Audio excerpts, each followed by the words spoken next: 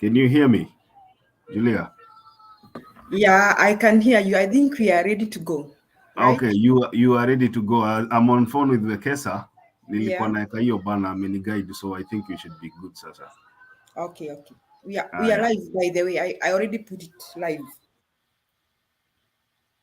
Okay, asante Makiadi.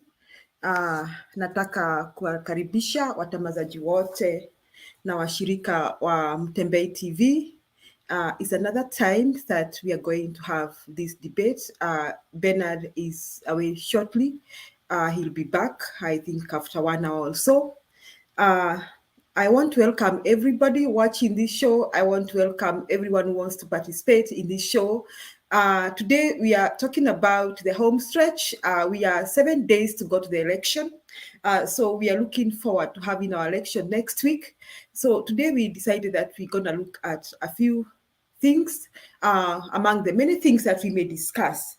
Now, today we saw Baba in Kiambu, and we saw that Raila Amolo Odinga had a very good campaign meetings in Kiambu. We also saw other places where mother was involved, like in Kirinyaga, and we also saw Ruto engaging in Eldoret. So we want to talk about the issues concerning this country. We want to discuss them. We want to see how best can we have our election and what kind of leaders do we need in this country. Kwa hivyo nawaomba watazamaji, naomba wenye wanapenda kuingia kwa show, nitawatumia link shortly so that you join and we start deliberating on how we can manage our beautiful country. What do we want? Which way forward? What kind of leaders do we need? And whom do you want to take over the next government? Now, we also saw the president somewhere in Kisumu mobilizing Kenyans and asking Kenyans to be peaceful. So I would like to invite everybody who is watching this TV. I would like you to share the links with your friends. Please go ahead and share the link with family and friends, and let us discuss what we can do for this country. Let us discuss what we want. Tuangalie ni viongozi wa aina gani tunataka. Which way forward for our dear country? Now, we know we have two main presidential candidates. We have our Raila Amolo Odinga, and we also have William Samoei Ruto. Now, we can look at them and look at their track records and decide and make a sober decision. Now, what do we want for Kenya? What do we want? Now, what don't we like in this country? And in whose hands are we safe? So I'm inviting everyone watching. I'm inviting everyone wanting to participate. I've sent the link on the chat. I'm going to send it again.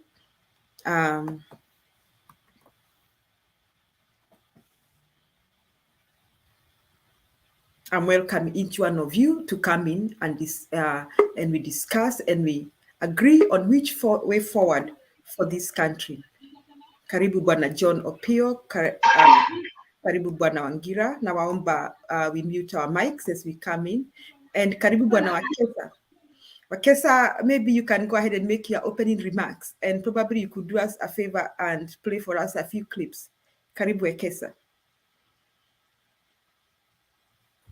Julie, how are you? I'm doing good. How are you doing? I'm good. I want to begin by saying thank you for that powerful opening remarks. Kumbe, we have a good news anchor here. You should be doing this more oftenly. Asante. Yeah, so it's the home stretch, the last lap of our campaigns, 5 days to close the campaigns. And things are heating up. We have seen President Uhuru first in Kiambu, then I also saw him in Kisumu. Yeah, and the DP was in Eldoret. He had to go to that place. I knew when I watched the rally of Eldoret, I knew he will go there and try to cancel or divert the attention of the things that were spoken there, especially the Waligula guy. Yeah? He spoke deep things in Eldoret, I know wherever the DP was a little bit disturbed. I don't know if he answered him or he just tried to divert the whole attention. But what I have, there's a clip I'll play later, but that disturbed me. Why should you go to Eldoret and start speaking about Kisumu, Migori, Siaya, and yeah, actually he profiled, were they 4 counties? He said that he can't go there because one man called Raila Odinga incites his people, wanamrushia mawe, kwa hivyo hawezi campaign huko. In other words, he's also saying that for the successful rally Raila had in Eldoret, juu watu wake wako poa, they are welcoming. He forgets that he just apologized recently over the stoning of the chopper. Uhuru Kenyatta answered, part of it you will tell us because he spoke in Kikuyu, but I think he's keen to remove all the lies that someone is using to gain mileage. He's also keen to dilute all the sympathy that one wants to create. Because history ya kusema maybe mtanitoa uhai ama nini. Uhuru today said that some of these people were saying if they were in my position, I think that is what is running in their mind and they could have done it. So they should not talk about me. I think that is what runs in their mind. He said, some of them are used by the devil, but I'm used by God. So I can't do that. Another key message that he brought out when he was in Kisumu was, kindly guys, don't be excited that we are supporting Baba. Make sure you turn out and turn out in large numbers to vote. Some of you will be excited and not come to vote. That will be undoing. So he is urging for a good turnout from the Kisumu area. He had to mention all the names of Baba. He had to mention all the names of Mother. There's a lady called Mother Wangare Karua. You may think it's normal to mention names, but look at it on a flip side. Gachagua has been trying to draw the attention of the president to himself. He has, every time he opens his mouth, he speaks about the president. But guess what? Uhuru has answered Ruto, yes, but he has never answered Gachagua. Never mentioned his name. In fact, it's like he doesn't exist. So in other words, Uhuru doesn't want to prop him up. He doesn't want to make him look larger than life when he's still down there. So the indirect message he's saying is that wewe bado uko huko chini. Ongea na kina Babu Wino na kina Sudi huko. Hatuwezi ongea na wewe. So he has never mentioned his name. He has never even mentioned what the things he normally come in public and sensationalize. Okay, so I will be preparing a few clips to play. Let me allow other people to make introductory remarks. I will contribute later. Thank you. Asante Wangira. I saw that clip ya Ruto in Eldoret, and at one point he was saying that he began speaking in English, and I noted that when Ruto wants to be a bit polite, he speaks in English, and this time he was attacking the DCI Kinoti, and he was saying that where DCI CG President alikuwa nini, and he was reacting. I think there has been some rumors of some pamphlets of threats that are circulating in Rift Valley in Upper Lift, that is Eldoret and its environs. And I don't want to comment about those pamphlets because we don't know where they're coming from. But those pamphlets are meant to threaten the non-Kalenjin communities for whatever reason. I don't know. They are meant to gain what? So Ruto was commenting on that, and he was claiming that he doesn't know who is doing that DCI cannot kumbuka uliambiwa na president 1, 2, 3. Now, this time he was posing like he agrees with the president, but now he's attacking DCI Kinoti. Now, I think this is coming after the reaction, Mr. Ekesa, when this is what Bonaruto did. When he said the president, don't kill me, reactions came. If you watch somebody like Junet Muhammad and other people ask, in this country, we know who is capable of killing. We know who has been accused of killing. Each one of us tunajua ni nani who is blamed for the killings in the Kiambu, who is blamed for the killings in Molo. You know, those statements came out loud especially from the side of Azimio. So I think the allegations against the president that don't do this to me. I don't Let's all remain muted with that. Remain muted. The allegations that don't do this to me, I think brought out another side because people began asking, why is he accusing the president, yet we know that he's suspected and he has been accused even in a court of law for doing 1, 2, 3. So now today that thing came out, and then I think the pamphlets thing is painting him in the wrong picture. Now, I think he's trying to defend himself. So I think DP and Gachagua are going to be very careful in whatever they said.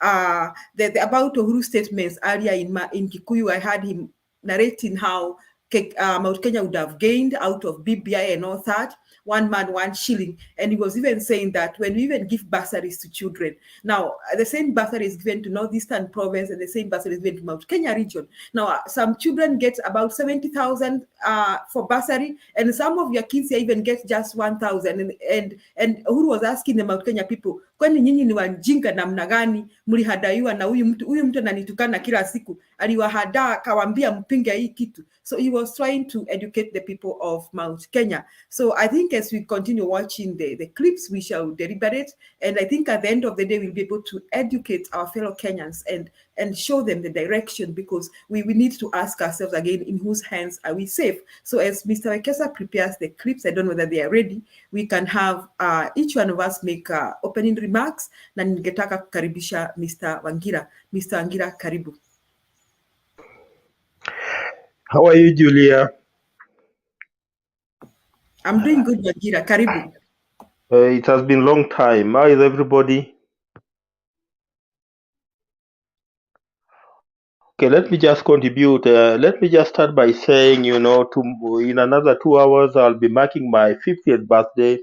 And I want to dedicate my 50th birthday to the victory of Raila Odinga in the next week's elections, and take this opportunity to urge all people who follow us on Mutembei TV to wake up on the 9th of August and go and vote for Raila Odinga.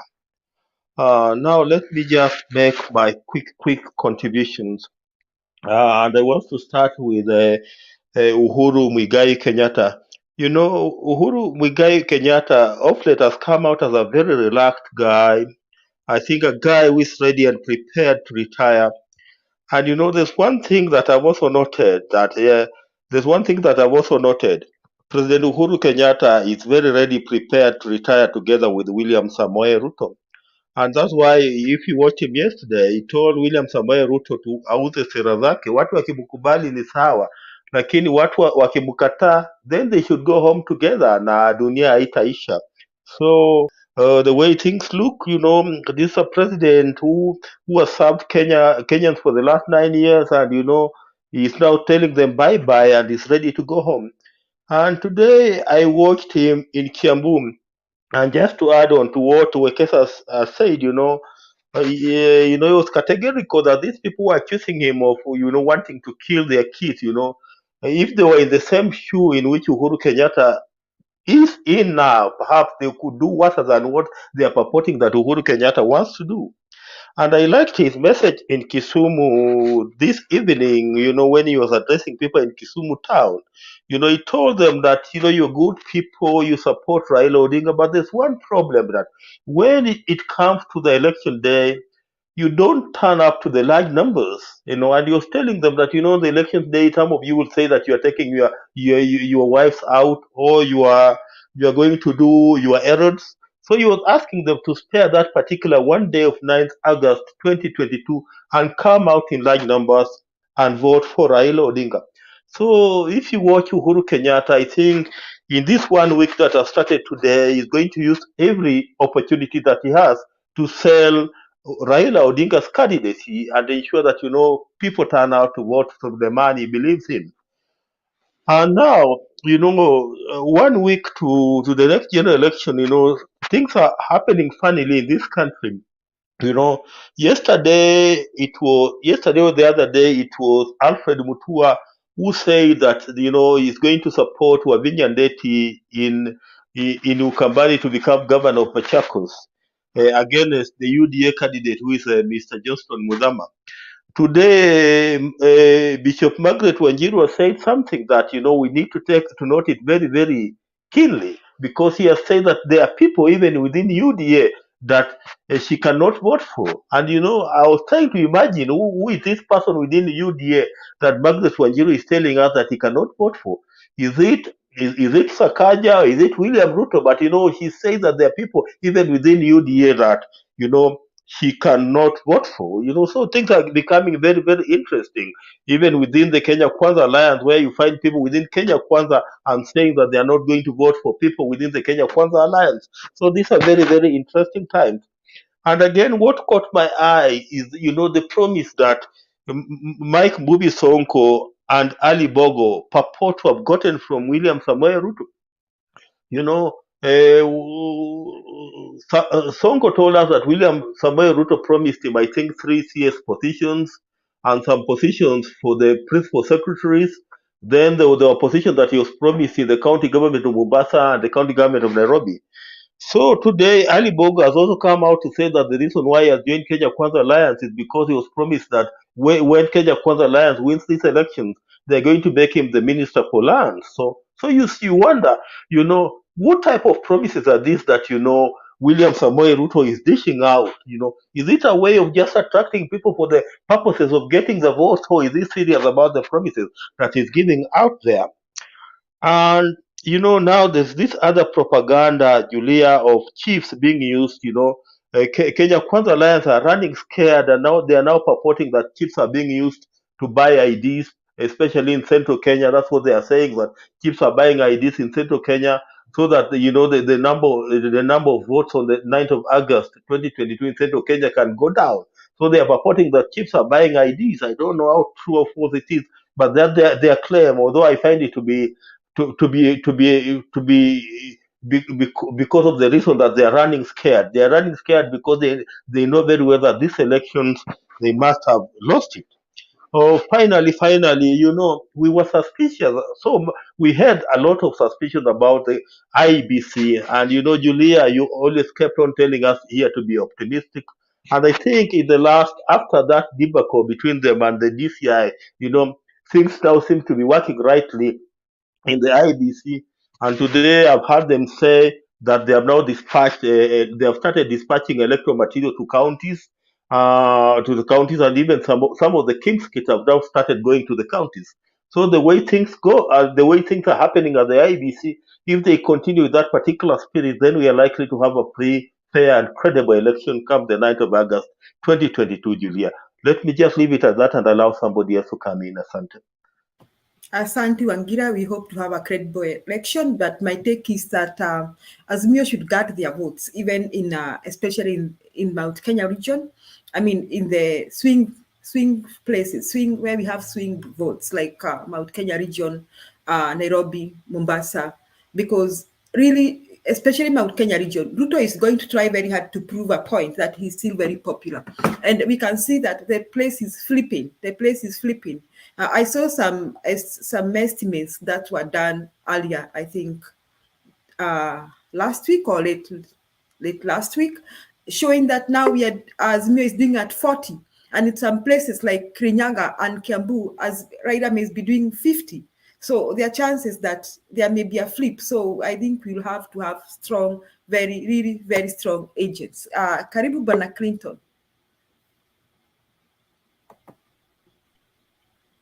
Oh, asante sana Julia.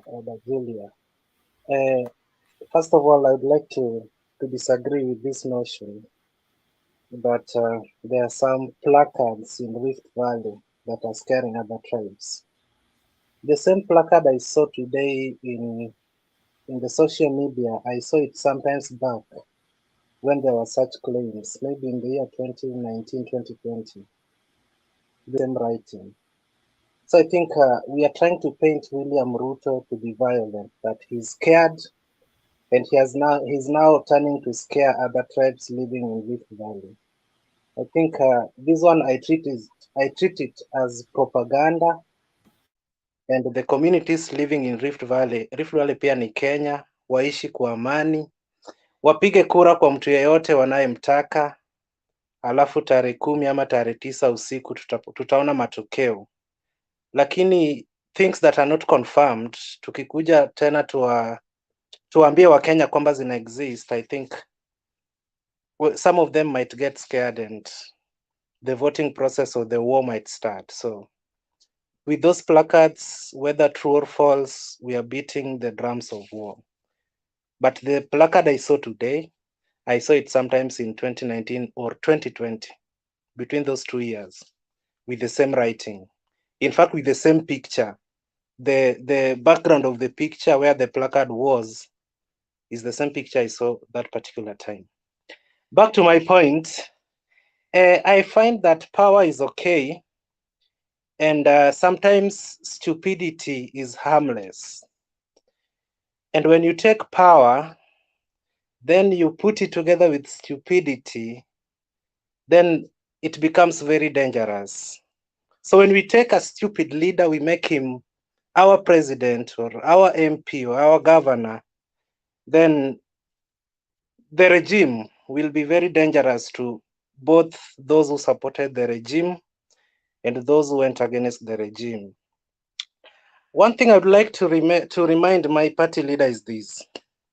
Any politician who complains about the media are like, how do we call those who travel in water? Are like sailors who complain about the sea. Because I find it strange, very strange, to keep on attacking the media, the same media we would like to address on 10th that maybe tumeibiwa, ama the same media kama tuko na complaint tutawaita wakuje. What if ni genuine tumeibiwa, tunataka tu address wa Kenya through the media, alafu watuambie wakati tuliwahitaji hamkututaka ama mlisema we are biased. Mbona mnatutaka sasa hivi? So I think attacking the media won't help any camp that is doing so. Julia, the ignorance of one voter in a democracy impairs the security of all the voters, of all the residents of that particular country.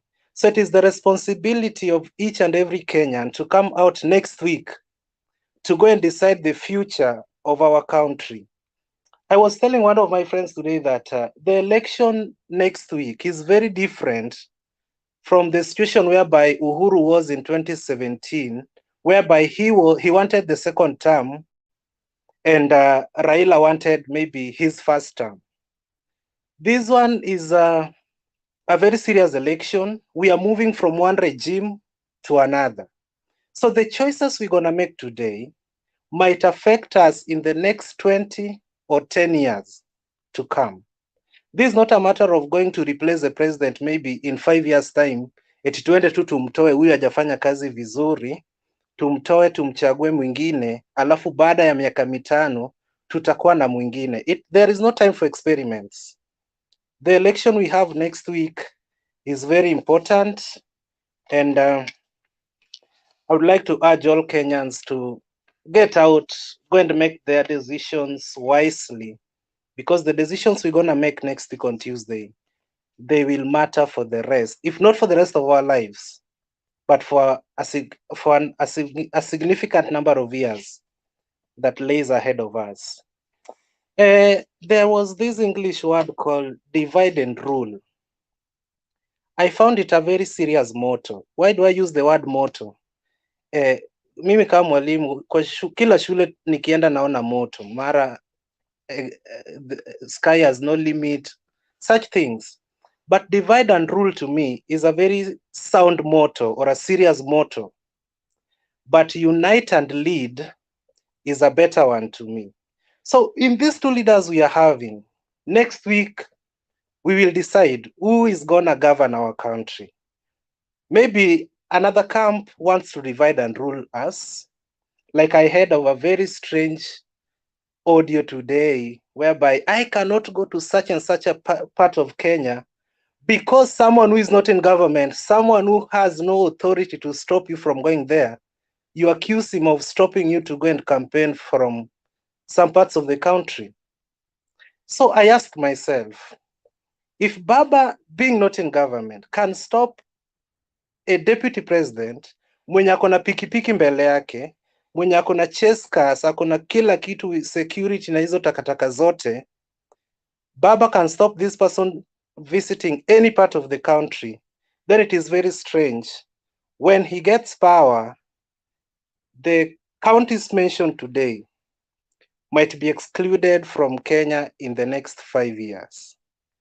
It's like we won't be existing because he never visited, hatukumwambia shida zetu wakati wa siasa.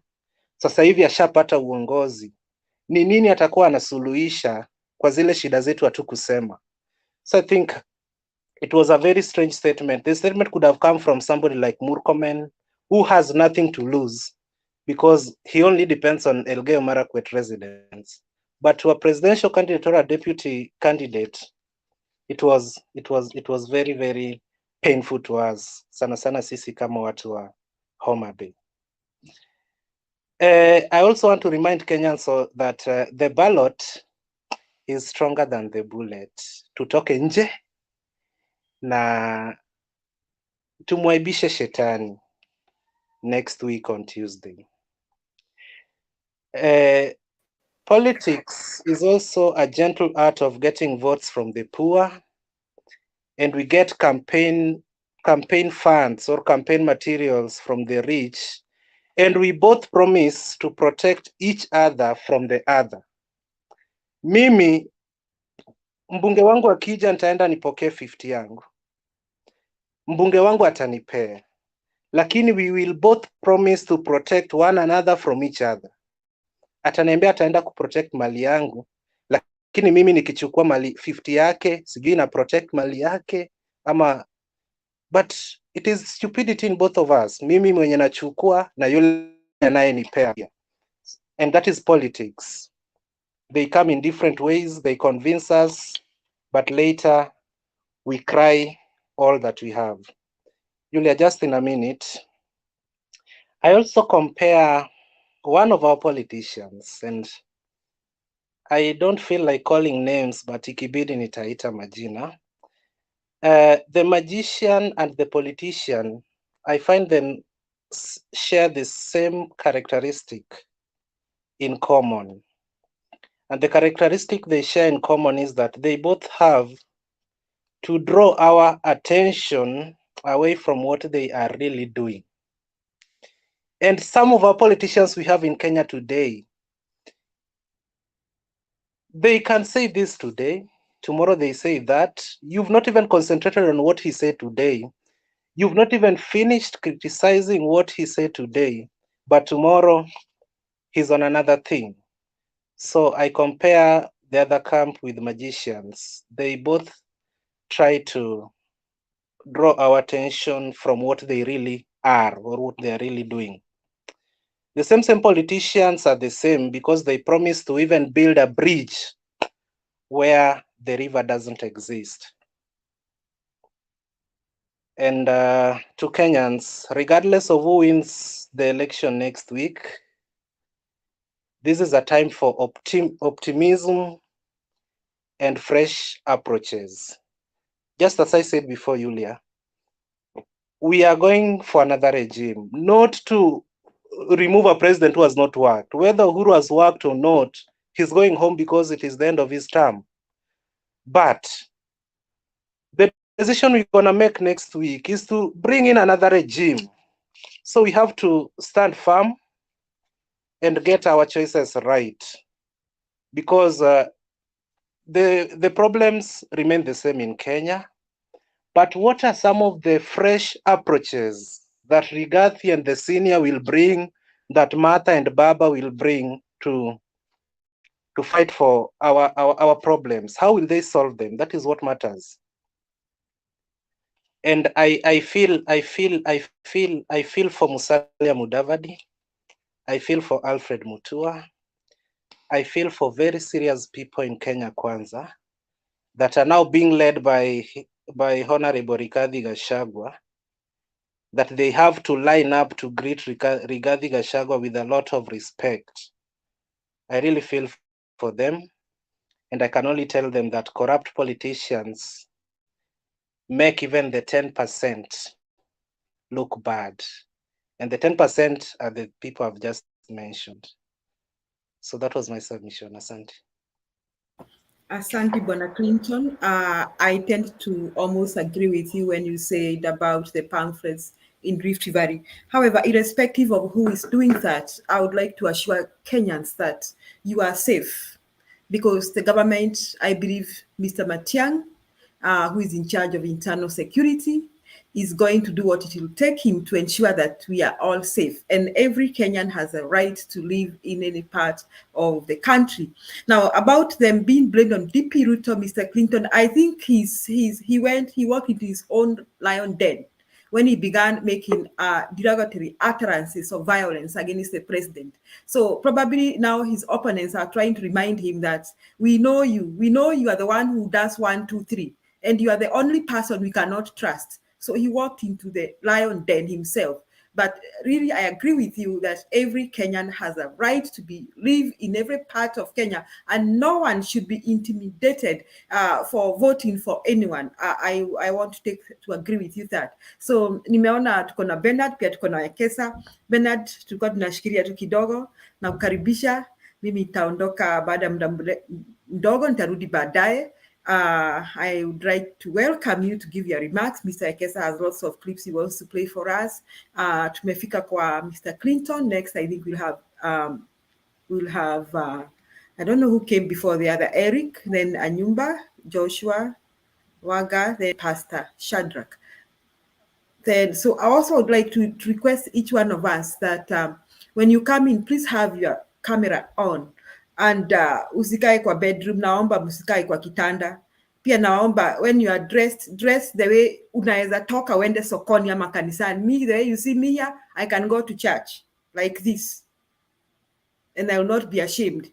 So dress the way you can also go out. Don't come in a vest. So nawaomba. This is a public forum. I saw the other time somebody posted in some group the same pictures. Your pictures hapa zilikuwa kwa Twitter.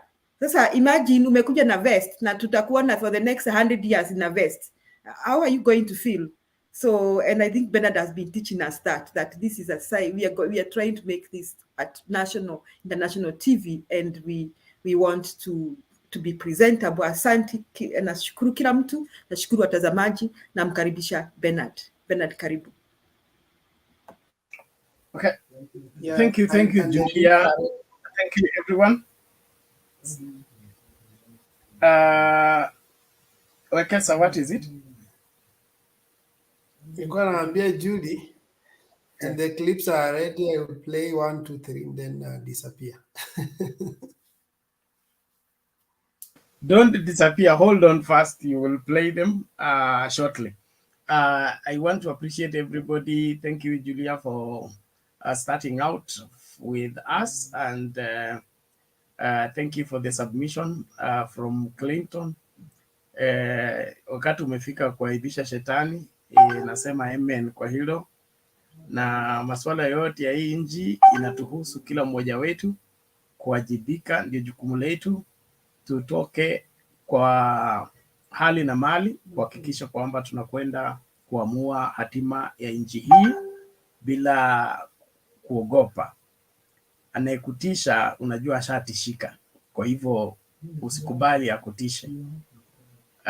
Wewe elewa kwamba ashatishika na hana lake, kwa hivyo nenda kampatie ile Biblia inasema kile kitu nilichohofia sana hicho ndicho kilinikumba. Bas, let their greatest fear happen to them because they have feared it greatly. Thank you, everyone. So, Wekesa, you will do the clips before we go to Eric. Carry on. Okay. Clinton, you are receiving a lot of tributes. I'm not sure whether you are crossing or you are just declaring the stand. Crossing to where? To Canaan. No, this one has been on the trip from to Canaan since the times of BBI.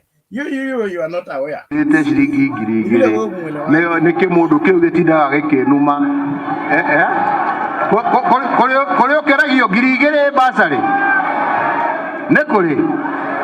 Na nä kå rä mwana å heagwo basarä ya 100,000 kä u nä kä hoto he kä hoto hau arä a magä thoma magä thiä university na makä heo mawä ra rä witå arerwo atä rä rä we wä ra waku nä wa huirumbarå nä guo na ithuä twä mahacera tå kendie ngå kå na twendie matumbä nä guo ndakwira ma inywe maya Ngai murite na muthenya umwe ni mukamenya ni murite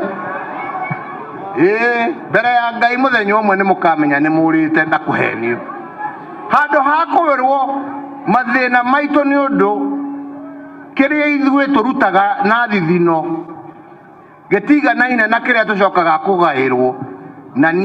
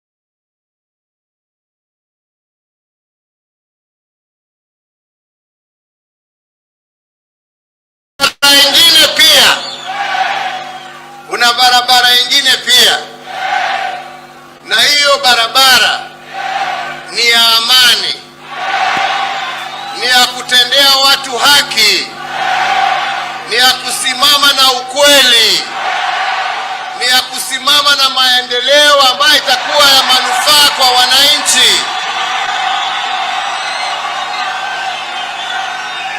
ni ya kuunganisha Wakenya. Na hiyo barabara inaleta amani, inaleta maendeleo, inaleta kazi, inaleta umoja wa nchi, inaleta heshima kwa nchi, na inaleta kazi kwa vijana. Unaelewana? Sasa mimi sijui kama barabara yenu ni ile ya matusi na chuki ama ni ile ya maendeleo,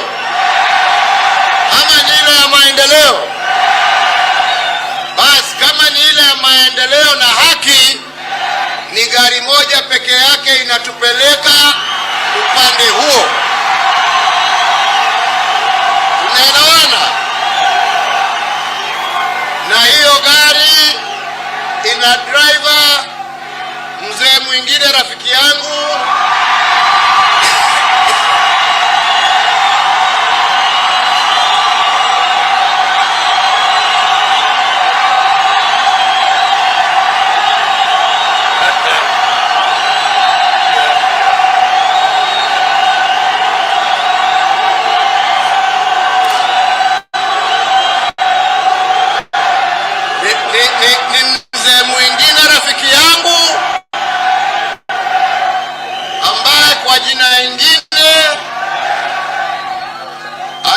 anaitwa Baba.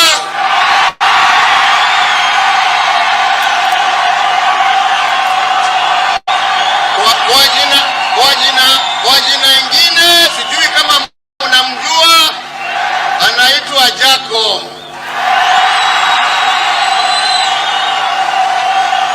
Kwa jina ingine anaitwa Raila Odinga.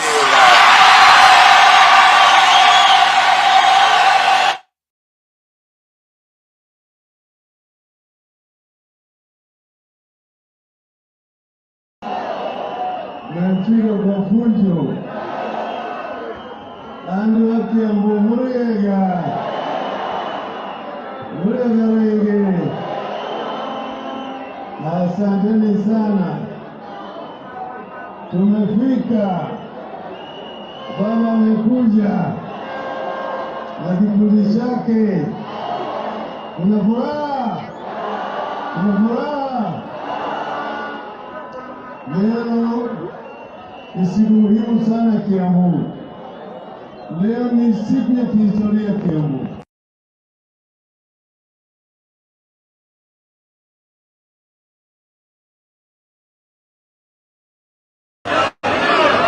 Kwa 24 hours Mungu ni mlinzi wangu. Mnasikia? Wengi wasingishwa mnajua mimi ni mzee, sitaki uongo. Huyu kijana tangu 1992 aliunda pesa bandia.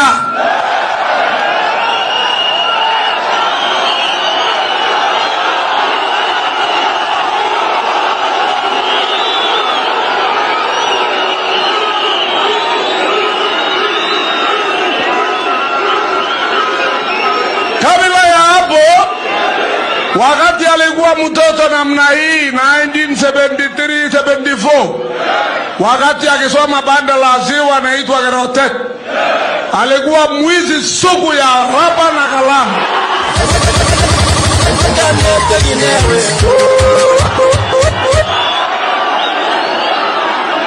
Ya tatu,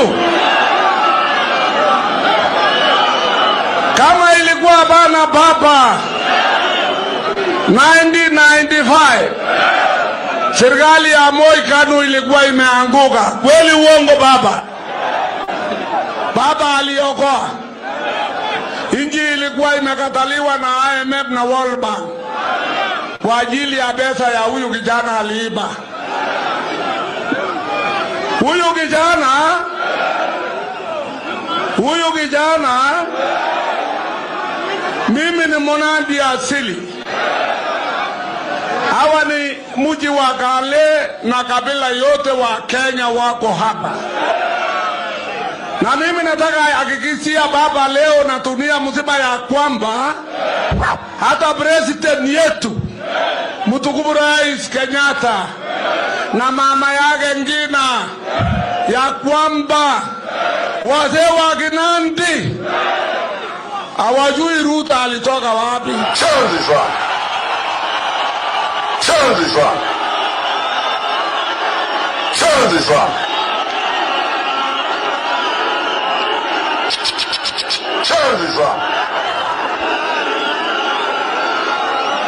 Your Excellency sir, Ruto abana Mnandi, musikie leo ninapozungumza hapa ameingiza watoto wetu kina Henry Rotich alisoma Harvard University kwa masaibu ile abana onekana. Tigiria hapa ya Henry Rotich Minister wa Finance imetubwa kwa rubbish pit. Ajulikani alisoma kwa ajili alitumia kuiba pesa ya nchi. Na nyinyi wananchi watukufu wa Kenya, vijana kwa kina mama, mjiadhari jameni, msilale nyumba ya wauni. Taarifa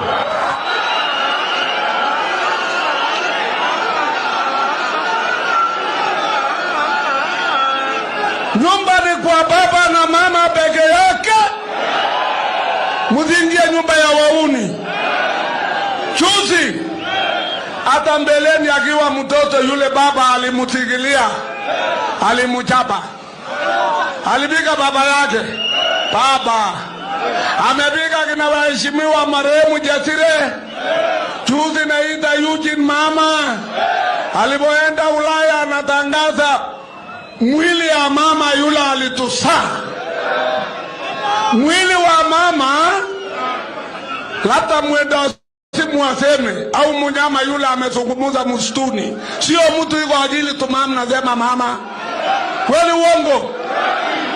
Baba, nataka ambia wewe ya kwamba kigeti ni yako. Baba yako alisema 62 Kenyatta tosha. Chuzi wewe uliona msukosuko, KANU imetunyanyaza, ukasema Kibaki tosha.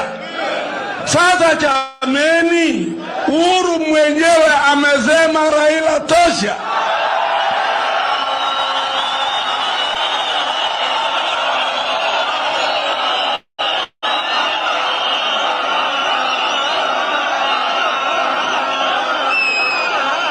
Sisi kwa nchi hii tangu Kenyatta achukue usukani 2013 hatujasikia mtu amepotea amenyongwa na Kenyatta. Hatujamwaga tamu. Chameni, huyu kijana anapiga kibua. Huyu mama kijana kweli anapiga kibua. Anatakia nini nyinyi? 2017 akasema, akazunguka North Rift na makansela na masenators na magovernors wa North Rift. Akasema musipande mahindi. Alisema musipande mahindi, panda obakato. Alisema mulifanya agreement na serikali ndio mupande mahindi. Ni ajabu zaidi. Yeye analia, anasema ati yako na hasira, watu iko na njaa, iko na tabu, na yeye ni tabu number 1. Yeah.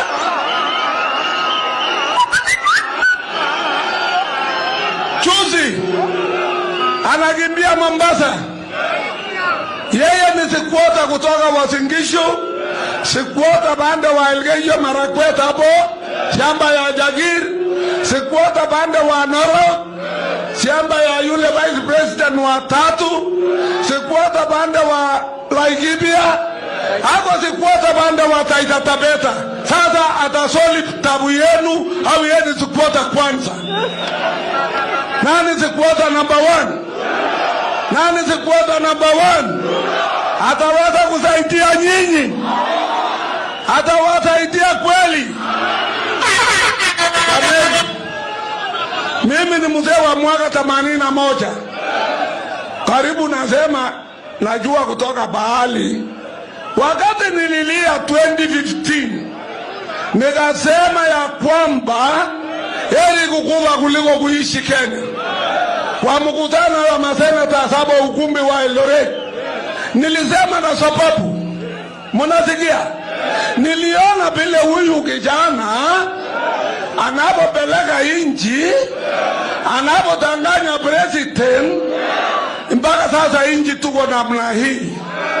Poleni wananchi, mutulie. Wale watakuja kuwasaidia ni baba na mama, hakuna mwingine. Thank you.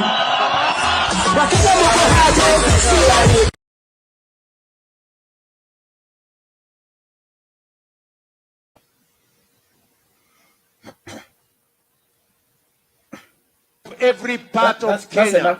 It is unfortunate that we cannot go to Nyanza, we cannot go to Kisumu, we cannot go to Siaya, we cannot go to Homestretch, we cannot go to Migori, because our good friend who pretends to be a Democrat cannot allow anybody to go to his backyard because he arranges violence, he arranges chaos. We have tried to go there. We have tried to go there. Even me as deputy president, I cannot go to Nyanza because they stoned my vehicles.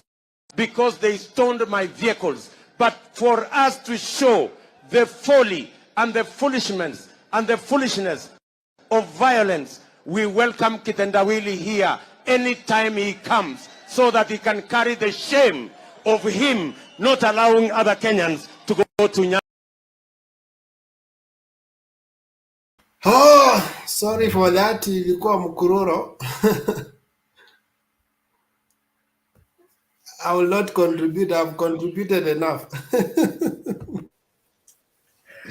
Thank you. That is full dose. Anybody who is still looking for information, he has got it. The crybaby can continue crying as long as he wants to. The mother will come to soothe him later if he so chooses. But this country deserves leadership, not the crying and the blame games and all those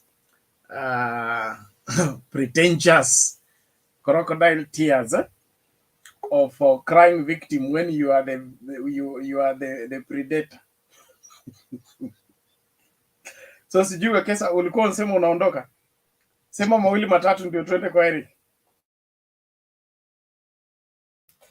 Yeah, I just wanted to say that on one hand, Clinton is urging Kenyans to make a critical decision, but on the other hand, he's playing safe not to declare his stand. This is the time to tell Kenyans this is the right. When you tell Kenyans make a wise choice, tell them Mother Karua and Raila Odinga are the wise choice. Don't tell them make a wise choice. So there are people who have been misunderstanding you, and they think you support the other guy. But venture he wins, they will curse you. They will say you are the source of the problem in this nation. So you have to tell them, anyway, I was there just for debating purpose, but for the sake. Now this is a serious moment, and we're defining the destiny of this country, and we have to put it in black and white. Kule, this side, no goes on. This is the right way. We all need to follow. I have seen a message from Tanzania, from the retired Chakaya Kikwete, saying that President Uhuru has a right to choose who to support. I was just making a joke that maybe tomorrow you will hear some people bashing Tanzanians just because of that comment. Sometimes we cause diplomatic row over non-issues. we want to comment on every other issue. So you will not be surprised to see someone commenting in a rally. Kwa nini wanaingilia mambo ya Kenya? Waachane na sisi, si ndio? Yeah. The president seems to be very calculative in what he's doing. On one hand, he has confidence in what he's doing, but on the other hand, he's doing it with some measure of humility. He doesn't want to show the other side that I have what it takes to take you home, but the signs are on the wall. I don't know, someone has an echo. I don't know. Bernard, umesikia echo?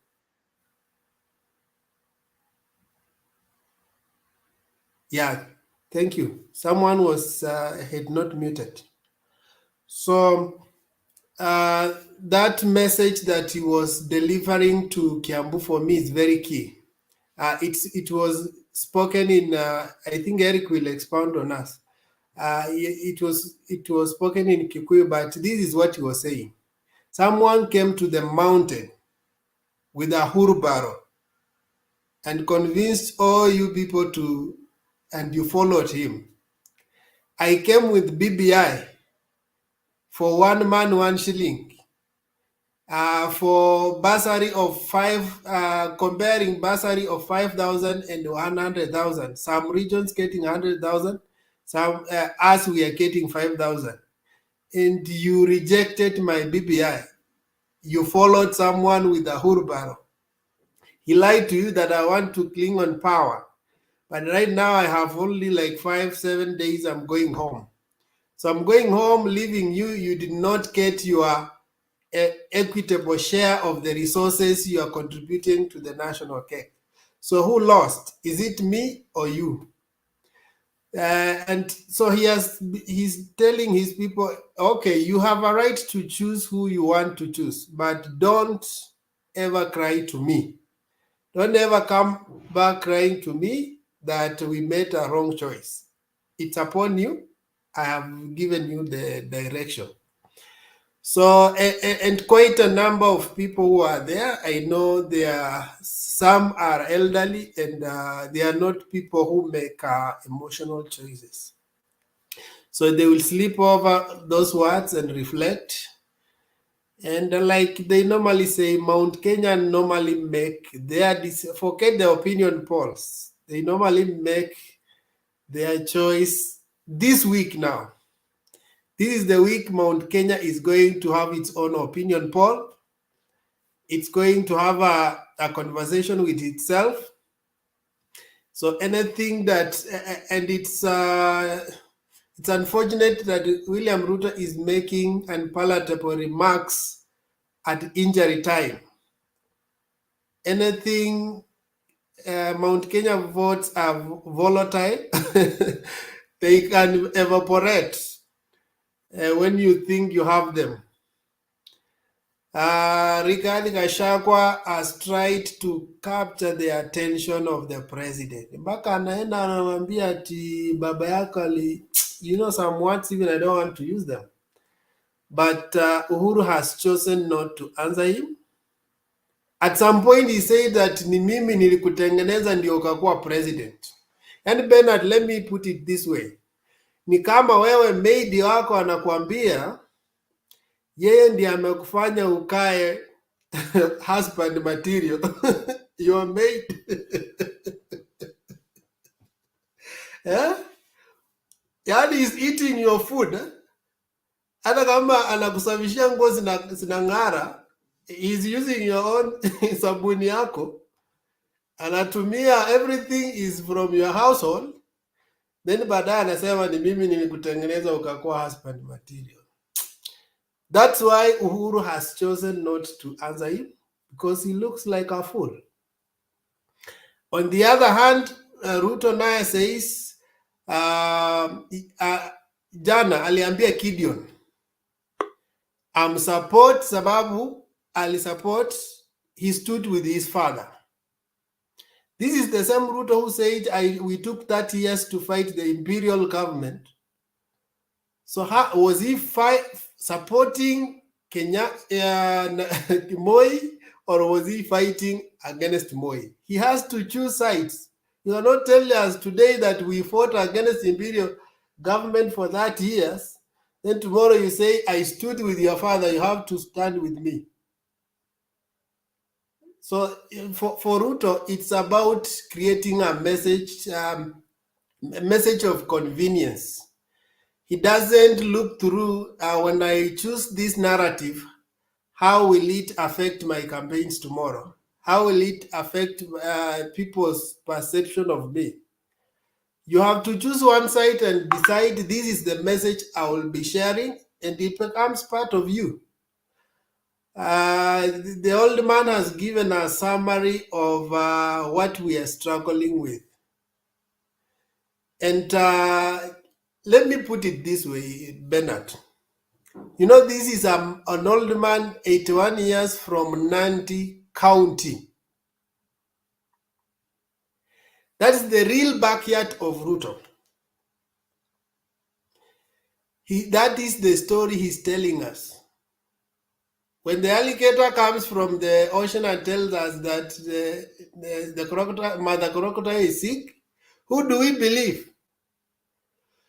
So Ruto on Mount Kenya is regarded as deputy Jesus. He's a messiah that they are waiting to redeem them from Uhuru Kenyatta and all the struggles in Mount Kenya. But Ruto in the Rift Valley is seen in the light of that message the man has given us. It's only that most of them cannot say. Hata wakati Mugabe alikuwa kwa power, most people could not say, but walikuwa wamefinywa na yeye. But if they see, if someone comes and gives them energy, gives them a protection, they will say, huyu jamaa hatukuwa tunampenda, huyu jamaa hajatusaidia. But they are intimidated. Thank God they have a few guys who can stand up. Huyo mzee alisema, Mungu ndio anashughulika na security yangu. So let me stop there. But we are in the home stretch, and let's convert each and every vote. I'm doing it on social media. I'm doing it one-on-one, and I'm also making calls in my backyard. I have to ensure there's enough votes from Bungoma hata kama niko hapa Machakos. Thank you. Okay, thank you, Wekesa, for that, and it's a reflecting time. I don't want to give questions right now because it's going to cause delay. I want us to move fast and move. So there is a question, whatever, post on Clinton. I'll give you 15 seconds to respond, then we go to Eric. Okay, Wekesa huwa hajui ni side gani niko, na pia si lazima ajue. So Wekesa, tiketi yangu iko ready, and I'm sure by next week nitakuwa nakula ugali ya millet. Next week, no, this coming Thursday nitakuwa nakula ugali ya mama. 5 years, as in miaka mitano baadaye nitakuwa nasalimia mama kwa mkono nikingoja kwenda kupiga kura. Lakini mzee mmempea microphone. Nimesikia akisema vitu zingine, sijui mambo na mahindi aligula gala. Hiyo sijui aligula gala. Man, even if we hate William, mwenye alipea jamaa microphone tumemwonea 18. But anyway, amesema yote, and Kenyans have time to decide on the type of leaders they want. But Ben, it is true I was in Kenya kwanza, but the moment tulienda meeting siku mbili, kwa meeting yetu tukatoka na Rigathi Gachagua. mtu ajui hata roles zake ni gani. Presidential candidate anatak wengine, deputy wake anatak wengine. Ndio unaona huyu Martha akakuja akatushinda, anasema sisi tunaomba kwa unyenyekevu, wale wengine ni wa matusi, na tukapoteza mamilioni ya kura. Tushakubali, next time is also time, na venye mnatupeleka mbio hadi Rift Valley nyumbani, twasema tukutaneni mbele. Anyway, mimi I've always been Baba supporter since time immemorial, and that's where we are. Come next week. Asante. I'll be glad. Nakaa nyumbani mpaka swearing in. Yeah. Naenda swearing in Nairobi for the first time. Unitafute tukule mbuzi. Mbuzi si mbaya vile. Siku ya swearing in nitakutafuta then. Lakini kura napiga huko kwa village Homestretch. Yeah. Thank you for that. That's clear enough. We will count your vote and announce it on this platform and everywhere else. And as Baba and Mother assumes leadership in this country, things are about to get better. There are those who are bitter because of the same. You can't help it. When you choose bitterness as your way of life, that is an untransferable acquisition. Hakuna mtu anaandikanga kwa wili at I'm very bitter about so and so, please. I will that bitterness to somebody else to carry it on as I die. Well, let's move on. Thank you, everybody. Thank you on the comment section. Let's keep it clean, please. And let's continue inviting others to join into the discourse. And if you have not subscribed on YouTube, Mutembei TV, please do. Following us on Facebook is good, yes, but Facebook has limitations. And some of the times we are locked out of broadcasting directly to Facebook. And so if you're not a subscriber on YouTube, you may get into a crisis, especially when we will be relaying results for elections and different happenings across the country. YouTube gives us unlimited time to broadcast, and so we'll be able to run the broadcast for 5 straight days before, during, and after the elections without being disconnected. But Facebook only gives us 8 hours, so if you're not a subscriber, please make sure you subscribe today. Don't delay. Delay can be dangerous. Naomba tuende moja kwa moja kumsikiliza Eric. Eric, vipi? Poa sana Mr. Bernard. Anza na kufafanua speech ya rais. Leo sielewangi Kikuyu, lakini ya rais nimesikia yote. It has been long since kulikuwa Uhuru ndani. Okay, first and foremost, before let me just say hi to everyone on the platform, and happy to see you all, guys. Yeah, it has been long for me to be seen here. Watu ni kama hata mimi wanani target. Wakati tu nimerudi hapa nyumbani tunataka kutulia, naitwa nje natembea tena naenda. So at least now nimejipea leave sasa, compulsory leave yenye staki kitu yoyote, hata simu nazima sasa mpaka nichaguane. So the first thing I want to say is about the president. You know, we have been here for the last a couple of months talking about Mount Kenya. And the moment Mr. President started moving around in Mount Kenya, and we knew very well Uhuru will do that the final week to election. The moment that we people from Mount Kenya, we have done everything, we have hoped to this party, to this party, to that party, tumekula pesa huku, tumekula huku, tumekula huko, tumekula huku. Anakuja sasa the moment we are full. Tushakula pesa, tumetosheka sasa. So you will just come and tell people what is need to be done.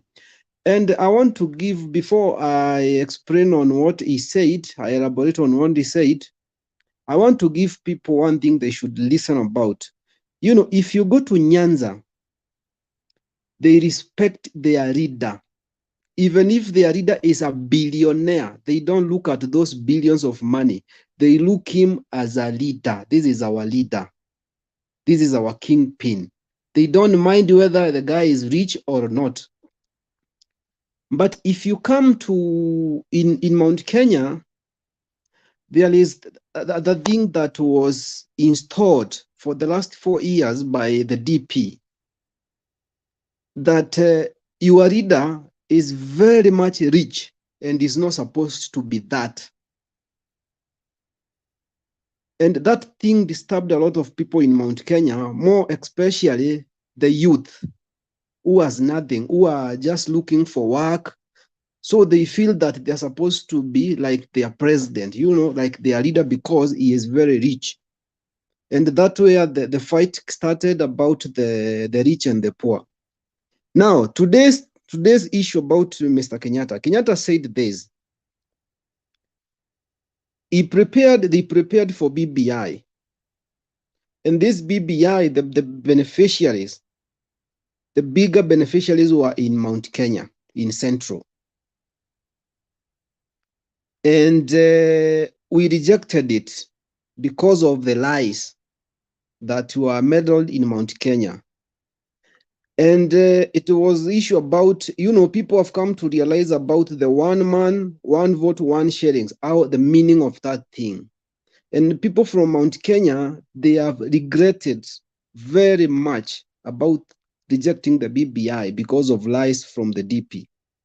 You know, if you go like in Garissa, Wajir, you find the allocation of the fund, it's equal than the allocation of Kiambu. Like the allocation of Nyeri, Muranga is the same. So you find in Wajir, maybe is like almost 100 people who need the bursary. But in Kiambu, it's more than 500,000 people who need the bursary. And we are getting the same allocation. So you find in Garissa, someone goes to school from high school to university with the bursary. But for us in Kiambu, in Central, the bursary goes at 2,000 shillings, 2,500, 3,000, because the number is too high. And the time the BBI was to add more constituencies.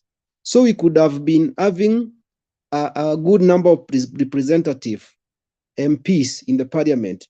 So the bursary could be enough. At least for a student could have maybe getting like 20,000 or even 25,000. So we rejected it because of the lies. Another thing, the person who came with to make us reject the BBI, he want to show us that we are hustlers. Yani tutauza mayai na kuku, juu sisi ni mahasla. Whether the other people, mahali watu si wengi wanasoma mpaka university na hiyo bursary na wanaajiriwa. Lakini sisi Mount Kenya Central tunaletewa tusukume wheelbarrow. Sisi tusukume wheelbarrow na tuuze mayai na kuku, juu sisi ni mahasla. Na watu wakaona hiyo kitu kama ni kitu ya maana sana, kama ni kupendwa sana, wanapendwa. No, but finally, Mr. President said this. One day, we people from Mount Kenya, we are going to regret. We are going to regret because of what we are doing right now. And you see, people in Kiambu, and this will get Mr. Ruto in surprise.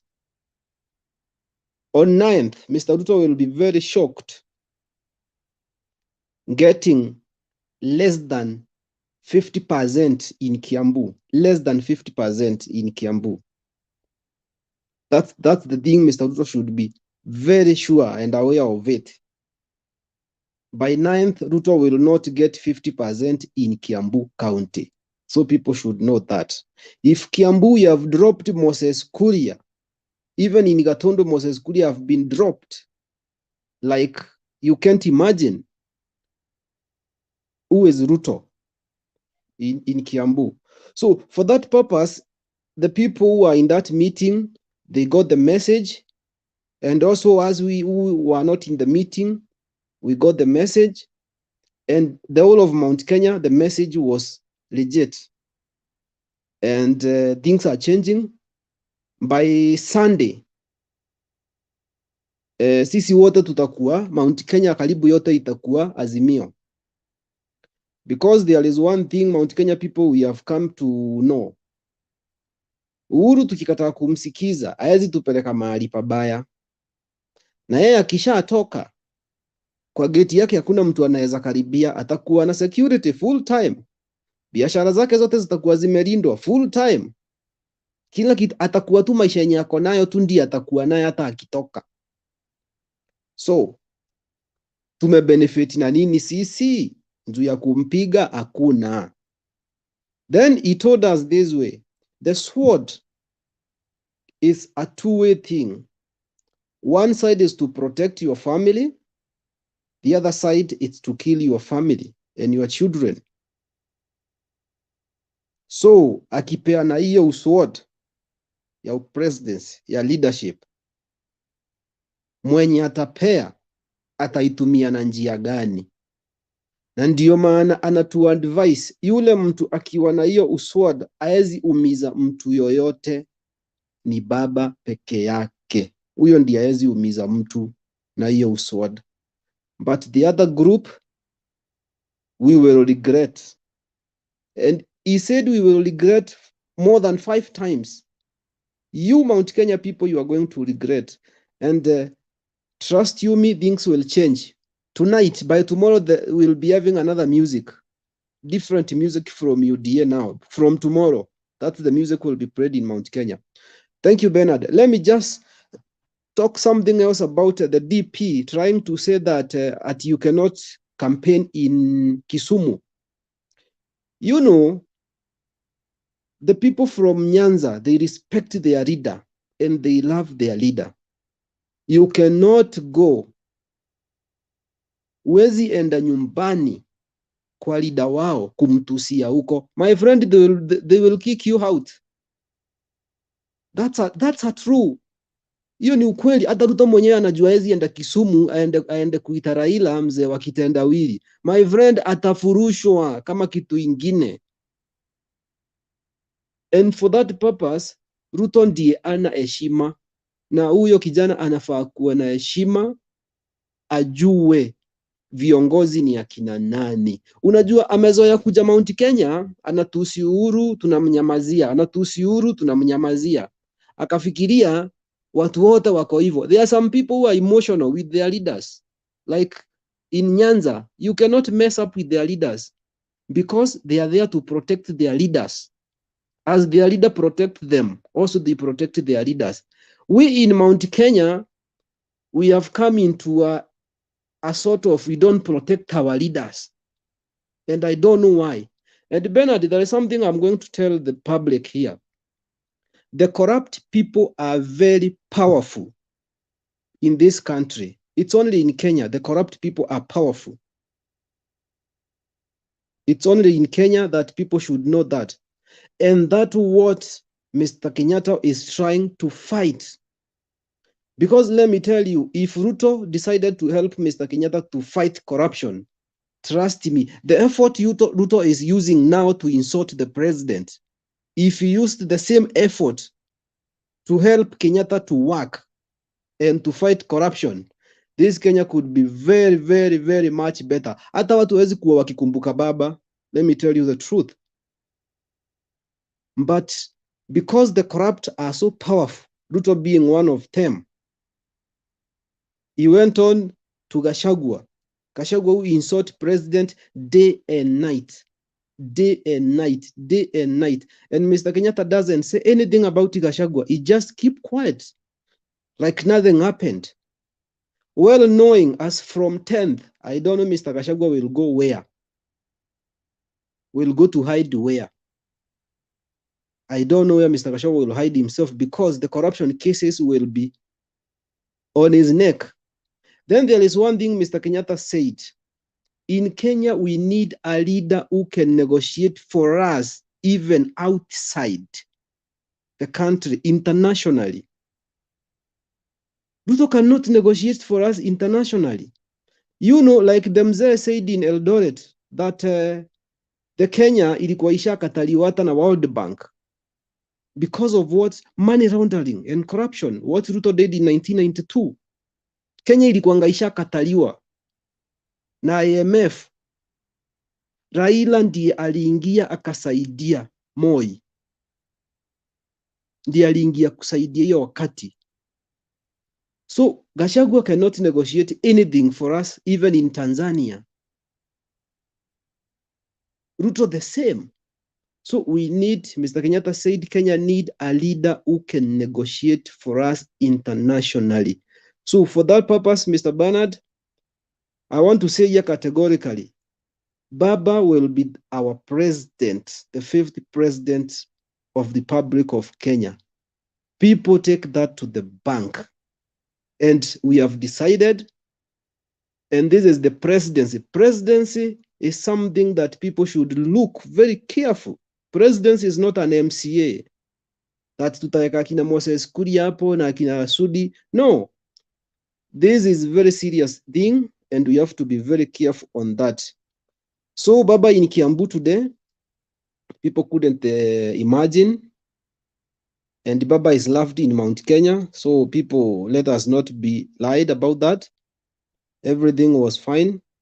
Ruto in Eldoret, you know, these days I don't even know. Sijuangi ni kuuliza na ulizanga leo, UDA wanalilia wapi. Because these days they are not doing anything. Kwa mikutano zao, Bernard, you are there, you can confirm online. Mikutano ya UDA yote ni serikali, ni Uhuru, ni mzee wa kitendawili. Uhuru, mzee wa kitendawili, Matiang'i na Kibicho. Nothing else. Hiyo ndio saizi iko kwa UDA. And you look for Baba. Baba, the first thing he must talk about the agendas. Even the day he was in Eldoret, he talked about the agendas. He didn't insult anyone. He talked about the agendas. That's the leader we want. Sisi hatutaki mtu wa kupiga kifua. Hatujui atatufanya nini. You know, we Mount Kenya, we have started being scared of Ruto now. Kahawa yetu, majani chai yetu, maziwa yetu. Na Ruto, we cannot trust him at all. Ruto is not a good man. And na Ruto asahau. Presidency hiyo aisahau. Kabisa na aisahau. Forever and ever. Because we don't want a leader who will interfere with us. Alafu Bernard, kuna kitu moja. Uhuru said this. The youth, acheni kuangalia hapa tu kwa macho. And that's where the problem is. The youth wanaangalia kesho peke yake. Leo 20 billion, 100 billion. Those are the things that are deceiving the youth. We need to prepare. Sisi tuko na watoto wadogo. Huyo mtoto tukikataa kumchagulia kiongozi wa maana saa hii, atapata nini kwa hii dunia? Atakuja asome akose kazi. Mjuu kampuni zitafukuzwa, investors watatoroka. The country will be nowhere. We need to create a future for our children. So, mi naona watu wa UDA, njua wapendi wazee, nilikuja kuona they don't respect the elders. I would like them to know, to look back where they came from. Thank you so much, Mr. Bernard. I may give someone the stage now. Thank you. Okay, asante sana Bwana Eric kwa maoni yako na mchango wako. Tunashukuru na naomba tusonge mbele. Watu wa comments tafadhali.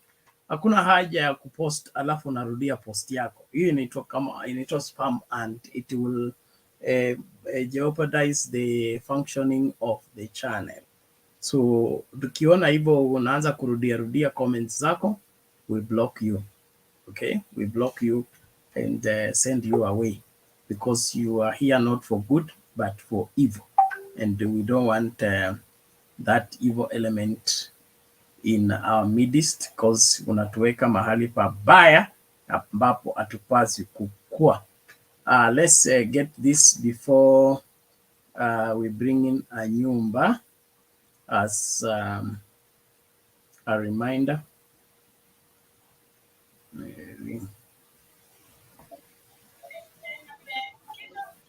One moment. Habari ya ninyi nyote.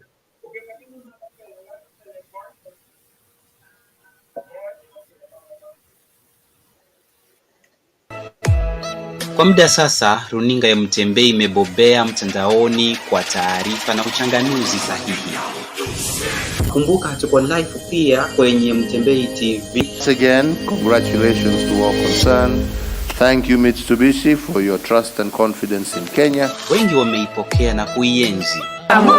Wakati wa kihistoria umewadia tena tunapojisatiti kuingia maeneo tofauti jijini, mijini na hata vijijini. Tunaomba msaada wako, ufadhili na uwegezaji. Katika safari hii tuvute pamoja kuingia digital TV broadcasting space. Give us wings to reach every home locally as we do internationally.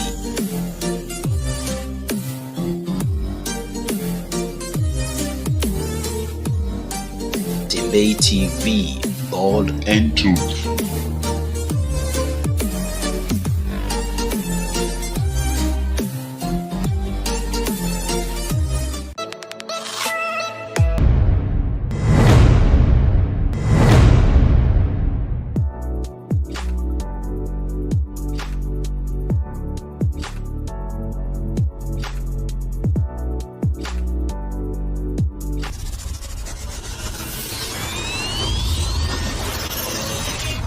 Mutembei TV, bold and truth.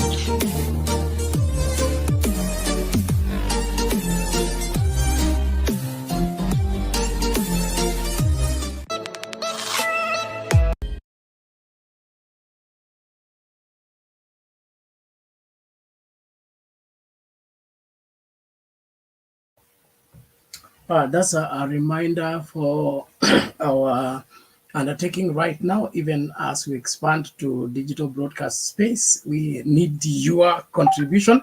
I'm happy that we are still sending in our contribution, and we are still very far from hitting the target.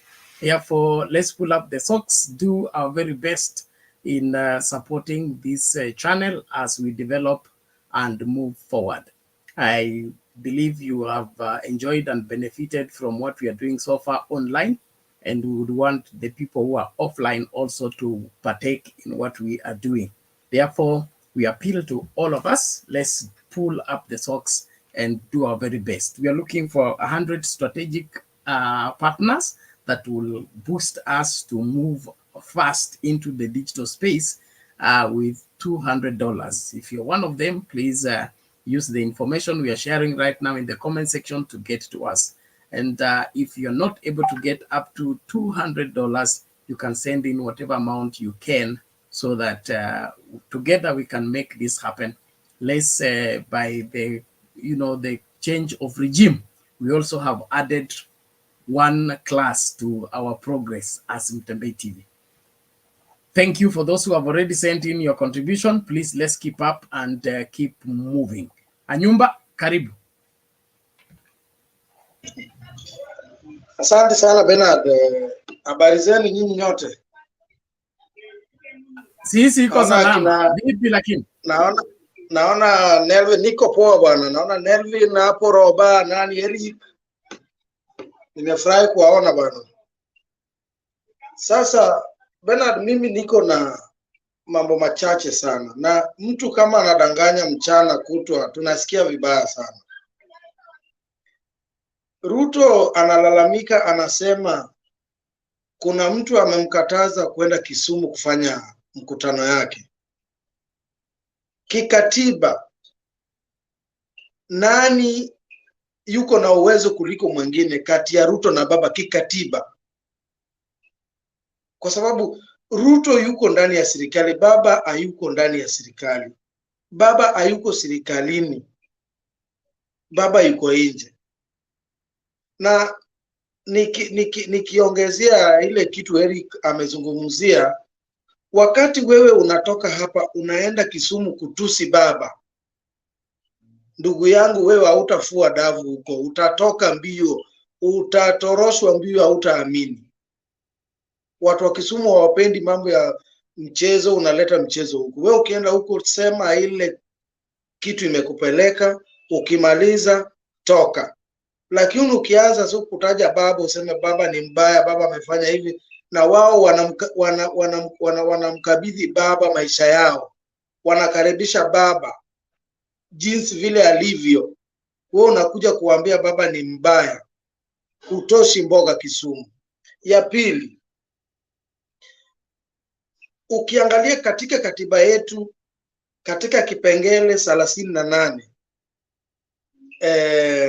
clause 3 inatuambia vizuri, mimi kama Mkenya ama wewe una haki ya kuishi mahali popote katika nchi pande yote ya Kenya. Na wakati Ruto anaenda kule, wanaanza kusema kuna wengine wameambiwa ati watakuwa wanatolewa huko, ati kuna kitu inapikwa kama hiyo. Yeye anaturudisha kule tulitoka wakati wa 2007. Ni nani alikuwa anamwambia Raila asikubali mambo ya Kibaki? Ndio mandugu zetu na madada zetu ambao wanatoka Mount Kenya, wale wanaishi huko, watolewe huko. Yeye anafikiri sisi tumesahau. Asijaribu kutonesha kidonda kule tulishatoka. Yeye kama ameona hii kura atashindwa, akubali, na Wakenya hawatakubali kamwe kuwa yeye ndio anaanzisha vita. Hiyo hatutakubali hata siku moja. Ya pili, mandugu zetu wa kutoka Mount Kenya ni werevu sana. Mimi nimefanya nao kazi, nimefanya nao biashara, wamenilea. Mimi naelewa hiyo lugha kutoka A to Z.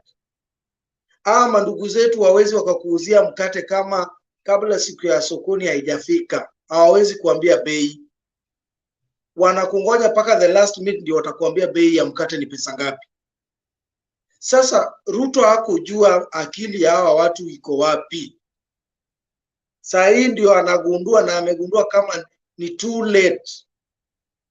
Na hawa jamaa, kama vile nilisema jana, ile pesa Ruto alipewa wakati alikuwa anamuunga Uhuru mkono 2013, hiyo pesa ndio walikuwa nakula. Walijua Ruto alienda kujitengenezea pesa 2013 na 2017 Ruto hakutaka kufanya kazi. Ndio maana kila siku anasema Raila alienda kuvunja serikali yao. Mtu atatokaje mbali haje avunje serikali yako ili ambao wewe umeipangia? Ndio maana analia, anasema mtu hataki aende Kisumu. Ruto analindwa na mapolisi 272. Akitolewa hapa na Land Cruiser na mapikipiki wanaelekea Kisumu, ni mimi na wewe hatutasimamisha hiyo convoy hati Ruto asiende Kisumu. Kwa hivyo atafute sababu nyingine. Hiyo sababu tumekataa. Wanasema siku za nyani kufa miti yote uteleza. Wakati wake sasa umefika, na asifikirie sisi ni wajinga. Wakenya wameerevuka, hawako tena kama vile ulikuwako mwanzoni. Kura ya 2013 na 2017 Wakenya wako huko tena, na Ruto haana watu ambao wanaweza kumpatia mawaidha. Haana. Hata afadhali angekuja kunichukua mimi, naweza kumpatia advice.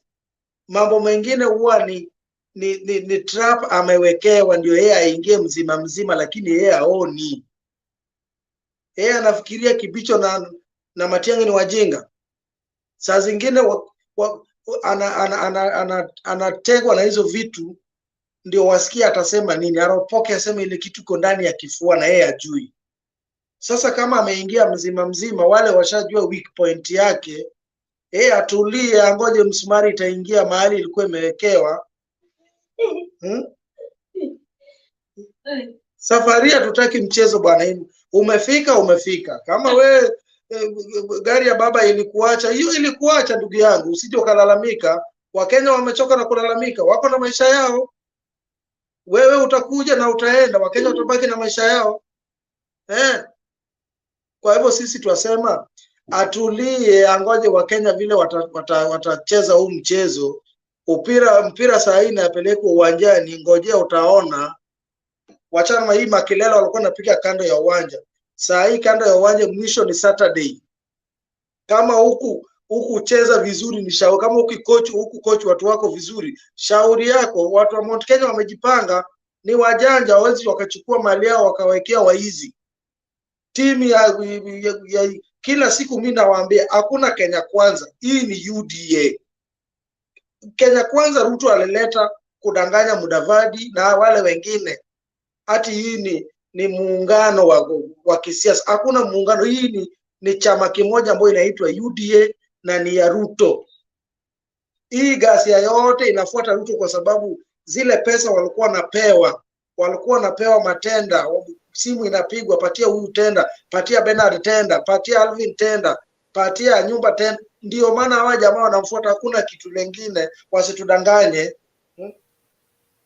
Pale si tunaishi tunajua vizuri, mchezo ilichezwa kitambo, na Ruto abaki na makelele yake, na sisi tutasonga mbele. Awache kulalamikia watu wa Mount Kenya. Hakuna mtu anaweza chukua biashara yake awekee waizi. Hata wewe Bernard huwezi chukua watoto wako na unawekea waizi ukiona, huwezi kubali. So yeye kama alichezwa, kubali, alishachezwa, tulia, ngoje 2032 kitu kama hiyo. But saa hii mimi nataka nimwambie ukweli, kama hana watu ambao wanaweza kumpatia mawaidha, akuje kwangu, mimi nitampatia mawaidha. By the way, mimi mwisho kukutana na Ruto face to face ilikuwa 2007 wakati walikuja kukula mahali inaitwa Cinemax Robertos in Mombasa. Hapo ndio nilikutana na Ruto face to face, na wakati huo sikuwa najua Ruto atakuja kuongea hizi vitu anaongea. Nilikuwa naona ni mtu atakuja kuwa na usimamo. Kumbe usije Waswahili wanasema usije ukamwacha mbachao kwa mshala upitao. So nyinyi watu wa Mount Kenya, chungeni sana. Mulidanganywa na wheelbarrow, mukawacha BBI. Muliambiwa BBI ni ya kufanya Raila Odinga na Uhuru Kenyatta kupata cheo. Raila Odinga anatengeneza pesa kitambo, hana haja na pesa. Yuko na haja kutengeneza Kenya. Uhuru Kenyatta ametengeneza pesa, hana haja na pesa tena. Alipata pesa Kenyatta alishatengeneza. So nyinyi afadhali sisi tumezoea kupigana. Ruto akituchezea tunaweza pigana na nyinyi hata hamwezi kwenda barabarani kupigwa tear gas. Mchunge sana. Mkifanya mistake, shauri yenu. Mimi leo sina mengi. Anyumba, thank you. It's important that we keep civility. Hakuna haja ya kuchochea watu, na kila mtu amejipanga. Hii kura ishaamuliwa. Na wengi wape. Kuna nani huyo? Kuna huyu Kipruto ama Kiprunani anasema hapa there is nothing the person is saying nonsense.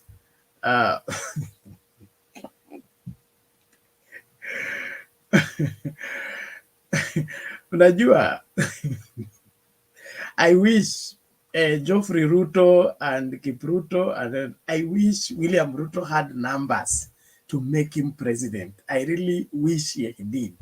The problem is he doesn't have. Okay, he doesn't have. And William Ruto is not the only presidential candidate. Wajakoya has traversed this country campaigning. Nale alimpiga mawe. Wajakoya was in Nyanza. He campaigned in Luya. He campaigned in Luo. He campaigned in English. Nobody stoned him. What makes William Ruto special? That if he goes somewhere, he attracts stone. Tuache mchezo. So let it be that we do what is required for us to do in order to make this country great. And that is vote in credible leaders. Watu wakaguliwe kwa tabia zao, msimamo yao, alafu baadaye tutajua ukweli uko wapi. Sema Ruto is winning with a huge margin of 60%. He doesn't have it. I wish he did. And that's my honest, sincere wish. If he had the numbers and he would win this election, I have no problem, because that's why we are a democratic state where people go and vote. The majority have their way as the minority have their say. The problem is William Ruto doesn't have the numbers. He doesn't have the support base. It is even going to be a challenge for William Ruto to get 25% in at least 24 counties. It's going to be a huge challenge. The only 25% guaranteed to him as at now is 14 counties. He needs to get he needs to get 10 more counties to give him at least 25%. So the figure you're flopping around of 60% is your imaginary with Itumbi in your computer room. That is not going to translate into determining the future of this country by somebody claiming that he has numbers. Ruto doesn't have numbers. That is why he's blocking roads to get people to listen to him. A person who has the majority leadership does not block the road, does not contact his crusades and wherever, his campaigns at the marketplace. He has a huge following anywhere he goes and is loved by people. Not this one is forcing himself on the Kenyans and claiming that he is loved. When you need to prove to people that you are loved, it is proof that you're not loved. The people who are loved, it is seen evidently. You don't have to prove it. Why is he angry? Why is he attacking everybody if he has an upper hand? You went to school. When you're in school and the class teacher has come in and he wants to give an exam and you have studied well, you are ready for the exam, do you attack the teacher? Do you get angry that there's an exam, that you are not informed there was an exam? You happily take the paper, put in the answers, pass the exam. William Ruto is angry right now because Mwakenya imechukuliwa. Ile strategy alikuwa ameweka imebomolewa. Ile mikakati alikuwa ameweka yote imeanguka. Sasa saa hii ni kukutana na mwananchi ana kwa ana. Mwananchi ndiye ataamua uchaguzi wa 2022 August 9th. Mwakenya imetolewa, hakuna cheating, hakuna ile logarithm, hakuna ile mtu wao ndani ya IEBC, wote wamekamuliwa, hakuna. So saa hii kila mtu ajitahidi. Kuna yule anauliza kama mimi ni pastor. Yes, ordained, not even just pastor, reverend for that matter. If you want to my ordination certificate, I can show it to you. And that does not make me a political there's no taboo in participating in politics because you are a pastor. Pastors live in Kenya. And like now, UDA people are dragging the church into war, into conflict that we should not vote in Raila Odinga. He's going to close churches. Churches were not opened by government and cannot be closed by government. If you think your church will be closed by political goodwill or political bad will, then you don't even belong to church, because the church I'm part of is not subject to political goodwill or political bad will. The church I'm part of is the one that is built by Jesus, and the gates of hell cannot prevail against it. It has nothing to do with constitution provision. Even if worshiping Jesus is banned in Kenya, I will continue doing it for free as if nothing has been said, because the worship of Christ has nothing to do with constitution provision. So kama ninyi mnataka rais ambaye anaenda kuwatetea ili mfanye crusades, then you don't even believe in Jesus, you don't believe in the power of God, you don't believe in the eternity of the gospel. You think the gospel is decided at the parliament. That is not. That is all human organizations. Those are human organizations, but as far as the church is concerned, anybody can be president. Even if Satan is the president of Kenya, we still have church, speak in tongues, praise God, and do the right thing. If we get arrested for it, so be it. That is what people in the church did. They went against what any laws that went against their worship. So if vituko za kusema we are anti-church, we want somebody, wewe uende kuchukua mwizi umtengeneza kuwe president kwa sababu anatoanga sadaka.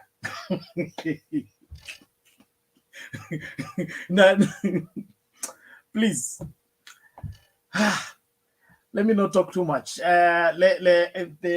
The contributions we are making for Mutembei TV to go to digital broadcasting space. Kuna wale wamekasirika wanasema watu wa Azimio watoe hiyo hela. Hakuna shida. Watu wa Azimio toeni hiyo hela. Umeambiwa mtoe hiyo hela. Sisi tutaenda digital broadcasting space na tutafanya hii kazi.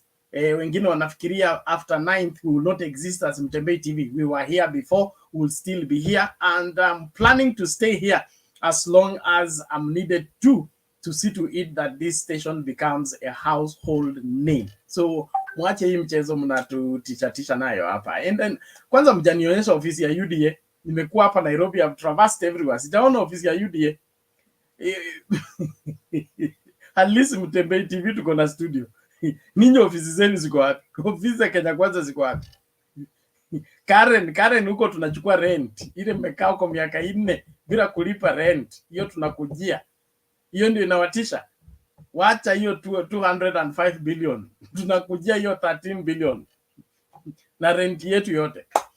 Asante sana kila Mkenya, tunashukuru kwa kujumuika nasi katika Mutembei TV. Kama huja subscribe, tafadhali subscribe on YouTube. It's important because that is where we'll have unlimited broadcasting time to relay results for the elections and thereafter. So naomba tu tuendelee kujumuika pamoja na hakikisha kwamba unamakinika. Na kama hujakata tiketi yako ya kusafiri kwenda kwa polling station, please anza kusafiri mapema. Zimezalia siku 7 tu, basi tunaenda kwa booth. So if you are traveling, please travel in good time. If you are from Mombasa and you vote in Kisumu, anza safari ya kwenda Kisumu, enda ufagie barabara. Si unaona barabara kwenda Bondo imetengenezwa?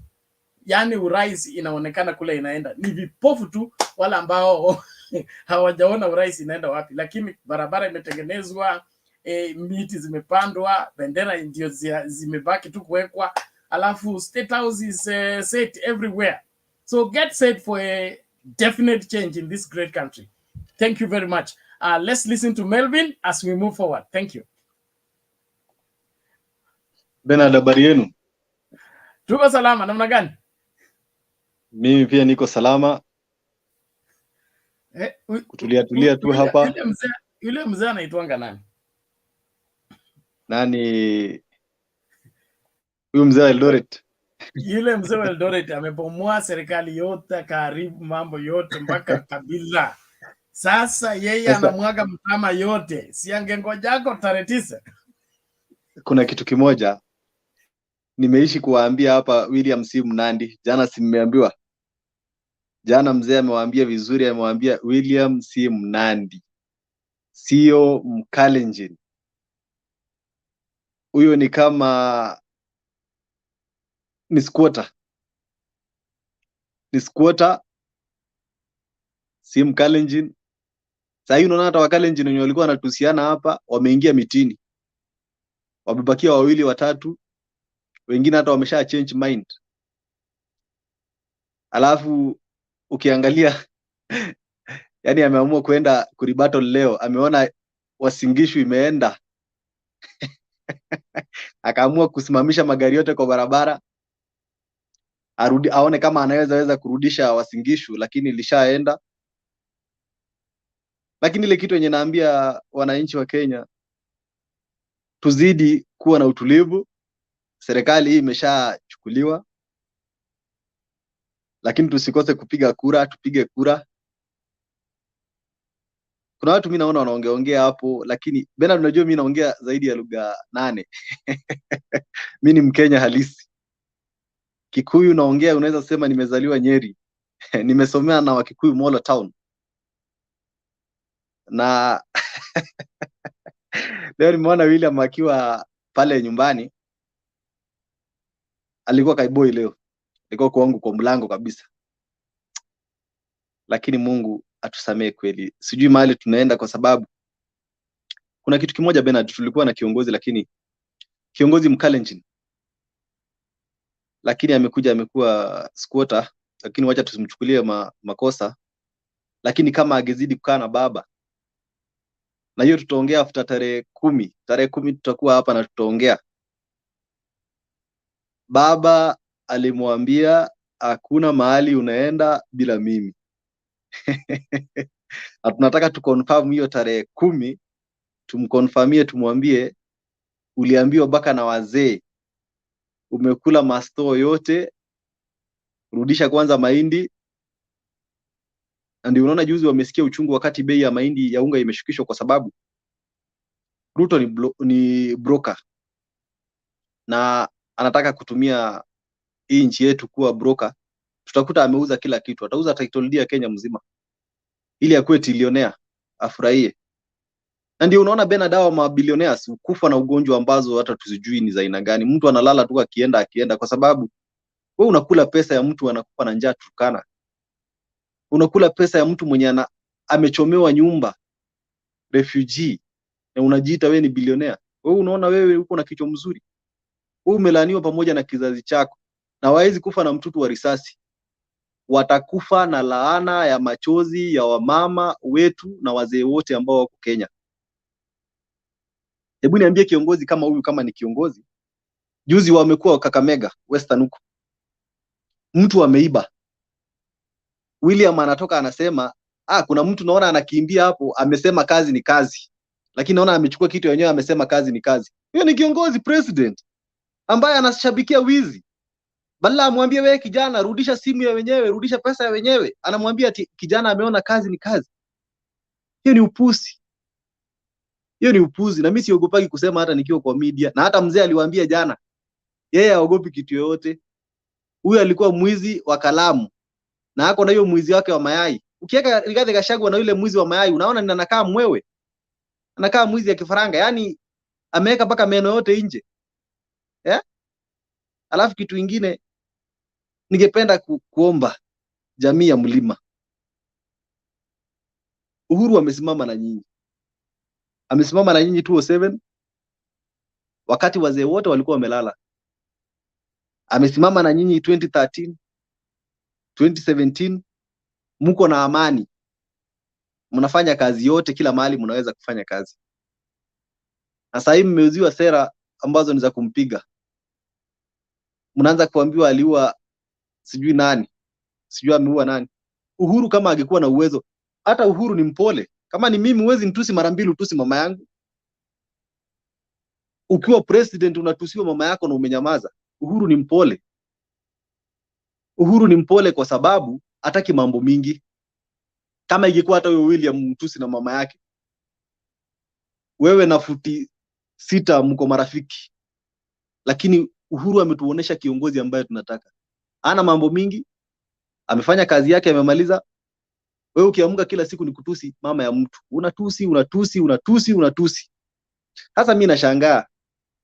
Rigathi Gachagua hawezi toroka na hawezi enda mahali. Rigathi Gachagua kwanza Kenya imebakia ni jela. Hii imebakia ni jela. William na yeye awache hii mambo ya kuuzia watu uoga. Unauzia watu uoga nini? Wewe umekuwa nani? Wewe utashinda wote wenye wamekuwa Rift Valley, wote kina Kirwa walikuwa wasemi. Wewe umekuja juzi na unaanza kuongea ati wewe ndio unajua kuna kitu kimoja watu wanajidanganya Rift Valley wengine ati William ndio savior wao. Shamba za bure zilisha wakati wa Arap Moi. Sasa hii hakuna shamba ya bure. Huyo squatter, yeye ndio squatter mkubwa, alafu wewe unasema ati atakugawia shamba na watu wako kwa hema mpaka saa hii, alafu unasema ati sijui nini. William hakuna kitu atasaidia Mkalenjin yoyote. William hakuna kitu atasaidia. Siku hizi hata hauzi hustler narrative. Hustler iliisha, ilizikwa kwa kaburi ya sahau. Saa hizi ni Raila, Uhuru, enda nyumbani. Madhakarua huyo mama mzee Ngilu. Yani hiyo ni upuzi. Uza sera. Tuuzie sera kama Raila venye amefanya. Raila ametuonesha yeye ni kiongozi, ameingia Mlima, wamemkubali. Ukiona ni Kiambu jana ilikuwa imejaa. Sasa saa hii ile kitu yenye mimi naomba ni watu tuamke, twende tukapige kura asubuhi mapema. Tusukume huyu mtu kamiti. Kuna mwingine alisema ni hasira naongea naye. Ati juu sina kitu. Ndugu yangu, usijioneshe kwa wengine ati una kitu. Ile yenye uko naye wewe ndio unajijulia yenye uko naye. Sina hasira. Hasira yenye niko naye ni kwamba Turukana hakuna chakula. Na Nok anajipiga kifua. Ako UDA. Wamama wako na mimba wanakosa baka maji ya kukunywa. Anakosa ile matunda ya kichaka, misitu yote imekauka. Na Nanoka anajipiga kifua. Yeye ni hustler damu. Unajua hii ni maisha ya utumwa, tunataka kurudishwa kwa maisha ya utumwa. Ukisikia kiongozi ambaye anakuleta kwa maisha ya wheelbarrow, anataka kukutuma kwa maisha ya utumwa, wewe utakuwa mtumwa. Huyu anataka kuturudisha mahali ambapo hatujawahi kuwa. Sasa wewe na Nok unajipiga kifua hapa. Kila siku uko na Nok sijui nini. Turukana watu wanakufa na njaa. Angalia vile watu watapata maji kwanza. Mimi nataka kiongozi ambaye anaweza saidia watu. Mimi hata nikiingia kwa ballot siwezi enda kuchagua mtu ati juu ni wa kabila yangu ama juu ni mtu nampenda. Nataka auze sera yake, mtu anaweza fanya kazi. Mtu ambaye si anisaidie mimi. Mimi najitafutia. Lakini barabara ikuwe safi, shule zikuwe, maji ikuwe ya kukunywa, hospitali zikuwe na madawa. Hiyo ndio uongozi tunataka. Si ati mtu anaenda pale, umemchagua, umemweka kazi, anakuwekea security, ati kumfikia wewe sasa unakuwa wewe umekuwa sasa wewe ndio unaenda kumuomba. Usiende kuomba kiongozi. Kiongozi akufanyie kazi, asikupatie 200 ati wewe uende umchague. Hapana. Kuna viongozi hata wa hii chama yetu ya ODM mimi siwezi chagua. Kuna kiongozi ambaye yako kwa Azimio siwezi chagua. Nataka kiongozi ambaye anaweza fanya kazi. Kiongozi ambaye atatuzia sera, atufanyie kazi sisi wote tusaidike. Si ati kiongozi ambaye ni wa kabila yangu, hapana. Hiyo nimekataa, na mimi nakataa hiyo maisha ya utumwa. Ni hayo tu kwa Sai Bernard. Okay, thank you, Nelvin. We appreciate that, and it's good for everybody to be sober in this matter. Kuna huyu Hezron Omete anasema, Bernard, your arrogance will end on 9th. You can't cheat people that Ruto stopped BBI. Kenyans are not entirely foolish as you may think. Your running mate was the one who took the case of BBI to court.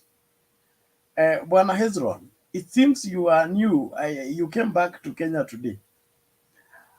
Go and check Ruto's Twitter handle, okay? If you don't believe the rallies and what he said in the rallies. He was the first one to announce that God has helped them to stop the BBI. He has been in every rally, say, amekomesha rege na bangi kwa inji, akisaidiwa na Mungu. So please, if you want to argue, get your facts right. Truth be told, even the lawyers that went to court, they were sponsored by Ruto. Ruto was anti-BBI for one reason. He wanted to be an imperial president. He didn't want the presidency shared by anybody. He wanted to be the only one calling shots. So he said, kumi yangu, kumi yako. So nikizuia BBI, I will still become president and have all power the way Uhuru has had all power. That was his problem.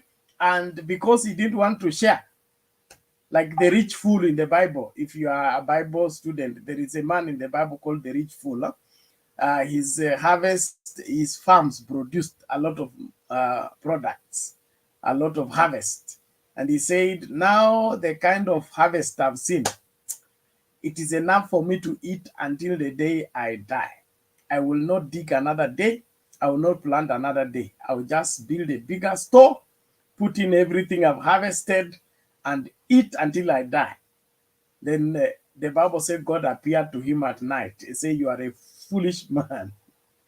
Now that you don't have plan to plant anymore, you don't have plan to share what you have, you're going to die, so that whatever you don't want to share will be eaten during your funeral.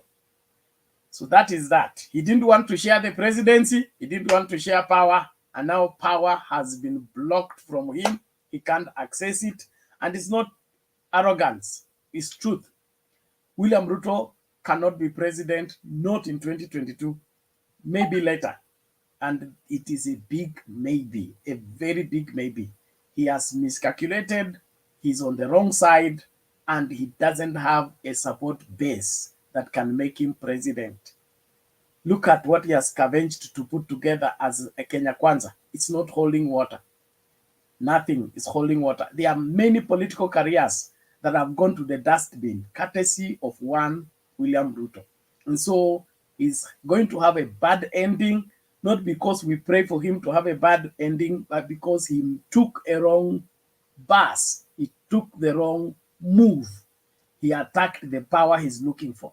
You don't have, you poison the river, the source, then go and drink to where it's going, then complain that you have stomachache. It doesn't work that way. So you don't poison the seat of power and then you want to sit on the same. It doesn't work. So just go and advise William Ruto.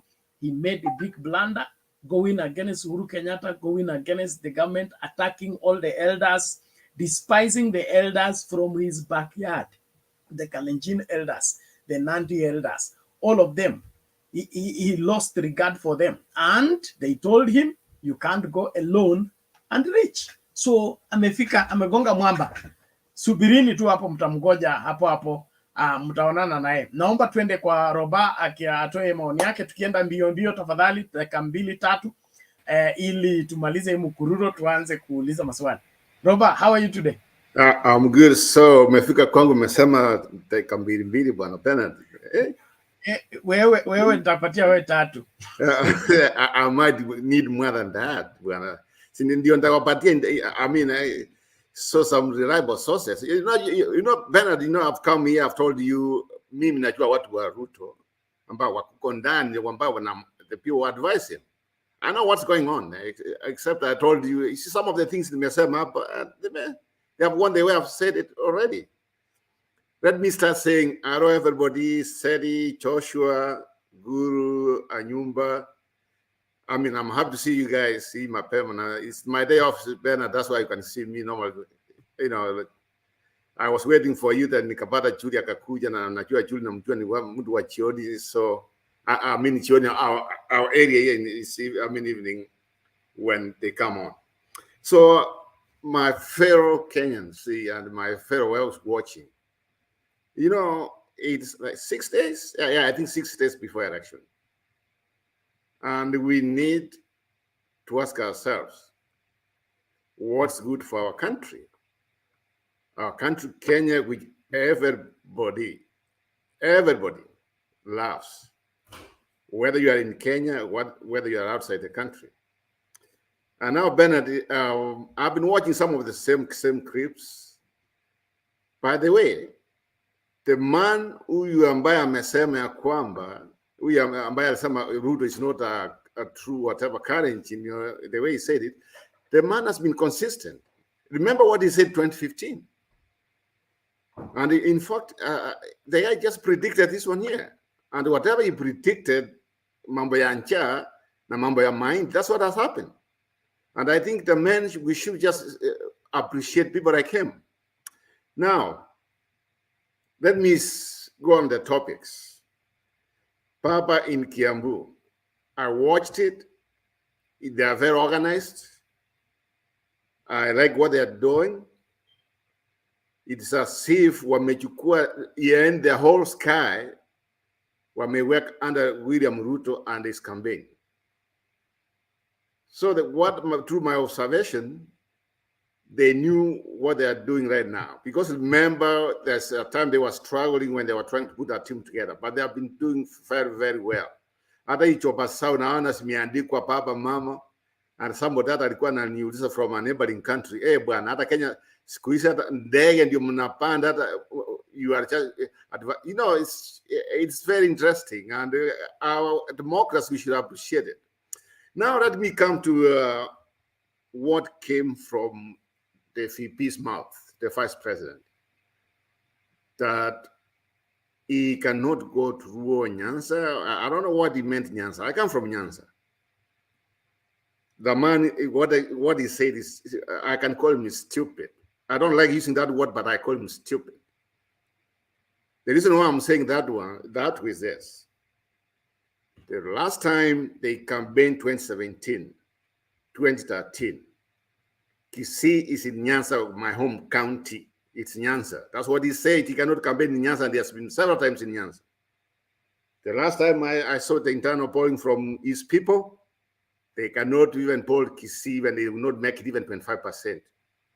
The same thing with Nyamira. He's not going to make it even 25%. And guess what? Remember what they got the last time. The last time, remember, 2017, they won Nyamira. The first round, they won it. And Kisii itself was 50-50. And remember also in Migori, we have the Kuria. So the Kuria people voted for them, and they were able to get, I don't know what percentage in Migori. So for him to come and say he cannot go some parts of, because at what Wamawe, is the most useless person. Is nothing. Why do you want to become a president if you cannot campaign in other parts of a country? You are not in a civil war, and you call yourself a vice president of a country. Do you know why you cannot go there? Because you are stupid. Where were you taking money? When you were visiting some places 110 times? Na hiyo billions na magunia. Sungechukua hata hiyo migoli, pengine hata parts of Nyanza, pengine now they could be singing here about you. You made a mistake, Mr. Vice President, you can hear me. And you need people to advise you. You went wrong. You miscalculated our people. Us, what we want is free election. We want peace. And we want our guys, our young generation to get jobs. We are sick and tired. Like some of us, we had to leave our country to go and seek some jobs somewhere else. We want to go back home. We don't want to lose some generation out there. I mean, this is very bad. He might not feel it because he has all this money he has stolen. And more especially when he named the running mate. I mean, that man does not even deserve to be an assistant chief in any part of the country. He doesn't deserve it. He's a wrong man because he had money, he had stolen. That's why he was given that vice president spot. And guess what? Nsongo, I don't know if I'm pronouncing it properly, he joined them. Imagine these people. Nsongo there, Rigathi there, Ruto there, yeah? Musalia Mudavadi there. You know Musalia Mudavadi has some history too. Then we have Getangura in a Mamia River embassy. I mean, all these people, they are just ganging against, you know what? It's few days coming.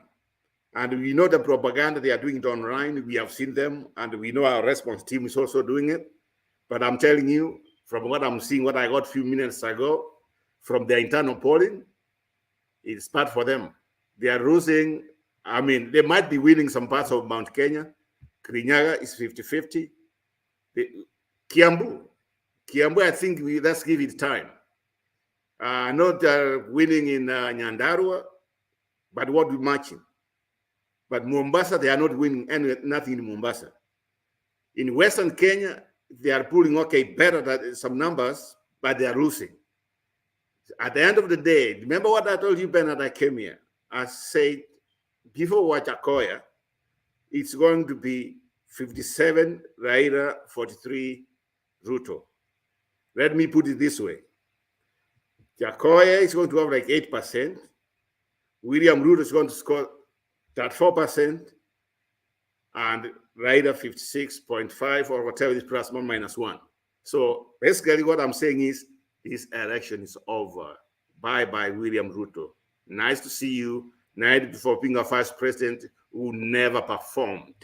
And that's how the historians read the books. A vice president who thought he's the president. And that's why I want to end it, Bernard. It's a wrong night. You have a wrong day, but my friend, some of us, we just wake up. I'll be watching you until you give your seat to the guys in Texas. Thank you. Thank you, Roba. We appreciate that, and it's good. It's good. Let's keep the conversation moving. We are here to see to it that every Kenyan gets fully informed as far as deciding the elections are concerned. The UDA guys understand that elections are not.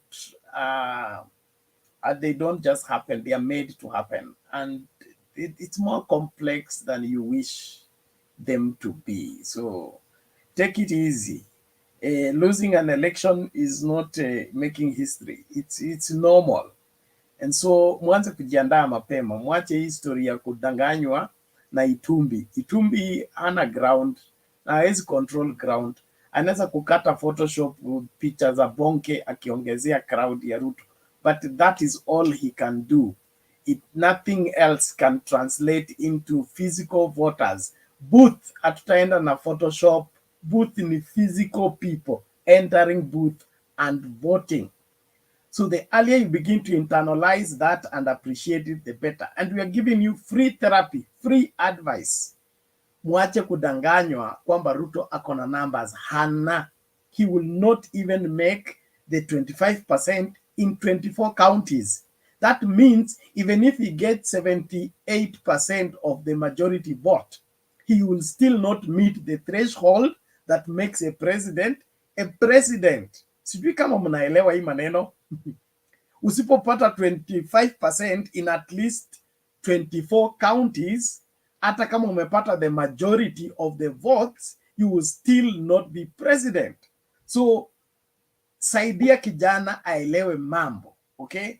The right now guaranteed counties that William Ruto can get 25% is 14, okay? He needs 10 more. Where is he going to get 10 more in 6 days? So prepare yourselves. Na hii channel haiendi kokote.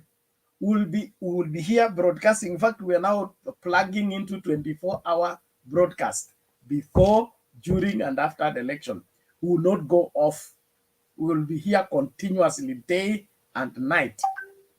That is the stage we are setting. So kama mnafikiria kwamba tutatoroka hapa, tutoroki, na tutakuwa hapa tukiwaambia Busia amepata kura ngapi, Bungoma amepata kura ngapi, Trans Nzoia amepata kura ngapi, utakuwa unapata hapa live. Kwa hivyo relaxini mahali popote ulipo. Lakini naendelea kuwahimiza, tafadhali tusidanganyane, tuambiane ukweli. It's very important. Wacha tumlete Mr. Guru. Nataka tufuate mkururo hata kama kuna reverend is agitating to make submission. Nataka tufuate mkururo ili tumalize mara moja. Mr. Guru, vipi? Habari yenu? Salama. Kwani wewe ulienda Mount Kenya ukaenda kabisa? Nienda Siberia. Hey. Nienda Siberia. Juzi nikapewa hapa mandate nikutafute, ulienda wapi? Ulipewa na nani? Watu hapa kwa channel hawa kina Lumu nini wanauliza ulienda wapi, Kasuti alienda wapi, David Olo alienda wapi. Sasa mimi nimeweka commission of inquiry. Niko sawa. Karibu. Niko sawa. Sasa wacha niseme hivi. Na nimesema hivi hapo mbeleni kwamba siasa ya Ruto ni siasa ya hayati Rais Daniel Arap Moi. Strategy yake ni ile. Kwanza ni kuingia Mlima Kenya, na kwa sababu anajua kuna ile tofauti ya walio na mali na wale hawana, anatumia hiyo kama njia ya kugawanya jamii, na hiyo ilionekana sana wakati ya Daniel Toroitich arap Moi. Ndio ilikuwa kundi mnalijua jina, na they were representing the very same ideology that your brothers are rich and you should kind of share, or they have unfairly gotten what they have. And they actually started forcing the sharing. Now, they may not have come directly in that way, but the idea and the concept is the same. Pia amejua kwamba kanisa ni kitu ya muhimu pale kwa mlima, na ndio alitumia akaingia pale, na sijui kama kuna soko. I don't think there is any smallest market center that he has not reached. He has even been to my home village, which has never been visited by any presidential candidate since we went multi-party. Now, that in itself has made him popular in Mount Kenya, and there is no doubt about that one. However, if you look at the recent happenings, is that especially the people who have gone to school, those who understand beyond propaganda and self-aggrandizement kujipeleka mbele. There are quite a number of them. Luckily enough is that the community also has quite a huge population of people who have gone to school, ambao wamesoma na wameenda pahali kwingine na wanajua haraka mtu anawadanganya. Kwa hivyo kuna percentage inaenda karibu around 30% ambayo haitampigia kura, na wale wanajua na wanasoma. Kama leo mtu anaitwa Mutuma Matthew kwa Nation aliandika kwamba wale wengi wa ambao wako na miaka 40 kwenda juu hawatapigia wengi wao hawatapigia yeye kura.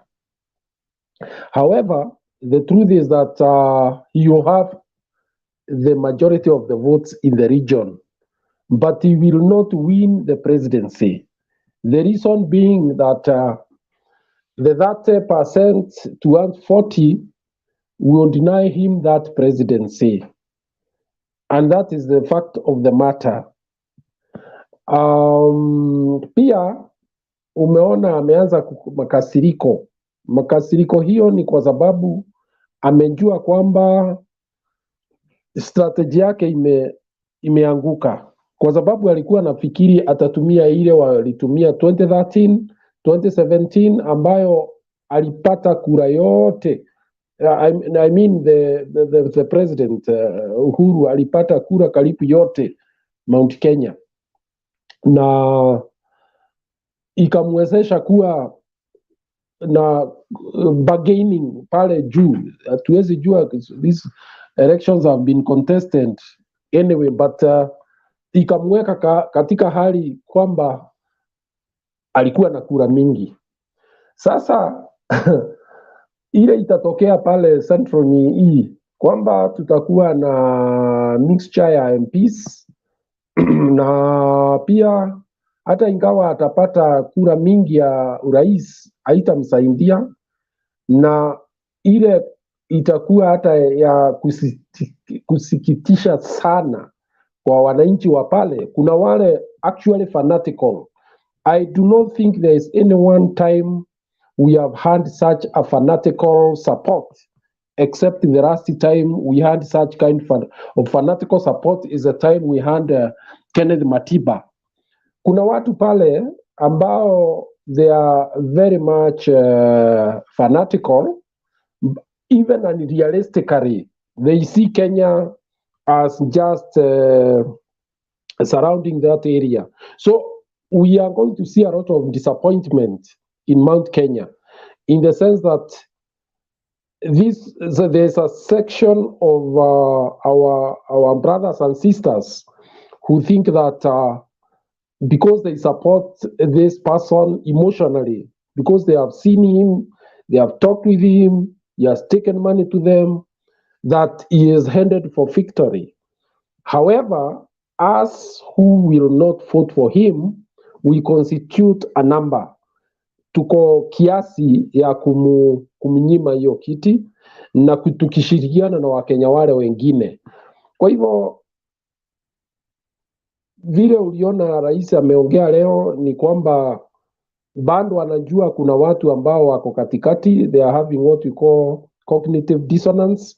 Wanajiuliza tuende upande huu ama tuende upande ule. Leo amewaambia kwamba elect this person at your own peril, because ile sword ambayo inapeanwa ni ya kulinda, pia inaweza tumika vibaya ya kukatakata. Kwa hivyo he told them it is your choice, I cannot choose for you, but you make that choice. Alafu akasema aliangalia akaona kati ya wale viongozi wa tunao kwa mlima ni mama ambaye hajaonyesha tamaa na pia ana ujasiri na pia ana maadili ambayo si mtu ambaye anaweza kuwa tu hivi. Kwa hivyo nadhani kama ndugu yangu alisema, in the next 2-3 days it is possible that about 10% of our people in Mount Kenya could change their minds. Sababu Deputy President pia amefanya makosa kubwa. Unajua, ukienda kama sasa kwako Bernard, nije nianze kupigana na ndugu yako, hata ikiwa mlikuwa mmekosana na ndugu yako, the natural reaction is that you will support your brother, and that is what mistake this man has made. And because of that, I believe there is a population that will look at him differently. Angenyamaza ama atumie njia zingine za kuexpress frustration. Nikimalizia ni kusema hivi kwamba uchaguzi wa kwanza ule Uhuru alipoteza kwa njia ya kama hii sasa unaona ikiletwa. Yule alikuwa wana contest na yeye alikuwa anaitwa Mwehia, na sorry to say kwa kitabu ambayo iliandikwa wakati Uhuru alipigania kiti hii kwanza, ni kwamba Kuria alikuwa katika hiyo mpango. Walipanga kwamba waonyeshe kama kwamba yule mpiganiaji ya hiyo kiti alikuwa ametekwa nyara na akauawa. Kwa hivyo gari pale waliacha ikiwa na damu na nini. Hiyo fununu ikaenea zaidi hiyo asubuhi, na ikawa kwamba watu wamekasirika na wakaenda wakapiga kura kumfukuza Uhuru. Kwa hivyo hii mambo ya kuongea vile huyu ndugu yetu wa kutoka Rift Valley anaongea, anaitwa makamu wa rais, ni strategy, na ni strategy baya, kwa sababu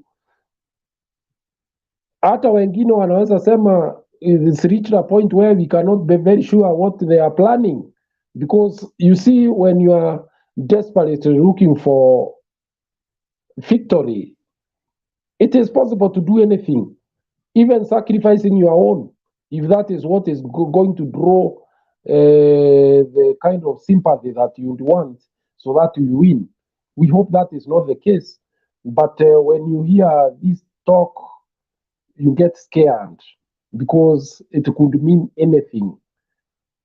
So I think the man is throwing tantrums of desperation, na ukweli ni kwamba uchaguzi amepoteza, hata ingawa hatujui atapoteza kwa kiasi gani, lakini all the numbers do not favor him. Asante. Okay, thank you, Bwana Guru. We appreciate that. And just a moment before Seth comes in, or everybody hold on, please. No exchanges until everybody has made submission at least once. We are in the 3rd hour and there are people who have been on the queue. So, Bwana Olara, hold your horses, please. I beg. Kwa muda sasa, runinga ya Mutembei imebobea mtandaoni kwa taarifa na uchanganuzi sahihi. Kumbuka tuko live pia kwenye Mutembei TV. Once again, congratulations to all concerned. Thank you Mitsubishi for your trust and confidence in Kenya. Wengi wameipokea na kuienzi. Wakati wa kihistoria umewadia tena tunapojisatiti kuingia maeneo tofauti jijini, mijini na hata vijijini. Tunaomba msaada wako, ufadhili na uwegezaji. Katika safari hii tuvute pamoja kuingia digital TV broadcasting space. Give us wings to reach every home locally as we do internationally.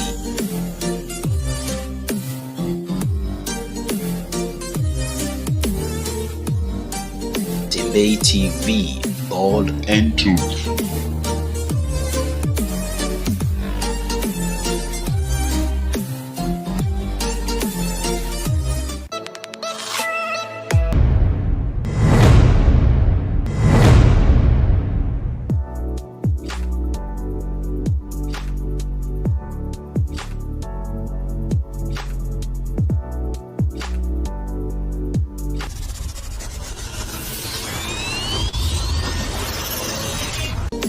Mutembei TV, all and truth.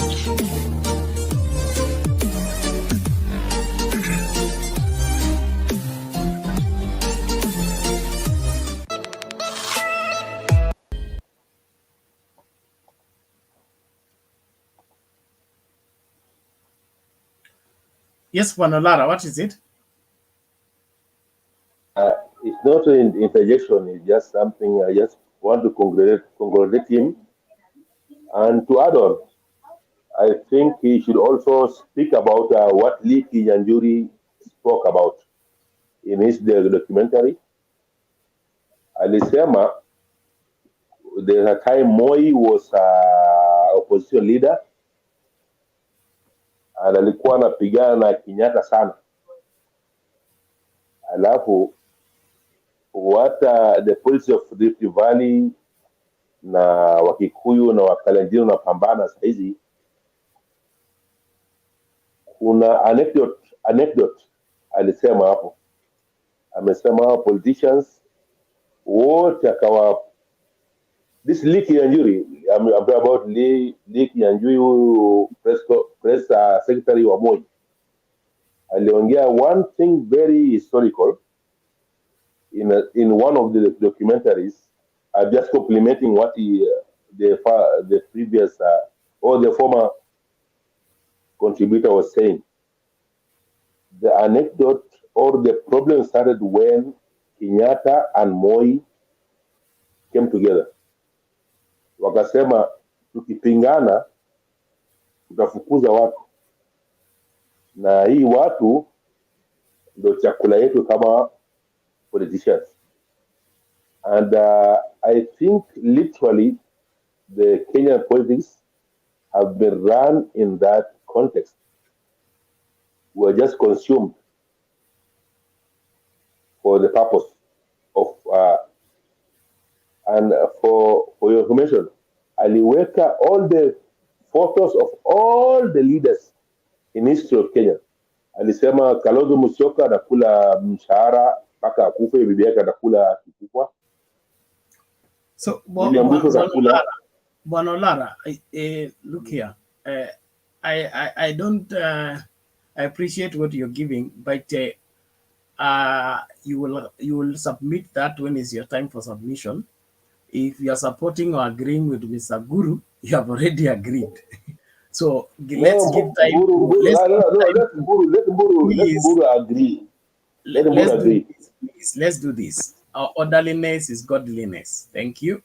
Let's follow due process so that tusihujumu wengine kwa sababu atufuati mkururo. Asante tafadhali.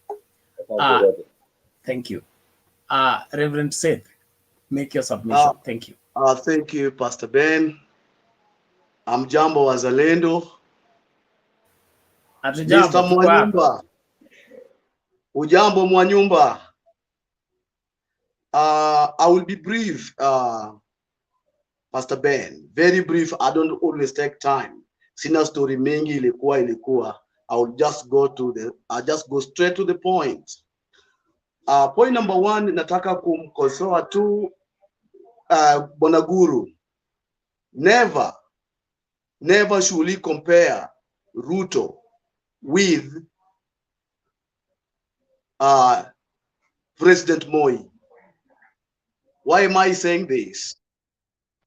Moi only proved maturity when he was a vice president. Something about Ruto ameshindwa kufanya.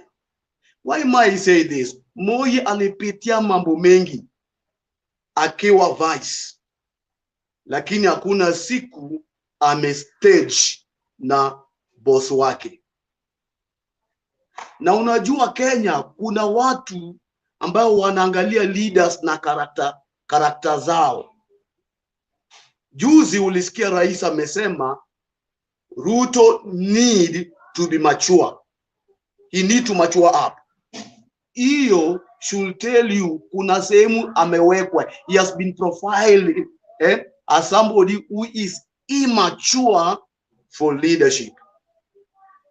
Hata kama atashinda kura, because of what the president said, no one will risk to give him a sword to lead the country.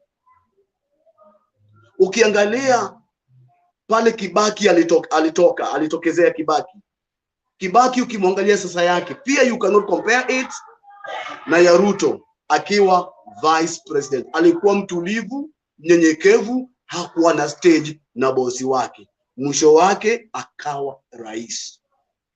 And that is why even by the time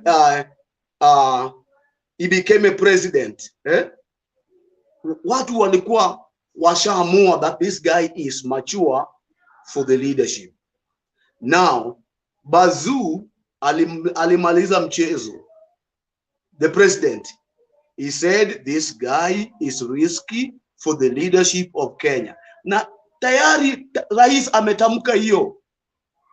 Tayari hiyo hata ni ujumbe kwa yule ndugu yake Bernard yule wa IEBC. Hiyo ni message clear ya kwamba we are not going to trade the leadership with immature leadership. We can only trade the leadership with mature leadership, na Raila is a mature leadership. Sasa nasema hivi, saa umefika tarehe 9, sisi kura ambayo inaenda our vote itakuwa tu vote ya kuthibitisha ile ambaye tayari imethibitishwa na spiritual realm. Kama kuna mchungaji ambaye anisikiza na anisikize, Raila tayari ni rais. Ile ambayo tutafanya tarehe 9 ni kufanya nini? Ni kureveal, kuweka wazi kile jambo ambalo tayari pasishwa in a spiritual realm. Raila is a mature leadership. Nikimaliza mimi bwana Ben nalilia kwa ajili ya watu wangapi? Watu wawili ama watu watatu. Namlilia Mudavadi. Najiuliza swali, will Mudavadi rise to be a president? Kama immature leadership inaweza mchukua ikampanga kwa line. Hata wale ambao wanapangia Kenya future leaders wanaangalia Mudavadi wasema this guy mimi naona pale hapa niliko Mudavadi ana future in Kenya leadership. Kwa sababu gani? Amekubali kutim na immature leader, kufanya Ruto awe ni mkubwa wake. Wetangula siwezi kuongea na mambo ya Mutangula, unaona, like, but naona Mudavadi amemwachia space Kalonzo wa Musyoka. Hata ile prophecy ya yule babu yenu yule ya kwamba leadership ya Western itatokezea huko Nyanza, labda mwingine akuje baada ya Raila ndio hiyo kitu kuje Western, ama iwe ni nani, iwe ni kijana wa Malwa, yule kijana awe rais kabla ya Mudavadi. So Wakenya wazalendo, my conclusion is Ruto is immature leadership, na ameprove ya kwamba is not mature.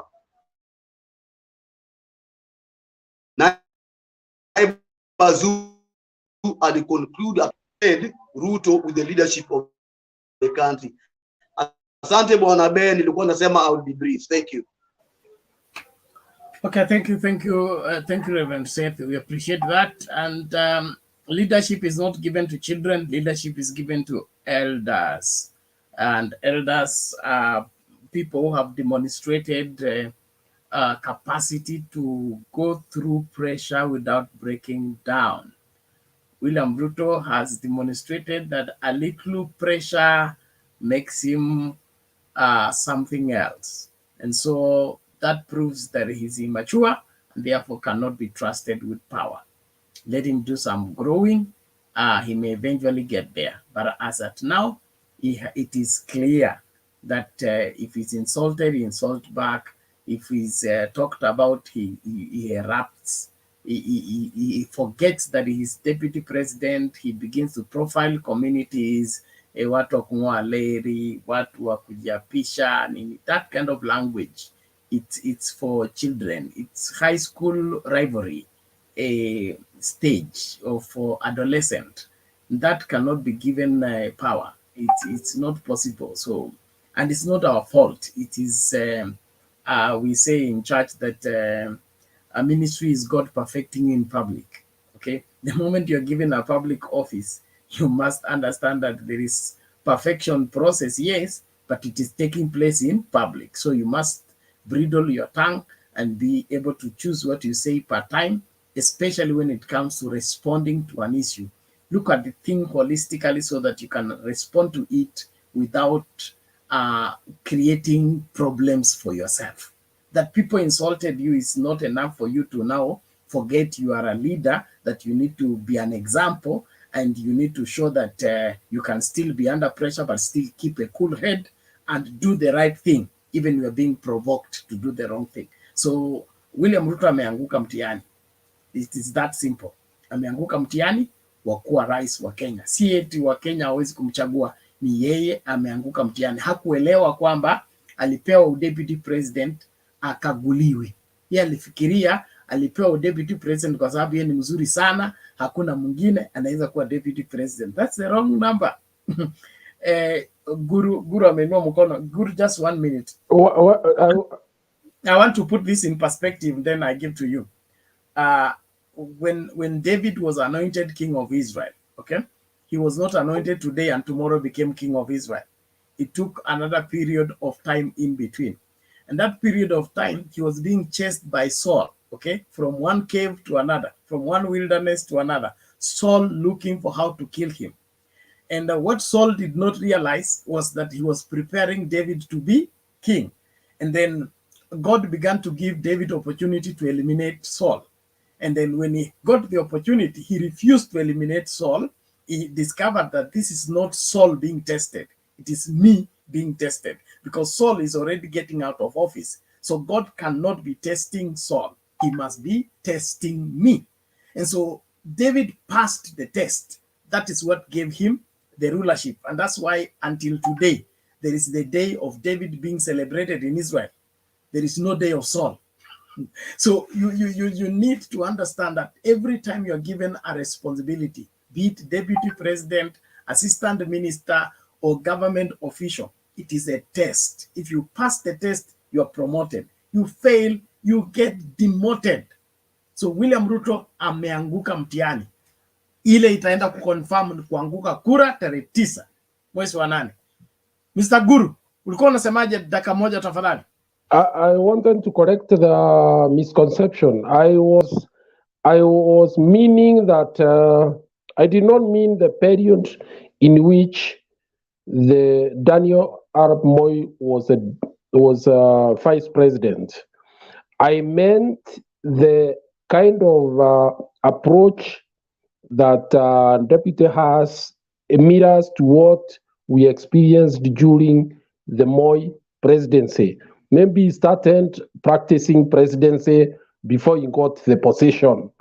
That one, he portrays himself as somebody who is God-fearing, going to church every day, giving people money everywhere, every marketplace he goes, having a patronage system where he has people in various parts of the country that a small ring of people, and so on and so forth. We have experienced these, we know them.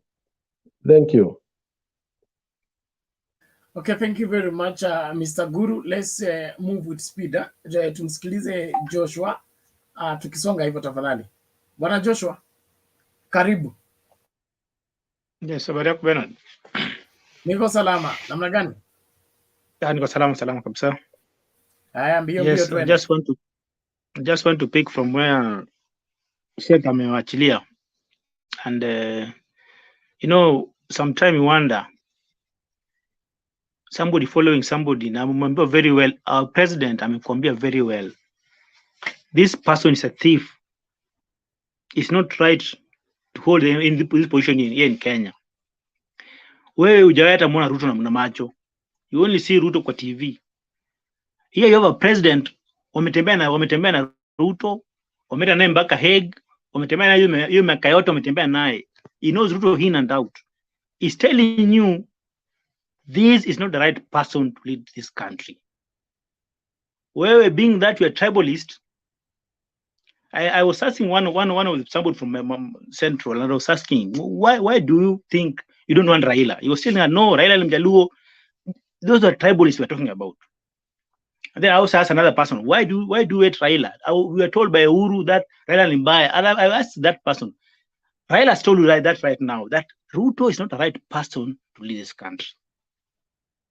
You have been told these people, they're working together. Walikuwa wanavaa shati ya white pamoja na white shirt, tie na trouser. They were in the stage marching, and they're really nice. And now who is telling you that this person is not the right person? And I really love Uhuru because Uhuru has been consistent since 2018. Uhuru has been consistent up to date. We are left with 7 days. Uhuru is telling you that this is, even today, he told about people in Mount Kenya that I don't care, but I want to tell you that you must know that this word can cut you. So sometimes I also wonder with Kenyans, I also wonder with some people, how can you just follow somebody blindly and you're being told that this person is not the right person to hold this? And even Uhuru say that, jamaa si mature. Even if you look the way they talk, somebody like Gachagua, I wonder that Gachagua can come in on a platform and say that unataka kuwa watoto wangu, baba yako aliua si nani jenga. I don't know. You just wonder, is this really person really mature? Because even Gachagua, there's some allegation ambaye amekewa, like that he killed the brother, the Gachagua. People have said that, but I've never had anybody come and say Gachagua kill your brother. So sometimes when you hear somebody talking some issues about somebody, allegation is being public and saying you want to say it like that, that tells you that that person is not mature. Anything allegation, you cannot just come and stand with it. You want to make people happy, that you want to tell that baba yako aliua Jem Karaoke. Last time he went to Nakuru, Gachagua, and he was telling Governor Liki Anjuo, baba yako, he was referring to Moi, baba yako anatakana aje aombe msamaha. And those things, they might be just rumors that maybe he was the son to Moi, President Moi. So people like Gachagua, people like Ruto should not be leading this country. You have been told this thing consistently that these people are not the right people to lead this country. So sometimes I always wonder when I see people running after Ruto, running after Gachagua, and I wonder, right now Gachagua and a case kotini, as we told, to return 200 million. You cannot even see. I really know why somebody who was following Gachagua. And sometimes you wonder, you are following Gachagua, you don't even have a 20 shillings in your pocket. And somebody has taken 200 million ameiba. Na sio peke yake, he has so many cases still waiting for him. Ruto has been playing so many cases that is still waiting for Ruto to answer. But you, a Kenyan, you are following somebody blindly. So I just want to ask anybody who's anywhere, that we need to hear what our president is telling us. That Ruto and Gachagua are not right to lead this country. We have the right people, Raila and Martha. The best who can lead this country are Raila and Martha. So kindly tarehe 9 tujitokeze, tupige kura kwa Raila, Amolo Odinga na Martha Karua. Thank you very much, Ben. Okay, asante sana Bwana Joshua. Short video before Bwana Lara takes it, and let's keep on moving.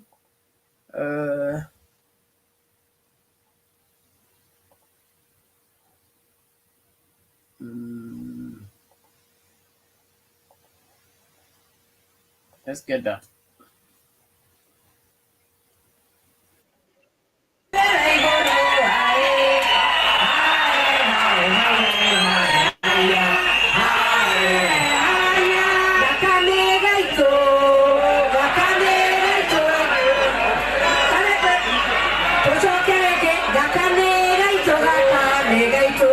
Tika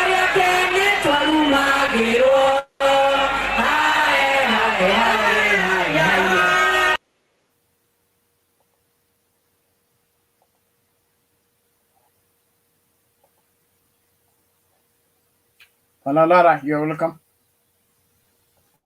Asante sana, and I thank the panelists for the patience you've been having and for your contributions.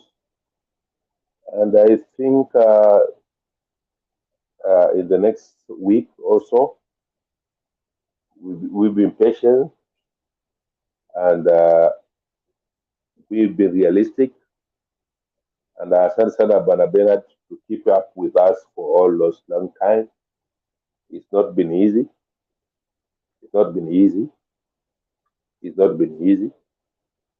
We apologize for your family, and we'll apologize correctly after 10th August. Na Bernard umefanya kazi nzuri sana,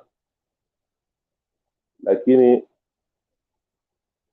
I've listened to the last three contributors, and they all have indicated to one direction, which is just historical.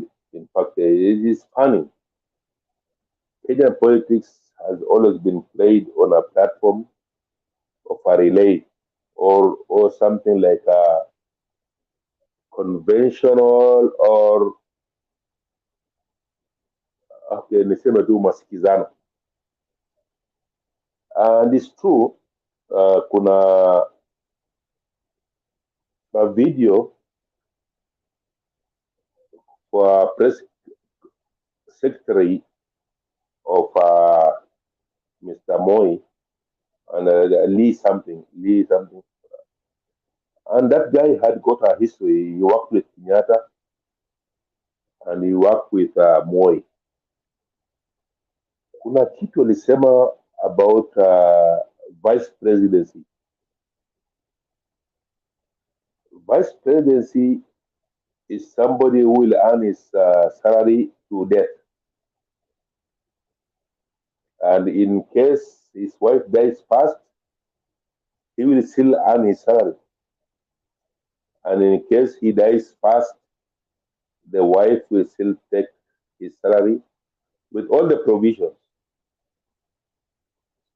So I'm raising that to point of interest of relay.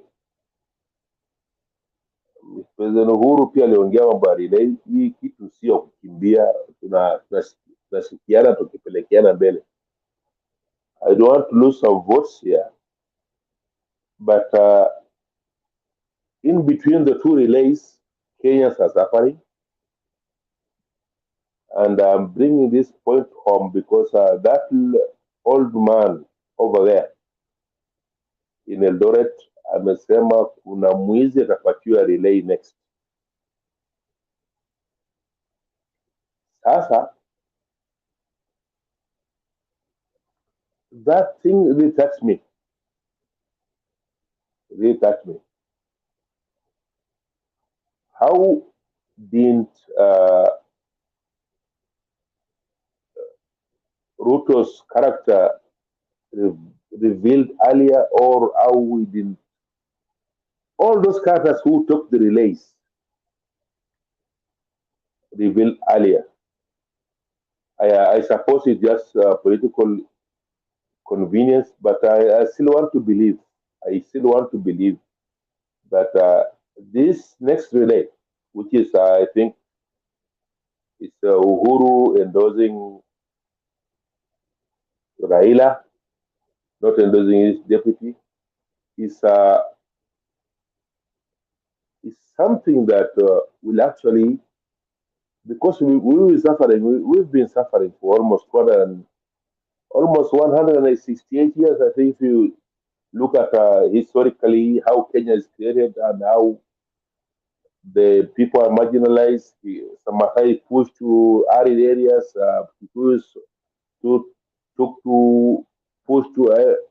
the highlands were created. Then after independence, then we got some people inheriting that historical lands, then playing politics with it. That was including what Lee Kiambu spoke about, which is very critical. As we move forward, but I heard Raila spoke about it. He spoke about White Highlands and what historically why you are here, why you're not there. Last time he was in Nakuru. He spoke about it. He said hakuna mtu anatolewa hapa. Hii ni kitu baada ya ukoloni mlikuja hapa na sio makosa yako ama sio makosa ya mtu. So I hope the matter and Raila's presidency at last should solve that problem for all of us. And as we go forward, I want everyone to keep his ID closer to his heart, keep his voter ID close to his heart. Don't buy in 1,000 shillings to take your ID, and look out for new tenants in your plots, because they will come with only a blanket and a shuka. Watakuja wakae hapo na wewe for 2 days, 10 days. Then when the election results are announced, these are the guys who will not terrorize others. They will start with you as a landowner. Atavuruga hapo boma Raila, mama Ruto ama nini, atakata. You can even rape your daughter, even rape your wife, and even kill you, because they are paid by political pundits. And these things should not go away, because I remember very vividly in 2006, I was in Kibra, and some people who came with blankets and shuka. And I've seen that in 2002, 98. Same people went to those villages, and shit happens after election. So, Mr. Mutembei, as you are focusing on announcing the results, let's identify how the troublemakers come into our communities. They come with, I know what they come to my community with. Anakujanga na godoro, the thinnest one, with a blanket. But he has a lot of money. He's drunkard all nights. He's bringing on ladies every night. He stays in the bar most of the time. But he becomes the animal you know after the election. Or like to our elections now, at 9th, we are electing. On 10th, this guy will just reveal themselves. They'll have machetes, and they'll be in your neighborhoods. And you fathers who are having small kids, you are trying to reorganize your villages, your plots, to fight them off. By that time, they already burnt your plot. If you're a landowner, your plot will be choma yote. You know where to start the fire. So this time round, the tension is very high, and Mr. Mutembei, as we play it down, but the tension is very high. Let's pray for our country. Let's pray for our country. And 2007, we didn't have you, Mutembei, exposing this all stuff. So as you are continue exposing that, and you allow my voice to speak up, this one will go up to other people to see who's the new neighbor here around you, who's coming with only a blanket and sleeping in your house for 1 month prior to election, and is eating well. He's eating in Yamachoma, but he cannot buy a bed, but he's only sleeping in your plot. These are people you should identify with, and ask them if they are saying that they are students. Ask them for a student cards. Ask them for the alafu. As I conclude,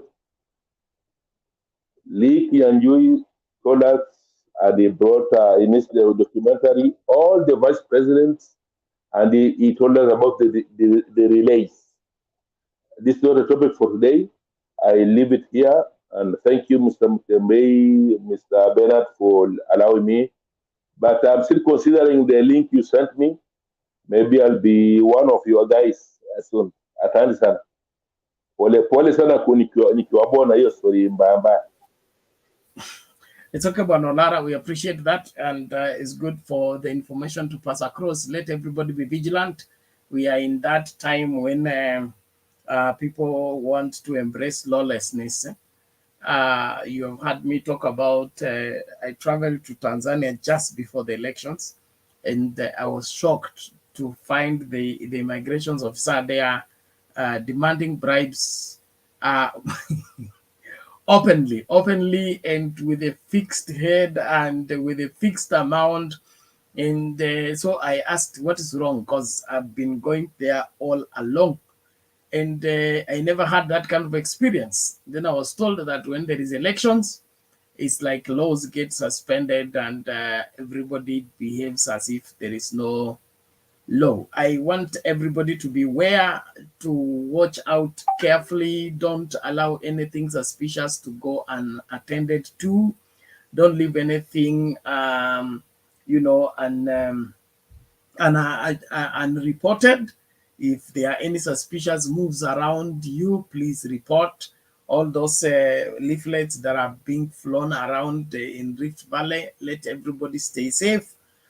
We encourage you to stick until you vote, and as soon as you finish voting, leave immediately before the counting begins. If you feel unsafe, go to safety.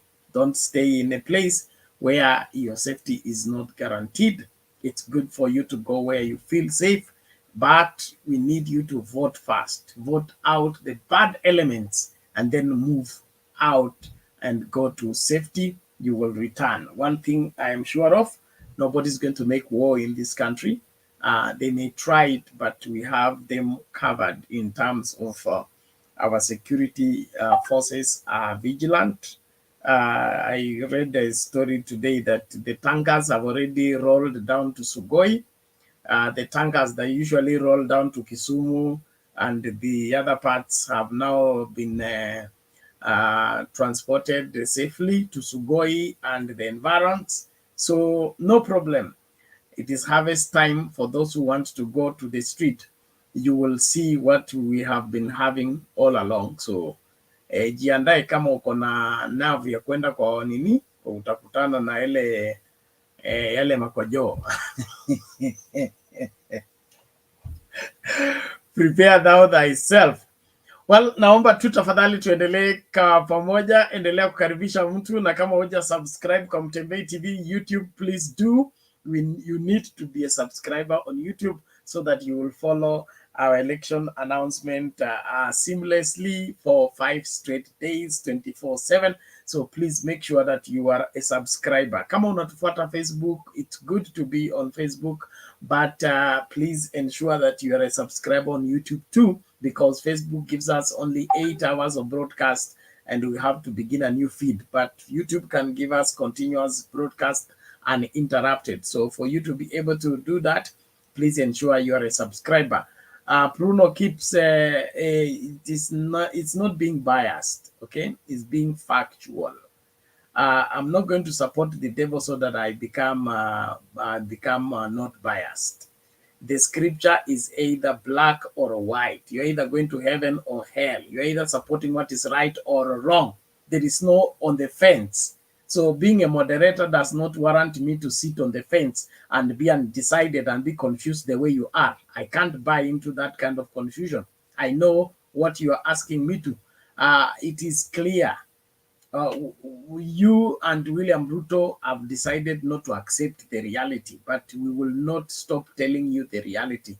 The reality is William Ruto has no chance as far as these elections are concerned. Even he himself knows it. His running mate knows it. All the people in his camp know he has no chance in this election. So if you still want to encourage yourself and saying we should prepare for William Ruto presidency, not in 2022. Another time maybe, not in 2022, as far as the facts are concerned and as far as the figures are concerned. William Ruto will not even make it to have the minimum requirement of 25% of votes in at least 24 counties. He will not make it that threshold. Wachana na hiyo hata majority vote. He won't make 25% in 24 counties. All the polls, all the logistics, all the ground proves that. So if you think it is otherwise, tungoje tarehe 9. Ngoja tarehe 9, tegea redio yako, tegea Mutembei TV. Tutakuwa tunakuletea moja kwa moja. So sio masuala ati tuko mbali. It is 5 days to. It's 5 days to. William Ruto amejipuliza akionyesha kwamba ana musuli. Hana musuli. Watu wakienda gym yeye anahepa. Watu wanajenga misuli ya kisiasa yeye ana peke yake itampatia kura. Akwendi hivyo. Kama huna musuli kuinua vyuma siku ya competition utapasuka. Then kuna wale ambao wanasema William Ruto hawezi kusongea karibu kisiasa tukimkompea na Raila Odinga. Ana nafasi katika hiyo, hawezi kucheza kwa hiyo meza. So tafadhali kubali mambo yaishe. Wacha hiyo story ya kusema na hakuna uongo hapa. Hii ni ukweli mtupu. Ukweli mtupu. Na unajua ukweli ni kwamba unajua kwamba yale ninayosema ndio ukweli halisi. Raila Odinga has been the determinant factor of Kenyan politics since the 90s. To date, he's still the fulcrum upon which the Kenyan politics revolves. You are either for Raila or against Raila. That is how he determines the politics. And so, if you wouldn't be talking about him if he was insignificant. Na wala wanataka kumpeleka Bondo, anaendanga Bondo kwa ndege. Sasa Air Force One ndio itaanza kumpeleka. So hakuna shida kama unataka kumwescort, no problem. Huko hiyo njia pia utakuwa mnamuimbia akienda Bondo na Air Force One. Thank you very much everyone. Let's keep talking, let's keep discussing. Let us ensure that we follow. Bwana Billy gets it. We bring you as soon as this tape is done.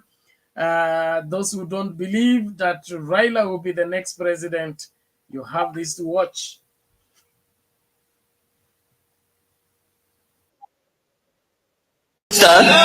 To come forward.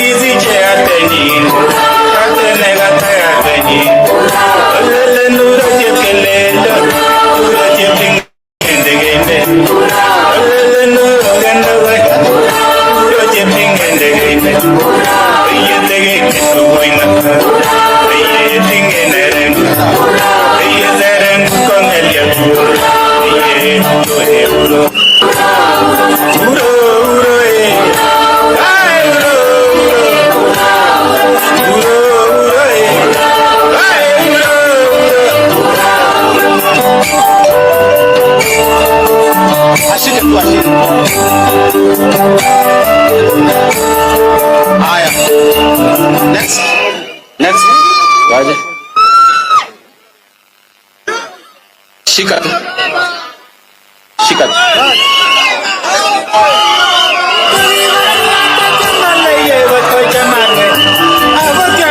Hii ni jimbo ya utawala. This is for peace. Peace. Peace. Peace. Peace. Peace. hii ni ya utawala, taenda naye hii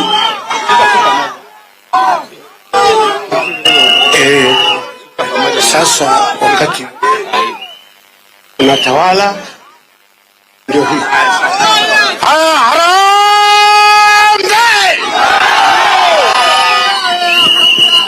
Baba wapi? Baba walisema State House. Baba wapi? Baba wapi? Wezi wapi? Nyumbani. Wezi wapi? Wezi wapi? Tumekutawaza wewe Baba Raila Odinga. We are trustee of the Nali children. Tarehe 9 Tol Member State Igoji kura Raila Odinga. Nandi Tol, this is the turning point. Hapa ni Nandi mpya. Mwizi wapi? Mwizi wapi? Raila Mola wapi? Sema State House. Agur jawab na mibarak. Aleji wajibu yandani. Kondo jinan yeju. Ako istabi kay watarana itugu. Kay kajore. Kiko Nandi about 100 billion. Magara watindururut. Oye college jawab na mikipsengwet. Tare tejo baba. Kage goni Nandi.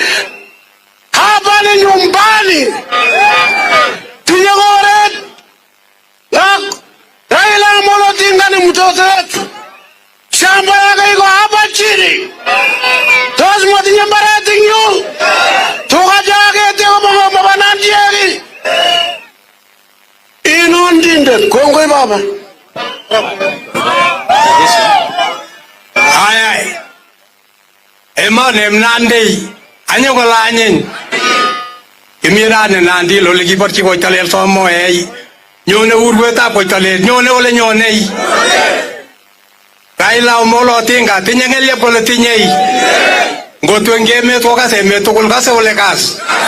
Ako kase me to kul ako tundunia kase ole kas. Iko porchi ke boyondo ni emet kenyise kejang. Ako nguno ako betu ni rani. Mie ole mie. Kikochi Jaramogi boyot Kenyatta ondo ako kinende nikitendoi kindo nam kindo.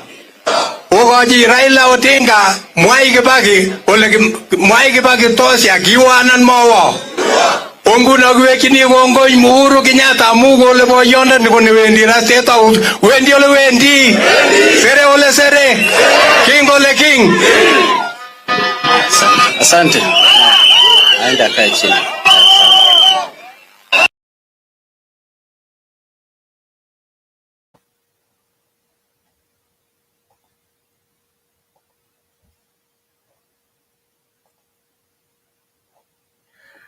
Thank you, everyone. We appreciate everybody for continuing to follow the broadcast on Mutembei TV. I trust you are following. Kuna wale ambao wanapinga hiyo ceremony kwamba si halali. Nataka tu munipatie video moja ambayo inaonyesha wakati William Ruto anatawaswa ama anapewa hiyo mfimbo na ya amani na utawala na hawa wazee.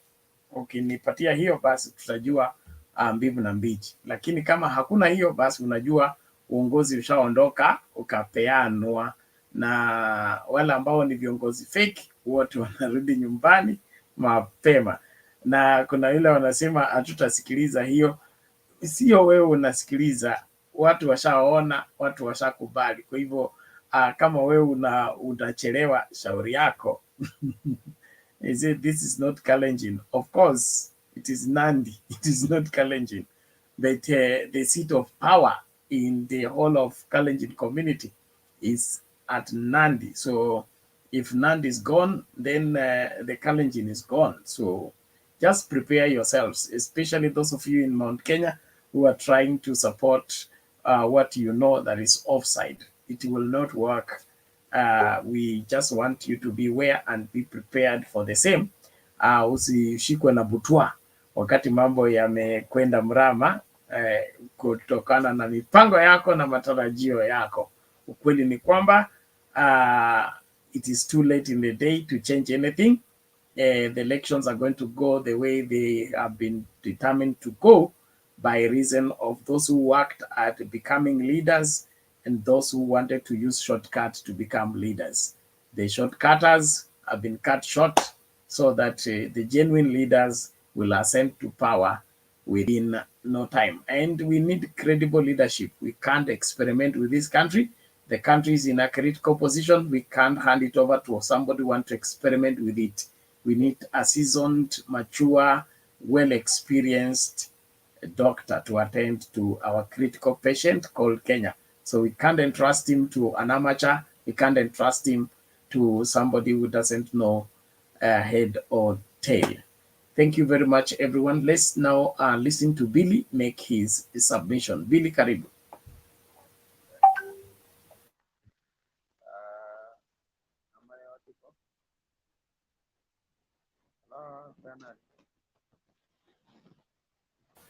Yes, unasikika lakini uko mbali. Uko mbali, nafikiria utatoa hiyo headphone usikize vizuri. Haya, saa hizi mnanisikia vizuri? Yeah, that's better. Go ahead. It's better. Okay, for those ones now who are doubting Thomas's, everything is clear and you can see from what is happening, starting from Western region, come to Nyanza. I don't think those who have eyes and those who have heard it. I don't think if Ruto has the numbers that somebody has been talking about, the numbers, because I know for sure with my submission and what I'm talking about, Western is locked, Nyanza is locked, Nairobi, Ruto cannot beat Raila, whether what and what. Out of 17 seats in Nairobi, I'm sure we are going to have like 13 or 14. If they're going to do well in Nairobi, the best they can have is only 3 seats. Then let's go to the lower eastern. Lower eastern is locked.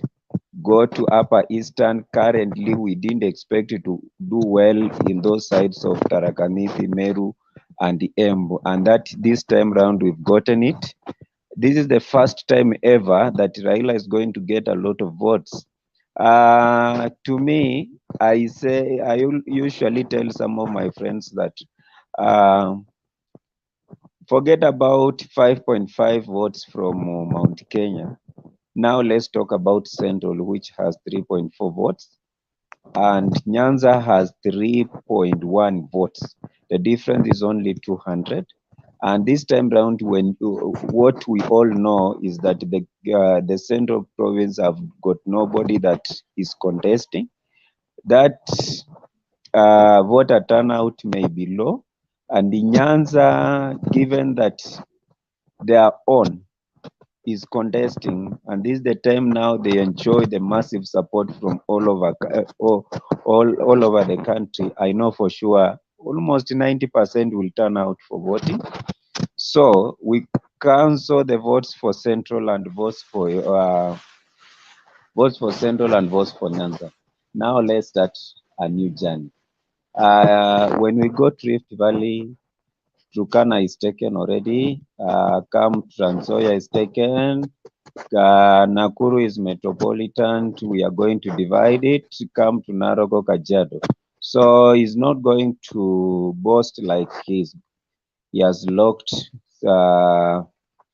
Rift Valley, and what was seen yesterday in Eldoret is a show of mighty that already the seat is gone. Now let's go to Northeastern. Northeastern is not going to beat Raila. Raila is going to beat him terribly, or 10-0 or hands down. So whoever is now telling us that Ruto is going to be the next president is going to be next president without numbers. So the tyrant of numbers this time round is not with him. And I don't think that Ruto is going to hold on to this. This is the time that God has said and has spoken to Honorable Raila that this is your turn. And even when Ruto took off, when Ruto joined Uhuru last about 10 years ago, Raila told him, for you to ascend to power, you'll need my support. And he thought that was just a mere talk. He said Muganga, he said a lot of names, Kitendawili, you are not the person to choose maybe the president or not, but things have now turned different as he expected. The tables have changed, and I'm very sure for those ones wenye wana support Ruto, vile mliambiwa mkate miti, mnafaa mkuwe mmeprepare, because msipokata miti, wengi wenye mlikuwa mnafikiria mtakufa. So ni lazima tu watu wengine washike roho, na mtashika roho because maisha imebadilika. Hata hiyo kelele mnapiga na hasira ni hasira ya kuonyesha, unajua those are the kicks of the dying horse. So unajua lazima tu mjikaze, muoneshe ya kuwa mko mbele. Kama like today people were very happy, the UDA people thinking that they have won. Mbona saa ile sisi tuko mbele kwa opinion mnasema tumebaki opinion? And why is it that today you are very happy because Radio Africa imeweka 45? Many people are happy without knowing that being happy hizo mambo za opinion poll ya Radio Africa, it was a phone call. It was not a research that was done. Ini watu wanaweza jiunga hata even a group of 10 people, they all make calls there wakisema oh this is where we are, but the really game is coming. Watu wakate miti, really Bernard, watu wakate miti. Bye. Thank you very much and may God bless you. Okay, thank you, Billy. We appreciate that. It's good to be forewarned so that you become forearmed. It is important that these elections don't go with you. So make sure that you prepare yourself. A very good argument placed across by my friend here. Who is this? Anasema wale watu wanapinga kwamba Raila hatakuwa president, wahesabu tu kwa hii comment section, tuko wangapi wana support Raila na tuko wangapi wana support Ruto. Ukifanya hiyo hesabu utapata percentage itakunyamazisha. Kwa hivyo usitusumbue, okay? Mkiwa watu watatu hapa and we are 530, nyinyi watatu mtakuwaje majority? Kwa nini mnataka kutubeba wajinga ama what is that? The representation in every marketplace. If the market has 50 people, 3 are for Ruto and the rest are for Raila, who is the winner in that particular contest? So let's not play games here. It's a matter of you're either ready for the outcome of the election or not. A story opinion poll, all those opinion poll, all of them, none of it has ever painted the correct picture of the current state of affairs as far as these elections are concerned. I have told you before, you can write that down. Go and look for the election results for the 2010 Constitution. 2010 Constitution, where the winner got 65 and the loser got 28%. That is the match William Ruto will get in this election. 28, akijaribu sana itakuwa 30%. There is no neck to neck elections here. Take that to the bank. There is no neck to neck. At Raila ametoroka na no. The margin is going to be at least 20%. The margin between the number 1 and the number 2. We're going to have a margin of almost 20%. Mjiandae mapema, mkubali matokeo mapema. Kuapisha ni tarehe 10. Hakuna kusumbuana, hakuna mtu ataenda Supreme Court. Ya Supreme Court utaenda kusema nini? Na hujapata 24, hujapata 25% in 24 counties. Okay? Hujapata majority of the votes. So utaenda Supreme Court kuambia nini kilifanyika? Kateni miti. Naomba we play one video then tumlete Bwana Mnala atuambie mawili matatu. Ningependa tu tujitahidi ili kila mmoja amakinike. 1, 2, 3, 4. I think we get this due to public demand.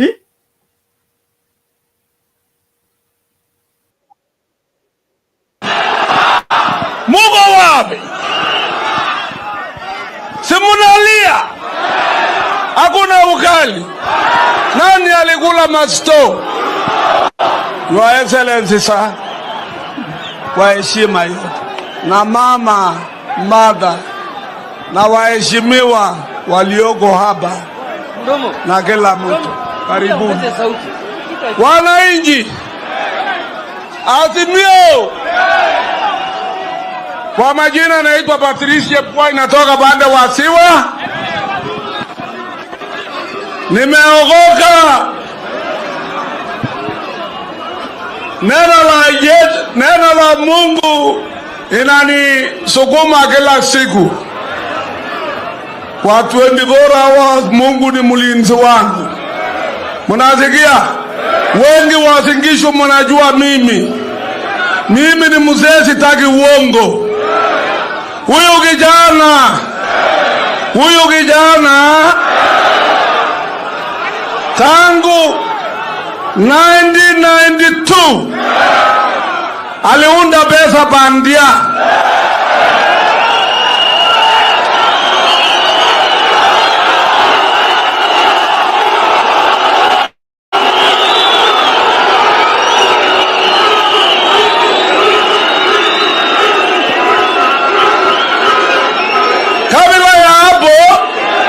Wakati alikuwa mtoto namna hii 1973-74, wakati akisoma banda la Ziwa naitwa Gerote, alikuwa mwizi sugu ya raba na kalamu.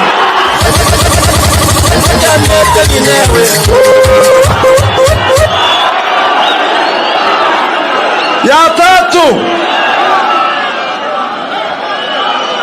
kama ilikuwa bana baba 1995 serikali ya Moi Kanu ilikuwa imeanguka. Kweli uongo baba? Baba aliokoa. Inji ilikuwa imekataliwa na IMF na World Bank kwa ajili ya pesa ya huyu kijana aliiba. Huyu kijana mimi ni Monandi asili. Hawa ni mji wa Kale na kabila yote wa Kenya wako hapa. Na mimi nataka hakikishia baba leo na dunia mzima ya kwamba hata president yetu mtukufu Rais Kenyatta na mama yake Ngina ya kwamba wazee wa Kinandi hawajui Ruto alitoka wapi.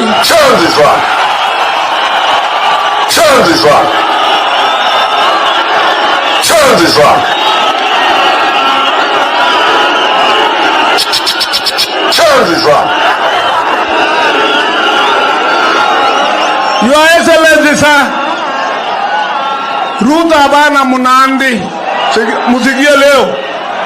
Ninapozungumza hapa, ameingiza watoto wetu kina Henry Rotich alisoma Harvard University kwa masaibu ile abana aonekana. Tigiria hapa ya Henry Rotich, Minister wa Finance, imetubwa kwa rubbish pit.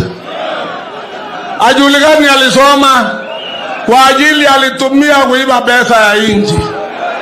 Na nyinyi wananchi watukufu wa Kenya, vijana kwa kina mama, Mujihadhari jameni, musilale nyumba ya wauni. Taarifa.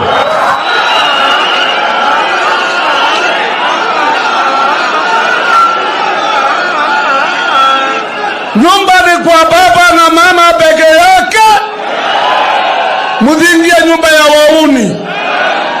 Chuzi hata mbeleni akiwa mtoto yule baba alimutigilia, alimuchapa, alipiga baba yake. Baba amepiga kina waheshimiwa marehemu Jasire. Juzi naita Eugene mama alipoenda Ulaya anatangaza mwili ya mama yule alitusaa. Mwili wa mama labda mwendosimu waseme au mnyama yule amezungumuza msituni, sio mtu yuko ajili tu mama nasema mama. Kweli uongo? Baba, nataka ambia wewe ya kwamba kigeti ni yako. Baba yako alisema 62 Kenyatta tosha. Chuzi wewe uliona msukosuko, KANU imetunyanyaza, ukasema Kibaki tosha. Sasa jameni, Uhuru mwenyewe amesema Raila tosha.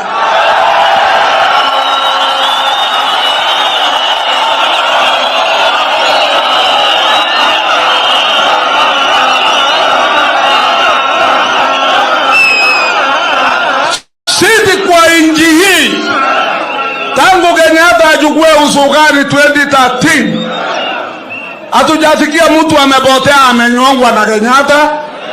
Hatujamwaga tamu. Chameni, huyu kijana anapiga kibua.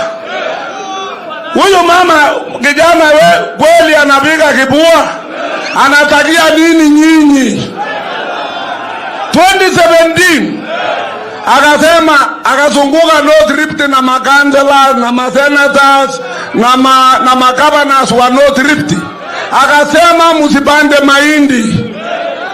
Alisema musipande mahindi, panda obakato. Alisema mulifanya agreement na serikali ndio mupande mahindi. Ni ajabu zaidi. Yeye analia, anasema ati yako na hasira, watu iko na njaa, iko na tabu, na yeye ni tabu number 1. Yeah?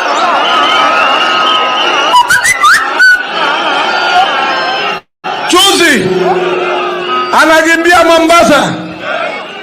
Yeye ni sikwota kutoka Wasingisho, sikwota bande wa Elgeyo Marakwet hapo shamba ya Jagir, sikwota bande wa Noro shamba ya yule vice president wa 3, sikwota bande wa Laikipia, ako sikwota bande wa Taita Taveta. Sasa atasoli tabu yenu au yeye sikwota kwanza? Nani sikwota number 1? Nani sikwota number 1? Ataweza kusaidia nyinyi? Atawasaidia kweli? Mimi ni mzee wa mwaka 81. Karibu nasema najua kutoka bahali. Wakati nililia 2015 nikasema ya kwamba heri kukufa kuliko kuishi Kenya. Kwa mkutano wa maseneta 7 ukumbi wa Eldoret nilisema na sababu mnasikia, niliona vile huyu kijana anapopeleka inji, anapotanganya president, mpaka sasa inji tuko namna hii.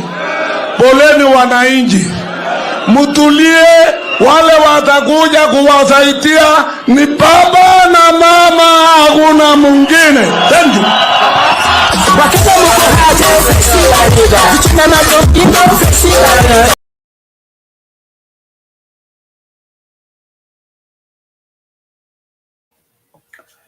Welcome Bwana Julius Munala, karibu kwa show.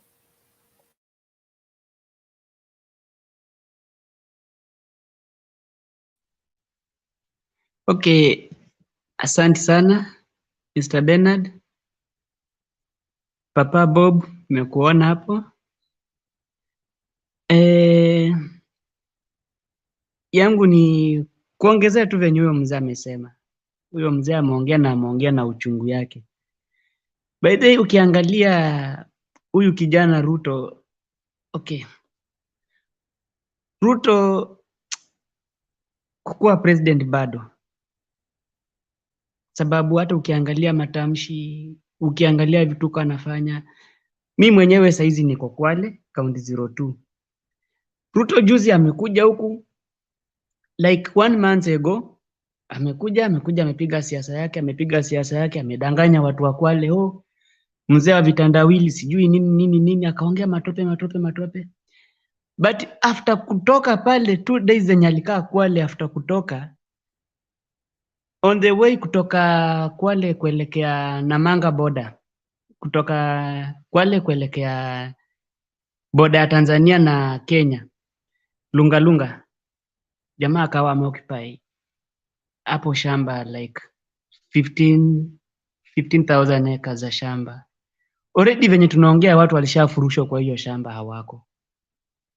Then the same guy ndio huyo saa hii anapiga campaign, anasema anasikia uchungu wa Kenya wakiteseka na ni yeye the trouble maker. Saa hizi penye anakanyaga lazima make trouble, penye anakanyaga lazima Wakenya wabaki wanahangaika. So kabisa hata sisi kama wenyewe hata hatufikirii kama Wakenya ama vijana wa Kenya. Mtu kama huyo anatuomba kura, then tumpe kura for the 5 years, tutakuwa wapi? Wengine wetu tutakuwa tumehama, labda tumeenda Tanzania, wengine tutakimbilia Uganda, wengine tukimbilia wapi? So mimi sioni haja ya huyu jamaa ajisumbue, cause hata ukiangalia kwao kwenyewe hatakikani, asha make trouble kwao. Kiongozi wa akili unaambia watu wa kwenyu, na unajua kabisa the economic ama ile kitu inashikilia huko ni ukulima, na unaambia watu wa kwenyu msilime, pandeni vitu zenye hata hazina maana. Unaona? Saizi ndio hiyo njaa iko Kenya, anaanza kusema uhuru Raila. Kila penye anaenda ni uhuru Raila. Amesahau yeye mwenyewe ako kwa serikali, yeye mwenyewe saizi angali ako deputy. Swali yenye nauliza ni hata watu wenye wanasema Ruto sijui Ruto ni nini, mara Ruto ni hustler, mara nini. Sikatai ni hustler na hustle, but si hustle in right way. Saizi yeye mwenyewe ni gava, ako na uwezo wa kuambia president, president hapana, hata kama niko opposition ama niko natafuta kiti ya president, tutasolve aje issues za Wakenya kwanza before election ifike. Hana hiyo, yako na haja tu na pesa, atake pesa kukula. President juzi ametoa pesa, akasema kampuni za kusiaga mahindi kama huku Kwale kulipewa Taifa Mills. Kuna hii kampuni ya kusiaga mahindi huku inajiita Taifa. Ilikuwa among the people who signed the agreement with the government to produce the cheapest maize flour for the Kenyans. But saizi hakuna. Ilienda wapi? Wafanyabiashara wenye wako ndani ya hiyo chama yao ya wheelbarrow washabeba na mawheelbarrow, wamejificha ndani. Hiyo pesa yote imefanywa nini? Imeblokiwa. Ama mahindi yenyewe haipatikani. Sasa unapata Kenyans are still suffering from the hands of somebody who is there greedy to benefit with his family, but to leave other people to suffer, to continue suffering. Kenyans tutasafa mpaka lini? Tujione tu sisi wenyewe kutoka 2013 kuja kufika 2022. Saizi Kenya iko wapi? Uchumi imeharibika. Hata Kibaki, hata ile kitu imeua Kibaki ni ile stress, sababu akiona Kenya ndio hiyo mahali penye aliacha sio penye iko. Sasa anashindwa kweli hii Kenya inaenda wapi? Unaona? Pesa ndio hiyo hakuna kwa Wakenya. Uchumi ukienda na shilingi 1,000 supermarket unapata vitu yenye unanunua ni vitu mbili, change imeisha hivyo. Unarudi na mkono tupu kwa nyumba. Unashindwa sasa pesa yenyewe inaenda wapi? Then mtu anakuja anakuambia we are coming with our bottom up. Serikali itoke kutoka chini ikienda juu. Kutoka lini? Na pesa yenyewe ndio hiyo mneka kwa mifuko. Taka saa ngapi? So mimi chenye naweza argue na vijana ama my friends wa Kenya penye wako, kama wanaweza kuwa wanasikia kabisa, wacha tuone mbele at least kidogo, cause huyu jamaa ni mtu ako hot tempered. Kitu ya kwanza ni mtu ako hot tempered. Kitu ya pili, he's coming for the grudges. He's not coming to rule, but for the grudges. He's there for the grudges. Juu kisikia mtu mpaka anaambia president, I'll not touch your kids, I'll not touch you about your family, I'll not touch about Mama Ngina, but I'll just come there and deal with you people. That is not person whom we want to lead us. Mtu ambaye ako ready to do anything kuharibu inji. Ako ready kufanya chochote aone kwamba Kenya imeisha. So Kenyans, to keep our Kenya safe, to keep the peaceful nation of Kenya, turudishe ile hadhi ya Kenya yenye mzee Moi alituachia, mzee Kenyatta alituachia, hadi Kibaki ametuachia Kenya ikiwa in the safe place. Kurudisha. Let's vote in Mother and Karua and Raila. I think that is the best option. And for now, Ruto hana chance. Because ukikuja mahali kama Coast, Ruto has nothing to get there. Definitely he has nothing. Unaona? He has nothing that sioni. So hawa watu wenye wanapiga mbwembwe mara sijui hustler nation, tutahustle mpaka lini? Wazazi wetu walikufa wakihustle. Tena mwingine anakuja na wheelbarrow anaendelea kutuletea mawheelbarrow hapa tuendelee kuhustle. For what reason? For what reason? Tutastyle up lini? I just urge Wakenya mahali penye wako, they maintain peace. Let's style up. Kila mtu afocus maisha yake, mtu ajione kweli yenyewe hii life imempeleka aje. Mtu ajione saizi maisha iko wapi na yeye mwenyewe anaelekea wapi. Kuliko kuvote ni watu wako na mapesa, mtu ana own sijui mashamba wapi, unasikia mtu ako na shamba ekari 100,000 Laikipia, mara sijui mwingine ndio huyo ametoroka na mabilioni ya pesa, sijui milioni 200 anadaiwa na serikali, mara sijui Mudavadi naye ndio huyo pesa ya makaburi ndio huyo angali anadaiwa akiwa local government, bado Wetangula naye ndio huyo mwizi. Yani the corrupt government, mara Waiguru. Sasa unashindwa ile bench yote nyiko UDA, all of them they are corrupt people. There's nobody who is peace. Yani mtu mwenye ako at least msafi hapo hakuna hata mmoja.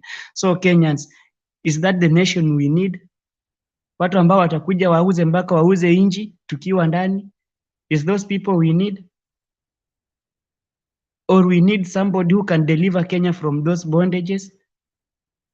Wakenya tujiulize maswali. We are suffering. Sisi like common Kenyans, sisi watu wa chini, we are suffering in the hands of this deep state. We are suffering from them. Mtu anakuja anakuambia sijui state capture, and yet yeye mwenyewe ni the first state capture. Unaona? Mtu yeye mwenyewe ni state capture, anakuja anaanza kuambia state capture sijui ndiye maharibu Kenya, sijui state capture sijui imefanya nini, mara ikakula kuku. Yeye mwenyewe ndio ile state capture mkubwa kabisa. Hadi mpaka kinara wake anamkana. Is that real normal person? So ni haya tu, but chenye ndasema wa Kenya to style up. Let's think twice before election. Bado siku kidogo sana, and those days wanasemanga 1 second can make a lot of change in your life. So let's think twice. We vote in wisely, vote in the right candidates, vote in the right person to lead you. Then wait and see the fruits of the nation. Only that. Okay, asante sana Bwana Mndala, tunashukuru kwa mchango wako na maoni yako. Tunashukuru kwamba kila Mkenya amekupata kwa njia safi na amekuelewa. Ni muhimu kila mmoja amakinike. Hii ni uchaguzi wa kihistoria, kwa hivyo usitumie kura yako vibaya. Kuna masuala mawili ningependa kushughulikia. Charles Nyagi says there is a guy on social media calling himself Omondi, writing that Kikuyu we don't need your votes. Tumejua ni mtu wa kutumwa na udaku to spoil our hearts. Yeah, be careful. Kuna hata watu wana comment wakiitwa Kipruto, Kichirichiri, hii mambo yote they are some of them are fake accounts. Ni wale 36 bloggers wame multiply accounts. That's why William Ruto leads on all opinion polls online.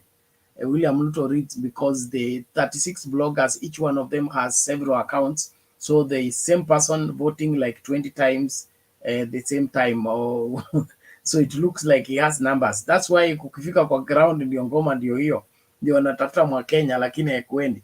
So be careful, don't just conclude that because somebody is called Omondi, then he is Omondi. No, some of those are just the UDA bloggers taking on different names to look like they have a nationwide support. But the truth is they don't even have their regional support. The William Ruto is trailing on every matter, from the agenda to the campaign style to the number of votes he can make. He's trailing, and that is the reality. That's why anaenda kufungia ferry ndio apate watu wa kuaddress, anaenda nafungia barabara ndio apate watu kwa address. If you are a leading candidate, you don't do that. A leading candidate unaenda kwa stadium na watu wanajaza stadium. Okay, nilisikia wanalia Kakamega ati Oparanya amewafungia Buhungu Stadium. So Oparanya ni governor, wewe ni deputy president. Oparanya atakufungiaje stadium? Mwache kulia ovyo ovyo. Hii machozi yenu, reserve it for tarehe 10 when the result will be coming out. You will need it. Msilie mapema hivi. Na hiyo sio kuwaonea, ni ukweli wa mambo. Kubali mambo yameisha. Let that be clear. And then on the other hand, yes, so these people were talking about wherever they are, there is a claim of what? 1, 2, 3, 4. You are asking a wrong question. The issue of maize flour should be directed to the Minister of Agriculture, Munya, and Azimio chairman. Sorry, maize was not affected during Munya. Munya came in to save the day. The state capture had already taken the agricultural ministry. They were frustrating, giving farmers wrong fertilizer so that there is bad harvest. Then they will bring in the maize from Congo as imported under subsidy by government so that they get free checks from the government. Hii corruption cartel tunaijua kwa mbali tena tana. So in fact the campaign to kupanda avocado, it had nothing to do with the farmers in Rift Valley profiting from avocado business. No. It had everything to do with, let's remove the maize locally so that we can get market for our maize that we have imported.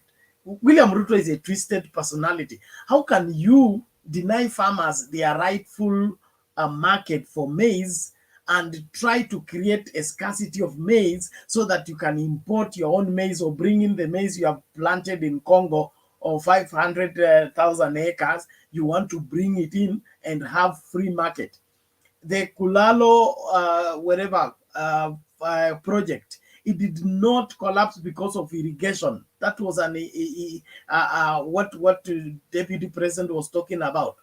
The Kulalu project died in the hands of the cartels for selling maize. They knew if that kind of maize is introduced in the market, the price of flour will drop to 50 shillings. They didn't want to sell it at 50 shillings, so they went there to stop the project, frustrate the project, so that they can milk the Kenyans. And all those cartels, the fingerprints of William Ruto are everywhere. Please, let's be sincere and look at this critically. William Ruto does not see a government as an instrument to enhance the country, to enhance governance. He looks at the government as an opportunity to use to solve your problem. If I must remind you, you know the famous phrase, hakuna wale watu wako na shida na Wakikuyu kama sisi wa Kalenjin. Okay? Lakini inafika wakati unatofautisha mambo. Okay?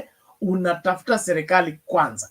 Na ukishapata serikali, utafanya nini? Utatumia hiyo serikali kutatua matatizo yako. That is William Ruto's mentality, William Ruto's philosophy. He looks at government or whatever leadership or opportunity as an opportunity to use to solve your own problem.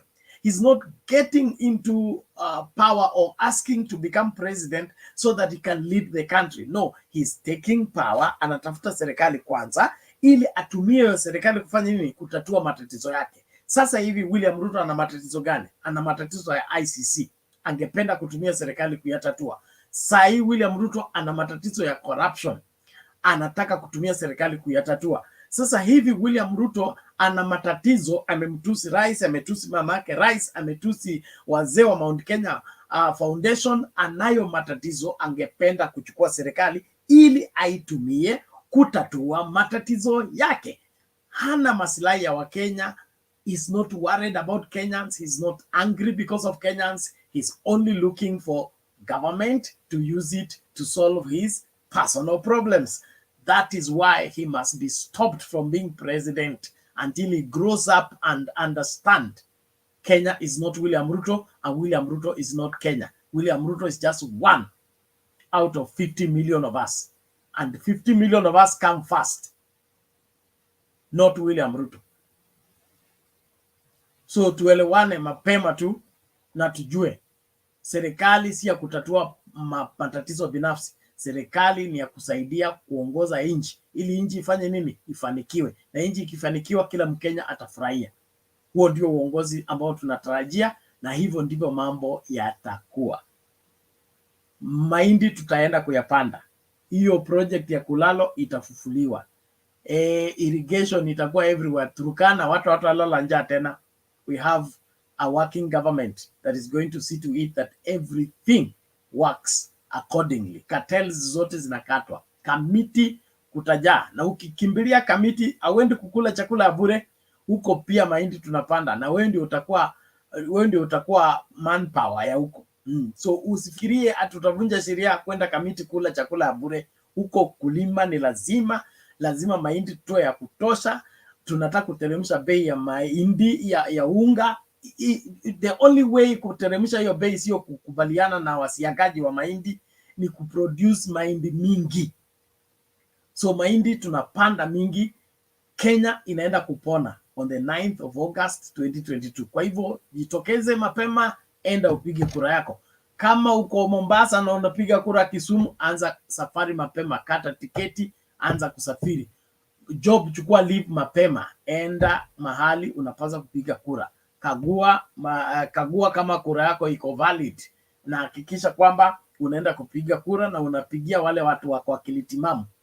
Sie wale watu wamepoteza network, wanatusi kila mtu, wanatusi wa mama wazee, wanatusi wa baba wazee, wanatusi kila mtu. That is madness in my opinion. And I'm entitled to it, so you can get angry. It doesn't make any difference. Nobody takes on and insult an elder if his head is working.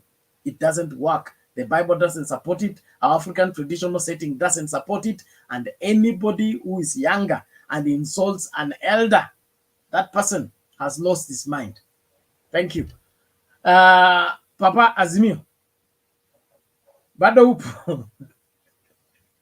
Okay, let's play one video just to wake you up, alafu ukuje uendelee. Where is this? Jesus. Kuna tape hapa napaswa kucheza lakini inaonekana haitaruhusiwa. Acheng alikuwa amesuggest kuplay tape. Kuna ile ingine ni asante. Hata I love you. Kuna ile twende kupiga kura. Kuna ile ingine ni asante. Hata I love you too.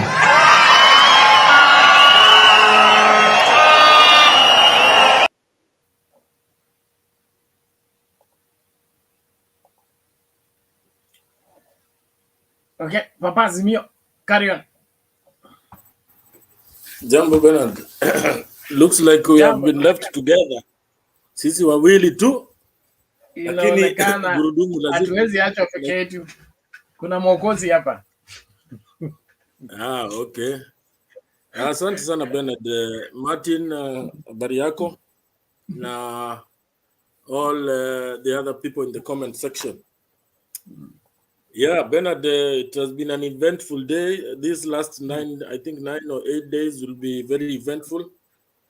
I want to go straight to the Kurugoya and the Kiambu rallies for Azimio. We are very focused and we do not need any distractions. And the messaging is top-notch. We are on the home stretch, and I appreciate what Baba and Martha are doing. There are few people who are trying to distract or disturb the flow of events, but Baba has managed to ignore them and stuck to his message. And we can all see the reception that he is getting in, especially in central Kenya. This is something that he never enjoyed in the previous elections, and that is a positive. Positive step. And it is also important to note that the vote-rich mountain area is a very unique voting block, because now that they do not have a presidential candidate, in as much as they seem to be leaning towards the wheelbarrow ideology. Those are independent thinkers, and I want to believe that majority of the supporters, the wheelbarrow supporters, are people who do not have understand that history, the history of the politics of the mountain, the politics of the country, and I were easily swayed by this the sweet tongue of the hustler when he was bad-mouthing Uhuru Kenyatta. Now the hustler, I think, is doing badly. I listened to him in his rallies. He's really doing badly in the sense that he's really working very hard for this country to disintegrate. And on that note, I want to commend the security apparatus in Kenya and the Ministry of Internal Security, because they have kept calm. He is every day for the last, I think, 3 days, he's insulting Kinoti, he's insulting Kebicho, he's insulting Matiangi. He has turned them into some kind of punching bag. And if they were not professional, they would definitely have reacted or caused something to make him feel uncomfortable. But they have just left him to spew his trash. But he needs to grow up and realize that he's a presidential candidate, and it's high time that he behaved like one. He cannot continue to behave like he's fighting for a position of a village elder. He's a mature, experienced politician, but when he degenerates to that kind of issuing threats, tantrums all over, he now becomes not even a village elder. And to try and insinuate that the Ministry of Internal Security is distributing leaflets in Rift Valley is to try and provoke the people of Rift Valley who have been peaceful, who have put the past behind them. And, when it reaches a stage where a sitting deputy president is now inciting the people against their own security apparatus, then I think he's crossing the line. And it should not be taken, kindly, because that is the height of bad manners. There's no leader in this world you can ever, you can disagree with Uhuru Kenyatta, disagree with Raila Odinga. It doesn't, that is not the problem. But now to try and interfere with the people who are keeping us safe internally and as well as externally, it is now becoming a bit too much. He needs to grow up. And I want to also appreciate the fact that the police themselves have tried to reach out to some of these leaders through their Twitter account and telling them to behave like, role models. That is very important. He needs to grow up. That whatever he's doing right now, he thinks that it is adding him votes, and but should anything happen and this country, gets itself in a very unfamiliar territory, he will not have that peace. He will not even sit in this country. He will take the first flight out of this country, where he can get his comfort along with his family. So let him not try to incite Kenyans who are peaceful, who are coexisting. We do not need that kind of rubbish. We just want the ninth to get there, and we vote and forget about this, and then we move on.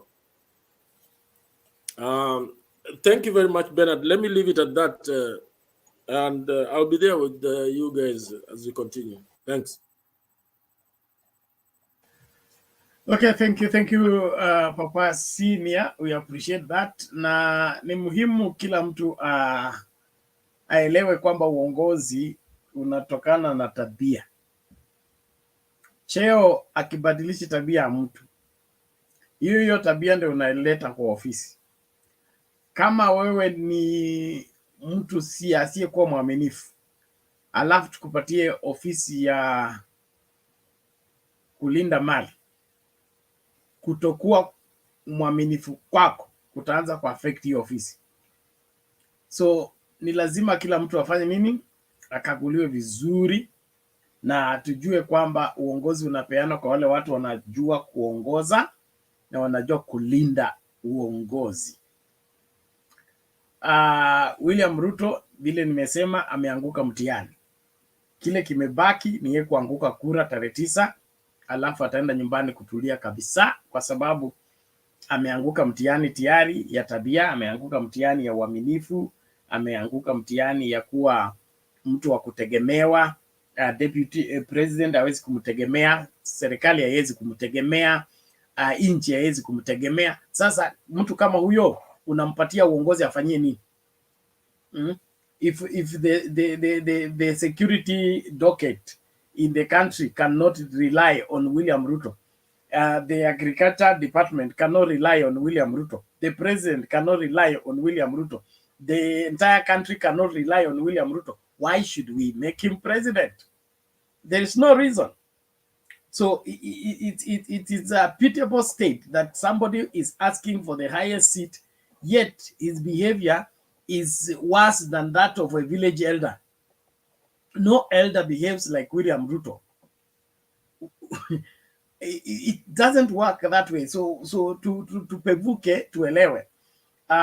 Kama vile nimesema, there's a video sent by Achieng for me to play. It belongs to that person who did the analysis, so we can't play it here until we obtain express permission from the person. We'll get into problems with YouTube if we played it without us either changing part of it or obtaining permission from the owner. So unfortunately, we can't play it, but we'll see what to do. But we are also researching on the same. When we get the information, we'll see how to relay it. But in this particular show, sioni kama tutatoboa kuicheza ni ya mwenyewe, na hatuwezi kucheza ya mwenyewe mpaka tutafute ya kwetu ama tumuombe atupe. Na saa hii sioni tukiweza kumuomba atupatie, sababu it's now YouTube property. And now YouTube has a process of getting that. But all in all, I want to appreciate everybody who is on the comment section. The UDA people who are digging in and convincing themselves that William Ruto has numbers. Ni zimepaki tu siku tano, mtajua mbivu na mbichi. Mtaelewa kudanganywa ni nini na kuchukuliwa kama wajinga ni nini. Ruto amechipuliza, akichipuliza, kienda kila mahali akisema yeye ndio anapendwa, yeye ndio mwana wa Mberi.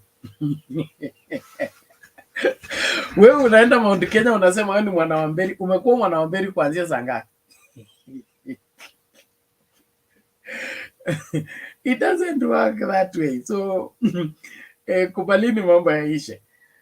Ningependa pia kuwahimiza wale watu ambao mnatusupport kama Mutembei TV ili tuende kwa normal digital broadcast space. Tunaendelea kupokea msaada wenu, tafadhali endeleeni kutuma huo msaada. Kuna wale wanakasirika kwa sababu wanasema wao ni wa UDA. Hatukulazimishi, okay? Lakini hii ni noble. So you are enjoying being part of Mutembei platform. We have kept you busy for the past 12 months or so. You need to help us move into the next stage of our broadcast growth. And that is only possible when you help us in the capacity you can. We are still reaching out for the strategic partners of $200 each. If you can make it to that level, please do. And if you can't send us any amount, it will help us add to what we have and proceed. We are set to see to it that we will relay the election results. We are trying to establish good contacts, reliable contacts around the country for us to be able to get accurate information that will be passing across. We will be running the broadcast 24/7 for almost 5 days. That also needs you to support us so that we are able to secure the reporters around the country. If we send somebody to go and report from Marsabit, we must pay their hotel room. We must be able to give them airtime to be able to make all the consultations and get us credible information. So this is a huge undertaking that needs money. So don't look at it as if it is just an opportunity for us to get money. It is a huge undertaking, and we have never been this way before. This is the first time we are undertaking the responsibility to relay results and be able to broadcast non-stop. If you notice, this particular show begins at 9 and ends by 5 a.m. Those are around 8 to 9 hours. Now, when you're talking about full-time broadcast for 5 days non-stop, unajua hiyo mpaka hata itabidi studio ikue expanded. Kukue na bathrooms na extra other places where somebody can go and rest for 2 hours and come back and continue talking. So naomba tushirikiane pamoja kama Mutembei TV, tufanye haya mambo yafanyike, na isikuwe kitu ya kuweka kinyongo, ikuwe kitu ambacho tunafanya kwa furaha, kwa sababu when Mutembei TV grows, you grow along with it. When I came here, it wasn't like this. I don't want to live here when it is like this. I want it to grow further, so that when I assume the other responsibilities, I'll look back and say that I came here, it was this way. I left it when it's this way. And I will be moving to another space if God wills. And you also be happy to join me in the new space where I may move. And say we were together in so place. So tusilaumiane, tufanye yale ambayo tunapaswa kufanya. Asante kwa wale ambao mnaendelea kutuma. I will share the information on how to send, even as I let Martin now come through and make his submission as we continue with the debate. Thank you, everybody. Let's do our best and trust God to do the rest. God bless you. Bernard, let me first of all start by thanking you a lot. I mean, it takes a lot of your time to be here every day on time. Na ukichelewa kidogo, by the way, tunakuwa wakali huko comment section, hata hujakuja. Karibu tukuje tukuokote kule huko bwana. Kwanza linetwa bomba mnafanya mpaka sapa yangu naruka kwa sababu mnanichokoza. Na lamu kishafungua si ati tutaingia, tutakuja baadaye. But also acha kwanza pia nicheke kidogo tu hapa. Kuna jamaa hapa hivi anaitwa Nyambwansu Fred, ameniambia leo nilijipaka armis mingi kwa uso. Aki watu wa comment. Oi. Wajua siku naangaliaga comments kitambo when I used to do the panels, but lately I went and got the computer and just decided to be looking at the comments. Saa zingine zinaweza kufanya ukue sad, ukue happy, ucheke, ufanye nini, but I think it creates it gives you a good way of understanding and a thick skin, you know, to understand what it is that people are doing. Some of them are joking, some of them are serious. But okay, now going back, I want to appreciate you then, but Bernard, like always. Big Papa, nice to see you, brother. Looking good with that shirt, man. Always, no, I'm a freeze. Mr. K, like always, it's been a long time since we, you know, debated. I don't think I've had Julius here at the same time. Since Kabla Banada Kuja, let me start with the maize part. You know, the maize part, this thing, I said it here before. The maize part, these guys, hata unga kupandishwa. It's hakuna unga ishaipandishwa. These guys, all they do is just they make money out of it. The subsidies. If you guys remember, there was a miller that came to the parliament, and some parliamentarians were trying to take pictures with him. Nini, the maize millers. This is how they do. They just ship something out. They come with the subsidy. In fact, if I was a president, these subsidies, I'll watch them, because people will bring something in the parliament and then, oh, subsidy. But washajipanga, my friend. Ukisikia subsidy inaitishwa, anza kuangalia nani wanafuata hiyo kitu. That miller was, if anybody remembers his name, I was trying to remember. He was in parliament, there was nini, watu wanapiga picha sijui na yeye and whatever, na amekuja ku, you know, he's come to get grilled. The guy was associated with Ruto. I don't have a problem, but I hate nowadays talking about Ruto, because hapa ni kipindi cha lala salama. But why is it that this guy is always associated with either the corruption, either na watu wanasema, sijasema, na I'm just saying, kuna wengine wanasema mauaji akina Kenei, Yebei, nini, you know, Msando. Why does a name always show up somewhere? Why isn't it my name showing up? Why isn't it anybody else's? I mean, there's very prominent people in this, in our country. Why isn't anybody else being shown, their name showing up? Why is it that when you hear people coming to Ruto's Harambe House annex, and all of a sudden somebody is dead in Maradaima, and you can actually see the video when they came in, and we don't have an explanation of who these guys were. Apparently we hear it's Gans deal.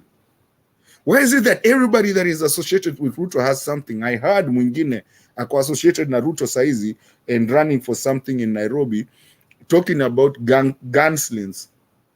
Which gun has ever been made without a sling?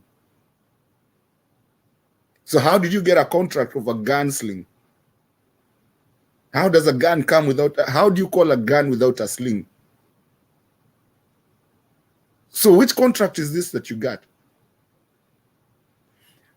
Yani, for me, and I think this mzee that Bana just played, I think that mzee is talking about everything without just saying it. And yes, when you have power, yes, it's hard to get you. And I think that's why it's a do or die for Ruto. And that's why he's so mad. Because once you get out of power, people can get you. There's presidents in this country, in this world, that were okay when they were in presidency, but immediately they got out of that power. And even vice presidents, if you have that power, once you get out of that power, it becomes a problem. If you guys remember, one of them had to steal almost everything and go to exile. Even Idi Amin himself, when he came to ban the raba, mbio za sakafuni vile zilifika ukingoni, he had to go to exile. Hatujui kule alikufiaga. You see, so power, you have to be very careful in how you handle power.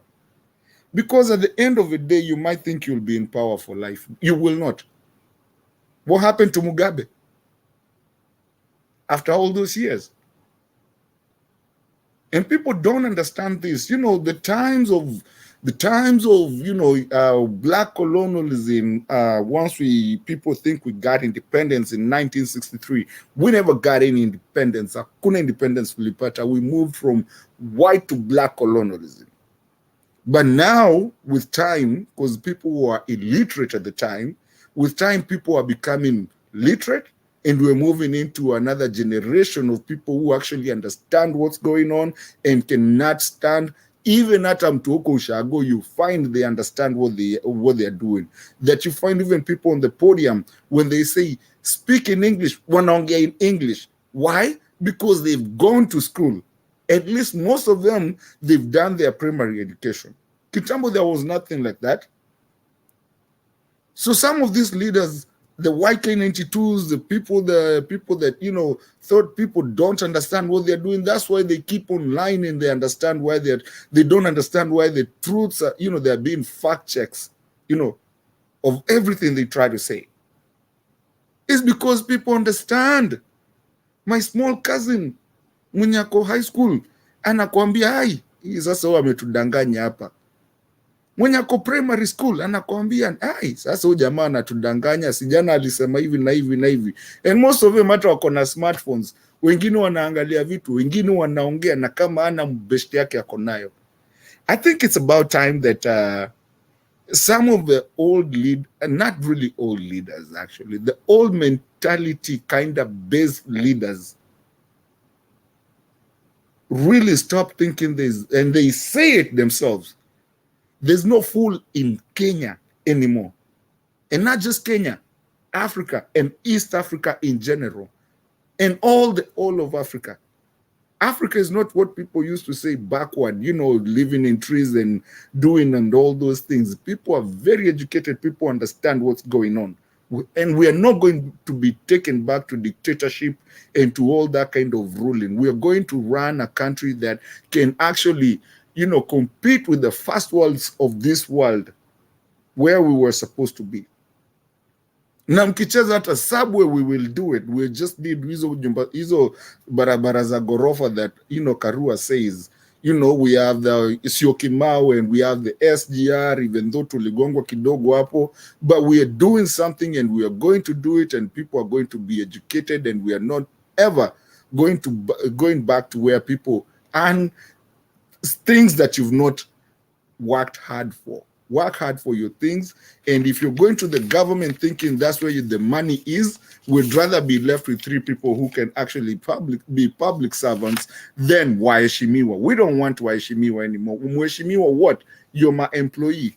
We don't want that. Bernard is not here. I'm about to finish. Nilikuwa nimekuja na kajoke kidogo hapa hivi, like I always do. People who know me, they know how I do it. I wanted to start with it, but I'll finish with it. I said this week, because ni kipindi cha lala salama, nitakuja hapa kucomplain, and I'll be complaining. Mutuhurumie bana, munatugonga sana Azimio. Munatuma bwana.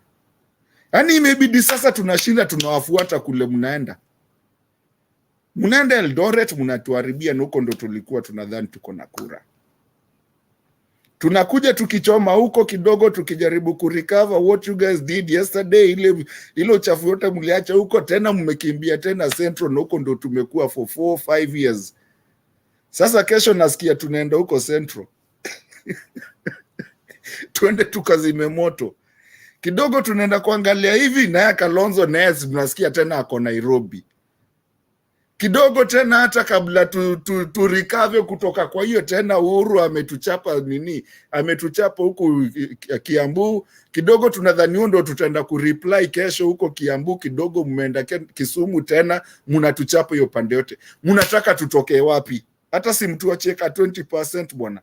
Ni nini mnatuumiza hivi? Ala, kila mahali. Vipi Bernard, ni nini mumeamua uchokozi hivyo? Hapana, hiyo si mzuri bwana, hata ka 20%. You said bring it on. We are bringing it on. Hata sisi ni wa Kenya, tuacheni kamoja kidogo. Wewe Mr. K, wacheni kutuchapa sana hivyo. Wewe kwanza nakujua wewe. Unajua wewe ndio umefanya kila kitu ikapotea. Milima imeshuka. Mlima mumepanda, miti na Tereza, hatujui tunajishikilia wapi. kidogo unasikia Joko kwa mkutano huko ya Mombasa, kidogo unamuona tena amefika Kiambu. Alikujaje? Ala, kwani mko kila mahali, umeanza kuwa omnipresent? Hey, relax, tupatieni hata ka 10%, tuachieni hata moja. Wasingishu mumeua, tumeenda kujaribu kurecover. Kesho nasikia mnaenda tena nini huko, lazima tuende tena Central, tuende tukajaribu kushikilia tu kitu. Sasa ni nini bwana? Simrelax, mtatuua. Jeni pole pole. Siku zimebaki 6, kila mtu ajitahidi. Kama unajidai uko na political muscle, sasa ndio political machinery inafanya kazi. Na kuna mtu ana sweat. Unaona vile watu wamerelax. Ninyi ndio mna lose head, mnatusi kila mtu, mnatusi mpaka wamama wakongwe because you are under stress. Asa hakuna stress. Baba mpaka na reply, I love you baba. I love you too. There is no issue. Well, ladies and gentlemen, we are glad. Thank you so much, Martin, for that one. And it's good. It's good. William Ruto asked for it. Let him receive it. And he's going to get more. Kwanza hii ameanza ku-instigate government. Sasa ndio atawekwa hapa kwa hapa. Zile matanga nimeambiwa zishaingia Sugoi. Zimepangwa vizuri na yale makojoo iko tayari ili mtu afanye fujo aone. Watu watafanywa upatizo wa barabarani.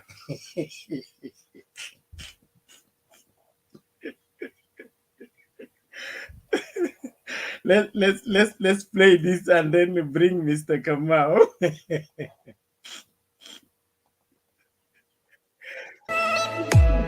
Kwa muda sasa, runinga ya Mutembei imebobea mtandaoni kwa taarifa na uchanganuzi sahihi. Kumbuka tuko live pia kwenye Mutembei TV. Once again, congratulations to all concerned. Thank you Mitsubishi for your trust and confidence in Kenya. Wengi wameipokea na kuienzi. Wakati wa kihistoria umewadia tena tunapojisatiti kuingia maeneo tofauti jijini, mijini na hata vijijini. Tunaomba msaada wako, ufadhili na uwegezaji. Katika safari hii, tuvute pamoja kuingia digital TV broadcasting space. Give us wings to reach every home locally as we do internationally.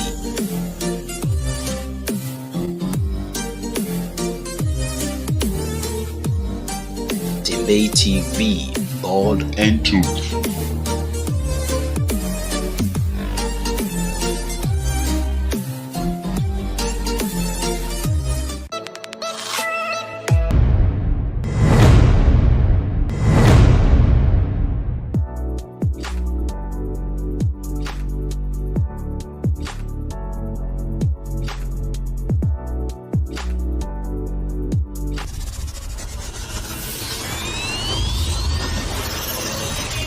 Mutembei TV, bold and true.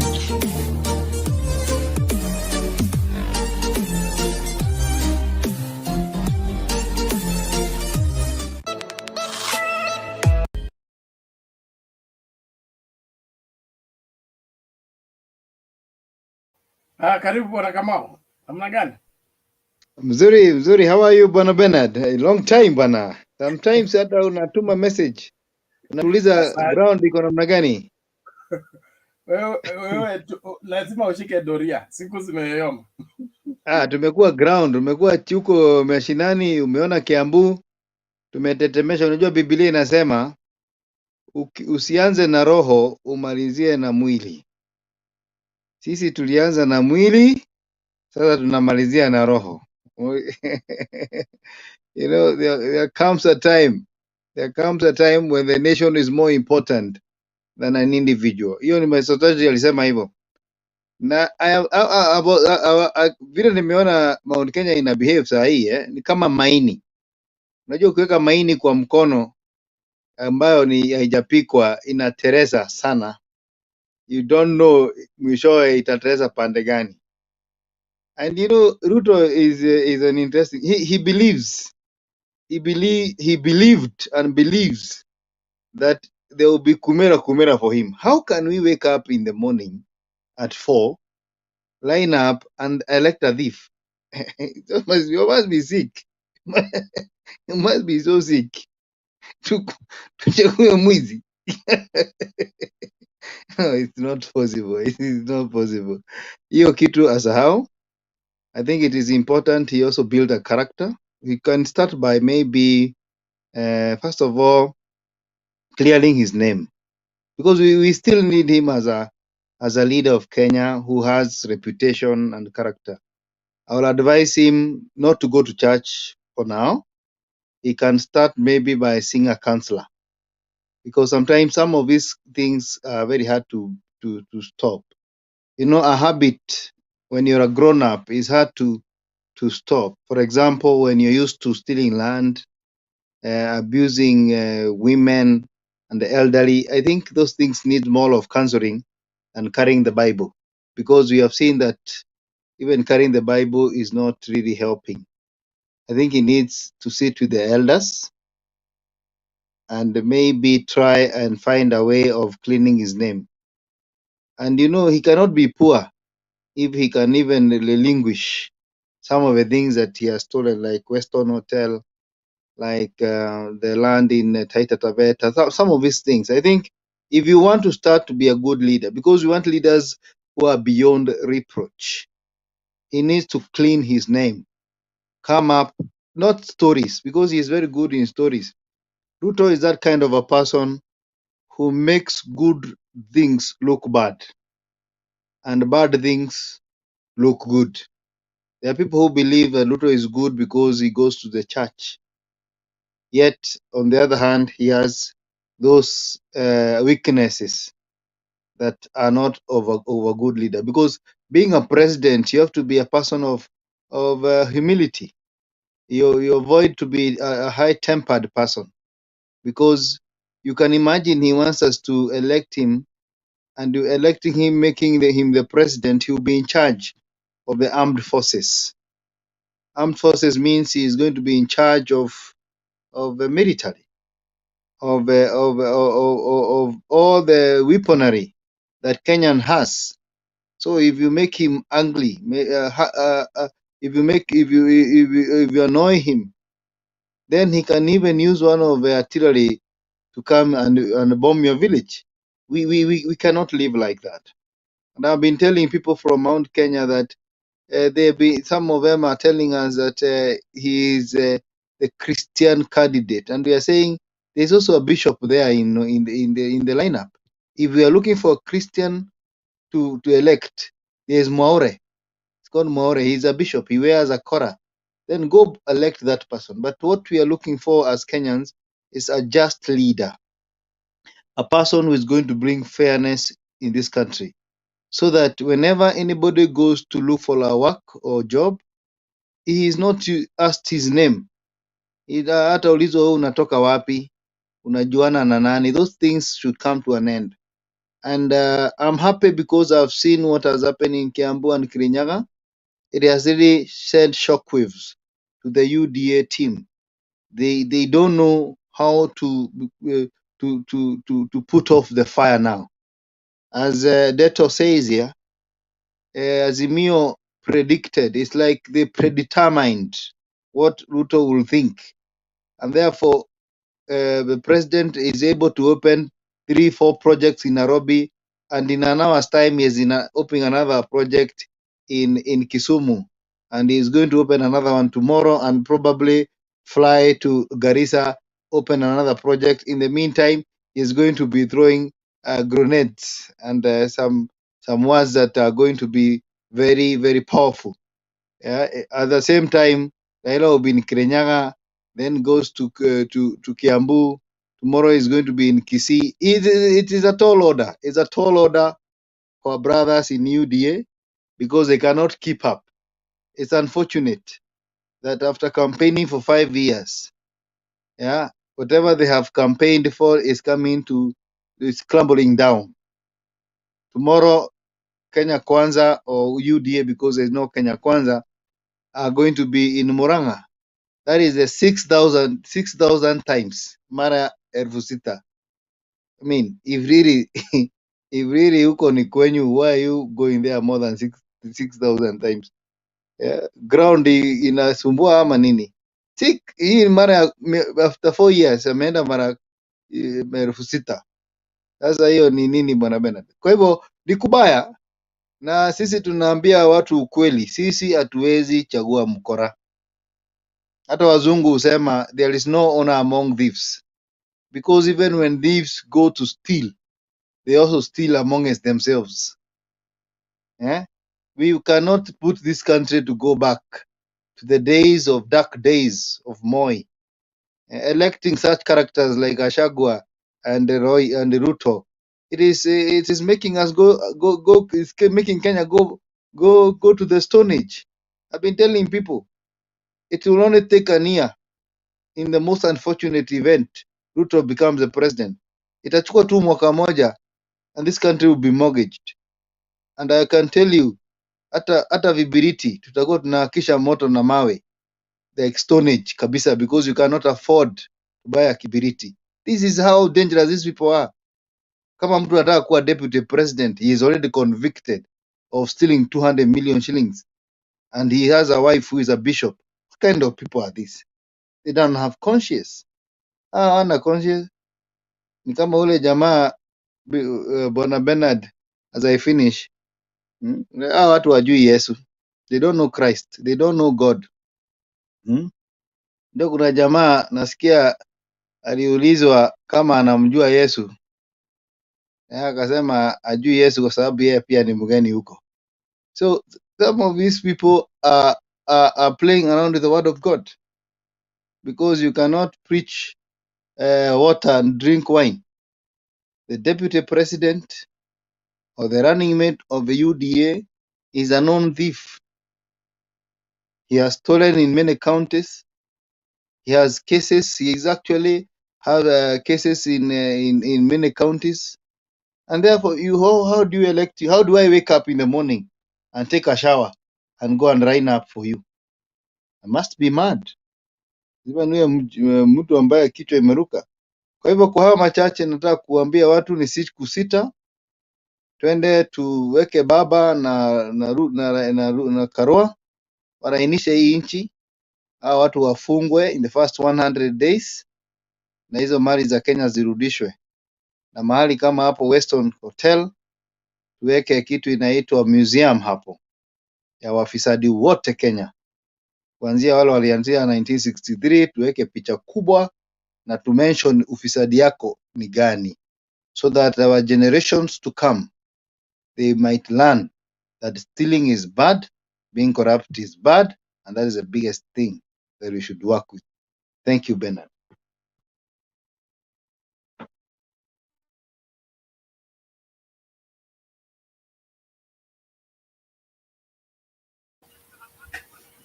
Mr. Kamau.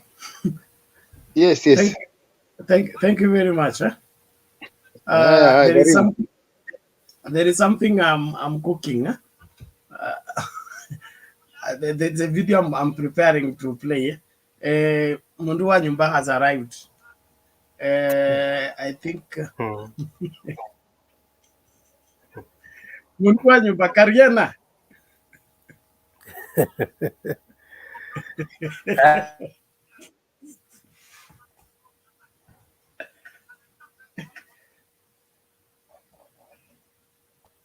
Nawasalimia alafu nitaongea leta nikipewa ruhusa. Bob, Martin Deto, Julius, Kamau na bara msalimike. Asante. Asante kwa kutuma salamu. Karibu kwa kipindi cha leo. Nashukuru wote ambao mnaendelea kutufuata mahala popote mlipo.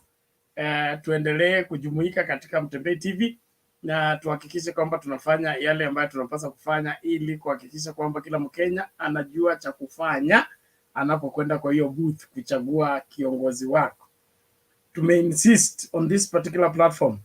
Msichague mjinga, pumbafu, idiot, lazy, untruthful people into office. Don't. Being sworn into office does not change people. The same people you swear in are the ones going in that office, and they will practice what they are in that office. So kutoka kwa MCA, MP, women rep, senator, governor, president, 2022, give us credible people. People who have this country at heart, people who know what they are going to do in parliament. Usipatie kazi wale watu wanatafuta kazi. Patia kazi wale watu wanaelewa kazi na wanajua ni jukumu lipi wanalolipewa. Haswa county assemblies. County assemblies. The development of this country has been shifted from central government to county government. Kama kutakuwa stima in your county, it will be your county assembly representative. Kama barabara itatengenezwa in your county, itakuwa county assembly representative. Hata si governor, because if the assembly is taken and pocketed by the governor, watakula masto by the time wamemaliza miaka 5 imeenda tu hivyo. So chagua MCA ambaye anajua kwa sababu ya devolution ni gani na jukumu lake ni lipi. Si aende kuweka kwa mfuko anapelekwa ati ameenda Uganda for benchmarking. How do you go to Uganda for benchmarking, for heaven's sake? What are you going to benchmark there? Ati tumeenda Rwanda bonding. Which bonding? Mkitaka kufanya bonding enda Lake Victoria. Mtafanya bonding huko. So that pesa ibaki hapa na mmefanya exporting. Kama nyinyi ni Wasingishu County and then bonding wapi? Kisumu. So hii pesa ya Wasingishu ikuluweko wapi? Kisumu. Mkitoka Kisumu mkijisikia eti kwamba hiyo bonding iko kwa mzuri, kujeni hapa Nakuru. Okay? Endeleeni na bonding hapo kwa Flamingo Lake hiyo Nakuru. Hapo namna hiyo ili pesa revolve within us. Sio kupeleka huko ng'ambo tena atumeenda kufanya benchmarking. So elect people who know what they are going to parliament to do. The jokers, kick them out. Zimebaki siku 5. Usicheze na kura yako. Tupige kura tena after 3 months unasema unga sijui nini. If you voted for an idiot, we'll beat you. Let that be clear. And let's uphold that as a standard. So ukiingia kwa hiyo booth, fikiria kwa kina. Usiangalie tu ODM. Hapana. My Bible school teacher was called John Austin. He used to say that he was asked, how many members do you have in church? So there's a phrase they used, how many are running? Okay. He said, how many are you running? Okay. So he answered and said, I don't know how many, but they are all running. And I found that to be very interesting because many people just count the numbers, but they don't know what is happening with each number. So he said, I don't know how many, but they are all running. Ukiulizwa huyu mtu umemweka kwa ofisi, umemweka kufanya nini? Na anaweza kufanya hiyo kazi? Ama alikuomba sana ukamhurumia ukampatia kura? Usijaribu, usicheze na Kenya. Kenya lazima ipevuke na sai lazima isimame. Thank you very much. Let's continue with the debate and also the contribution. Usilalie pesa yetu tafadhali, tuma hiyo pesa mapema ili tuendelee na mipango, tuhakikishe kwamba we run this channel for 5 days non-stop. 5 days non-stop. Lazima tukue na hiyo mtu andimiuza hapa kama na kunywanga marula. Mimi hapana mtu ya marula. Wacha tu niseme ukweli. Sikuangi kwa dini ya marula. Marula naionanga tu kwa TV, hata sijui na kaaje. Mimi nakuanga mtu wa altar wine. Ile imebarikiwa, okay? Na si ya marula. So if you want to send me red wine, send it. Non-alcoholic strictly, okay? For my stomach, like Timothy was told, okay? Thank you. Anyway, so mundu wa nyumba, wewe kuja utufafanulie history ya leaflets inatoka wapi? Wewe ndio mzee.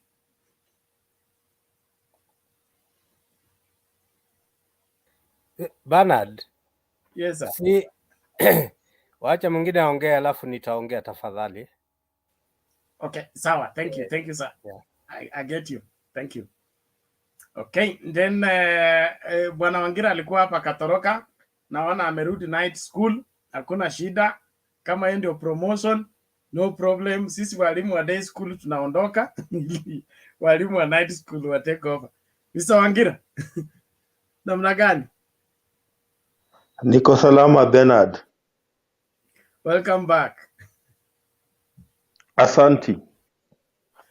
Yeah, go to your submission as I make this video. There's a very interesting video I'm working on. I want to play it before I leave.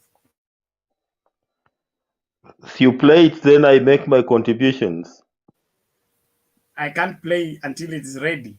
I'm cooking it. Okay, okay, let me just make my brief contribution, Bernard.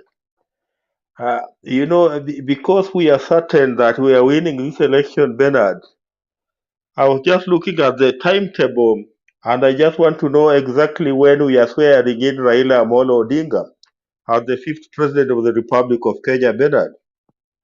So this is what is likely to transpire from the 9th of August 2022, Bernard. Immediately we vote, the IEBC will have up to 7 days to announce the president-elect. And after they have announced the president-elect, if there will be no petition, then in the next 14 days, the president-elect must be sworn in. That takes us to 30th of August this year. So if there will be an election petition, then that will mean that, you know, the respondent and the petitioners will have 14 days to argue their case, which will also take us to the 30th of August. And if the case, if the petition is dismissed, then the president-elect must be sworn in by within 7 days, that which will take us to the 5th of September 2022.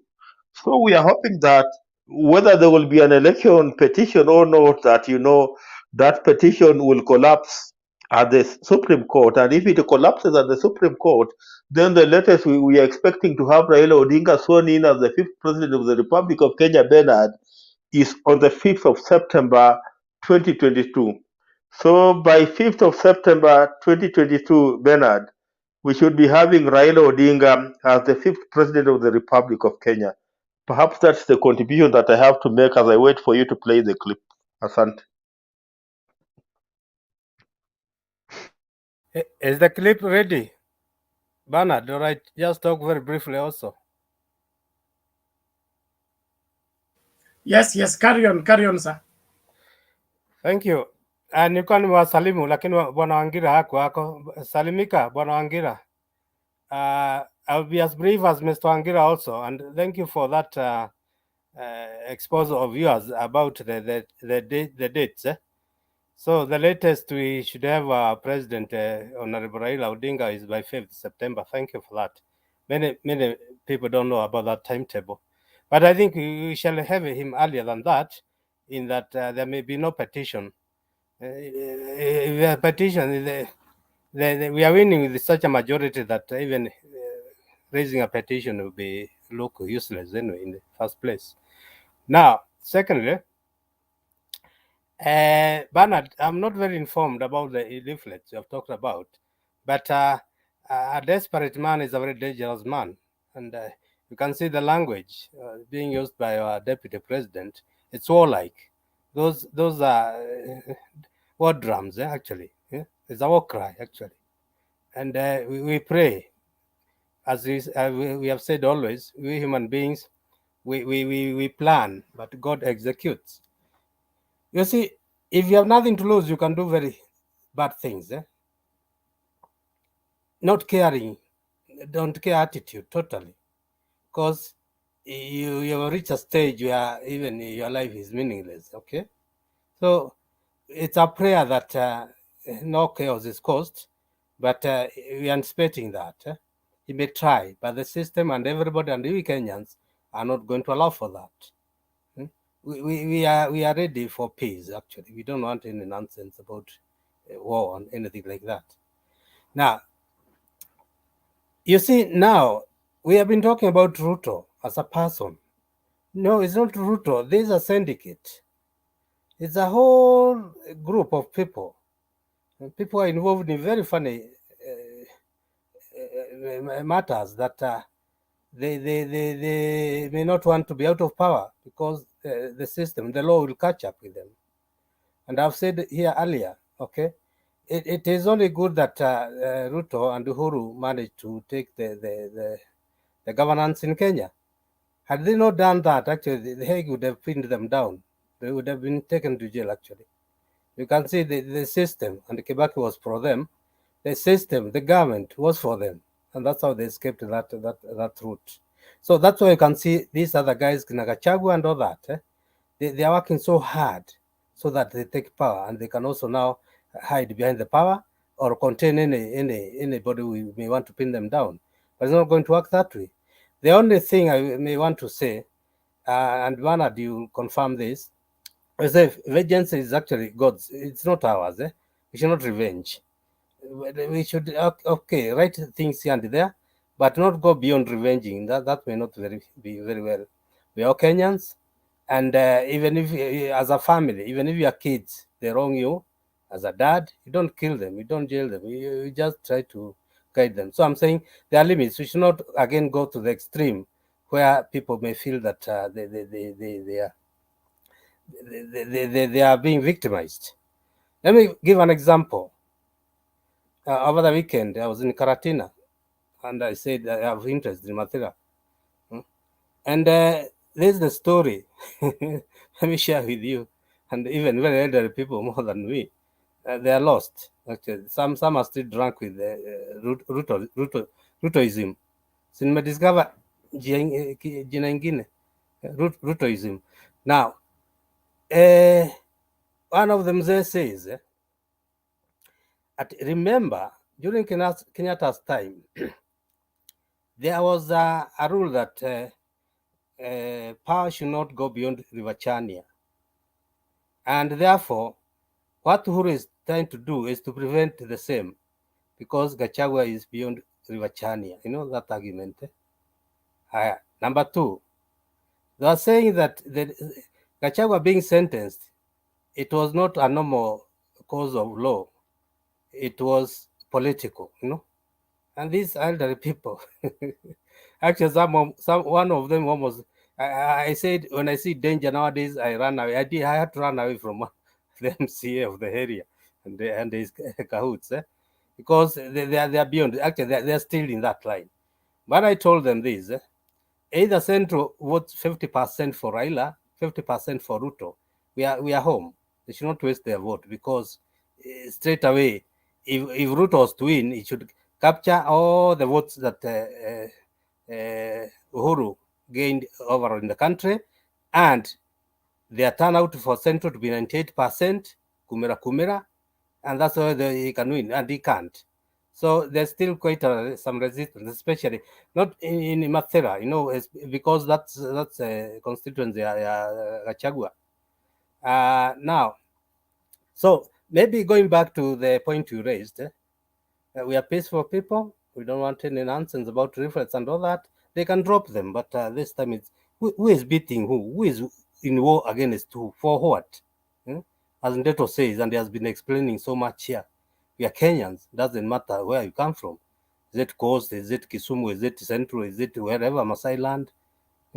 We need to be brothers and sisters. And I think the evil plans are going to be defeated. Finally, let me put this way. There's a statement I've read study, and if you're not careful, you may lose the point I'm trying to raise. Why is Sonko trying so hard to mean governance? Have anybody thought about it? If you remember well, during the late Saitoti's, he was minister for what? I don't remember. May his soul rest in peace. There was a list of people, I think from US, drug peddlers and all that. And his name was among them. I think Mbogwa, Sonko, and a few. As Bernard keeps on saying, money launderers, drug pushers, and they have a lot of money. Not only in Kenya, even elsewhere. They rule and they gain power. They buy it to safeguard their ill-gotten profits and also their security. And that's what happened to Kenya. That's what is happening to Kenya. Let's vote wisely for these people to be contained. You'll find all of them.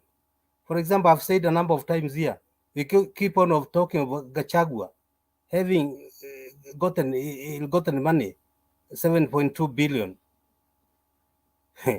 Why don't we go further and ask, is it Gachagua doing it alone? No, he can't be doing it alone.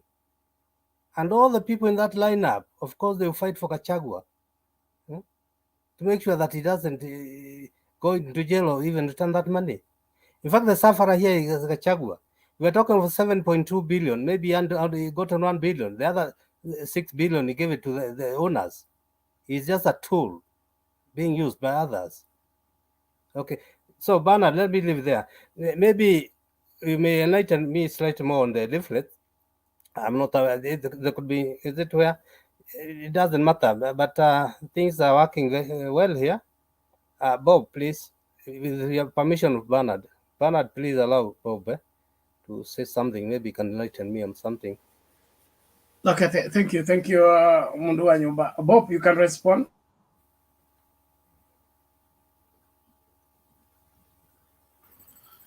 Okay, before I talk about the leaflets, I have a question for Nyumba.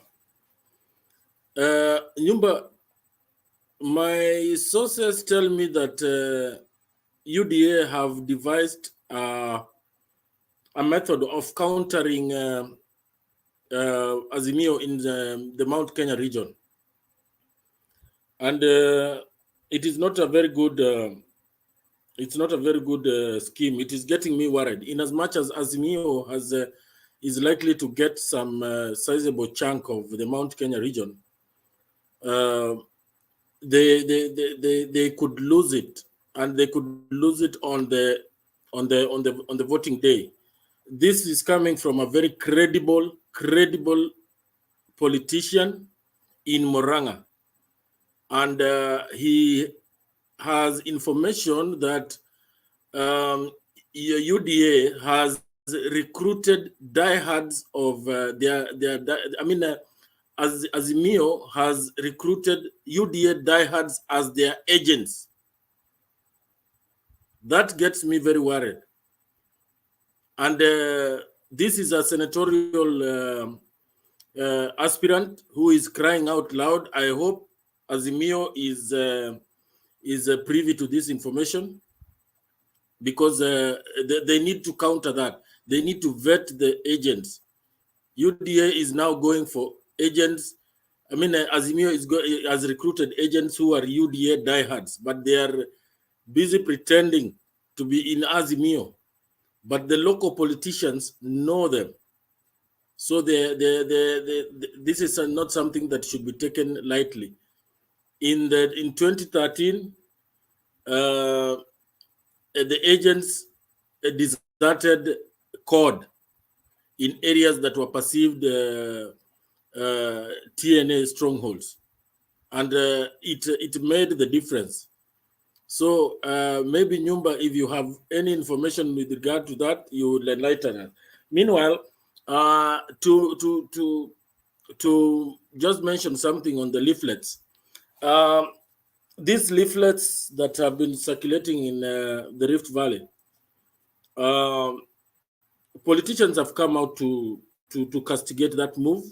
However, we saw the deputy president and his running mate now alleging that it is those leaflets are coming from the Ministry of Internal Security, which is very ridiculous, because this move, in my opinion, I'm seeing it as a move of trying to turn the people against the security apparatus of this country, and that is going a bit too far, because should anything erupt, they are the first persons who will disappear. They have enough security to themselves, and but God forbid, if anything gets out of hand, they will be the first people to disappear from this country. So that for me is a very, I mean, it's trying to punch below the belt, and it is not presidential at all. And it is high time that Kenyans now dismiss these people with the contempt that they deserve. Thank you. Thank you, Bob. Let me start with the second statement about the leaflets. I've said that a desperate man is a very dangerous man. An angry man is a dangerous man. Our deputy president is very angry and very desperate. And in such situations, one can cause a lot of havoc. Let me put it, I use the word, it reaches a situation not necessary for him in life. And if somebody is so desperate and finds that there's nothing to lose in life, that somebody can do a lot of damage, because there's no caring attitude about anything, the family, the welfare of the people. And so it can just cause a lot of problems. Okay, let me put it this way. You see, there could be collateral damage.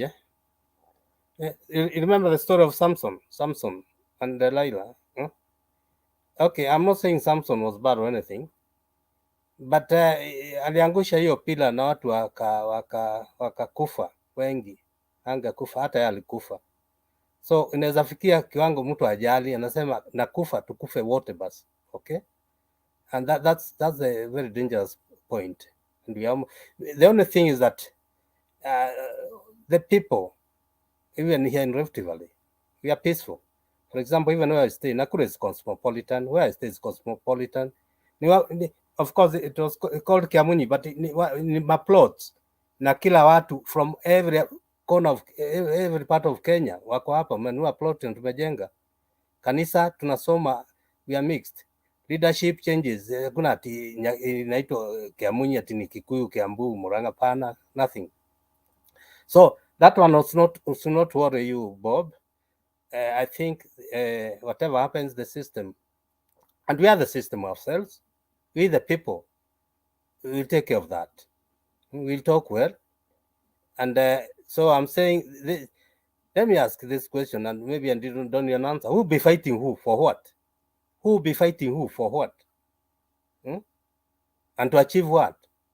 And to win or not to lose? How? So I don't want to talk about tribes. It will be straight and fair. But who will be fighting who? Wacha niwachie hapo. Ya pili, hii ya Central. Bob, your argument goes like Central, Raila was to get 70%. No way, he can't get 70%. I'm saying I was out there over the weekend. For example, you know, sometimes you are so biased about tribes, clanism, tribes, blah, and all that. I've already said here, I was talking with some elderly people. They are so pro-Gachagua, pro-Ruto, just because of Gachagua comes from Mathira. I was in Mathira constituency over the weekend. And you can't change those ones. You can't. I'm saying I met even the MC of the area. Yeah? And one of the guys was just there taking his drink, almost became violent. I say, under such situations, I just move out. So there are people who are not going to change, however you preach to them, however the good gospel you preach to them. But Bo, what's the worry here? We are saying, you know, initially, our deputy president taken Central in totality, actually. Raila could get 0. Now, but now the number has been rising. And actually, there's a time we said he only needed 20%. Now, if he goes to 50%, why should we worry about the other 50%? We are already homestretch. So even those arrangements that you're talking, somebody is talking in Murang'a, let them be there. It's okay. But I can assure you that at least Honorable Raila is going to get 50%. And that's enough. We don't need more than that. So don't worry about those bad arrangements. We are home. There's a homestretch. We are home. No. Nyumba, you're not getting my question. My question is, how prepared are the people on the ground, the Azimio team? Because this is a senator aspirant who is crying out loud that UDA is recruiting, they are having their people get recruited as agents of Azimio. Now, the reason why they want to put their people inside the polling stations is that to ensure that they mess around with on the polling day. Therefore, Azimio will lose. They will be able to manipulate the voting process. Bob, I've said this. We Azimio, we didn't need 80%. 80% winning in the central. We don't need that. Secondly, now that you are saying is already known, then the matter is being handled. Once it's been pronounced and is known, nobody's asleep. It's going to be handled and corrected and action taken. It will be worse if it's not known. Now they're saying it's known. We are safe. It will be handled appropriately. Thank you. Okay, thank you, Mundua Nyumba. I can see that is enlisting some responses. Yes, Alex, what is it? You know, Bob, I don't know. Bob, is this the first time you are voting?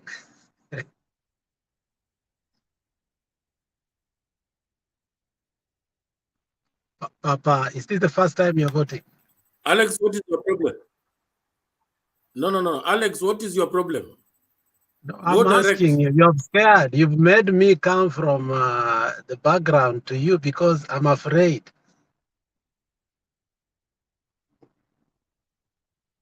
I mean, there's something you smoked today that was not good. Let me say this, Papa.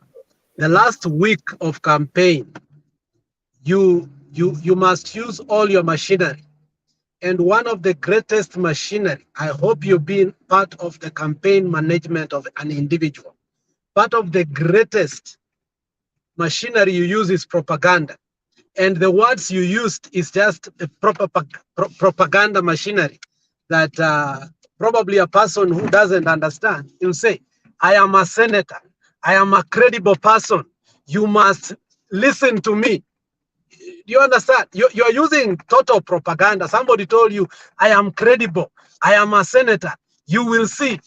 That's how you talk. You remember how Muhammad Ali will come to the race, to the ring. He will say, you are as ugly as a warthog. You can't even see where you're punching me. I mean, what's wrong with that? Let them use their propaganda. It is okay. But you must distinguish propaganda from reality. There is no reality there. If somebody is credible, you can't even go. No. Alex, wait, I'm finishing. Alex, wait, I'm finishing. I want to cut you short. Let me finish. And the reason... Okay, order both of you. Let there be communication, please. Listen out, you respond. Alex, finish your sentence. If, as Nyumba has said, there is something credible that you know you are going to do, and it must be done in order for your favor, in your favor, that you must win, it becomes a secret. You don't go telling people. It doesn't make any sense that it's credible and you go around. It's like Osoro was going around telling us in Kisii County that all these people are Kalenjins, they are going to do in favor. What happened? In less than 2 weeks, we have seen most of them have been moved away. Most of them have been moved away. You saw people fighting in Bobasi. You saw people even put the wall down. You saw what happened. These people have been moved because it was in their favor, and they started chest thumping too early. If it's credible and if it's something that is working for them, you don't say it out. My friend, you keep your last bullet to the last minute. You don't just shoot to anybody because you have a gun.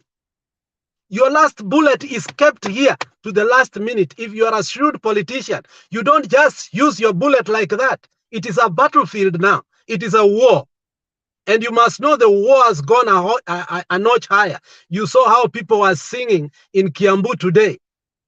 And songs are being used now and innuendos last minute to shake people. And now you've been shaken. Don't be shaken, my friend. There is nothing that will happen in Central. You look, you see how the prince is very confident. He's going. If there was something, Uhuru will not be in Kisumu. I swear to you. He will be around Githurai. Okay? Unaonanga kuku jogoo ikikimbisha kuku, inaikimbisha ikiipata, airuki juu yake, inatoa mabawa kwanza, inatembea round, alafu ndio inafanya maneno yake. Uhuru doesn't care about, he knows he did that long time ago, he finished it. Sasa jogoo inawika kule kwingine. Sasa wewe unakuja hapa kutusikia. Our people, do not be scared. Hii kitu iliisha kitambo. As Nyumba said, we just needed 20%. We are surpassed. Hiyo Murang'a unaongea, in fact, we are doing better than we anticipated. Murang'a, we are talking about 55%, my friend. We are talking 55% in Murang'a. You should know that. So whoever that is coming, say, I'm credible. Sasa utaanza kuambia mtu, I am a credible man. Mimi ni mwanaume. If you are a man, you are a man. You don't have to tell somebody you are a man and you are credible.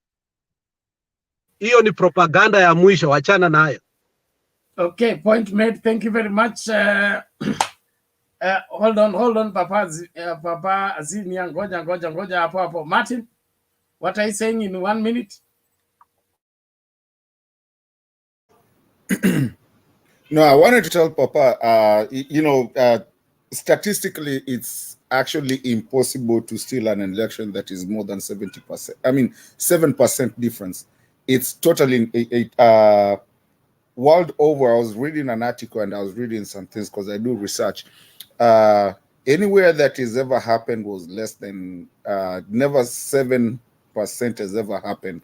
And if it did, there became a civil war. The reason 2007 we went through it, and you can go look at your books and look at your math, you'll find that we were at 4% difference, which actually was there. It becomes a huge problem because you're lying to a society that already knows what's going on. So if we get more than 7%, or even, and we're looking at about almost 15% difference, it's impossible. So I want you not to be worried, and I want people not to be worried. It will be just impossible to come up with such an algorithm or even how to even do it. It's just impossible, totally.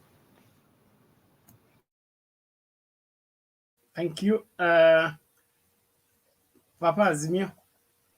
I mean, Baba Senior, before... sometimes it's good... sometimes it's good to listen. Kwanza. Goja. So you have not been listening to. Hold on. I want everybody to react on that so that you give your response once, then we move to the next person. Wangira, what is it in half a minute? I want to tell Papa something, that if his concerns were in 2017, then I would have been a worried man. But in 2022, those are things that will never worry me. And the reason why they will never worry me, the reason why we had issues even with numbers in 2017 was because, the deep state was on the other end. And that's why, they were in a position to play around, especially in central Kenya, with the numbers. And you remember the problem around Form 34S, where we even had some results announced before the physical forms were delivered. But in 2022, where we have the deep state on our side, where we have Kibiki on our side, their work will be to safeguard Raila Odinga's vote in Mount Kenya, my friend. And I'm very sure Kibiki will be involved to ensure who becomes our agent in Mount Kenya. So that thing does not worry me in 2022, my brother, Papa. Okay, thank you, Mr. Wangira, for that one. And I will also add the same to that.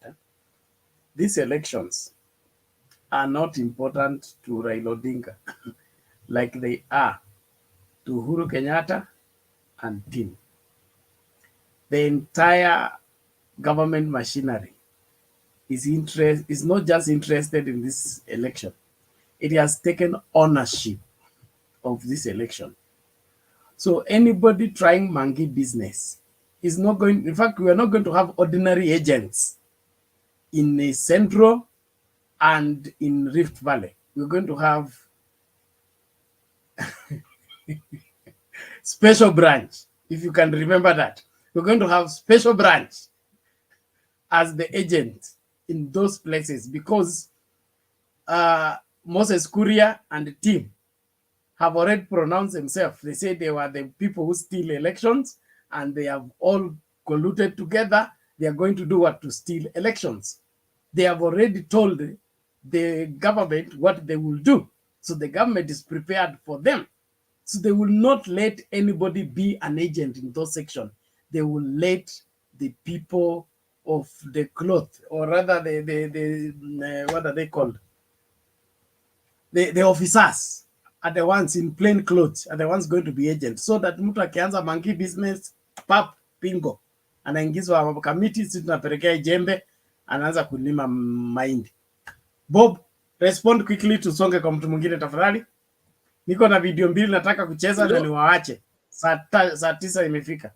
Thank you. Yeah, you know, this is the problem of overconfidence.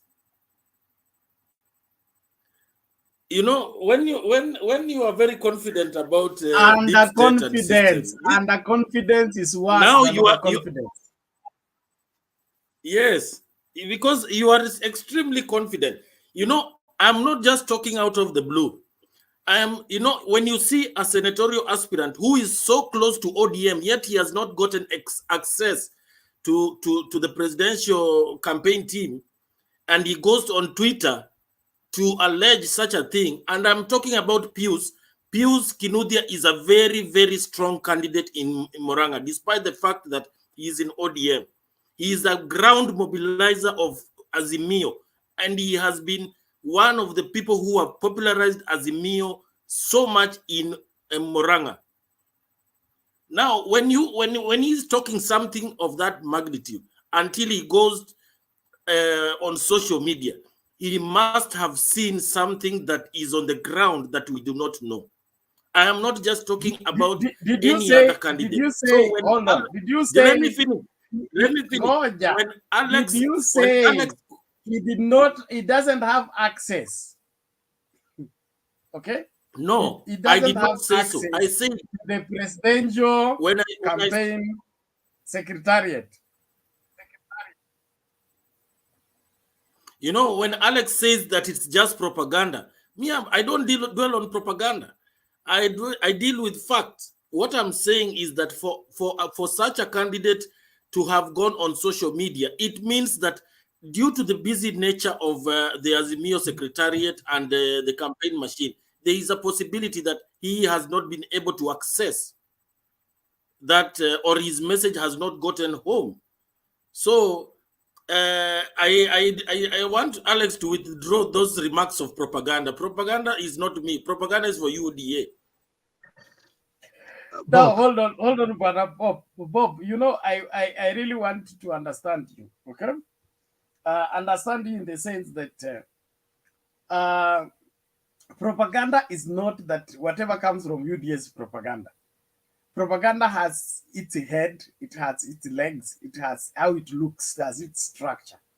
One of it is coming up with an allegation for various reasons. One of it is that access, okay? I want to have access to Baba. I've been denied access to Baba, okay? What will I do? I say I have overheard, okay, that the campaign vehicle for Baba as it negotiates to go to Murang'a, there are these people waiting for it in this corner.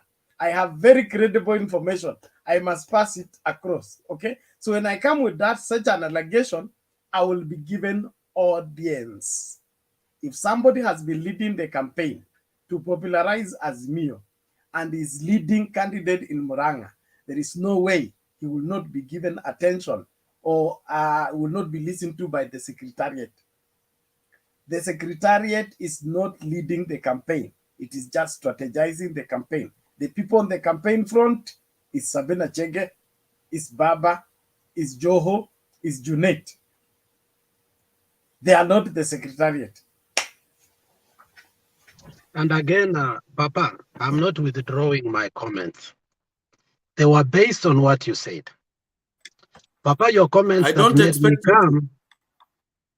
Well, you asked me, and you asked me. So when you asked me and you didn't expect, that proves it was propaganda. Now let me explain this. This is what you said. The two of you should run. The two of you should run for governorship of Kisii in 2032, so that we see. I don't have money to do that, and I know the first prerequisite to have money, Papa has it, so I don't have that money. So and Papa has the social capital. Papa, his father was one of our best members of parliament, Abuya, and that's why I love Papa so much, because his politics and his father's politics are aligned to him. When it comes to politics, Papa speaks the way his father was, so we respect him back at home. And the Mzee is still alive, so we can't fight with the Mzee. Anyona left us, so Papa is still representing the 7 bearded people. Lakini sijui ulipeleka ndevu wapi. But anyway, Papa, this is what I heard from you, and I want you to correct me. You said the people in ODM are masquerading to be in ODM, but they are in UDA, and they are our what? You're the one who said Agents. it. Agents. No, I okay? said they are UDA diehards who are masquerading to be as ODM. Yes. Anyway. Yeah. Sorry for saying ODM. I'm an ODM member. I'm not na Kenya like it. I'm ODM. So sometimes I think ODM is Azimio. I'm sorry for that. So they are in Azimio, and they are our agents. That is what you said. And I was coming out to tell you that they are trying to show us a scare tactic because we've crushed them. And I believe it so, because why come now? Because the agents didn't come right now. And let me tell you, if there is anything on my side that I know that I'm privy of, that they are working so hard on this time, ni kuchunga kura. Trust me, because they know the mistake they've made. And I think it was, who said it yesterday? It's Wekesa who said that the good thing about Baba, he goes back and sees the mistakes that he has made, okay, from the previous, and he works on them. And one of the things that I know for sure, in 2017, we had a bigger problem, ni kuspochunga kura. So I don't think, Papa, on the side, especially Mount Kenya, which is the swing vote. Papa, we agree that Mount Kenya is a swing vote, and we need to get at least 30%, 20 to 35% to carry. So I don't think, to be honest, with all the galaxy of intellectuals and human capacity development that is sitting next to Raila, that we are sitting there atukagui our agents. I think there are some areas that agents watakaguliwa vizuri sana, my friend. And that is why I'm saying, don't listen. These people are scaring us. Unanielewa? We must, that is one of the prerequisites of this general election. And if you don't remember, some of the 10 points that Baba gave to Chebukati. Baba is a person who understands on how this election must go. He works on the mistakes that he has made before. So the agent issue was a big issue in 2017. You must remember that. And even some Jubilee people have come out and said they did that. So I don't think, especially in Central, where there is a contestation between Jubilee and UDA, they are just going to leave it like that. That is my thought. But if it's true that they are not doing that, then I think you're right. But I don't think to this level, 6 days to the election, that we can just be believing that, oh, the agents are going to be on somebody's radar. Thank you very much. Thank you, Alex. And just to throw in, this is the presidency said at the Supreme Court, irregularities. That means if that form is not signed by the agent, it is invalidated. The result will not be admissible. So nobody's going to play around with agents. Secondly, the weight of Uhuru Kenyatta as the chairman of Azimio will be determined by how many Jubilee members of parliament are brought to the House. Finally, when the elections are over. So, will Uhuru Kenyatta play around with his stronghold where he looks forward to get Jubilee members of parliament?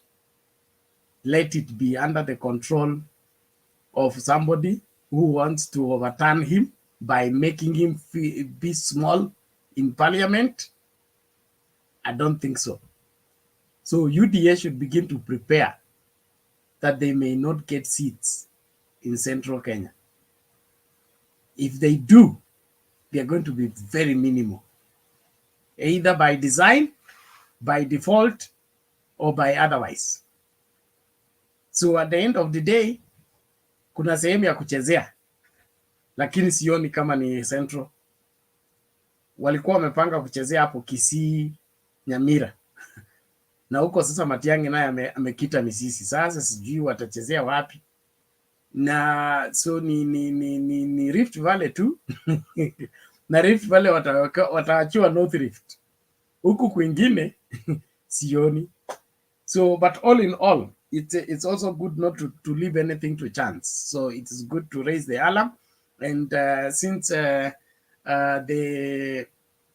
Secretariat is an addict follower of this program, the information has reached to the right desk. It will be acted on. That one I can guarantee. So let it rest there. Muniruhusu nicheze hizi video mbili alafu mimi ngatuke. Niwaachie nyinyi muendelee night school. Okay. Bernardo umengiliwa na Ukamba kulu. Ni kugugula. Na Wakikuyu afuate Uhuru. Thank you.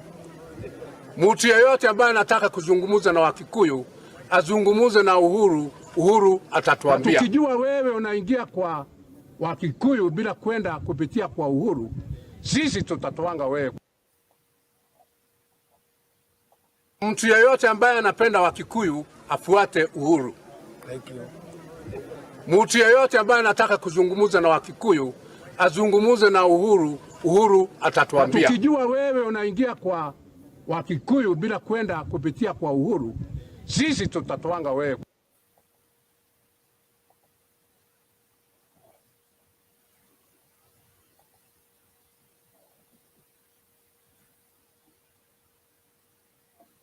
Okay, one more, hold on.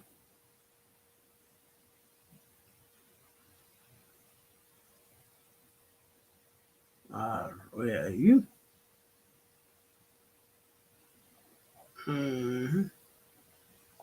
Okay, here we go. That William and I went. I think I bear the ignominy that William and I went to the same high school. When I was in Form 1, I'm a Pioneer 844. He was doing his A-levels at Kapsabet High School. So I know him from those days as a guy that doesn't have one of the teeth on the frontals actually. So he has one fake tooth, which more or less speaks to about everything he does, which is fake, the fake bravado and all that. I think I agree with Dr. Ndonye or Ndole, I can only see half of his surname, but I agree with Michael that we need to be absolutely clear that the fight is not with any of the other flower men that we have in this contest. It's basically Baba versus William, and I just want to throw something in the air that a lot of us think we are dealing with a guy who is going to throw up his hands and just give up and walk away. William is not that kind of a fellow. You know, I knew him as a very meek guy who was so shy he couldn't speak. I don't know where he found the voice and the bravado to be what he is today. But you know, people turn out to be lions as they grow, and probably one of the ingredients is money and women, of course. But I would like to give us a warning, all of us. The reason why William is in this race is not because of me as a Nandi or you as a Kenyan who is, you know, a Mama Mboga or a Baba Mkokoteni or whatever it is. William is in this race for William. And the reason he's in this race for William is because he is chasing only one thing. He is chasing immunity. William is afraid of the ICC being revived. He's looking for immunity for that. William is afraid of, you know, the ghosts of corruption following him. He is in this race for immunity from that. So it doesn't matter what you think about. They can be as fancy as, you know, he wants to bring up the Mama Mboga and all these other guys. All that is BS. The bottom line, the key thing that is driving him is immunity from impunity.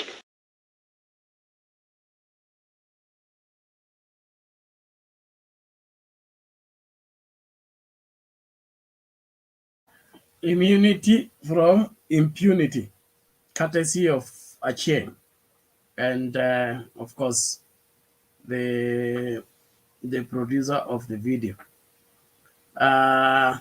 Something that we need to look at seriously on the same.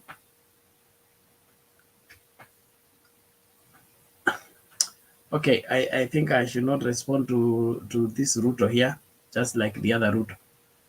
Yes, Wangira. Bernard, I only heard the voice. Who was that speaking? A former classmate of, former schoolmate of William Ruto. His name? Hey, you want to know his name? The video was shared. I just excavated that information. Although somebody had already shared with me the audio, it was shared. I think it was a Zoom meeting or something like that, a debate like this. So it's just an extraction. Yeah, that's somebody in Germany. I also gone through the same clip.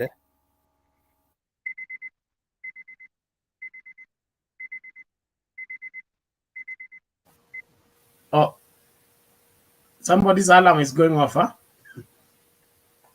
Yes, Mr. Wangira, you were interested in the name of the person or the message? The name of the person. You know, the source is also important. Okay, now maybe I'll get it for you, but he claimed anonymity one. Bernard, in the same clip, yes. the man says his name and he's Germany. I can't remember his name, but he says his name and he's based He's in in Germany, although he's a Kenyan. Okay, thank you. So I'll find the original clip. I have it. I think I had shared it with Kip and who else? I think Kip and Mama Selina. So I'll find the original that has more information. This one imetumiwa na Achieng, kama tunaweza cheza na nikacheza nayo nikaileta hapa ili tukaisikize. But all in all, at the end of the day, we have all to understand that is not new, because I've already said this. We're quoting from William himself. Hakuna wale watu wako na shida na Wakikuyu kama sisi Wakalenjin. Lakini inafika wakati unatofautisha mambo. Unaweka mambo ya ukabila kando, unapata serikali, unatafuta serikali kwanza. Ili ukishapata serikali, utaitumia hiyo serikali kutatua matatizo ulio nayo. That is William Ruto's philosophy. You get the government to use it to solve whatever problems you have. So he's not in this race for Kenya. He's not in this race to help Kenya. He's in this race to get the government so that he can use the government to solve his problems. Full stop. Yeye anaonanga serikali kuwa ni tool ya kutumia kutatua matatizo, sio mechanism ya kuongoza nchi na kuiendeleza nchi. These other things are excuses. Maendeleo, sera, nini, mkokoteni, those are excuses. The really bottom line is, how do I use the government to enrich myself? How do I use the government to sort out my complicated past? How do I use the government to take care of my future investments? That is the whole essence. And that's why nobody in their right sense should be voting for William Ruto. He has no agenda for this country. He has no interest for this country. He thinks about himself. All he wants is himself and no one else. He has proven that for 10 years. What has he done for Kenya? One thing, one sacrifice William Ruto has made for this country. Name it. One. Even foregoing his own salary. It's not recorded anywhere. That makes him a bad leader, if at least we give him the credit of being called leader. But leadership and William Ruto, they don't meet. Not in the school of, not from my school of leadership, in my understanding of what leadership is. So William Ruto must be kept away from public office. Anaweza solve hiyo maneno akiwa nje ya serikali. Lakini akitaka kutumia serikali kusolve hiyo matatizo, he will just compound the problems further. Next year we'll be celebrating 60 years of independence. We cannot continue hiding things under the carpet. The things that have bedeviled this country for 50 years, we've been pushing it under the carpet. We need to have a government that will remove the carpet, sweep out the smell. The room needs to be having fresh fragrance. We need to move forward. So yule mtu akona skeleton za kuficha na anataka kutumia serikali kuficha, asipewe nafasi ya kuongoza. Asipigiwe kura. Asiruhusiwe. Why? We must move on. As a people, we must move on. As a nation, we must move on. And for us to move on, we must cut ourselves from this hide and seek. Serikali kuwa siri kali.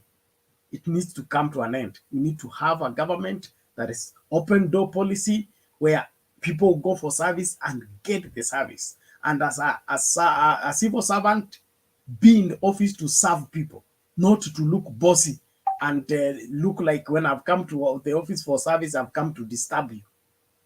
If that's the case, we'll riot, get you out of that office. We need people to be in public office to serve the public, and let there be evidence that you're working in that office and things are working. Not we appoint you as secretary for education and education closes. We make you secretary for KEMSA and there are no drugs in hospitals. If that is what you're planning to do, this will not be your government. You will see it from Viusasa and the rest of the places. At least that is how I see this. So William Ruto should be rejected from the word go, simply on those grounds. Hata kabla tuanze scandal ya nini ya Mteshi na hiyo masuala mengine, from the ground that he's looking for government to use it to solve his personal problem, is enough reason to keep him out of public office until he grows up to understand that government is supposed to serve people and develop the country, make the country secure for the future, that our children's children will be guaranteed when they are being born that there is a future called Kenya, and that future has what can carry them further. Not for people or for children to be born in an unpredictable tomorrow.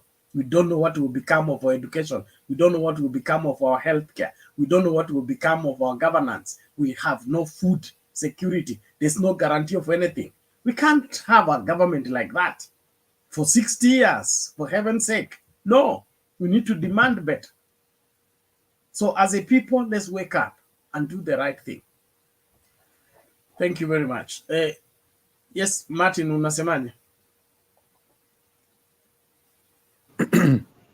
Bernard, you know, over the time that I've been here, and the reason I even stay on my phone, even ikiangalia, I've come to realize that we also miss a lot of people who are very educated down there on the comment section. With your permission, I wanted to read 3 comments that just came back to back, you know. The first one was Sylvester Daoud, Lord have mercy on us. The second one was David Kamau, we Mount Kenya cannot wake up, line up and vote for a thief. The third one, I'm going for the ile mwisho ndio nataka kabisa. And then Victor Kamau, Macau comes back and said, in a civilized world, Ruto cannot lead anyone. Anyone can only be a commoner like any other person. And then this is the best one right here. And I think this is K. Anadza. I don't know how to pronounce that name. I think you can see it. People have to take responsibility for their personal choices. They know that Ruto is lying. If you vote for Ruto and his cabal, you take responsibility. It is on you and your children's children. I think that's very powerful what these guys are talking on the, on those, Kochini, they don't, there it is. Thank you. That's the one. That was the one that caught me, because anyway, what we're doing right now, we are voting for our kids' future and our kids' future. So we have to look at where we're going. Bernard, that caught me so much, and thank you for this man that actually did that. It just caught me. I had to do it. I apologize for just, for interjecting. That's right.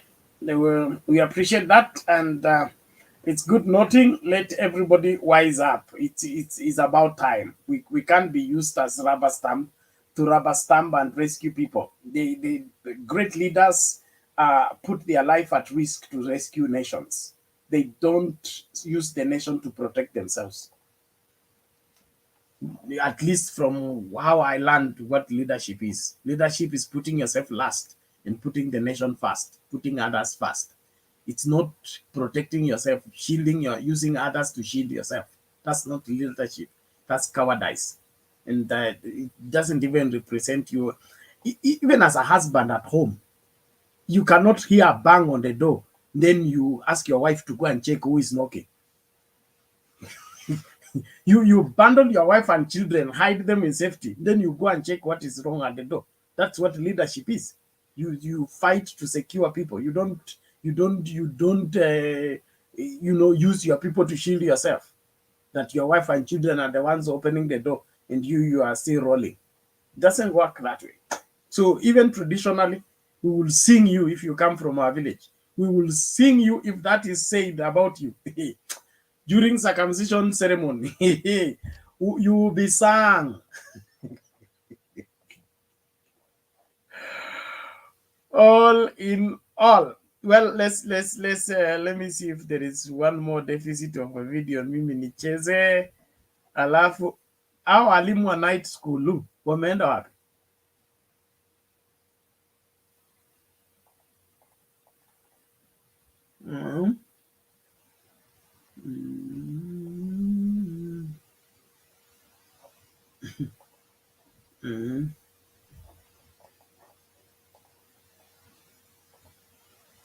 Okay, there are some videos I didn't play. Is it here? Just do that.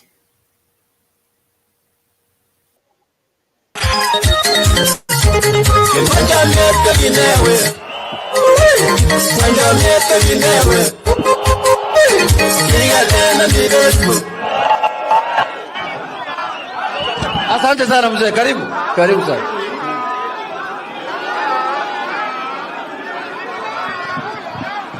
Halikula muko wapi? Simunalia hakuna ukali. kweli?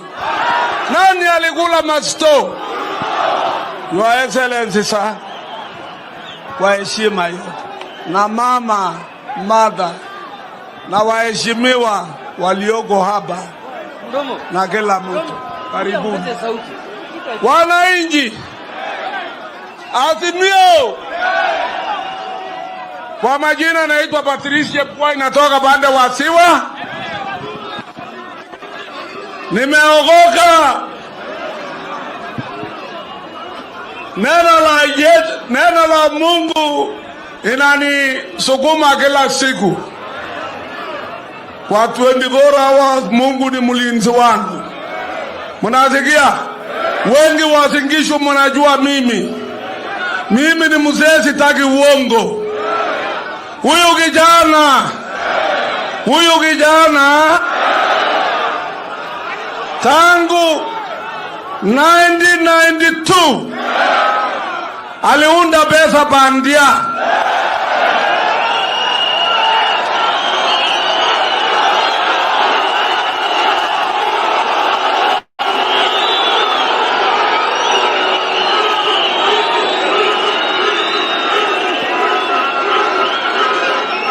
Kabla ya hapo, wakati alikuwa mtoto namna hii 1973-74, wakati akisoma banda la Ziwa anaitwa Gerote, alikuwa mwizi sugu ya raba na kalamu.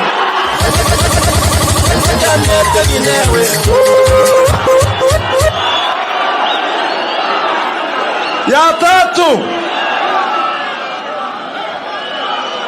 kama ilikuwa bana baba 1995 serikali ya Moi Kanu ilikuwa imeanguka. Kweli uongo baba? Baba aliokoa. Inji ilikuwa imekataliwa na IMF na World Bank kwa ajili ya pesa ya huyu kijana aliiba.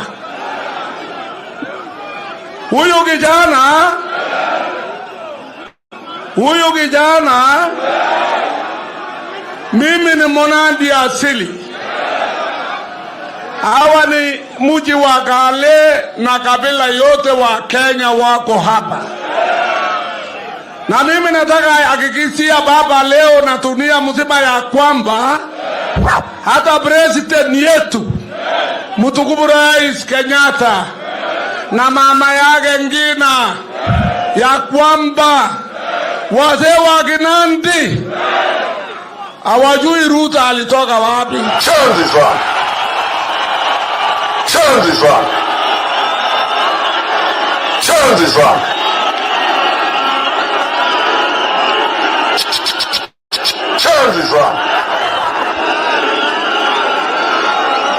Your Excellency sir,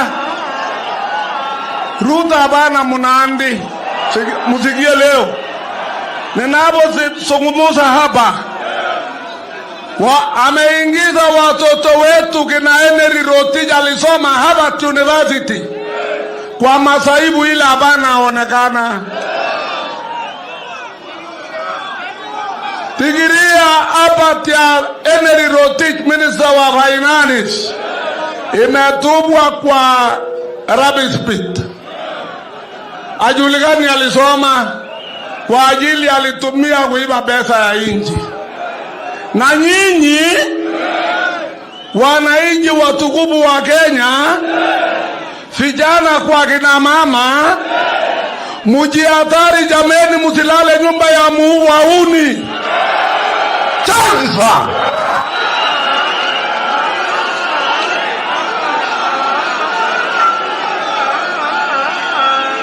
Nyumba ni kwa baba na mama peke yake. Mzingie nyumba ya wauni. Chuzi hata mbeleni akiwa mtoto yule baba alimutigilia, alimuchapa, alipiga baba yake. Baba amepiga kina waheshimiwa marehemu Jasire. Chuzi naita Eugene mama alipoenda Ulaya anatangaza mwili ya mama yule alitusaa. Mwili wa mama labda mwendosimu aseme au mnyama yule amezungumza msituni, sio mtu iko ajili tu mama nasema mama. Kweli uongo? Baba, nataka ambia wewe ya kwamba Kigeti ni yako. Baba yako alisema 62 Kenyatta tosha. Chuzi wewe uliona msukosuko, KANU imetunyanyaza, ukasema Kibaki tosha. Sasa jameni, Uhuru mwenyewe amesema Raila tosha.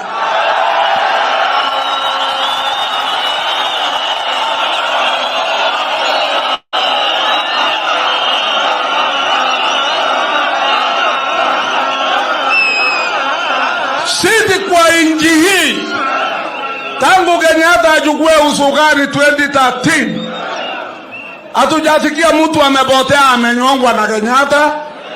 Hatujamwaga tamu. Chameni, huyu kijana anapiga kibua. Huyu mama kijana kweli anapiga kibua. Anatakia nini nyinyi? 2017 akasema, akazunguka North Rift na makansela na masenators na magovernors wa North Rift. Akasema musipande mahindi. Alisema musipande mahindi, panda obakato. Alisema mulifanya agreement na serikali ndio mupande mahindi. Ni ajabu sahi, yeye analia, anasema ati yako na hasira, watu iko na njaa, iko na tabu, na yeye ni tabu number 1. Yeah.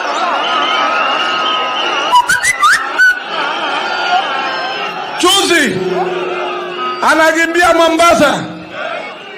Yeye ni sikwota kutoka Wasingishu, sikwota bande wa Elgeyo Marakwet hapo shamba ya Jagir, sikwota bande wa Noro shamba ya yule vice president wa 3, sikwota bande wa Laikipia, hapo sikwota bande wa Taita Taveta. Sasa atasoli tabu yenu au yeye sikwota kwanza?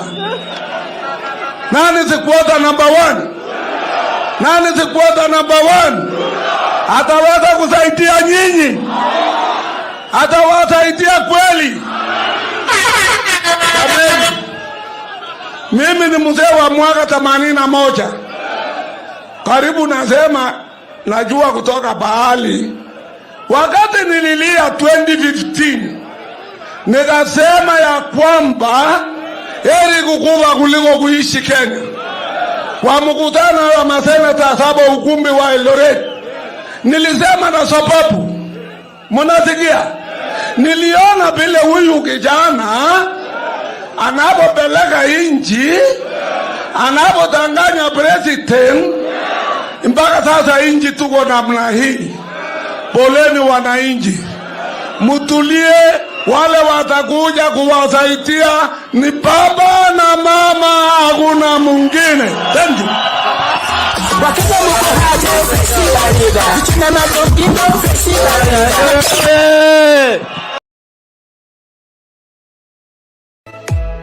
Kwa muda sasa, runinga ya Mutembei imebobea mtandaoni kwa taarifa na uchanganuzi sahihi. Kumbuka tuko live pia kwenye Mutembei TV. Once again, congratulations to all concerned. Thank you Mitsubishi for your trust and confidence in Kenya. Wengi wameipokea na kuienzi. Wakati wa kihistoria umewadia tena tunapojisatiti kuingia maeneo tofauti jijini, mijini na hata vijijini. Tunaomba msaada wako, ufadhili na uwegezaji. Katika safari hii tuvute pamoja kuingia digital TV broadcasting space. Give us wings to reach every home locally as we do internationally.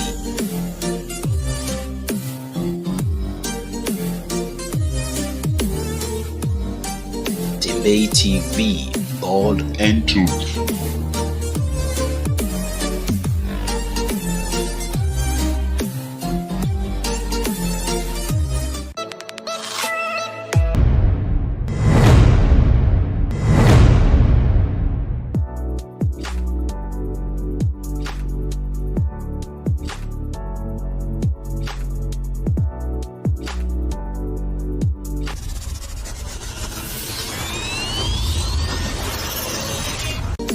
Mutembei TV, bold and truth.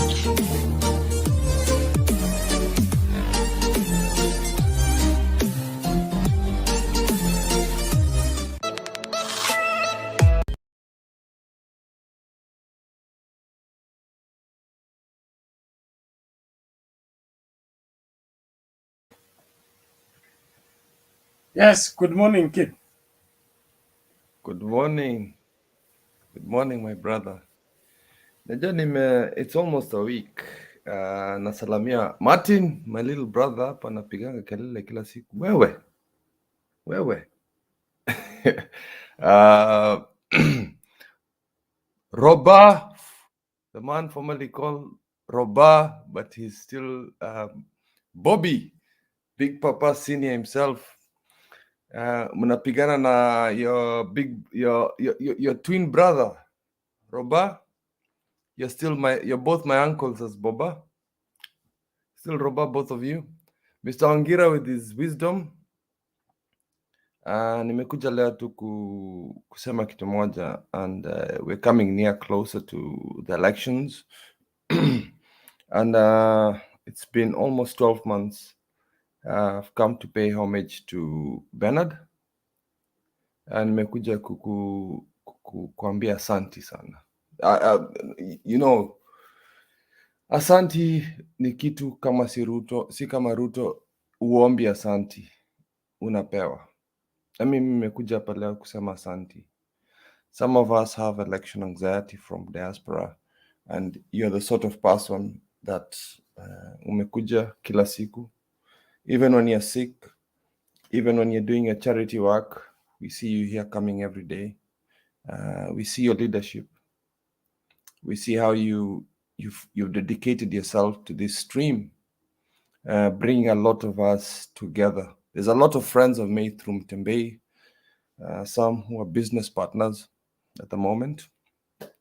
And ningependa kukushukuru sana.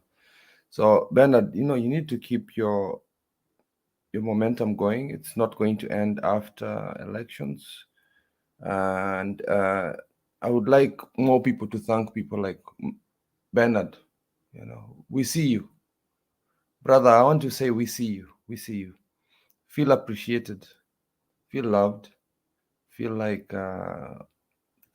Roba 1 and Roba 2 love you. Hii mtu aipa hapa nakupenda pia. No, anajijua. Wangira over here comes with his data analysis. We all love you. So Bernard, I see you as a force in future. I see you as a media manager in future. I see you being a manager of a big media company. So just keep the struggle, just keep the strength. Don't give up. That's a message I wanted to bring, and I wanted to be the first one to thank you before the end of the end day of the elections. Don't think this is the end. Keep your strength strong. We will still watch you, we will still follow you, and we will still support you. Anyway, once I got that out of the way, I want to talk about the clip you played about Machuki. I don't want people to think that was a clip that was played to incite anything. It was a clip played to say that there's a Luya here, there's a Kisi here, there's a Kamba here, and there's another Luya here. Uhuru, we've heard you. You, as being the elder of the Kikuyus, Mchuki, your great uncle, had spoken. And we love Kikuyus, and we listen to Uhuru, and Uhuru has told us to follow Raila. That is the message we're sending on Mutembei tonight. Mchuki told us, kama unapenda wa Kikuyu, skiza Uhuru. Stop the message at that. And us here in this Mutembei TV, and I speak for everybody else that follows Mutembei religiously, we've heard the message from Uhuru. We love the Kikuyus, we love Uhuru, and we will follow what he has said, which is Raila is our next president. I'm from I'm a junior Talai, means that my clan was kicked out from Kericho. So there's a very important clothing that people are missing out. This is not a joke. That Raila was given by the elders of Kipsigis in Kericho to Raila. It's not, people think it's like inatengenezwa every time there's a new leadership or every time there's a brand new one. It's the same one. So the first one was given to Moi, tukapea Mwai Kibaki. The same one that Uhuru was given has been given to Raila. So what people need to understand is the Kalenjin elders, wachana na hii youth mnaona hapa wanafukuza watu na hizi very stupid messages we're seeing on WhatsApp messages. I think all of you have seen it. Please ignore it. That's not who we are. Kalenjins are very peaceful people. That's idiotic messages. Kikuyus in Rift Valley, you're welcome. That's your home. We're not going to chase you away. We don't do that. That uniform or that regalia was Uhuru's, and we've given it to Raila. It's not a joke. It's not a small thing. Kama Raila amepewa hiyo ni hivyo. It's the same old story as the calabash. It's the same old story as Martha Karua being given the sociot. Only 2 women in the world have been given that stick that you see Martha Karua holding. It's a lady called Chelagat. My senior Selena was going to explain to you about the other one, the other lady. But only 2 women in history have carried that specific rod. And it's a very special rod. We're talking about modern history. And it's only her and Martha Karua. I like the fact that Martha Karua has both broken Kikuyu and both broken Kikuyu. I love it. That is good. It shows how she keeps her accent everywhere. The other thing is I saw Mama na Baba leo. There was a toddler today. I don't know which part of Central. The Azimio team was there. And this is like the 4th time this year Raila saved somebody from the crowd.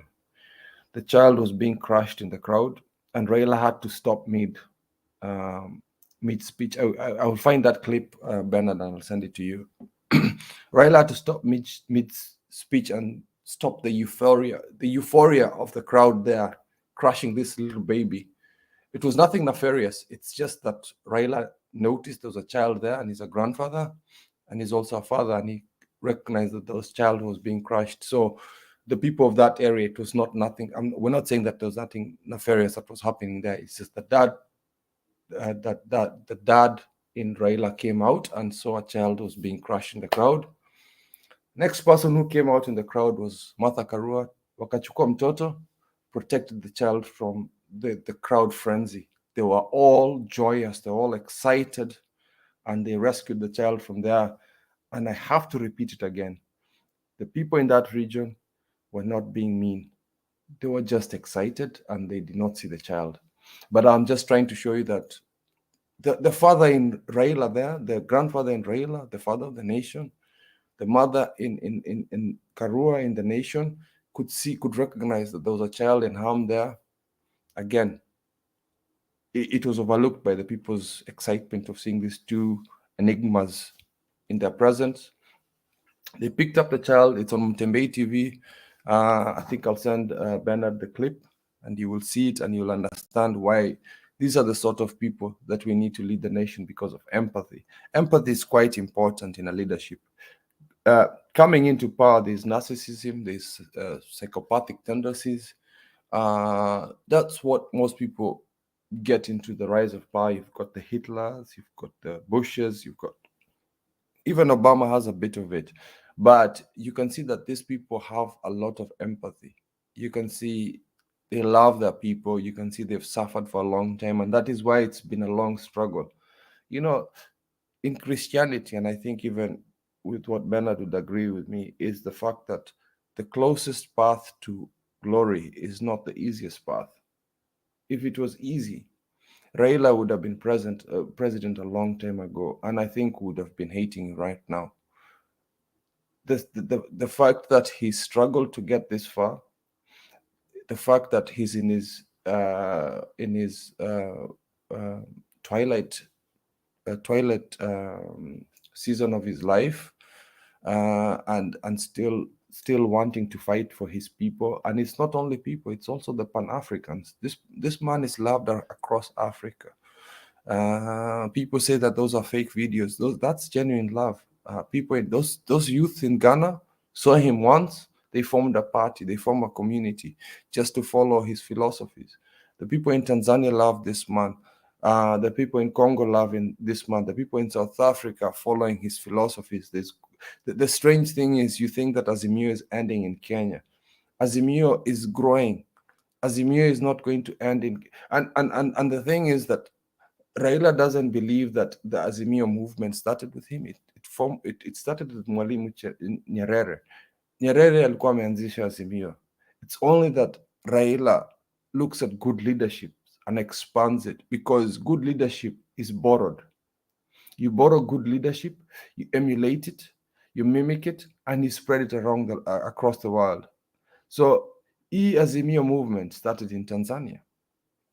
We as Kenyans have just made it popular, that the rest of the world, the rest of Africa is following it. So we are Pan-Africanist. So ukiona Raila atakuwa sura ya, when I hear people say that Raila was not one of the second rebelators of Kenya, I'm just saying him and Martha Karua are the last ones. The rest are dead. I'm sorry to say that. The rest have been killed. The rest, Matiba, gone. Shikuku, gone. Kajwang, gone. These two are the last ones. So if I say he's the face of it, if Martha is the face of it, he's one of the last one. Wangari Maathai, gone. Our tree lady. Those are our liberators. They fought for this constitution. And when you say Raila and Martha are the ones, they're the faces of it, we mean it, because they're the last ones. We're left with them. So we need to protect these two enigmas. They're both enigmas.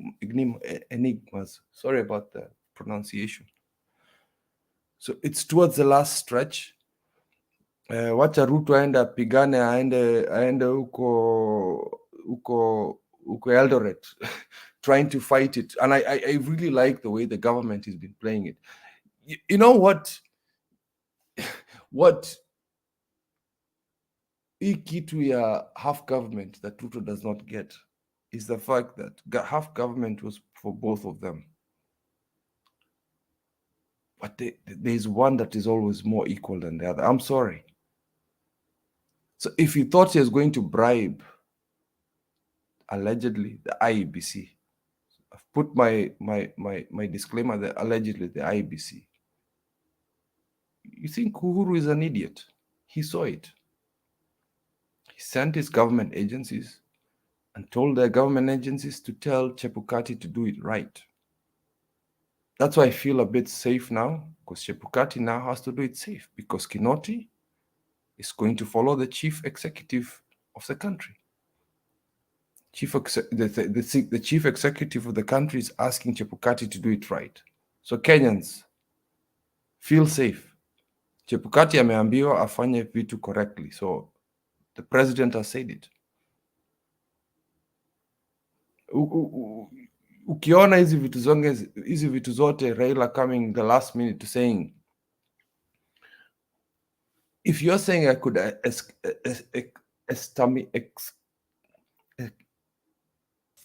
killed your children. Kipu umekula nini bwana?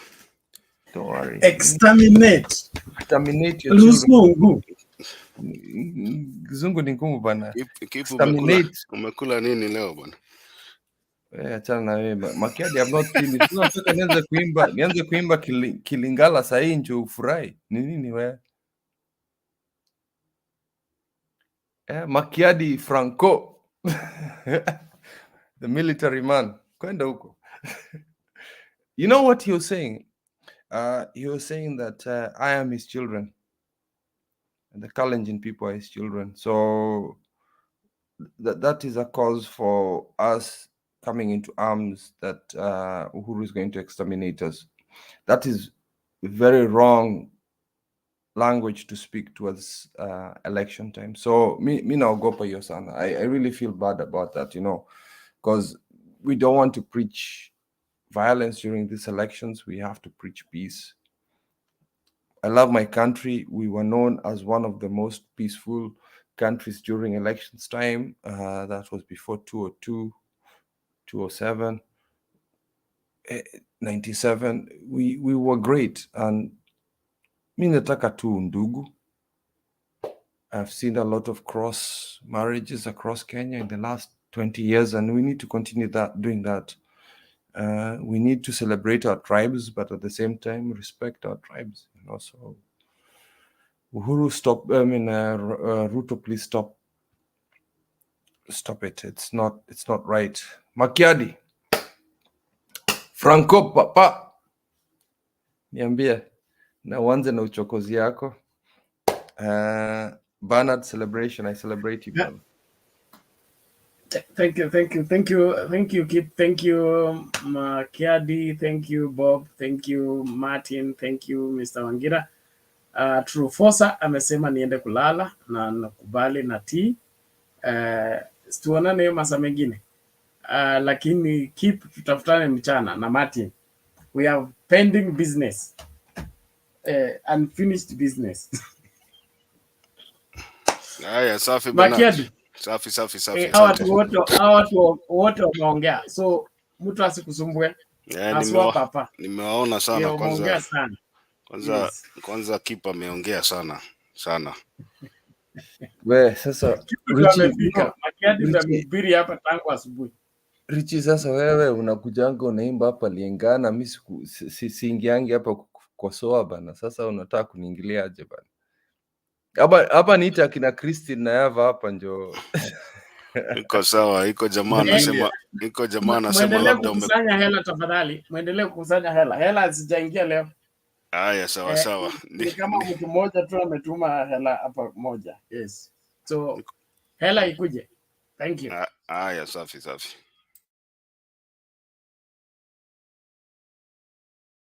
Haya, wacha Kipu, umemaliza ama unataka dakika zingine 3? Nipatia dakika naweza ongea mpaka kesho bana. Wacha niende kwa Wangira basi kama nishamaliza. Thank you. Unataka kupiga kitu inaitwa kopo la maji. Honestly speaking, bro. Inaitwa ngoja Kipu. Unajua unasemanga wacha tukamate kopo la maji kwanza. Hiyo sasa ni kusema wacha tuende break, commercial break. Sasa labda wewe unataka kupiga kopo la maji ndio urudi kuongezea. Sasa unajua ubaya yako ukisikia kopo la maji unafikiria ni ile vitu vingine. Wangira, acha nipatie. Hiyo by the way. Okay. Thank you, Makiade. I just want to say 2 things. One thing is that on Thursday this week, that will be 4th of August, we are expecting a ruling from the High Court of Kenya on a matter that was filed to determine whether the KIMS kit should be the only means with which to identify voters during the coming general elections, or whether they should be at the manual register. So we should be keenly watching out to see what the High Court will say on Thursday. You know, in Nairobi here, I've been watching the campaigns over the last 2 months. And, you know, I think this has been the most calm campaign season that I've seen in Nairobi over a long period of time. You know, most of the time, it's not even easy to notice whether the campaigns are going out there. Things are so peaceful. And again, for the first time, I'm not feeling that tension. You know, you remember around this time, you could feel people, especially our brothers and sisters from Western Kenya, majority of them could be traveling back home saying that Nairobi will not be safe. But for the first time, you know, everybody is comfortable remaining here and voting here, apart from those who registered back home and will be going back home to vote. But for the rest of people who registered in Nairobi for the first time, even those who live in slum areas, they are comfortable being here and they are comfortable voting here. And you know, those are the signs of the handshake that we had on March 9th, 2018. And you know, those are very, very good signs. Apart from, you know, the scare leaflets we are hearing about in the Rift Valley, you know, the rest of Kenya seems to be very, very peaceful. And you know, by the look of things, we seem to be headed towards a very, very peaceful general election. Come the 9th of August 2022. I don't think there is much problems. Unlike the other times, especially 2017, when at around this time, you know, the country was very tense. You know, anybody in Nairobi, I don't know, Papa, Mombasa, how issues are, but in Nairobi is so calm, you know. It's just like any other day. You don't know that we are headed towards a general election in 7 days. And, you know, just like I've said, that's a very, very encouraging sign for Kenya that perhaps after 9th of August 2022, you know, and hopefully after Raila Odinga is declared president, you know, we'll go back to our normal businesses and in such a peaceful atmosphere, Machadi. Let me just leave it at that, asante. Oh, okay. Safi sana. Martin Deto.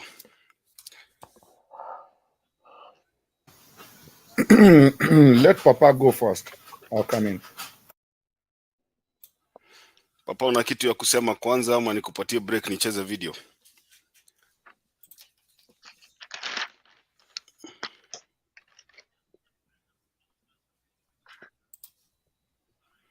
Papa, natusikia kweli? I think huyu ako ziara zake. Unajua ninawaambiaga watu kuja kupiga kitu inaitwa seti kwa studio naombuka kupiga seti Wangira. Unaona mtu anaenda, unaingia kwa matatu unaambiwa hii ndio inaenda sasa. Wewe unaenda unakuta jamaa 13 ndani minus driver.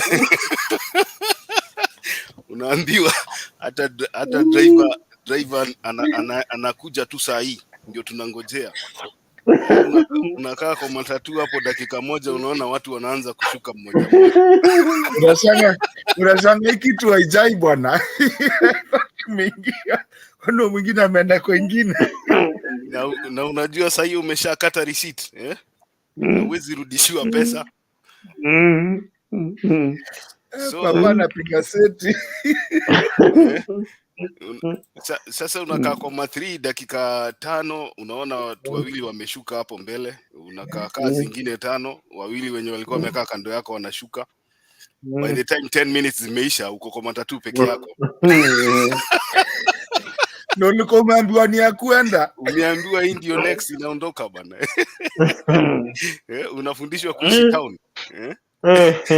Sasa Papa amekuja ameweka kiti kwa studio, unafikiria iko mtu hapo. Lakini hayuko pamoja na sisi. Anyways, basi acha niende tu kidogo tu cause unajua there was something I was doing but nitajaribu kwenda because sometimes you know this is our country, ni country yetu bana. Lazima tuichunge.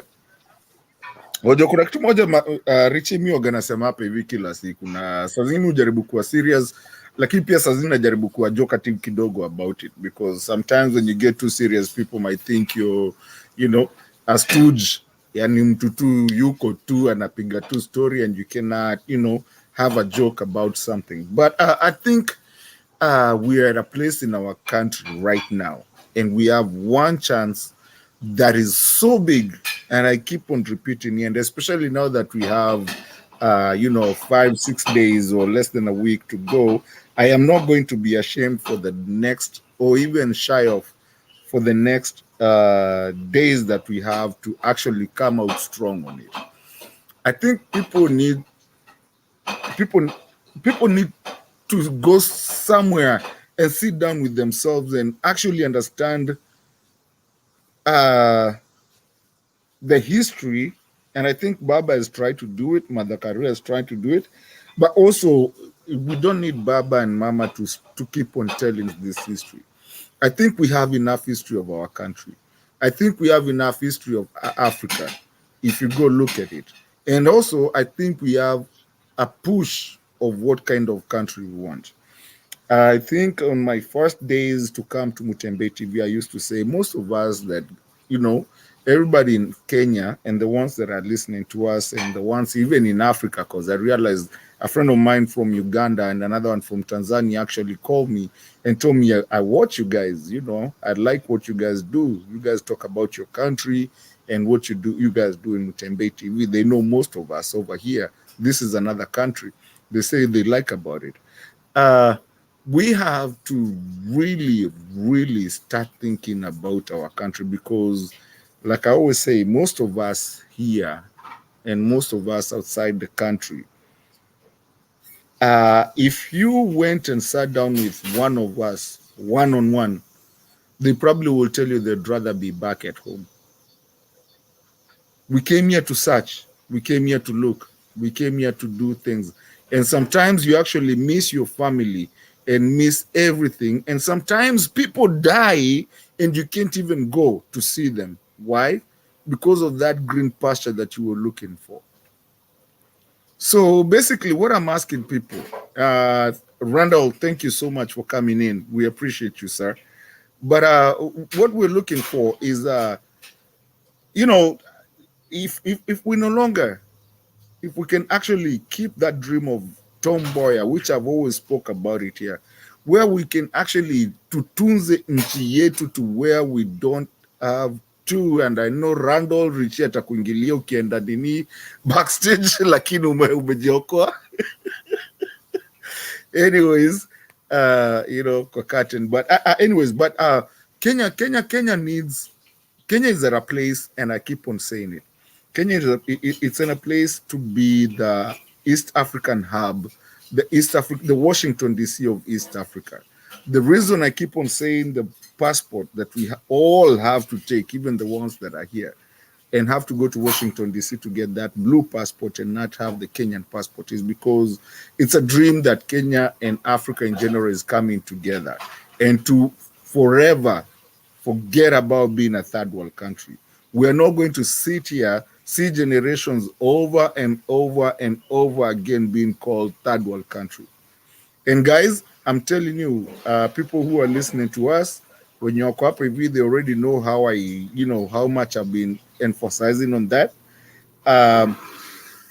Is that let's not just look at it as politics of Kalenjin land, Ujaluo land, Ukambani, and all that. Let's look at a politics of what brings us together. And I keep on, and I will remind people for this 1 week that remember what Azimio la Umoja means. It means declaration of unity. We don't care if you're blue, green, or whatever. We don't care if you're a Kamba, if you're what. We're going to bring this Kenya together, and that's what they are trying to do, and we have to do. Politics za kugawanya, we are not going to do it anymore. I have to be able. Hata nilistuka sana ati Ruto akisema enda nini Kisumu. I was like, Suende, where you're the vice president. I'm going to come a tourist bus. You know, if that's the problem, stop trying to divide people. We want to have the same Kenya so that we can be called the hub of Africa. The people that went to Somalia and brought peace to them. The people that South Sudan has almost half of our, flag. It looks just like us. Ningao imepotea.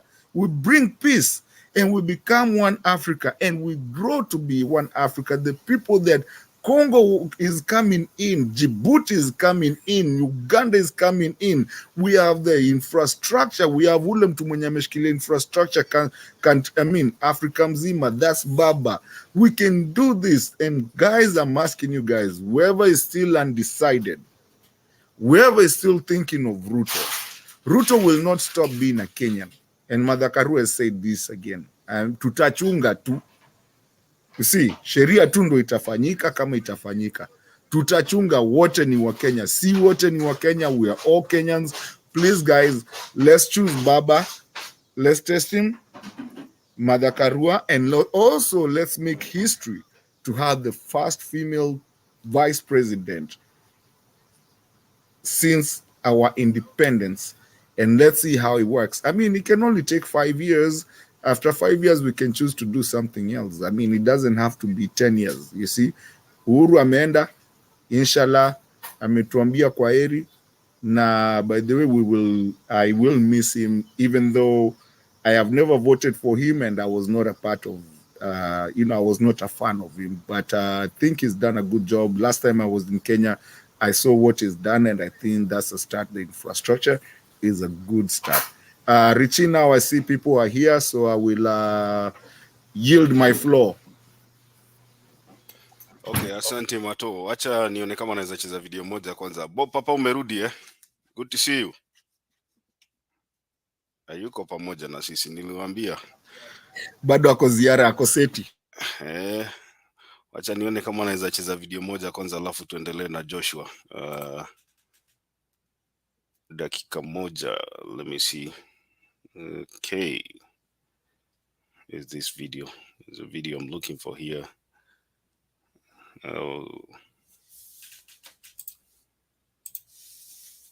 IEBC is prepared for the election. It is all system go. The 2022 general election is expected to be transparent for all Kenyans. The first center to be launched by the IEBC, led by Chairman Wafula Chebukati, is a media center that will ease in communication with media personnel. I look forward to media covering the truth, especially around numbers. The media will have unlimited access to all our 46,229 polling stations. And then here at the Bomas, the media will have access. This networking then brings what we all look for, transparency in elections, because we have nothing to hide. At the same time, Kenyans will be involved at every stage of the election to ensure they make wise decisions without any difficulties. This will be ensured by officers in a second center, the call center. It is also an avenue that the public can call in to IEBC to ask for any clarification and any information. And this is where, at the same time, we harvest information from all over the country. We did the practicals on how to receive calls, on how to deal with clients. And if when a client is angry, we were told how to be calm on them, listen actively, and deal with them properly. The National Police Service, which has been involved in preparation of the election security, has advised Kenyans to follow the law in voting centers while assuring them of maximum security. Our business is to provide security, to make sure that Kenyans are free from fear of harm, that they will be able to cast their votes without fear of anything. But we'd like to urge Kenyans, please cast your votes and go home. Ben Kerera, K24, Nairobi.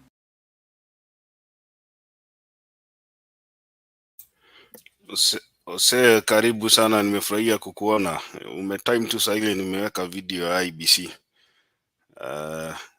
Lakini it's a good way, at least IEBC wanasema wako tayari kwa hii uchaguzi yenye tumekuwa tukiwalaumu kila siku. Joshua, karibu. Umesikia mzuri? Yesterday we spoke, you are still at the hospital. Are you feeling okay now? I was discharged yesterday. I'm now okay. I'm back home. Yes, I just want to talk on issue of IEBC. Wanatuambia kuwa wako ready, but let's give them benefit of doubt. They're going to do it, but I don't trust it until tarehe 10 ndio nitaongea mambo ya IEBC. But right now, let me just assume that they're going to do the right thing. But on 10th, we'll discuss whether they did right thing or they miss it. But now, let's assume that they're going to do the right thing.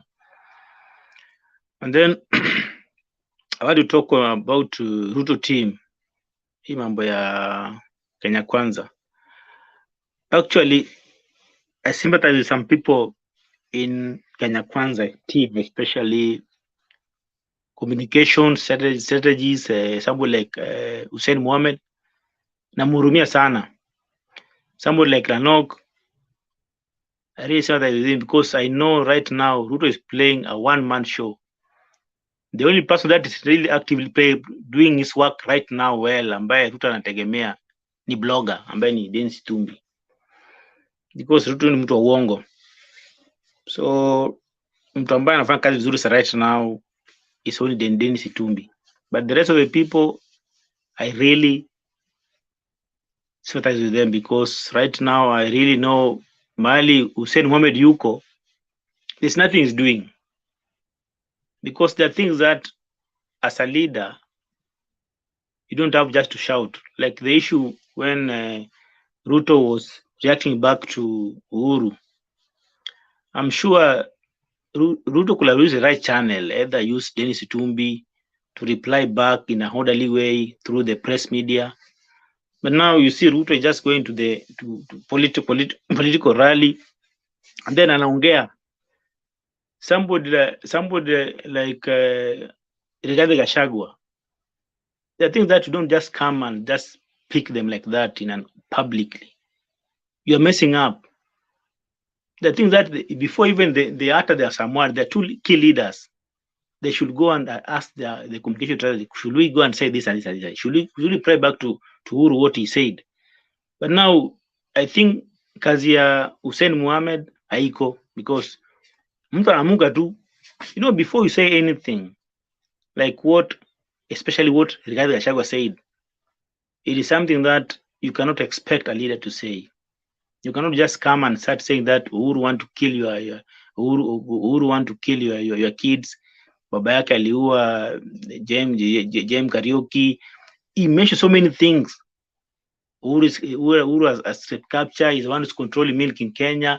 There are so many things that Rigathi Gachagua said that any normal person cannot just come and say. And these are things that are messing up Ruto team, because you cannot just come from nowhere. You attack the sitting president, and then you think that the sitting president is just going to sit down and then watch you. I'm sure Uhuru pia ni mwanamume. Yeye pia ni mwanamume. Yeye pia he's also a human being. Ana feelings. So when you go and attack him that you want to kill your kids, any human being will feel bad. So I just wonder, with the work that Hussein Mohamed is doing, is he really advising these people that when you communicate, you need to do this and this and this? Because if Hussein Mohamed could be working, angekuwa an advice our two principles that you need to go down when you communicate, because I'm sure the work of communication is only to the advice, you need to do this and that. But I see Hussein Mohamed hana kazi, because the way this guy are behaving, it is out of his control. Ruto akiamuka leo anaongea, each and every time Ruto anaongea, you wonder, has he been advised? And I'm also sympathizing with the advice of Ruto, because I'm sure Ruto cannot get the advice. So naonea huruma communication team, naonea huruma advisors, na secretariat wa Ruto, because these people are not working. Ruto is a one-man show. You wake up in the morning, he can say anything, he can do anything. So I'm really sympathizing with these people. And that's why I even wonder why Hussein Mohamed, somebody who I knew was a good journalist, he could just join a band of liars. The Kenya Kwanza is a band of liars. I wonder why he decided just to go and join. I did respected somebody like Hussein Mohamed before, but now I don't give him any respect. And that's the way my trust with him is gone. So I'm just asking that, can they desist from this attack? We are only left with 6 days. If they start attacking Uhuru, what that they're mentioning, like what Ruto said yesterday, mambo ya kwenda kwa stronghold, akienda kwa sio hapa anapiga watu na mawe. Raila was torn last time he was torn in Sirigishu. Whether that was even dangerous than what Ruto is saying, poorly alipigwa na mawe sio wapi. Yeah, Raila is quite dangerous. Your jet inagongwa na mawe, ukiona mawe yanakuja namna hii. The way Raila was describing it was even dangerous. But Raila still, he went back to Sinigishu. But now Ruto akiamuka anasema kuwa haizi enda sehemu kama ile wale watarusha mawe. He trying to portray people from Nyanza, Luo Nyanza, kuwa ni watu wa kurusha mawe, which sometimes it's not a good thing to mention that thing right now. Kama hataki kwenda Nyanza, Luo Nyanza, he better desist from his words and from his act. You cannot say that huko sisi watu huku tunapenda amani, ukienda huko anarusha mawe. Yet Raila alirushiwa mawe, and that was even worse. The way I saw it was even worse than what Ruto is claiming that it happened to. That time it happened to Busia. The only place I saw Ruto alirushiwa mawe was in Busia. In Kondele huko na mawe, just some chaos and shouting, but it was only in Busia. But it was not that much from what I saw in Sinigisho last time when Raila went for funeral.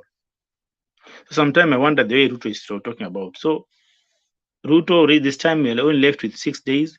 I think he should desist from his utterances. Lazima jue kuwa this country need peace. After election, we need peace, because there are things that you can say tomorrow they can turn to be dangerous. So Ruto, the words that they're speaking, especially with Gachagua and Ruto, they must desist and respect Kenyans. If you really respect Kenyans, you cannot speak the way what Gachagua said last time. That's why I'm urging Kenyans that we don't have leaders in Kenya Kwanza. From their act, the way they are talking, those are not leaders. Because any leader, even any leader, hata kama unajua siri ya mtu, even if you know somebody secret, like the other time I saw, it was in Nakuru, when Gachagua was attacking Liki Nyanjui about baba yako na alitesa watu. You want to refer kwa baba Liki Nyanjui alikuwa ni Moi. Whether you know the father of Liki Nyanjui alikuwa ni Moi, why are you telling people, why are you telling public? The things that are private. But when you see a leader can come like that, that's not a leader. You cannot sireza mtu, but the things that even if you know, why are you coming and attack? Why are you coming and pronounce them publicly? Even if baba ya Uhuru Kenyatta alimua Jem Karaoke, why are you coming and tell people publicly? You are trying to bring, wakati unaposema that thing publicly, we have the families of Jem Karaoke, and your family of Uhuru Kenyatta. I mean, we have a family of Baba Uhuru, that's Mzee Jomo Kenyatta, that's still alive. You are bringing hatred to those two families. So, as a leader who is respected, who want to be a deputy president here in Kenya, I wonder if you can just come and mention issue of death publicly. I've seen Raila has been offended so many times. Wakati alipokuwa na Kibaki kwa coalition government. But Raila was only complaining about, I was not consulted. But not even a single day I had Raila attacking directly Kibaki. He was just complaining that whatever they're doing, I was not consulted. But Ruto is so bitter. He has a lot of rage in his heart. So the best thing as Kenyans, we need to stop such kind of character to get the powers here in the country. Because I'm sure you have been told several times, even with that mzee, William mzee wa Kalenjin, he did say that Ruto alikuwa mwizi akiwa mdogo, alikuwa anaiba kalamu na raba. He said 1992, Ruto alitengeneza pesa bandia. This mzee is saying, and is confident, is very confident about this, and he has been saying this thing. And then us, the people were very young. Mtu ana miaka 25. Anaona kuwa Ruto is the best person. And you've been told by wazees, this person is not a right person. They have been seeing this person all along. You were just born the year 2000. You don't know the real color of Ruto. And somebody selling in 1992, this person has started doing some crime, making fake money. He's telling you that alipokuwa shule, alikuwa ni mwizi. And he's telling you that huyu jamaa aliiba mahindi. He knows very well what he's saying. But now you, una miaka 20, you are running after Ruto. Ruto. Uhuru has been telling you, this guy is not the right person to lead this country. He knows very well the crime he did. But you, wewe mtu ambaye hata ujui Ruto, You are running after Ruto. So our president has talked, he has given Kenya direction that the right person to lead this country is Raila. Wazee wa Kalenjin wanasema kuwa even Ruto sio Mkalenjin. Even if assume now you are tribalist, you are following Ruto because Ruto is Kalenjin. You have been told that yes, in Kalenjin. You have been told, because I know people here in Kenya, people are following leader because of a tribe. Now you have been told that he's not a Kalenjin. If I assume that now you are tribalist, umeambiwa kuwa he's not a Kalenjin. So I'm just asking Kenyans that we are only left with 7 days for general election. Let's have clear mind. Let us not vote emotionally because we want to discipline Raila. Raila is a billionaire. Uhuru is a billionaire. But they just want to save this country because they have seen that if Ruto capture this presidency, it's going to put this country to mess. I'm sure Raila hakuwa na mpango ya kusimama from the way he started. But now when he saw very well that we don't have a right person to muscle with Ruto, he said that I'm going to do it. Because people like Kalonzo and Mudavadi, wangepiga 10-0. That's why Uhuru came out and talked with Raila that now you are the right person to save this country. Raila has come back, you want to save this country. Wewe una shilingi 20 in your pocket. You're very poor. You are running away a hustler, and you're being told that this person is a thief. So I'm asking fellow Kenyans that let's come out in a large number to vote the right leaders in country, and that is Mama na Baba. Thank you very much. Okay, safi sana Joshua, good to see you back. Randall, naona unajificha nyuma ya curtain kila wakati. Nitakupatia nafasi uongee juu ume drop na ukarudi sasa. Karibu. Asante sana Richie. Nimekuona hapa juzi. Sijui kama ulikuwa hapa kwanza kwa mwanzo. Lakini ya kwanza nataka kusalimia watu wote kutoka north, south, east, west ya Kenya yenye mzima. Nawasalimia nyinyi wote. Ya kwanza.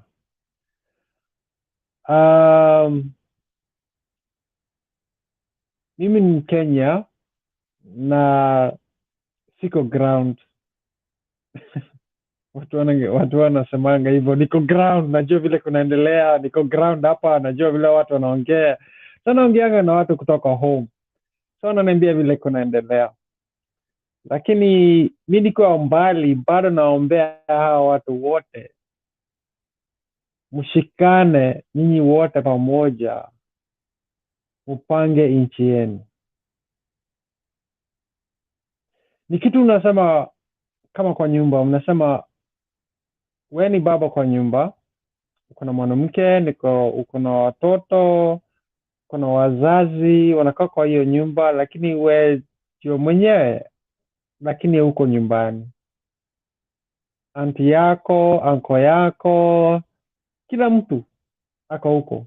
Lakini unataka kuwe na maisha poa. Hata kama niko mbali, bado nyumbani. Mimi niko mgeni hapa. Lakini niko nyumbani, nasikia niko nyumbani, lakini watu niko nyumbani wananibeba kama mimi ni mtu mgeni. Lakini niko hapa kwa Mutembei TV kutoka ilianza. Nasikia niko nyumbani. Ongea ukweli. Na sasa hili lilianza.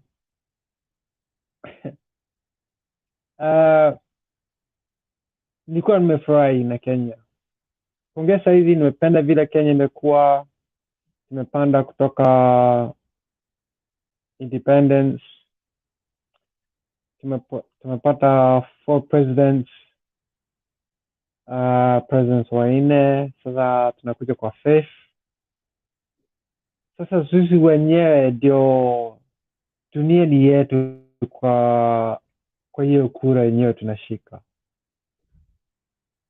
Hiyo kura si yetu, ni kutoka kwa wazazi yetu, na wazazi yetu. Na sasa baba yako na mama yako amesema kwa wewe mwanamke ama mwanaume, amesema ama hao wamekufundishwa kwa maisha yao, hii kura patia mtu fulani. Sijui kama mnyinyi wote mnaelewa vile nakuambia. Lakini vile sisemi nimekuja hapa kuambia kitu yote, sisemi mimi mtu muhimu, lakini naangalia watu wote hapa hata mimi wananiambia vitu. Watu wazee, watu wa vijana, wavulana, wasichana, watu wamekaa mbali, watu wamekaa kwa nchi. Nikisikia kwa hii channel Mutembei, nimemheshimu sana, tunajuana, nimeongea na yeye. Na wale wote wameshikana, saa ile ilianza ilikuwa si vile iko saizi. Lakini watu wengine wamekuja wakaingia kwa hii masiasa. Na imekuwa familia. Sasa kwa hii familia tunajiuliza, tumetoka wapi? Tuko wapi? Na alafu tunaenda wapi? Vitu tatu. Tumetoka wapi? Tuko wapi? Tunaenda wapi? Na sisi ndio tuko hapo katikati ya kusema tumetoka hapo, tumefika hapa, lakini tunaenda wapi? Hiyo ndio swali. Na kila mtu ako na answer zake. Hiyo ndio tutapeleka hapo. Nchi yetu itaenda hapa. Nchi yetu itakuwa hivi. Nchi yetu itakuwa hivyo.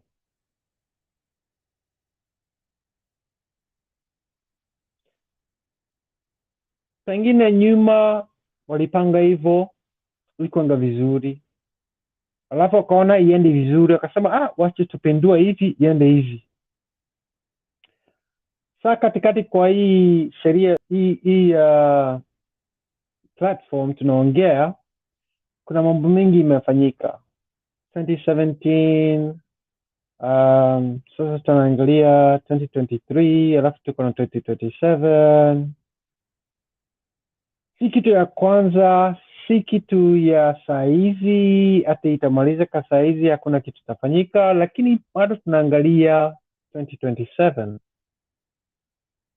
Sasa hii mambo yote tumefika pahali kuna wale hata vijana wale wadogo waelewi, wale wako katikati wanaelewa, na wale wako mbele wazee tuseme shosho guka, wale wote wako mbele yetu. Wamekaa kwa hii maisha, kutoka maisha dunia, kutoka Kenya ikuwe vile iko mpaka ifike pale iko. Na sisi tunataka nini? Na kuna mtu aliongea hapa, alisema kitu moja mimi nimeona kwa maisha yangu, naweza kusema nimefurahi. Sisi ni Kenya, lakini Kenya iko na muhimu kwa Afrika yenyewe. Hiyo ni kitu moja napendanga sana. Kenya iko katikati ya East Africa. Imeshikana na Tanzania, Ethiopia, Somaliland, Sudan, Uganda. Sisi Kenya. Na katikati ya mambo yote bado tuko na dunia. UK, USA.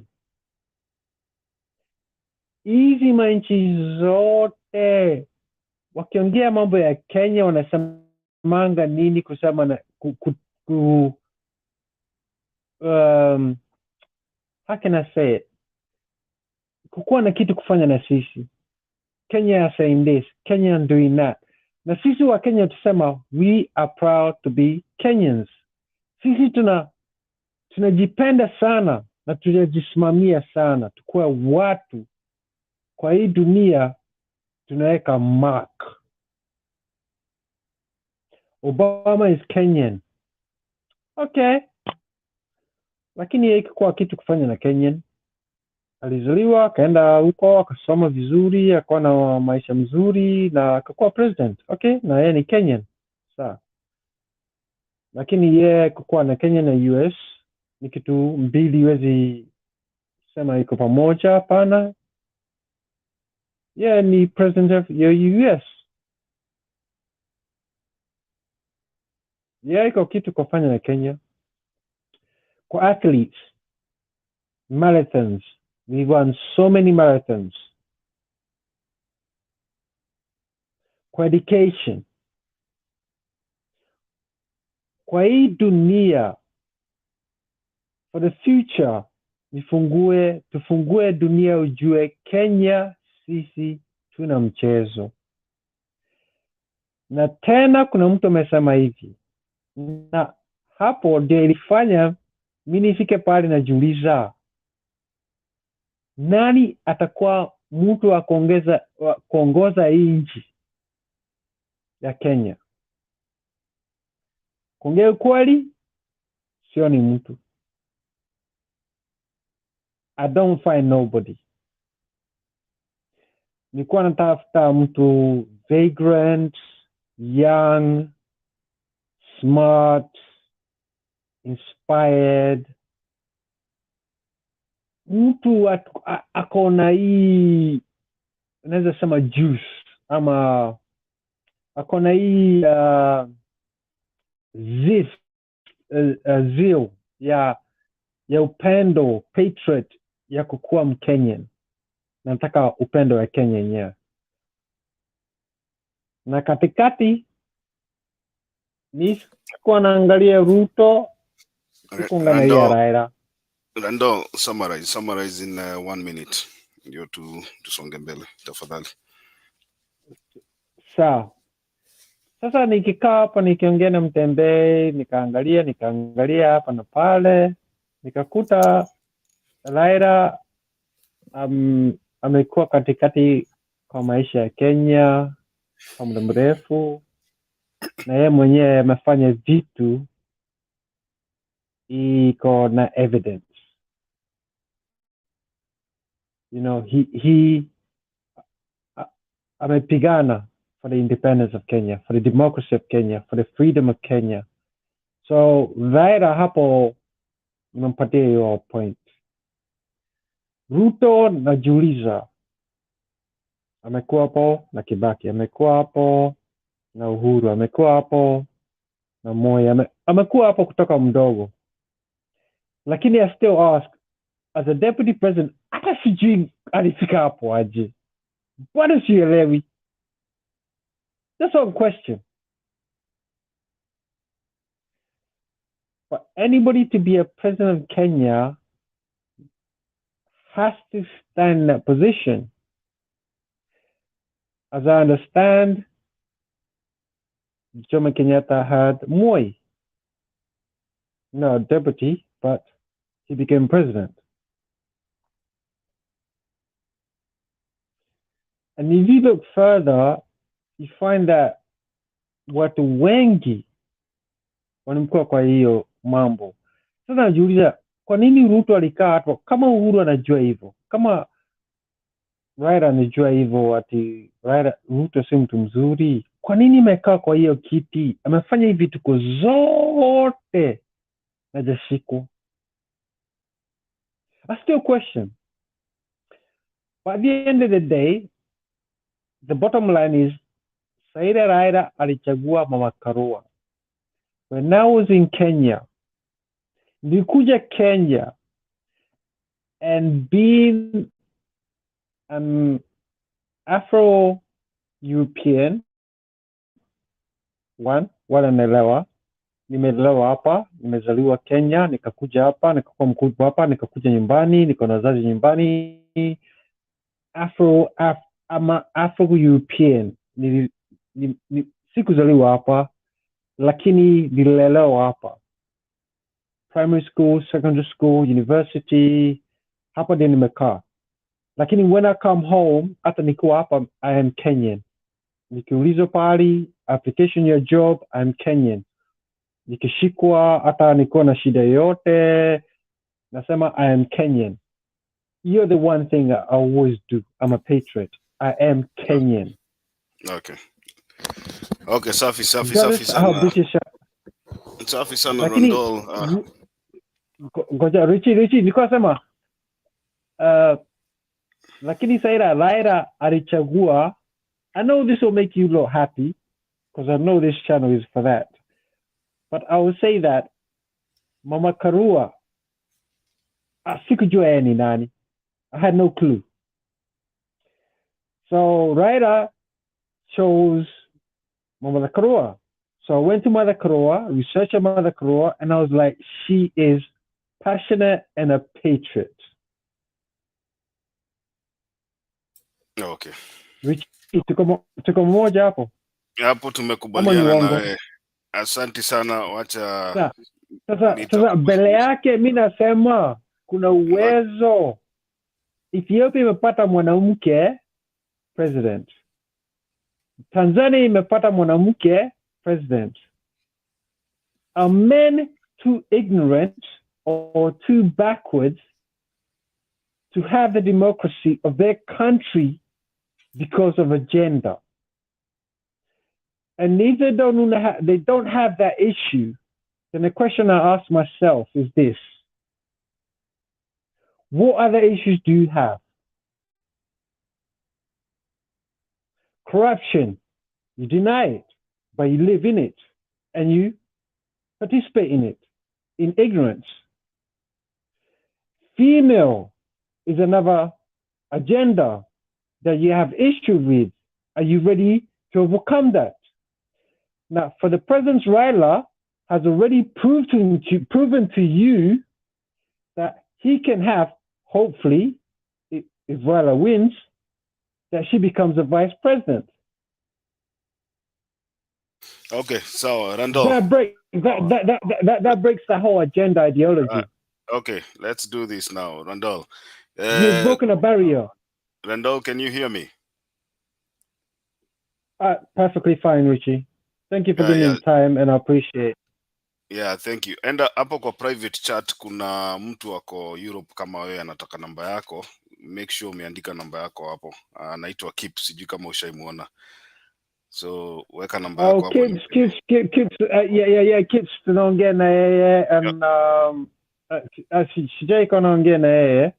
Okay, so we try to get together. We're trying to get together. Here's my details. You should have. Okay, just ameniambia umwandikie hapo namba nimtumie sahi. So weka namba yako hapo alafu nitamtumia immediately. And thank you so much for your contribution. Karibu sana. Kips real, sindio? Yeah, ndio hiyo. Haya. Wacha na sasa hapo na Eve tunashikana. No, just write your number. Just write your number in the private chat nitamtumia hapo ndani.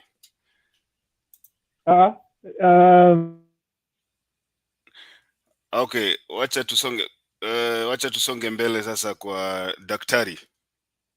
I think sijui kama nani amedrop. Okay, sawa. Daktari, I think you are the next one. Na wacha tujaribu kwa brief ndio nifikie mtu wa mwisho. So sijui leo unataka dakika ngapi? Leo kuna story ya IEBC. Nilikuwa nataka kusema hivyo bro. Story ya IEBC iko. The summary of the process flow. The summary of we said we are there are only 6 and each of them is half a second.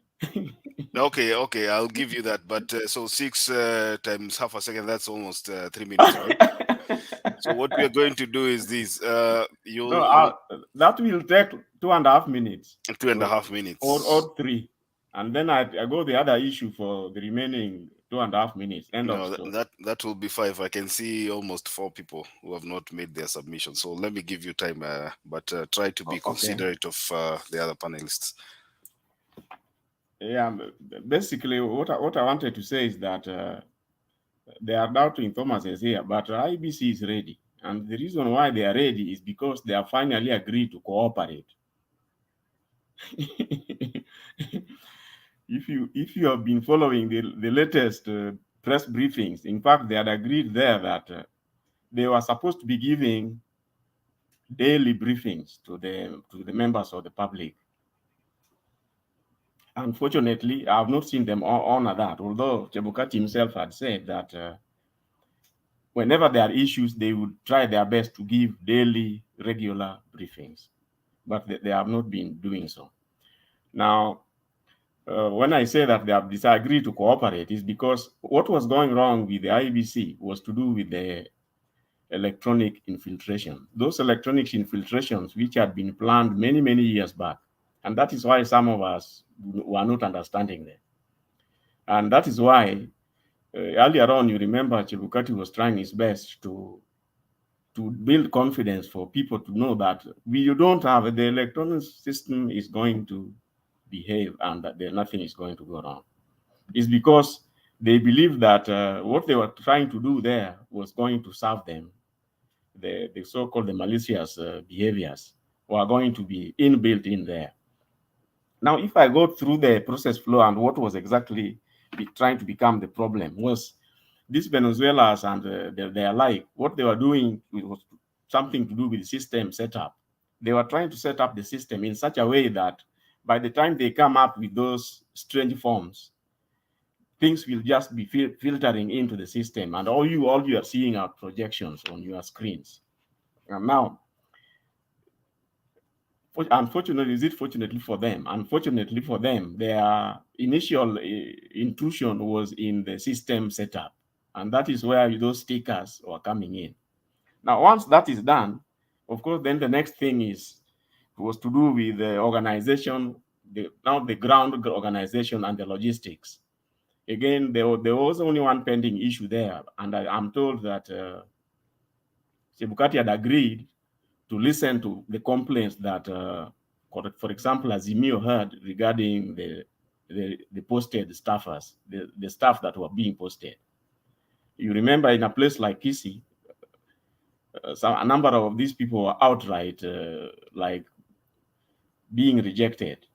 So Chebukati agreed that with the consultations, they were going to address the issue, and that if there is need be, they will rotate the postings. If they do, then that is it. But remember, Kenya Kwanza's ODP's strategy was actually based on those postings. So I do not know whether it means everything has been turned upside down for him, or the strategic blocks he had in place have been coming down piece by piece, and that had only reflected in the level of annoyance and the anger that you have seen in him. Notwithstanding that, as they have always said, his group have always said that the president has only one vote, and that amalizi haraka aende nyumbani.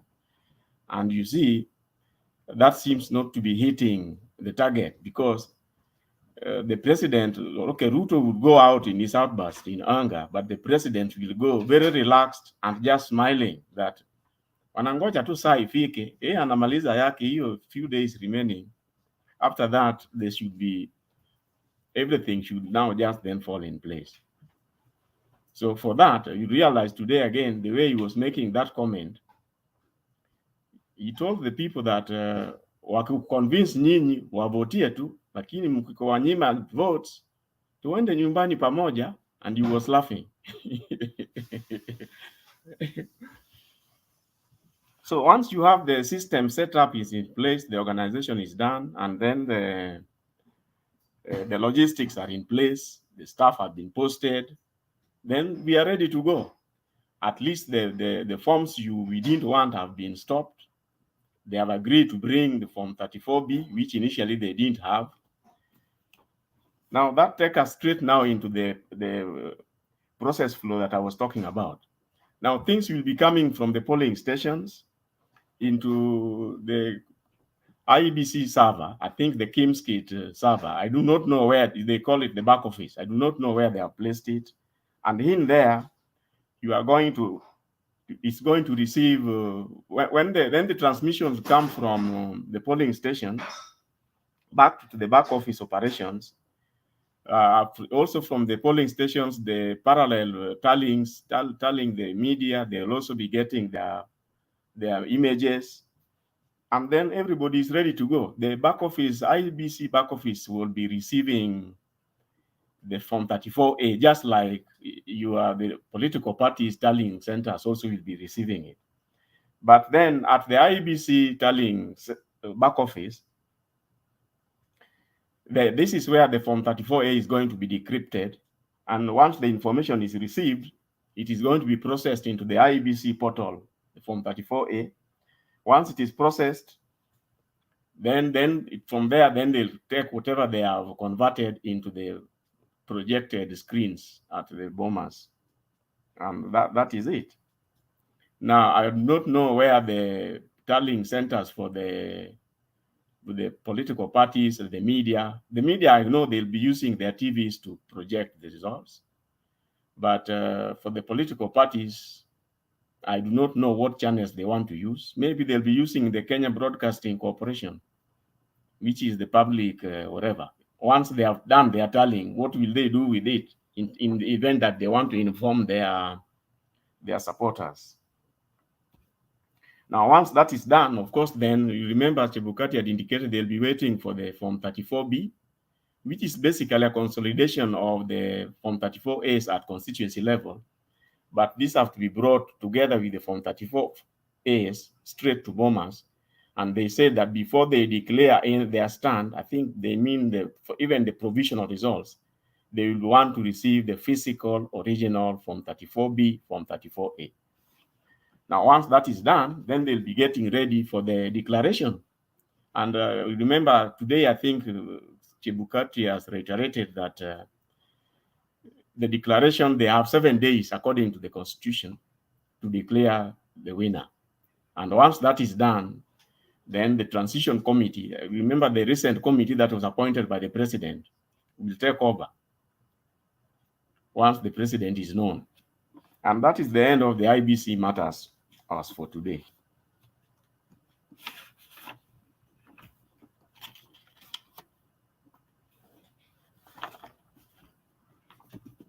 I just wanted to comment a little about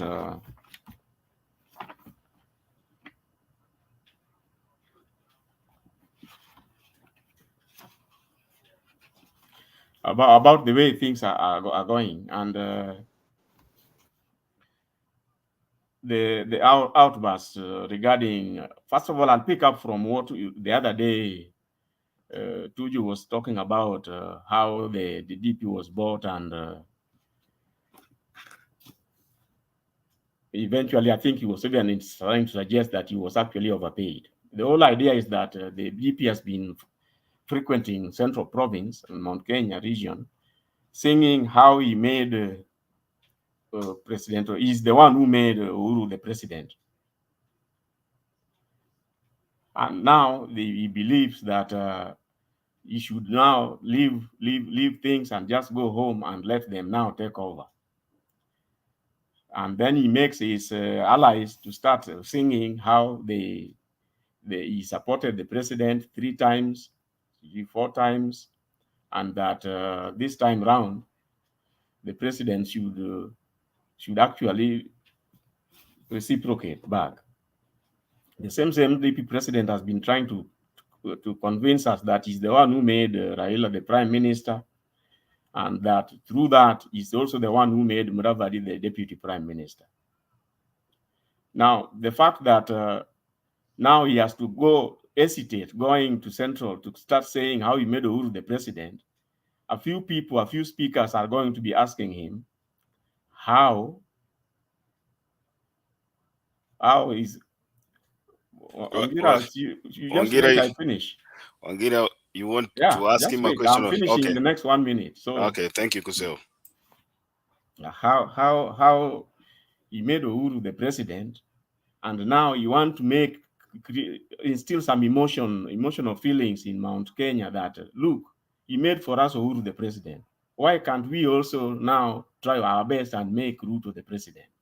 Now, then what comes to your mind immediately, you remember that he was paid, is that whatever he did to help Uhuru to be the president, he got a good fee for it. And according to Tuju, he was overpaid. So he has nothing. In other words, there hakuna deni huko, because he was paid and even overpaid. Yeah? And in some of the payments, he went ahead now to get a foothold to loot government coffers, to an extent whereby now everything has turned upside down. Now he turns around and starts saying how the bad governance of President Uhuru has made life so difficult. People are dying from hunger. Well, basically that is it. But I think if they continue repeating him, now the issue of death is also coming in. And then you have realized that in some of the campaigns, the issues of there are also other deaths. We should be asking who killed the other fellows, like Jacob Juma. That way, I think that we are all going to eventually end up with a zero-sum game, and there'll be no one now calling the other one to be a killer of the other. Thank you. Wangira. Kuseo, how are you? Oh, it's fine, thank you. Now, because you have brought your favorite topic of the IEBC, I have one or two questions to ask you. They're not questions as such, but your opinion. Kuseo, there's something that is called motive. And I'm just trying to imagine what could be the motive, and perhaps I would like also to know your opinion on one. Why did the IEBC decide to print two sets of Form 34S when the elections general regulations were clear that Form 34A should just be one form? And even at the stakeholders forum, they had agreed that all that the stakeholders will be doing is to take the image of that particular form. Then what do you think was the motive of the other set of the other piece of the form, the second booklet? You remember they printed two booklets. So Yes. what do you think was the motive of the second booklet? Secondly, why do you think that, before Azimio la Umoja became hard on them, why do you think that they insisted that they are going to generate what they were calling a self-generating Form 34Bs? Because they were saying that what they were going to have was what they were calling self-generated Form 34Bs. Again, is the general regulation that is very clear that they must be printed Form 34S. Until the other day when they now said that they are now going to order for the printing of Form 34Bs. Finally, who do you think will bear the cost for the second set of Form 34Bs? The second booklet of Form 34A that was printed, outside the requirement, because that's a cost to the government of Kenya. It is a cost to taxpayers, and this is a booklet that we did need. Now that it has been printed and it's not going to be used, and we already have it, who is now going to bear the cost for that? Finally, don't you think that by Kinoti coming in forcefully as he did, it helps them? It helps the people of Kenya. And now that because of the way Kinoti behaved, now we are seeing an IEBC that is conforming, and like the way we were seeing it later, the way we were seeing it earlier, where we saw arrogant commissioners who are not ready to listen to anybody. Kuseo, perhaps you could respond to those particular concerns. I'll do so just in a very short whatever. You see, to begin with, like yesterday, maybe you were not there. I did say here that the strategy to rig the elections started long time ago. And what Atwoli is saying may well be true. Given the level of investment that the DP had pumped into rigging this election through IEBC, let me repeat, through IEBC. And that is why I was telling you that when for example, they did a 50-50 kind of government, for most people, we were just seeing the ministers. That is what we were seeing where the 50-50 was. And yesterday I did indicate here that 50-50 was all over the place, including even in the forces. The ambassadors, the parastatals, all over the place. And IEBC was key for the reason of what the role they were supposed to play in 2022. Now, these people had thought of how do they do this? And that is why, if you remember the reasons why the Musandos died, is because they could not play that role. The infiltrations into the IEBC system could not be allowed. Now, the short of it is that this time around, they tried to do the infiltration through the suppliers of the system. And I wouldn't be surprised if the DP spent billions with those suppliers so that they infiltrate it from the other side. That way, it will be completely blocked from any Kenyan who is being suspicious. You would not see it. And that is why what they were trying to do is to set these things into the system. That is why I started today talking about system setup, programming, and the logistics. This is where everything was going to get confused. But by going through the Form 34As, the second batch, remember the Form 34B was not going to be there. When questioned, Chebukati pretended to say that it was going to be computer generated. You remember? Before their meeting with the political parties, which insisted that the laws, the court had said from 34B, 34A have to be there, printed. So that, remember, this rigging of votes was supposed to be computer-based, because our agents, which I think at one time, Bob Papa here was trying to insist that our agents wako macho. They are macho, but only on paper, on the manual register. What is happening in the computer, they were being shelved away. So this time round, part of what happened, do you know Kinoti? Kinoti has also helped Chebukati a lot, because remember, these deals were sealed a long time ago. At least now, the DP will have no choice but to give him breathing space, because I'm almost sure he has told the BP, kumeumana pandeisa. And you know what? The political parties, Azimio in particular, are now using technical computer experts as their agents around the IEBC functions, work programs. Before any downloading of these forms is done, before any changes are done, they want to witness it. That way, since Baba is ahead in terms of numbers, Baba have the numbers. If there is no rigging, Baba is straightly going to win. 65% thereabout. Between 60 to 65%, according to me. Okay. So wacha nisonge mbele kwanza, tutarudi. Well, I've not exhausted. No, I'll give you another chance. I'll come back. Okay. Yeah. I don't know kati ya Diane na Liberation ni nani alikuja mbele ya mwingine, because kuna mmoja alidrop, I can't remember. You came before Liberation, right? Diane, haya, karibu. Hi everyone. Ni siku njema, Mungu ametuonekania, na ninaona kuwa Mungu atatuonekania hata wakati wa uchaguzi. I want to start from Kisii, where Itumbi is trying to create propaganda that Matiang'i has taken up Sungu people to buy IDs. I want to say categorically, as much as I know Matiang'i, they did many things in 2013, and it thinks like it's going to be the same. But Matiang'i now has sealed all the loopholes where DP was going to get votes, and is in panic that the Kisi's votes are going to be stolen. Even in 2017, they stole. We were with Baba. We've been with Baba all through, but they stole through the government. But now we are in the government as well. We are going to vote Baba with no sungu. Baba is going to win.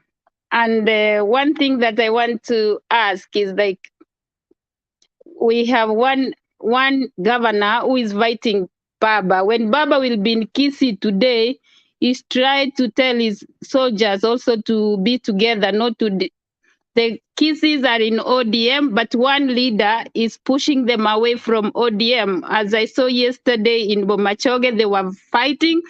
They want to vote suit, but then one governor is trying to bring another patch, like kiraka hapo katikati. So we don't want that. And I want to thank Uhuru for standing firm. Even with, however, the storm was too heavy, but he's been able to, he's going to overcome. He's worked hard. As much as they say that tukuli barabara, but with the proper infrastructure, people will get things to the market, will get to work early, so the economy can move. Barabara lazima ikue ndio watu waweze kufika kazini, wafanye kazi mapema.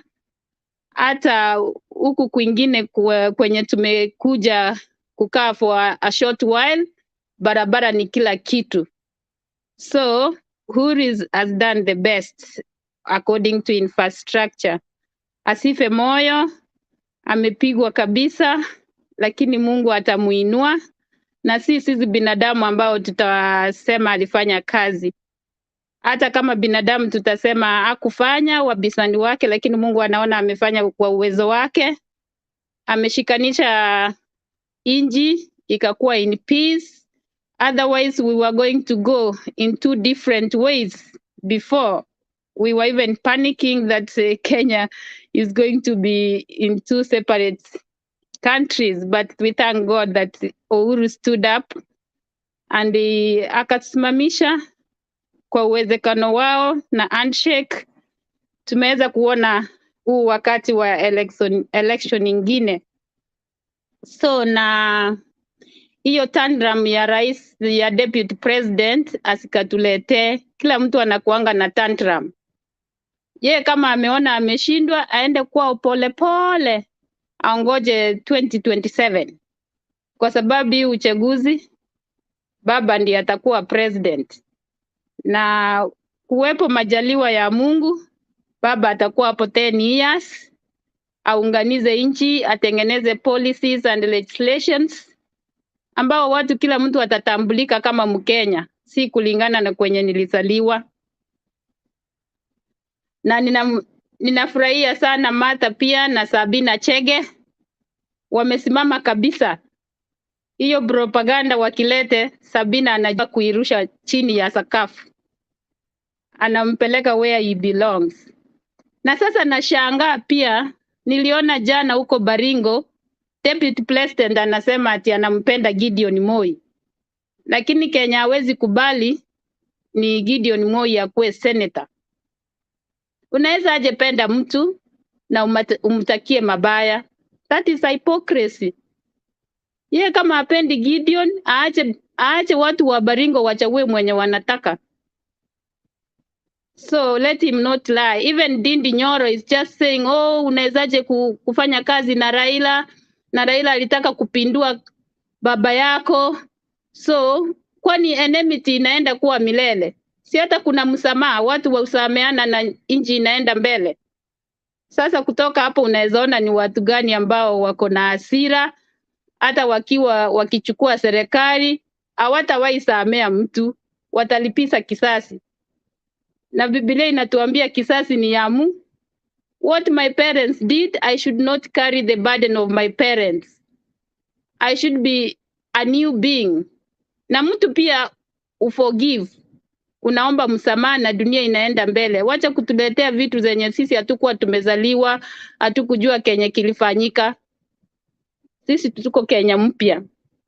Alafu na Rigathi Gachagua, kama anajua mwenye aliua JJ, sijui ni JJ Kariuki, ako kwa historia.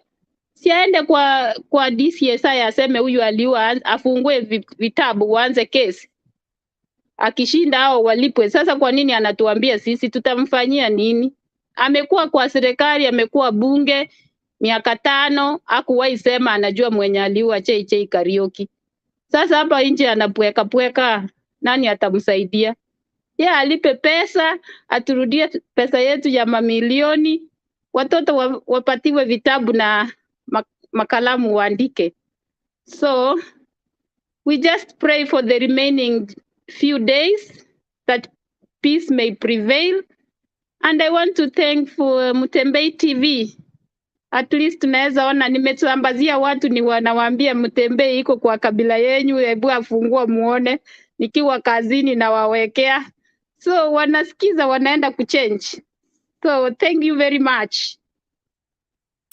Asante sana Diane, na asante kwa kazi ambayo mnaendelea kufanya huko nje. I was looking at the subscription today. Tumegonga 322,000 subscribers on Mutembei TV. So we are growing at a much faster rate than most of us expected. So asante sana. Wacha nikaribishe Liberation.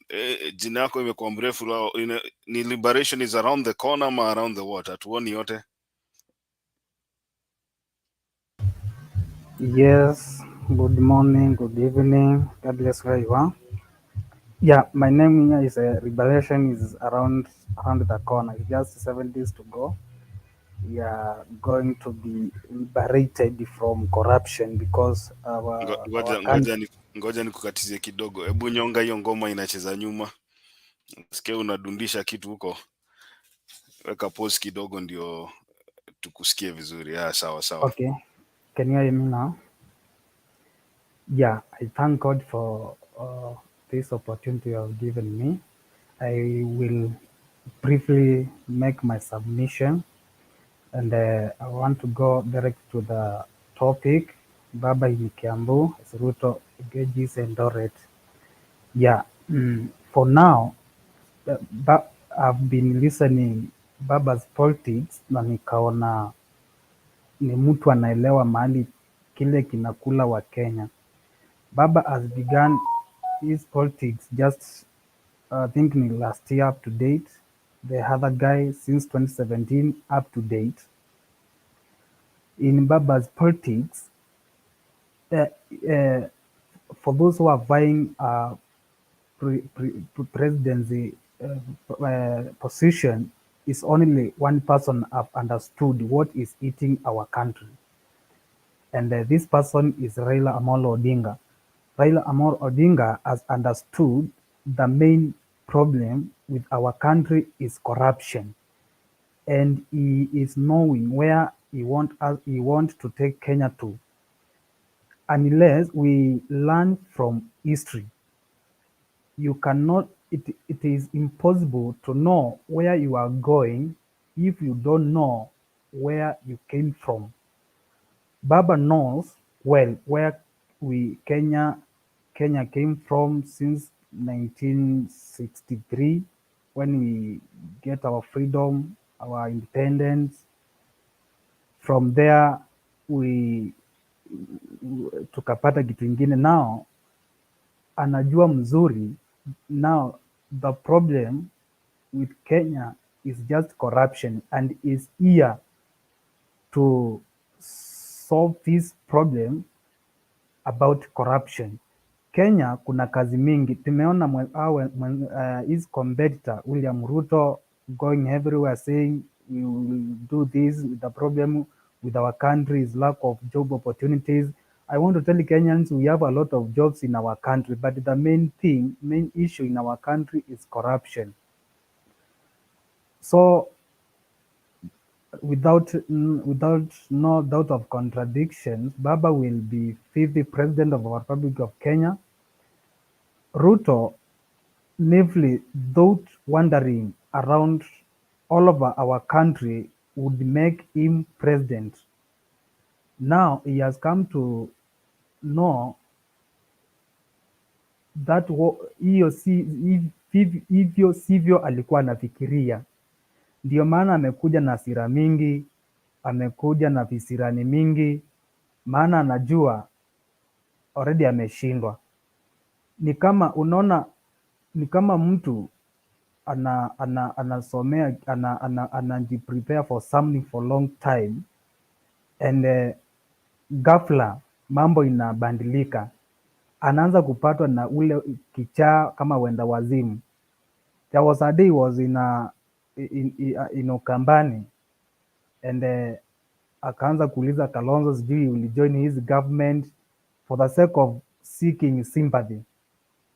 Yesterday alikuwa huko kwao Eldoret, iko saidia kwao huko Baringo, akaambia sijui you want Gideon Moi to join his team just looking for sympathy. So ni mtu hajajielewa hadi wa leo, and ni mtu amejua tu anaenda kushindwa na ana mali, ana hadia ingine na ana kitu ingine ya kufanya. Kwa hivyo ni ile kubahatisha. What I can argue and tell my fellow Kenyans is our vote is our voice. When we vote wisely, we will determine our future. There is a word Baba alisema akasema, by now Kenyans are fully of hope and yearning for a better future. And the future is in Azimio. So we are voting for Azimio na tupate ukombozi wa tatu. Asante.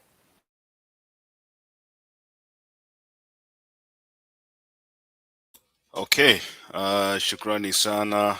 Liberation is around the corner. Hata sisi tunatarajia itakuwa namna hiyo.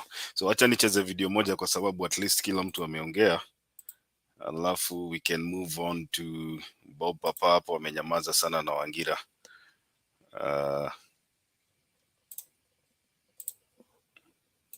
Ambapo tunaungana na mwenzangu Elvis Kosgei ili aweze kutujuza ni yapi ambayo yanajiri katika mkutano wa kisiasa ulioandaliwa na kikosi cha Kenya Kwanza katika harakati za kutafuta uaniaji wa kura.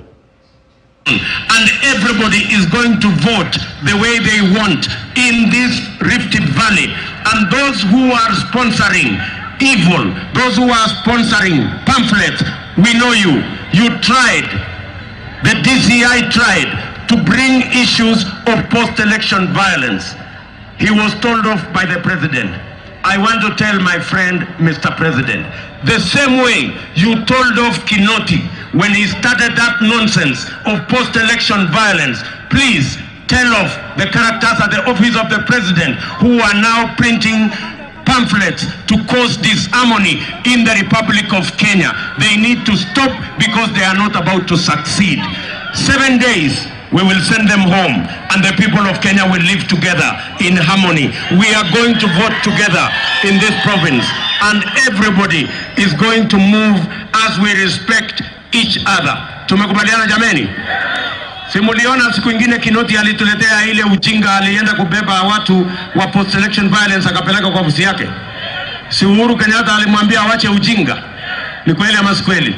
Nataka nimuulize rais, kuna wajinga wengine kwa ofisi ya rais pale wanazunguka huku ati wanakutana na machifu usiku, wanakutana na viongozi wa serikali wengine ati wanapanga kuvuruga uchaguzi, wanajaribu kuambia machifu eti watafute watu sijui 50 sijui 30 katika kila polling station ati ili walete shida na wavuruge uchaguzi tarehe 9 mwezi wa 8. Mheshimiwa Rais, tafadhali vile ulimwambia Kinoti awache ujinga, waambie hawa kina Matiang'i na Kibisho wawache ujinga na waende nyumbani. Tumekubaliana jameni? Yes, hamwezi kuturudisha nyuma. Hiyo ndoto yenu ya kufikiria ya kwamba mnaweza kuleta makaratasi ati kupiganisha watu hapa Rift Valley, hiyo ni ndoto ya mchana. Tumewaona na mbali na hamuwezi kufaulu, kwa sababu Kenya hii tumeamua itakuwa ni Kenya. Haiwezi tena kuwa na fujo kwa sababu ya mambo ya siasa. Haiwezi tena kumwaga damu kwa sababu ya siasa. Tutasimama pamoja. Sisi ni watu tunaoheshimu demokrasia na sisi tutatembea na Wakenya wote katika serikali ya Kenya Kwanza, na ndio sababu mnaona Musalia Mudavadi yuko hapa. Mnaona Rigathi Gachagua yuko hapa. Mnaona Moses Wetangula yuko hapa. Amazon King yuko na sisi. Mutua yuko na sisi. Wakenya wa pande zote wako pamoja na sisi, because we are a national democratic movement that is going to move this country to the next level. Tumekubaliana Eldoret? Tumekubaliana jameni? Tutafanya uchaguzi wa amani. Hebu nione wala nisema tutafanya uchaguzi wa amani. And I want to ask every supporter of Kenya Kwanza, please do not accept to be provoked in any manner. Violence cannot be part of the equation in this election, or in any election for that matter. We are asking every Kenyan to vote peacefully, to undertake their campaigns peacefully, because we have defeated our competitors, and the only armory they have now is to cause disharmony and to cause violence, because they know we have the vote. But it is only remaining 7 days and we will be home together as the people of Kenya. Tumekubaliana jameni? Kage kwashine obigabka. Oye leye. Kage kwashine.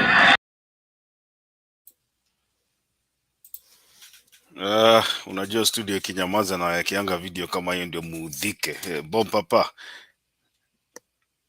Bob Papa, uko na sisi kweli leo?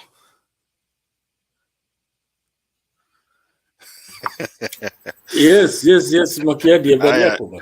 Toa maoni yako. I am with you 100%. Wa Venezuela ndio. You know, I've been trying to talk to you for the past 2 hours and it looks like ulipiga seti na ukapotea. Sasa nimekuwekea video ndio udhike ndio uongeze. Wa Venezuela ndio wamemvamia. No. Makiadi, I was on phone for a very long time, pole, and then nilikuwa nimemute my laptop, so sikuwa najua ulikuwa unaniongelesha. Yes, na mjambo tena nyote. Naona bwana Ngira amerudi, alikuwa amepotea. Niko na swali kwako. Iko wajinga wanaekangwa kwa office of the president, ni akina nani hawa? Mtu ambini akina nani majina yao?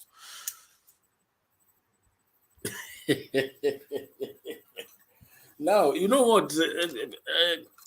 I'm a very disappointed man by the language that this UDA presidential candidate, I don't even want to mention him by name.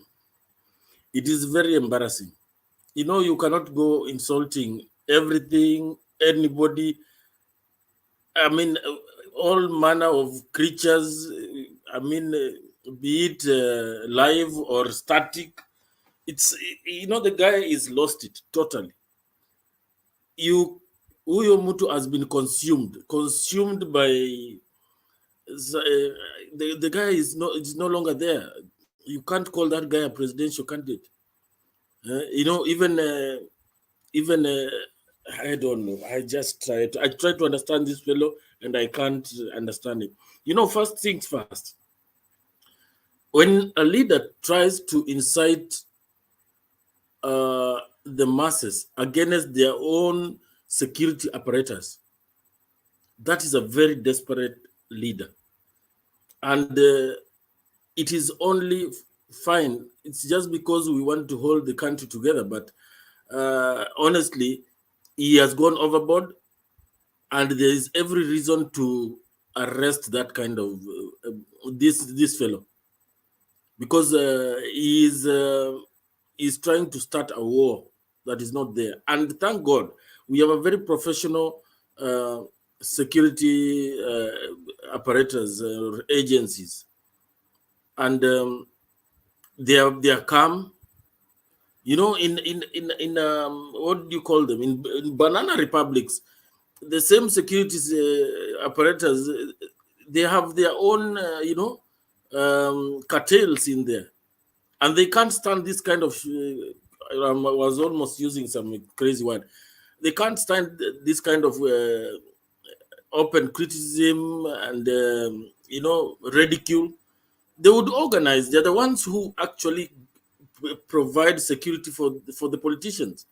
And when a politician decides to address them or call them names in such a manner, they are bound to do anything. So let's try and sympathize with this guy that is almost going mad, and he needs actually help. He needs serious help. This is not a joke anymore, because when it reaches a stage where the whole deputy president is now insulting juniors left, right, and center, and thinking that he's above the law, he's above everybody. He's actually suffering from superiority complex. You know, he wants to shake the country and show his base that he can shake the government. He's deluding himself. Raila Odinga and his following, I think, is the only person who can shake the government without even uttering these kind of words. But William Ruto, he's trying to elevate himself to where he's not. He should just relax and wait for 9th. We give him a warm send-off to Sugoi. Thank you. Let me give it to Wangira. Or back to you, Makiadi. Wangira, sawa Wangira. Tunaenda inaitwa chain sasa. Wangira karibu. Asante. Umeharibika bwana. Umeanza kuleta mambo ya chain. You know, there's something that I've been asking myself. You remember that crossfire between Chebukati and Kinoti? And you know, just like that, there was that ceasefire, and we were told that, you know, that issue was resolved, the issue of the stickers. You know, I've been wondering, how was this issue resolved? Because, you know, we were never given the details on how the issue was resolved, and we are not even sure whether the Venezuelans are still in the country or not. So, you know, it would be interesting to know how this particular issue was resolved. And, you know, since that day, Chebukati amekuwa ni mpole sana. So, you know, that's an area that I will be interested in. And now, listening to William Samoei Ruto, you know, given what transpired in 2017, I tend to believe that William Samoei Ruto knows what we don't know. You know, because he was part and parcel of the system in 2017. So, to some extent, he is an insider that is now outside. You know, you could have been an insider, but you are now being locked outside. So there are issues that he knows that we don't know. And that's why you are seeing him shouting about guys at the OP, shouting about chiefs. And you know, the way, if you look at him, he's a guy who is worried, he's a guy who has panicked, because he knows that, you know, things are not working in the manner that he expected them to work. You know, he could have underrated Uhuru Kenyatta, and I think that's the biggest mistake he made, to underrate Uhuru Kenyatta. And you know, Uhuru Kenyatta for a long time used to play chini ya maji, and you know, now William Ruto has come to realize very, very late that, you know, there are games that Uhuru Kenyatta has played, you know, under the waters, and you know, these games are going to cost him come the 9th of August 2022. And you see, that's why his mood is the way you are seeing it to be, you see. So there is something that William Ruto knows that we don't know, and that could include that he knows that he's going to lose this particular election. That's what I tend to think it is. Asante. Ose, before nikuje kwako, dakika moja tu, let me see if I can play these also. Snap to you. Okay.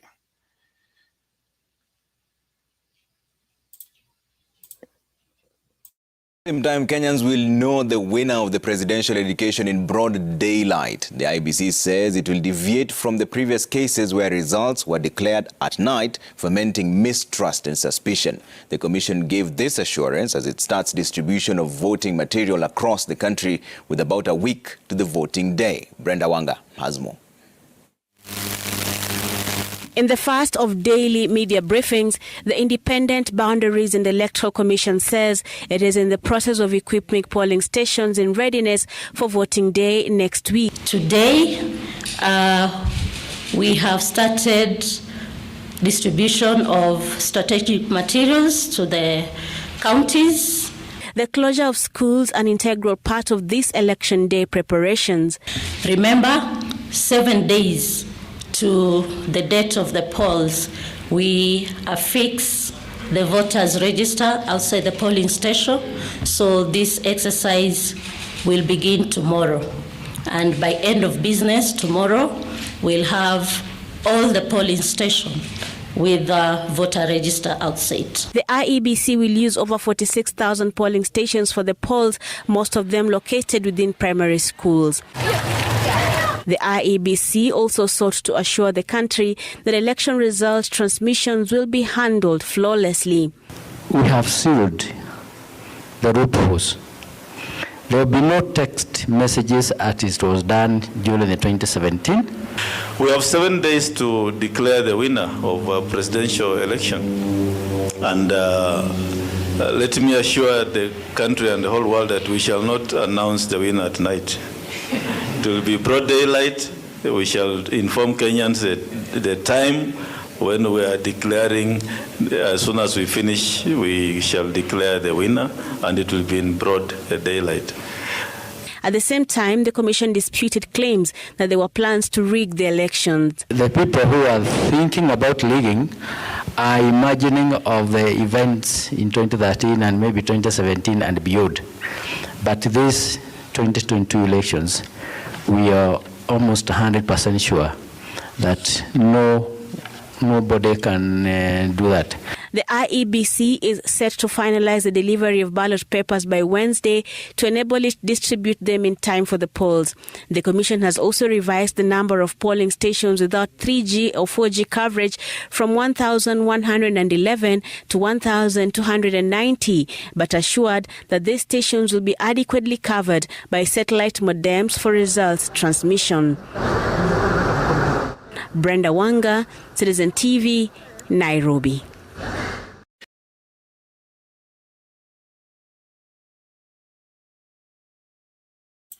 Ose, naona nimekupatia material ya kuongea sasa. Yeah, I'm surprised. Did I hear it right? Chebukati is saying that the number of the polling stations have gone up, the ones without good coverage. They have revised. I think it was 1,300 or something. It was 1,111, but okay, now so it is 1,290. Yeah, correct. So it means yes, they have gone up. They have gone up by around 100 polling stations. But nevertheless, you know what will happen in those. They said that in the event there is nothing completely, they'll use satellite modems, isn't it? So that should be able to help them to do the transmission. Let me ask you before, I can see Robai here and Adams, so I'll give you a few minutes. Let me ask you before we move. Why do I see the vice chair, the lady, yeah, Juliana? Why does she look confident than Chebukati? And she's very relaxed. She's. I think that is psychological, because Chebukati has been at the receiving end. So this lady is more relaxed, and if you remember the few previous press conference, Chebukati has been under a lot of tension. But after meeting the DCI and that meeting, because remember, he ran away from that election preparation committee. Remember, and that is why that committee, where the Chief Justice was the chairperson,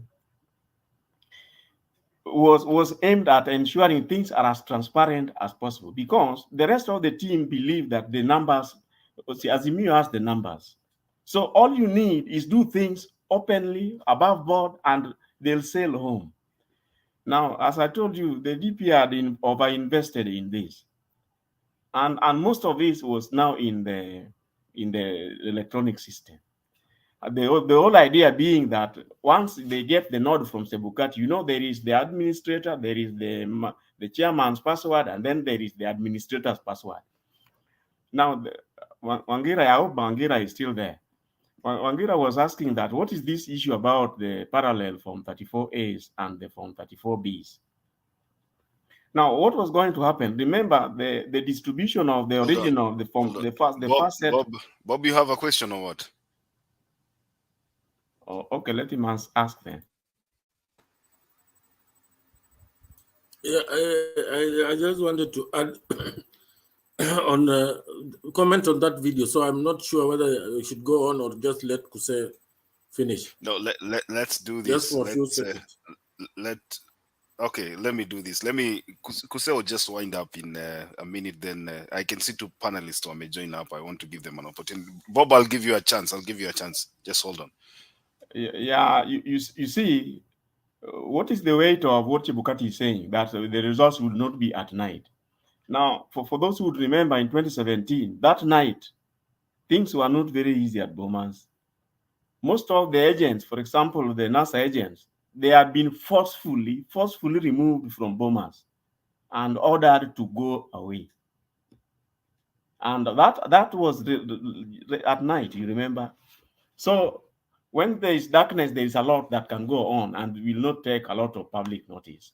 So Chebukati was just being, preparing us psychologically that there will be no repeat of such. Things will be, handled liberally and people should not expect surprises. Remember, by the time, if things go on the way Chebukati has said, by the time they are declaring the results, everything will be clear in everybody's mind. In fact, the declaration will just be formality, if anything, to go by. There will be tension, if at all, would already have been settled. People who are beginning to absorb loss or wane would already be on that tangent. So things should actually be fairly okay. But just to comment on, for Wangira's sake, the issue of the parallel from 34-202, this one was done by the Secretariat. The fellows who are strategizing to use them, to mix them. Remember the original forms, one presidential candidate was going to miss a form from the look of things. Now they were going to slip in this form. And remember, this form was going to be created at the tail end, whereby the colluding returning officers would fill it the way they want. In most cases, you realize by the time those forms are being signed, a number of agents have even walked away if they are not happy with the way things have been handled. So at the same time, the law allows the returning officers to bring forms anyway, whether the agents witness them or not. So it was a good opportunity to even slot in non-authentic Form 34As. And this way, since they are going to be original and have been configured in the system, they'll go through the system. Now the rest will then remain for the petitioners to go to court and the Supreme Court, if they have the expertise, to go through the Form 34As, which they cannot do. Now they were going to create a mix-up to allow them use the forms, having created them configured them the same in the system.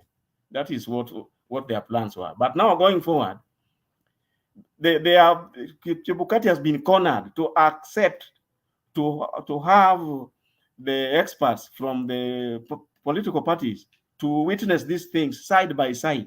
If they want to load anything, they tell them, now we are loading this and this, we have received it from XYZ, then it is loaded. They can even decide to pre-verify it before it is loaded. That way, they are being watched throughout. And that's why, for me, I was saying that what they need to do, have 3 shifts, because you can see the verification is going to take days. If you have people who cannot go on beyond 48 hours, after 48 hours, they'll all be now sleeping on the sofas. You can then imagine what's going to happen. So I hope Izimir is prepared with at least 3 or 4 shifts of agents. Okay, thank you. Let me bring in Roba briefly. Not actually briefly. Roba is a new panelist up and Lord Adams. Wacha tuwapatie nafasi kwanza, and then we can go back to the rest of us. Roba. Hey, thank you, Makiri. I'm not new, man. I was here this afternoon. Morning back. It was, you can call it in Kenya. So I was here with Mr. Bernard, and I just decided to come in because it's my off day. So, Jose, thank you. I was just like, I was missing that part of the show about IEBC. So thank you very much. Thank you for what you just bring in. The only thing I just want to just bring up, you see, there's something which Junaid Mohammed he talked about who was killed or who killed who. And there are some of these people, they were killed 2017. I think we know what happened. And these people, he named the names. But I have a problem here. We don't value life in our country. So if we know some of these cases, we know them. In fact, they were killed. We know that. Some of them is politically the motivation of their killings. So the question remains, what's going on with their cases? I mean, this is ridiculous. I mean, it's just like, me, I didn't know. I don't know Musando, but when I came to hear some names here, I was just like, wait a minute. Then what has it been done? Or what's going on about the people who were killed? It looks like some of us, in general, the way we are set up in our country, we forget just that within a short period of time. We don't make a follow-up. There are some killings, some other issues, bad things, terrorism, like people were attacked, but we don't even remember those things went bad for them. What I mean is this: as we move forward, I hope we are going to lay a foundation where a government which values life. Because at this point, I don't think since independence we have had a government which values life in our country. Somebody can die, mysterious, disappear. Then from there, you don't have a place where you make a follow-up. So, that's something we need to look at it, because when people exchange it, you can kill me or what, it just looks like, someone can buy in Kenya, you get killed and nothing happens, or no follow-ups, or people will die. The police will just hide, they will start lying. That's not a government we want to see, or that's not a kind of democracy we want to build. Just one more thing. I see Alex there. That's why I want to talk about it. Alex, the last time we talked, me and you, we have met before, we talked about Nairobi. So what I don't know, I don't think Omangas is going to make it. And I remember you said he's going to make it. But I stick what I said. What I said was, in 2 hours we see it will work according the way we have somebody, not according the tribal. But Omanga, I'm sorry, she's not going to make it in Nairobi. Thank you. I just look forward to some other contributions and questions. I'm still around here, and there won't be. I'm going to wait for Christine if she's coming in, and I guess Churi and Temba. I'll be here today. I'm on fight until the end. Yeah, Safi. Richie, can I give him a comment regarding the deaths? Yeah, 1 minute. Just even less than a minute. Okay. Nani, Roba, the deaths, especially the ones which were considered election related. Remember the baby Pendos, the lady who died the small girl who died in Madare, all the people you remember the fellows who were collected at the city mortuary, where NASA buried how many hundreds in just one time. Now, there was an official consensus that those people, their details be found, the circumstances, exactly how they died, and that part of in the spirit of the handshake, they were supposed to be, I think, done some compensation. I'm not know whether because it could not be official, because that it may well admit that they were killed by the government, and so it was sensitive. But somehow there are silent consensus that they be sorted out, compensated in one way or the other. But for the other deaths, like Jacob Juma, who were not directly related to the election, I do not know whether they are also covered. Thank you. Okay. Can you allow me a second? Hold on. Let me give Papa. He wanted to make a remark. I think it will be very brief, and then I'll come to you.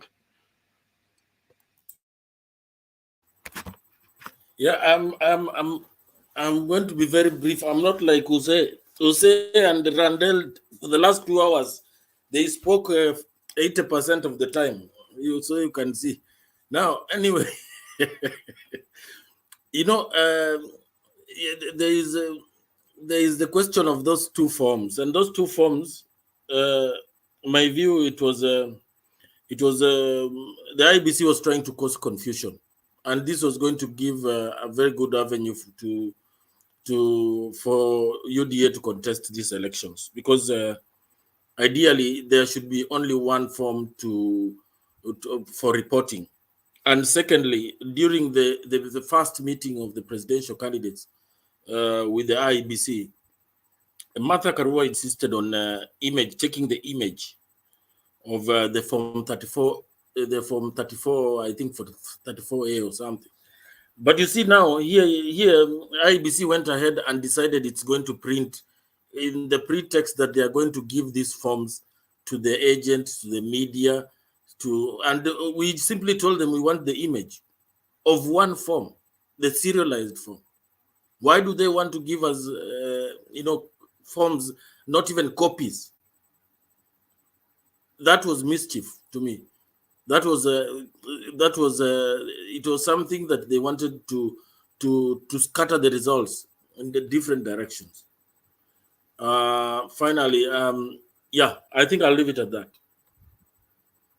Yeah, 30 seconds, Roba, then we go to Alex. Oh, yeah, so let me just say, Alex, if you remember, I know some people from 207. I mean, the people they lost some properties in Kisumu area and other parts. They were lied to by the same government to be compensated. But after all this, now this is the second election since then, and still some of our people, they never wanted nothing. They are still there. I mean, some of maybe they have tried, even they have children. But I hope there's something has to be done with some of these people. I mean, we have seen people losing things and nothing's done about them after their own investments. Let me just leave it there. Thank you. Alex, then we come to Dan. Yeah, Robe, I mean, I don't know why you are going round and round and round. Your gas station was burnt in Rongo. Our gas station was burnt in Kisumu. I mean, our house was burnt in Manyatta. We have put all those things in for, I mean, we have complained from 2007. They formed a commission. There was money that was put. We have tried to follow. I don't know who got that money anyway, because I think like in Kisumu, I think money has been given 3 times, but I believe in Azimio government, because when Azimio government finally comes, I think people will be compensated. The Nyamira one, I think it was a hogwash. They came there with a few amount of money. Remember last time, was it 2017? And actually nobody got that money. So I hope people will be compensated duly, especially those people who lost their homes. Businesses, I think it's too late. But homes, I know some homes until today that were burnt, people are not being able to build them. If you had a good home and it was totally burnt, you need at least something small to rebuild your home. But I think I'm liking what I'm seeing late now, because like the other panelists said, the way Chebukati speaks and he looks, I think the tension that he had, there was something that was within him that you could tell that he was not very comfortable. But today's presser, I saw it, I watched it 4 times just to see, is it my eyes or my ears that are growing older or what? But I guess the tension is Chebukati is going down. And I hope, as Makiadi has always said, that he doesn't have any option than to deliver a credible election. I hope he does that, because between us and the election, the one person that we have been clearly following was nothing but Chebukati factor. And I think if Chebukati puts his conduct rightly, and I think acts the way he's supposed to act, I don't think even the commissioners within the IEBC are able to do anything that is beyond the legal aspect that they have been told that they must follow, because he is the lawyer and is culpable for any misinformation and any blunders that come within there. So I hope he sees the magnanimity of that, and I hope he realizes why the wife said prayers should be said, and probably maybe the prayers of Mutembei are working wonders, and the guy is changing. The other thing I wanted to say is when Uhuru started his presidency in 2013, I did not envisage a day that maybe Uhuru will finish as good as he's finishing. I love listening to Uhuru lately, and how he's campaigning for Baba, you know, using his podium. Today's event for me was more of a political rally than even an official meeting, because it in as much as he doesn't want to campaign openly, he can't hide his love for Baba, and somehow whenever he throws something small, it comes out big. And I think hiyo ndio makasirikio ambao unaiona kutoka kwa wale watu kutoka ule mlengo mwingine. And you can almost see today's rallies were funny rallies. Moja ilikuwa Kisumu, ingine ilikuwa Kiambu, ingine ilikuwa wapi? Eldoret. And you can almost feel that the heat is rising to the climax. Each day as we see Baba is going somewhere, is causing ripples within the UDA. And if there is anybody that I thought was going to finish bad, was Uhuru Muigai Kenyatta. But Uhuru Muigai Kenyatta is going home, loved by a people that did not elect him. The conundrum of conundrums. More loved in Kisumu than his own city of Kiambu.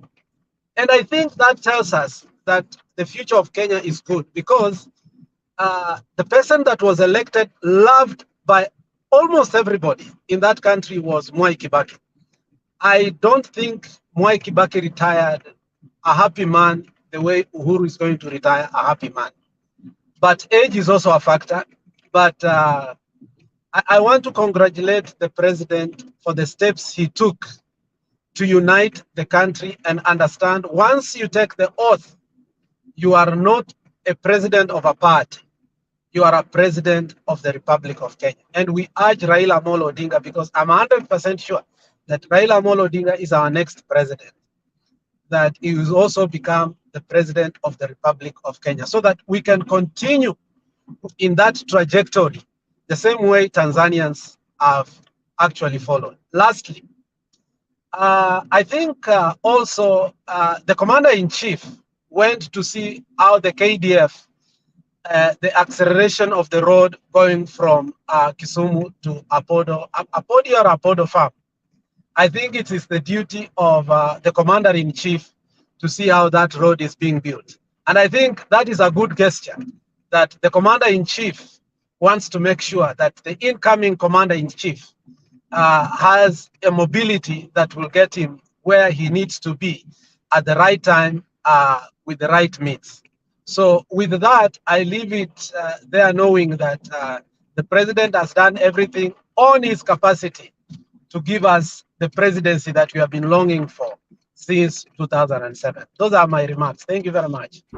Millicent. Okay, sawa. Dan, nataka kukupatia 1 minute uongee ile ulikuwa unataka kusema, then we can move to Lord Adams. Roba umeongea. Ni kama Alex amesahau kitu. Ngoja kwanza, Dan nimemweka hapo for a long time. Atasahau. Asante tena kwa kunikaribisha. Wale ambao sikutana nao niwewasalimu tena. Sasa yangu ni machache tu. Kuhusu IEBC, ningependa kusema ati I think they are working now as a team, because before I could only see Chebukati and the CEO giving a press conference all the time. But as of late, I can see Wanderi. I think he was being neglected or put aside because of the community he comes from. They didn't believe on him. But of late, I can see him giving a press relief on the TV. That means they've accepted that things must be done or they must work as a team. And Chebukati's face looks brighter than before. He was a worried man. But I think because if you eat money that you don't know how to pay, you should pay for it.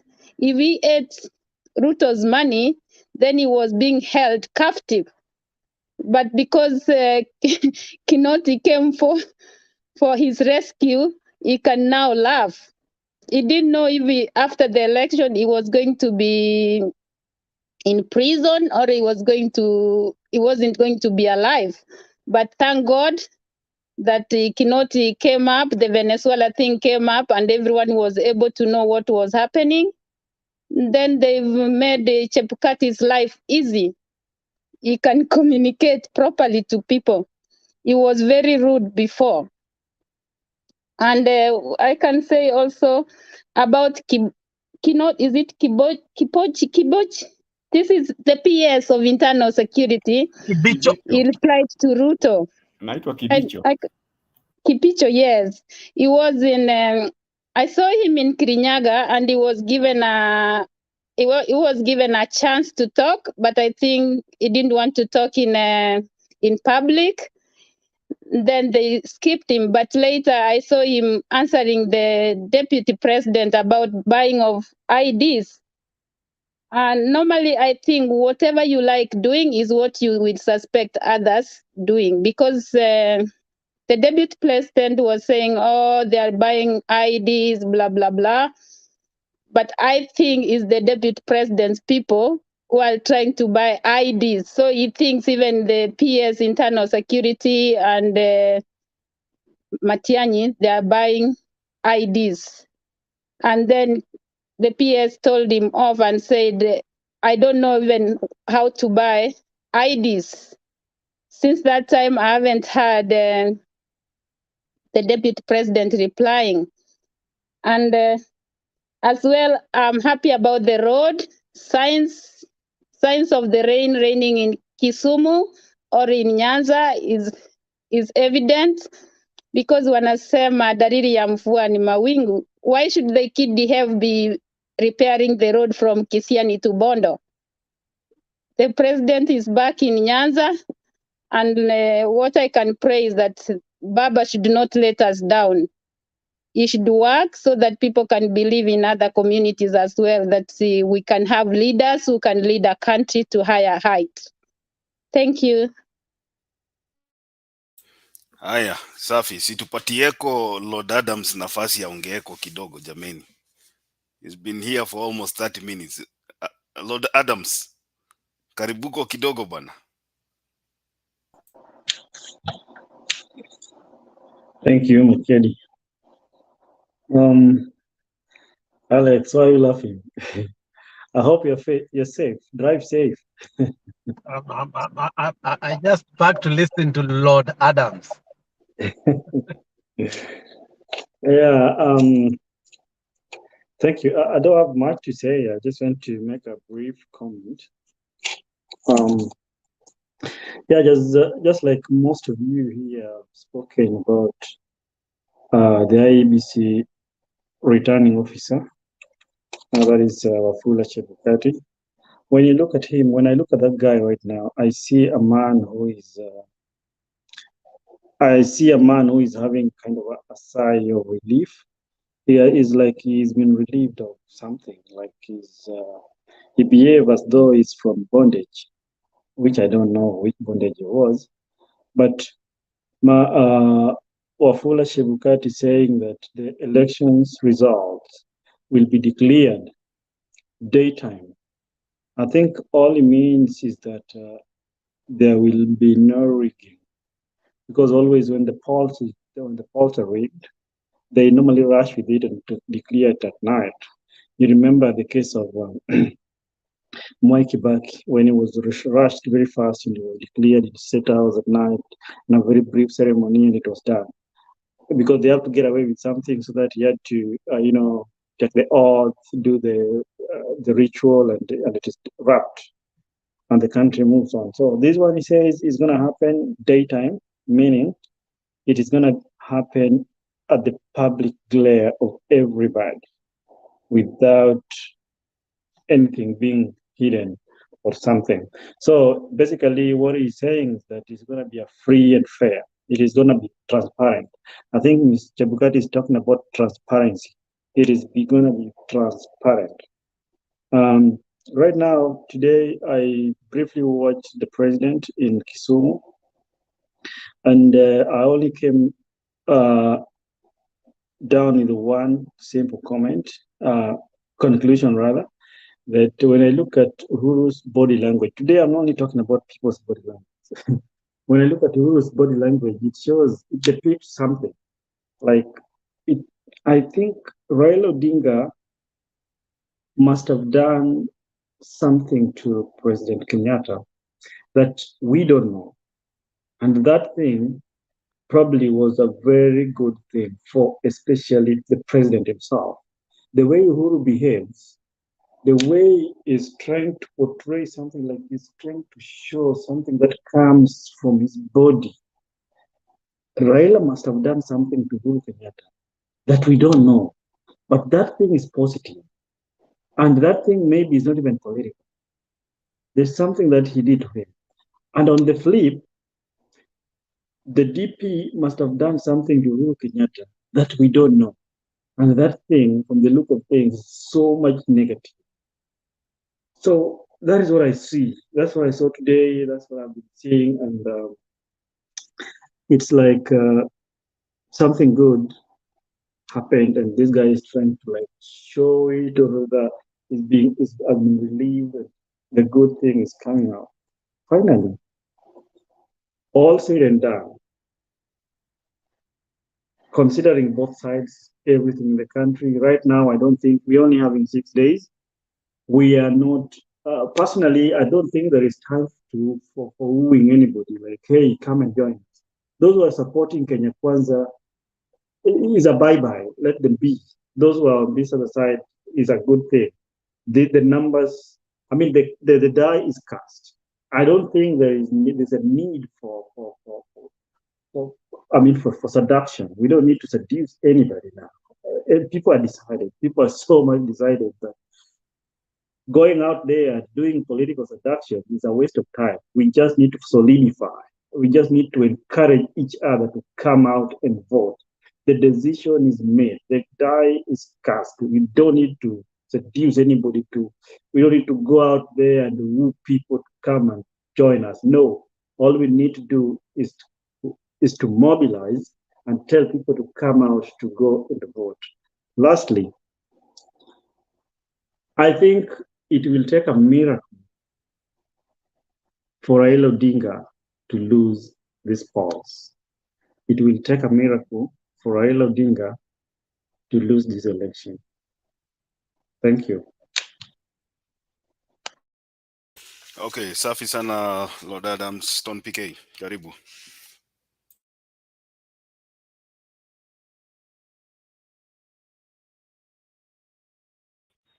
Oh, thank you very much, Makiadi. Hamjambo wote. Namwona ndugu Temba Kuseo amefika, Papa Bob wako pale na Mr. Alex. Hey, Madam kunani? Madam Diana. Lord Adams na ndugu yetu Roba. Wote mmejaja. Mimi nawasalimu sana. Na niseme tumeanza kupumua kwa sababu chicken are coming to roast. Kwanza nianze na Adam, what the questions you are saying, you have the answers, my brother. You are saying you don't know what Raila did to Uhuru and what Ruto did to Uhuru. My friend, you have the answers. Ziko hapo. It's as easy as 1, 2, 3, 4. Only that. Do you know them? A part of. I know. I'll tell you exactly what happened. We know exactly what happened. Actually, the Kenyans that are concerned and love the country, they know exactly. And what we've been thinking is what came out. Only that Kenyans say, oh, you know, you are not there when they are doing this. We are full of denial. Quickly, what did Raila do to Uhuru? He saved him. Uhuru was a finished thing. And I'm calling it thing because he was cooked by this idiot called Ruto. He was done. Uhuru was going home in a very shameful manner. Yeah?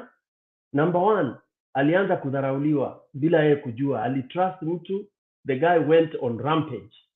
By the time he realized, the guy alikuwa ameingiza mwili 3/4. He could not pull out. It's like when you see a snake and you start dilly-dallying, ukifikiria ati, oh, you know that some are not poisonous. Unajua tunakuanga na hizo science mingi. Mimi nikiona nyoka napiga kupiga. Sitaki kujua whether it's poisonous or it's, I don't care. A snake is a snake. That's what we say in my tribe. Nyoka akitokelezea, hatutaki kuanza kuambiwa, you see, ukiona ile ya green is friendly, kuna house snake, kwetu nyoka ni nyoka. Sasa Uhuru hata mtoto hata ya mtoto ya nyoka ni nyoka. That's what we say. So had Uhuru followed that, he would have angepiga hiyo bird before it ate on him. Ruto was going to cook Uhuru Uhuru would have been the most failed president the country has ever seen. And he was saved by Baba. Baba narrated that yesterday or today. You know, what do you, a deputy who goes out talking to his people in Kalenjin language, saying, huyu jamaa ni mlevi tu, mimi ndio nimeshirikia serikali, that is good enough. For me, I would even have killed him. Because that's what African presidents do. Sorry to use that term. You can't go and undermine your boss to that extent. Akamaliza na hii akaanza kusema, oh, serikali yote ni yangu, hii mtu tu ni kulewa. Si amerudia juzi akisema alikuwa anataka kumtandika kofi wakiwa wanakula vitu vingine, hataki kutangaza. All that has come. So Uhuru actually has been the most embarrassed president that we have ever had, the easiest president that you could insult anytime, okay? President that you could do whatever you want. Unaweza hata mtemea mate and you will go down in history being that. On the flip of that, Raila will also go down in history for having salvaged, a cornered, a strangled, a captured president. If you are Uhuru, what wouldn't you not give Raila? And this I want to tell is what you are doing. What you are UDA. That Uhuru will do anything to make sure Baba wins, even rigging. So that's why Ruto is finished. Master plan yake ya kuiba kura ilishikwa, and they think that imeshikwa kwa sababu ya hawa Ukrainian, ama not Ukrainian, Venezuela. No, because you see, Uhuru and Ruto were in the camp that stole elections from Baba, and then the best thing that God has did to us was that Uhuru moved away from the camp. Otherwise, if Uhuru was with the Ruto, Baba would never have seen this president, even this time around. Yeah. So it's good Ruto defied, and it's because God sometimes wants to save this country. He made Ruto foolish. You disobey your boss. You start undermining him, forgetting that muliba na yeye. You know, when you steal with somebody, you should stick to that person until you die. But the moment you rebel, kwisha. Sasa ameachiliwa, hiyo plan yake imefufuliwa. That's why he's like a chicken. I hear now he's not even black, he's pale blue. You know, the guy might collapse any minute because he's finished, he's left naked. So, Bwana Adams, let's celebrate. We know why this guy is being cooked, and we should not sympathize. I heard people praying at, oh, aonewe huruma, Mungu amweze kumweka mahali vizuri ndio aone vile serikali is run. We don't need Ruto in this country. This guy means evil to this nation. Quickly, let me come to Kiringiti. Kiringiti was historic. Those of you who watched and listened to Baba, the master of history, he attached the importance of Kiringiti to the Kikuyu nation.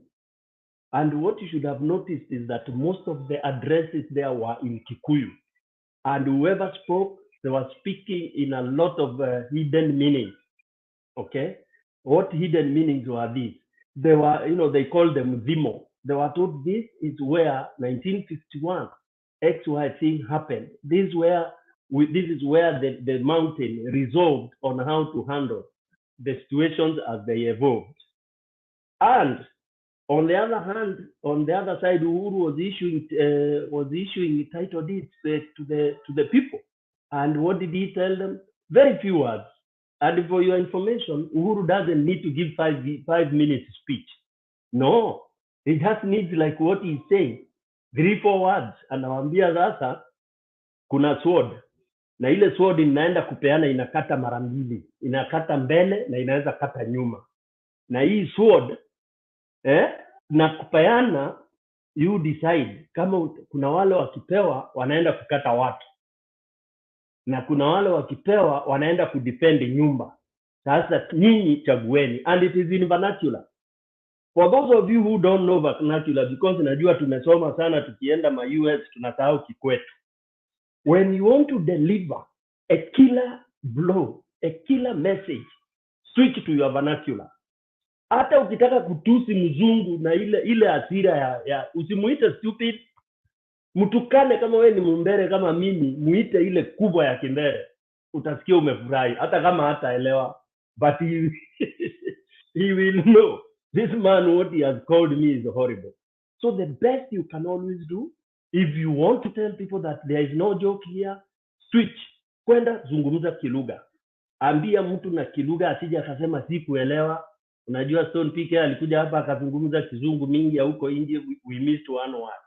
So Uhuru is doing that, and that was the resolve. I'll take you also to the Firindi movement lounge. The Firindi movement lounge was it's a replica. It's the same as Duraku Kumera Kumera. All right? And this was concorded by the mountain themselves. The Vijana, the Wazes, the meetings they are having at night. They are strategic meetings of how do we reach our people. That's the language the Mulima uses. How do we talk to our people? And they formulated that. Firindi in Kikuyu and in African whatever is how you announce. Ukisikia Firindi usiku unatokelezea, and it is all over Africa. Firindi at times of celebrations and Firindi at the times of hatari. Sasa Wakikuyu wa Central wameambua kuna hatari, Firindi itapigwa. Firindi ikilia mtu asibaki kwa nyumba.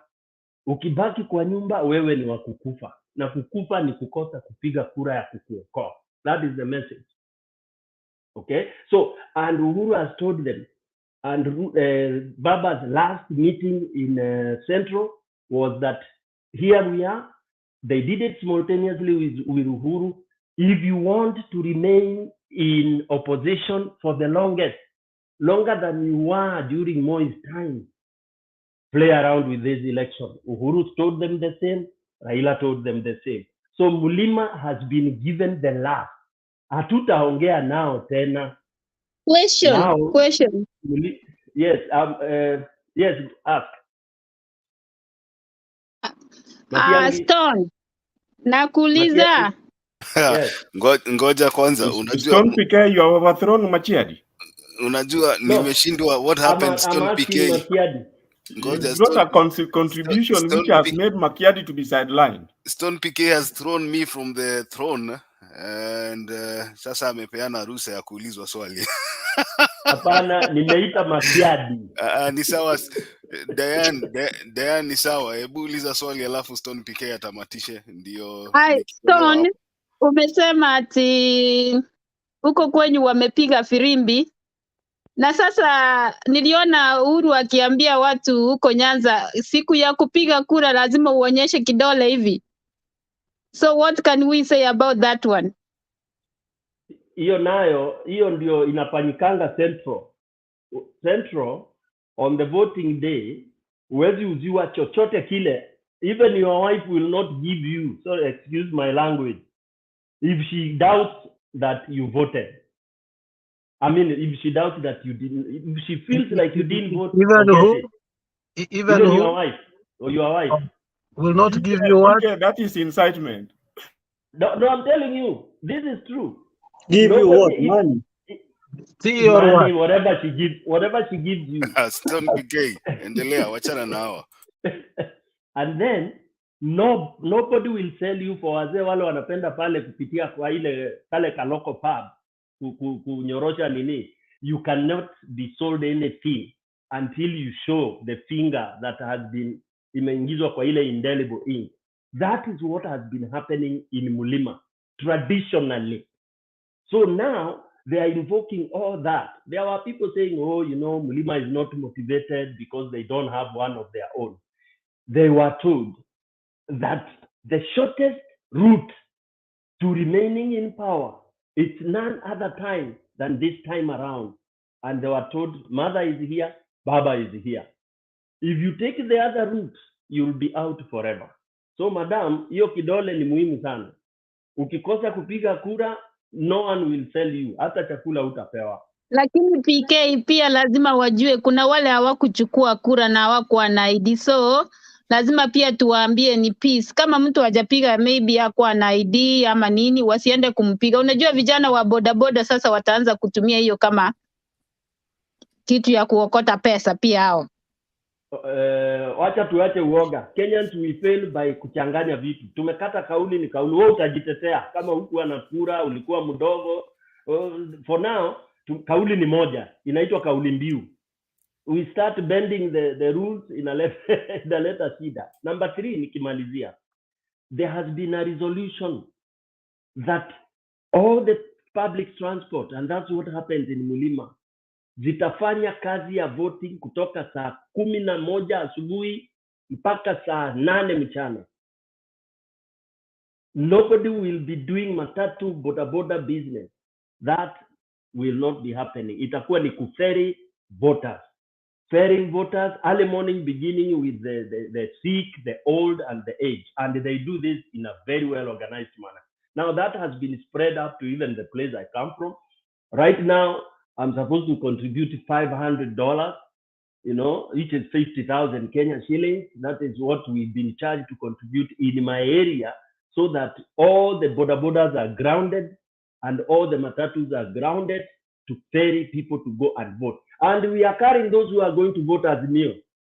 We are not ferrying UDA and UDA supporters.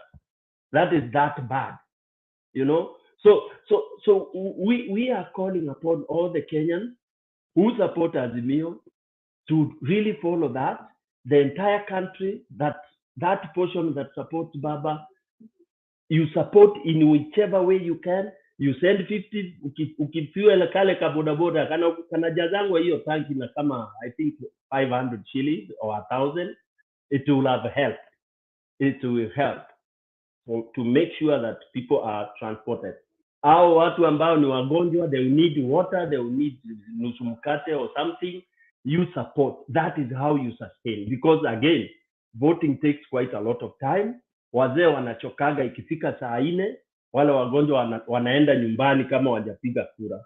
Yeah. So for those of you who can, from wherever you are, just see that you do that, because that turnout is very critical. Because Ruto wants to do maneno ya ujinga. All right. Let me stop there. Maybe I will have another chance. I don't want to talk for too long. Thank you, Bwana Makiadi. Okay, asante sana Stone PK. Alex 30 seconds, Robert 30 seconds, alafu tuende kwa Ndemba. No, I think I'm going to sign out and probably listen from the back. I think I noticed 2 things today in the campaign trail, the last few, maybe 72 hours. I think Margaret is trying to play a game ambayo sikuelewa. Her statement was very loaded. When you are in a campaign trail and I don't know if she knows she's going to lose ama nini, and then you start saying there's some UDA candidates I will never vote for. That was a loaded statement. I don't know if it was for Sakaja, it was for whoever it was for, but I think it's a recognized. According to social media, it was like it was Sakaja from social media. Well, I am not sure who it was for because she didn't say. But I think the speculation has connected it to Sakaja. The speculation is probably Sakaja, and which means that she understands they are not winning Nairobi. And I think she's trying to align herself to the leadership to be. And that alone tells you that UDA is under siege. Another move that also made me see that the DP must be going through a horrible moment this time around is this young boy from Machakos, ambaye ni Kifaranga. I don't believe he won the election on 2017. 2013 aliibiwa nomination, akapiga kelele, akapewa, but 2017 I don't think Mutua won that election.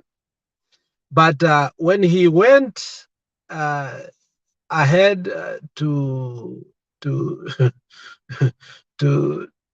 say that he can't vote for Mudhama, a UDA candidate, that speaks volume. So I think the UDA house, which Kenya Kwanza, they want to call itself like this, I think there are so many people who are still in UDA who are not going to vote for their candidates.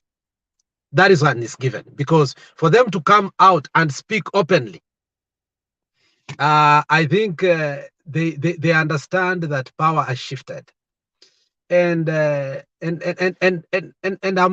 trying to figure out that come the election day, there are those who have not spoken, like Margaret and also Mutua.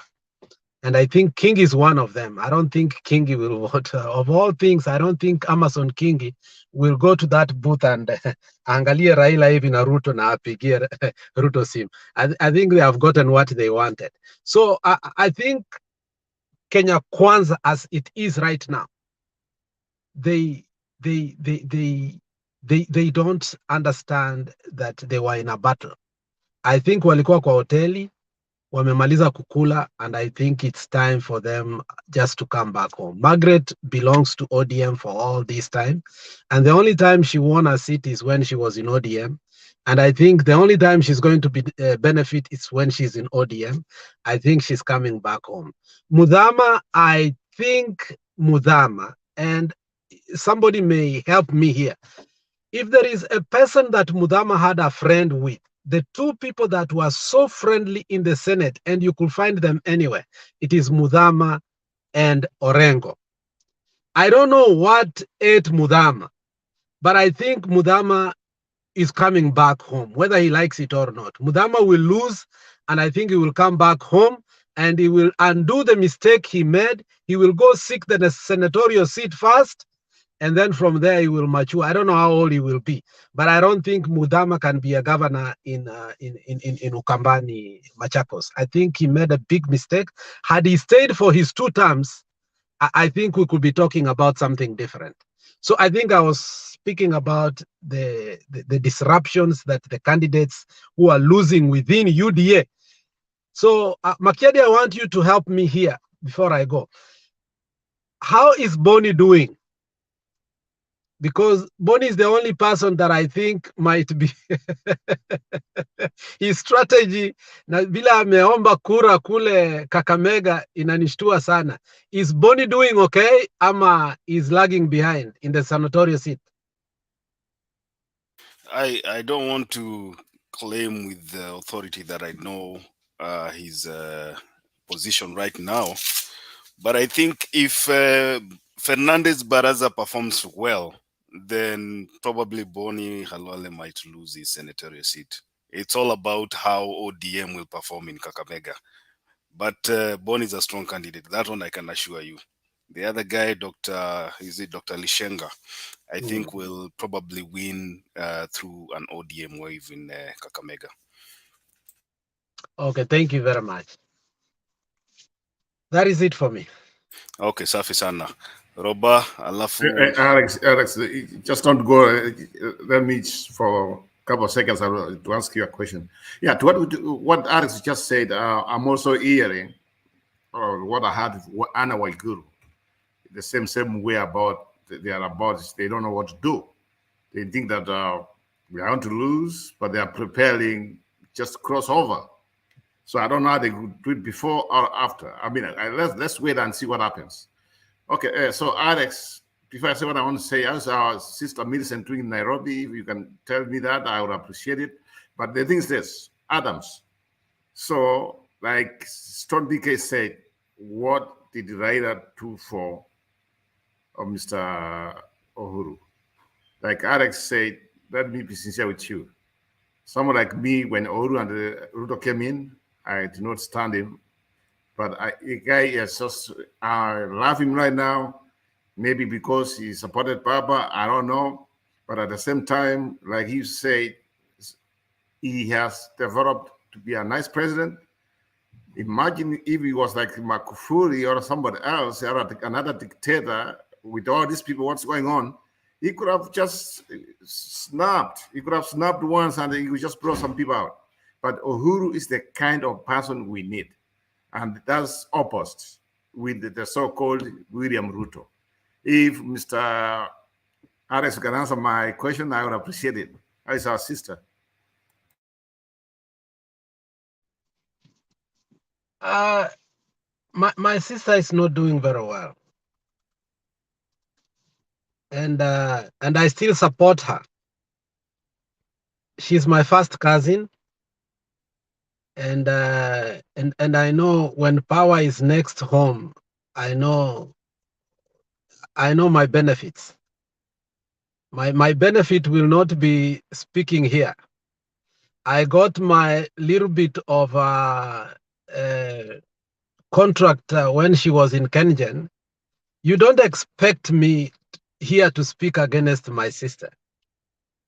And me and my sister, when I'm back in Nairobi, we drink where the brother to Lord Adams drinks. So you don't expect me to lose that privilege. So I will support my sister to the end, because I know that she tried. Okay, she tried, and that was her campaign gimmicks. And there is nothing you can do. If your sister is on the ballot, you can't run away from that. Yeah, I'm sorry to cut you, Alex. I don't think UDA sold very well on Kisirang. They are only two very, very poor. I would not be surprised if they have like 1 or 2 MPs, or they get nothing. No, they are not having an MP. Yes. Quickly on that, we are having a rally today, and that is it. That is it. That rally is going to finish everything. I thought Osoro and you will see what happened. What? Osoro. No, Osoro is not winning. Osoro is my friend. What are you talking about? Osoro is not winning. Oh, Osoro is not winning. Okay. I just know he had What invested. of Machogu? What of Machogu, Alex? Machogu has come from 9%, from 11% to 9%, from 2 digits to 1 digit. You saw the other day, MCS from Virongo. You saw those young people, those who are die hard. The guy. That's my home, Alex, Virongo.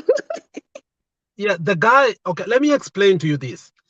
The guy who wants to take Tongi out, the current member or the previous member of Nyaribari Chache, Tongi, Jahir, this Indian young guy. You've seen him in campaigning for Simba Arati. He's not campaigning for Machogu. A UDA guy who is spending his time and money and putting his posters for Simba Arati. So the whole of Nyaribari Chache is voting for Simba Arati. I mean, there is no question Machogu is not going anywhere. He miscalculated. And where Simba Arati hit him most is when at a certain rally, he got the papers of Kiambu Kamati factory, whereby in Kiambu Kamati factory, he had the rights of tender. He went and sold for 7 years the tea for Kiambu Kamati factory, and he got about 2 billion from it. And again, when that tender went out, he sued Kiambu Kama, and Kiambu Kama paid him 167 million. Now, that money, when it was paid, Machogu was paid 167 million by Kiambu Kamati factory. This is what happened.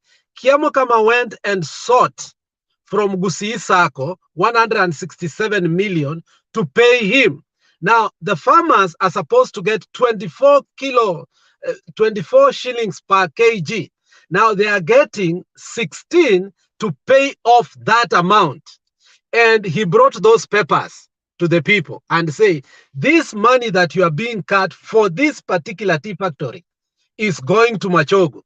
And that was it. Now, even his own people are not going to vote for him because they realize it was true. So Machogu is a cartel. He belongs to the right place. Let's not go to Kisii politics. We are going to have it this morning when Baba comes to Kisii. Anyway. Okay, so Lord, Demba may drop Lord Adams. Yeah, I just want to make a quick point. I've heard you guys talking about Mudama, Alwales, Waiguru. What I'm saying, you see these governors across the country, the governors and the senators. This is my thinking. I think we are going to get surprise winners. There are people who are who are not doing so well, but they're going to make it through the party wave. There are people who are going to beat all the odds and beat party waves and emerge winners. So about the governors across the country, the 47 governors and the senators, we are in for a shock. I believe we are going to have surprise winners, some outright surprise winners. So I don't really want to put my bet like to be a sure one, like a sure bet. I don't think we have a sure bet. There's going to be a lot of surprises here. Party and individual. So that's what I think, Mr. Alex. Okay. So Christine, what He's happened to talking your about camera? Homestretch, but it's okay. Yeah. Christine, what happened to your camera? We can't see you. Oh, there you go. I was Take it away. fixing myself. Okay. You're next.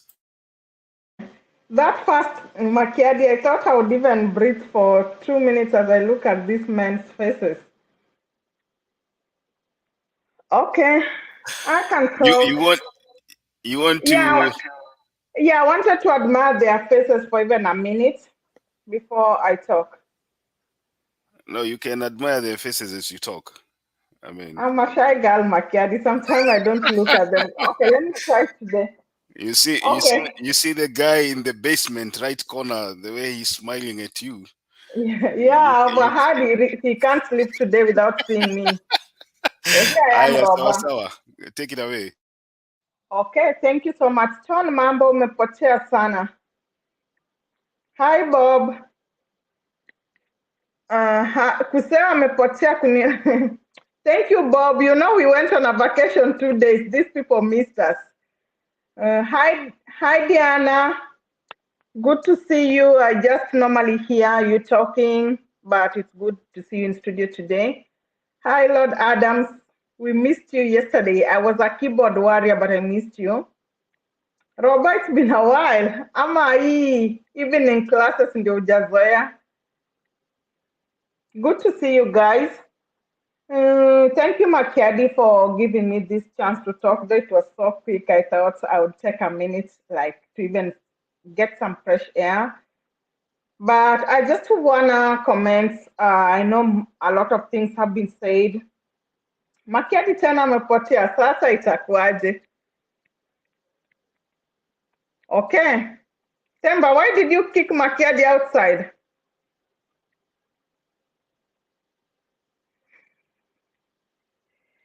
Okay, let me talk. So I'm so impressed by the Raila's reception in Central today, given that these are the final stretches. That spoke volume. And Uhuru too, the reception Uhuru received in Kisumu, that spoke volume. I'm not a tribal person, but I'm just happy or overwhelmed with joy when I see whenever Kikuyus and Luos come together, there's always some peace in the country, and I can equate this to 2002. And even this year, we can see there's no mass movements. People are not worried as in how our election gonna be. So it shows that these two tribes, I acknowledge the other tribes too, But when these two tribes come together, there's always peace in the country. So that is something plausible from Uhuru's side. And Uhuru will leave a legacy. When Uhuru took over the second term, the handshake, I knew Uhuru will go home as a miserable president, but at this point, I know Uhuru is gonna go home a happy man. What I would like to encourage us is that it's time to vote. We've talked, we've sold Baba, we'll still sell Baba, but this is the time to tell our people to vote, vote, and vote. I'm normally impressed by the way Kikuyu as a tribe do get out to vote to the last man, even to the extent of getting the sick from hospital beds, giving them the support they need, ensuring they vote before taking them back, to recuperate. So, and it's not about being tribal, but I would urge my brothers and sisters from Luo Nyanza. This thing is being given to you. So you have to show the other communities that are standing with us that we really need it by getting out to vote, vote, and vote. At this point, even if our people, I had Stone saying, whatever support we can give our people from the village, or we need to give them, those elderly women, those that are in the village, of course, the village nowadays are left for the elderly. We need to give them support. I don't know what organization, Stone, you have, given that you are in Kenya. Some of us who are here, unfortunately, we've been conned so many times until you don't know who to trust and who not to trust. But if we can get credible people on the ground that would need us to support them with whichever means, because all we can do to support them is just financial means, I don't think it will be in vain, some of us are not going to vote. What are we going to do? It's not a matter of just coming to Mutembei TV and selling Raila. If you can't be there to cast your vote, it's well and good. We understand the constraints or the logistics that made you not be in a position to vote. That air ticket that you would have used to go home, send it to somebody. Let those people be taken from the hospital. This is the time that if you know somebody suffering with a hospital bill of $1,000, that is only $10, You can give them, it's not bribing, but we need to motivate our people to get out and vote. So basically today I have nothing much. I had Lord Adams asking or wondering what Raila did to Uhuru, that Uhuru is coming out to vote for, that Uhuru is really campaigning for Raila. But I want to ask Lord Adams if he's been, I know maybe he's not gone back home for maybe years, Some of these Luos, they stay here in the United States for years. So I hope he doesn't fall in that category. But if you don't have to be told what Raila has done to Uhuru, for Uhuru to support Raila, that man has made Uhuru breathe. That man has made Uhuru have a life. That man has made Uhuru gain weight. That man has even made Uhuru nowadays is sober 24/7. So there are a lot of things. There are secret codes, there are bro codes that, yes, they cannot tell us everything, but aliena macho hambiwi tazama. And we should emulate from them, That's the way we need to support each other regardless. So at this point, I have nothing much to say. Let us encourage our people to get out and vote. We will not get votes by them staying home. Whatever support you can send back in the village, kindly do. For some of us that are not traveling, we need to stand in, we need to support our people to go vote, vote, vote. Thank you so much.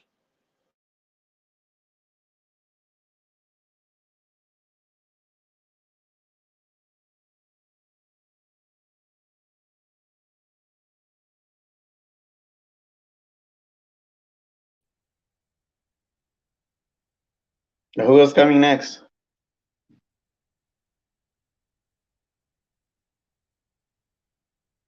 Tulikuwa tunaanza round nyingine. Another round December. Papa. Who? Bob Papa. Okay. No. I'd already submitted. All of you submitted. Personally, I have nothing useful to add. I am so focused. I'm so focused on an Azimio win. I don't wanna waste my valuable time Yeah, I am so focused on. I like what I'm seeing, what Azimio is doing. Uhuru is doing the final touches. You know, causing ripples where he should. He's saying the right words. Not looking at what Kenya Kwanza is doing. It's already too late for them. So I am, unlike others who are thinking that we need to probably start looking at some things like what is going to happen here. Right now, people have decided, and whoever is going to be voted in, guys have already put their minds. It's just now the 11th hour. I'm so excited about the coming election. I want to agree, especially for those who are saying we need now to get people out to vote. We need to have people. They're going to by tomorrow in the evening. They're going to be pasting the names, you know, in all the polling stations. We need to get people out to go there and confirm their names. We need to keep talking to people about how best, you know, like making sure that they tick the right box.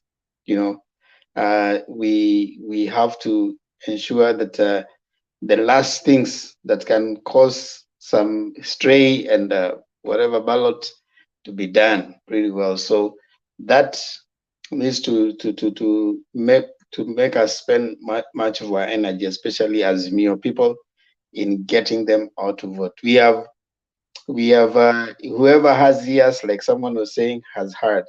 Whoever has eyes has seen. We have to confirm now on 9th. And how do we do that? Is getting people out to vote. So right now, preoccupying ourselves by which independent candidate is going to win, which Azimio, whatever. No, it's about getting the vote. Let's get out the vote. That is the most important thing at this time. So I want to urge all of us, if you had no 5 people, no 3 people, at least let's get to people to know that they need to get out and, you know, sensitize, you know, do civic education. Make sure that do you first of all know that you are registered? Have you confirmed that your name is in the register? You can send the SMS to the IEBC. You can go there personally to the place where you'll be voting. Let's make sure that the vote comes out. I want to disagree with Christine. This is not about a Luo win. It's not about a Nyanza win. It's not about being given to the Nyanza people. That's the direction of politics that we want to get out. For a long time, we have toyed with the idea that, you know, this is the winning is about a tribal thing. Now, Raila presidency is about a Kenya win. Nobody is being done to a favor being given. That is where we need to get out completely.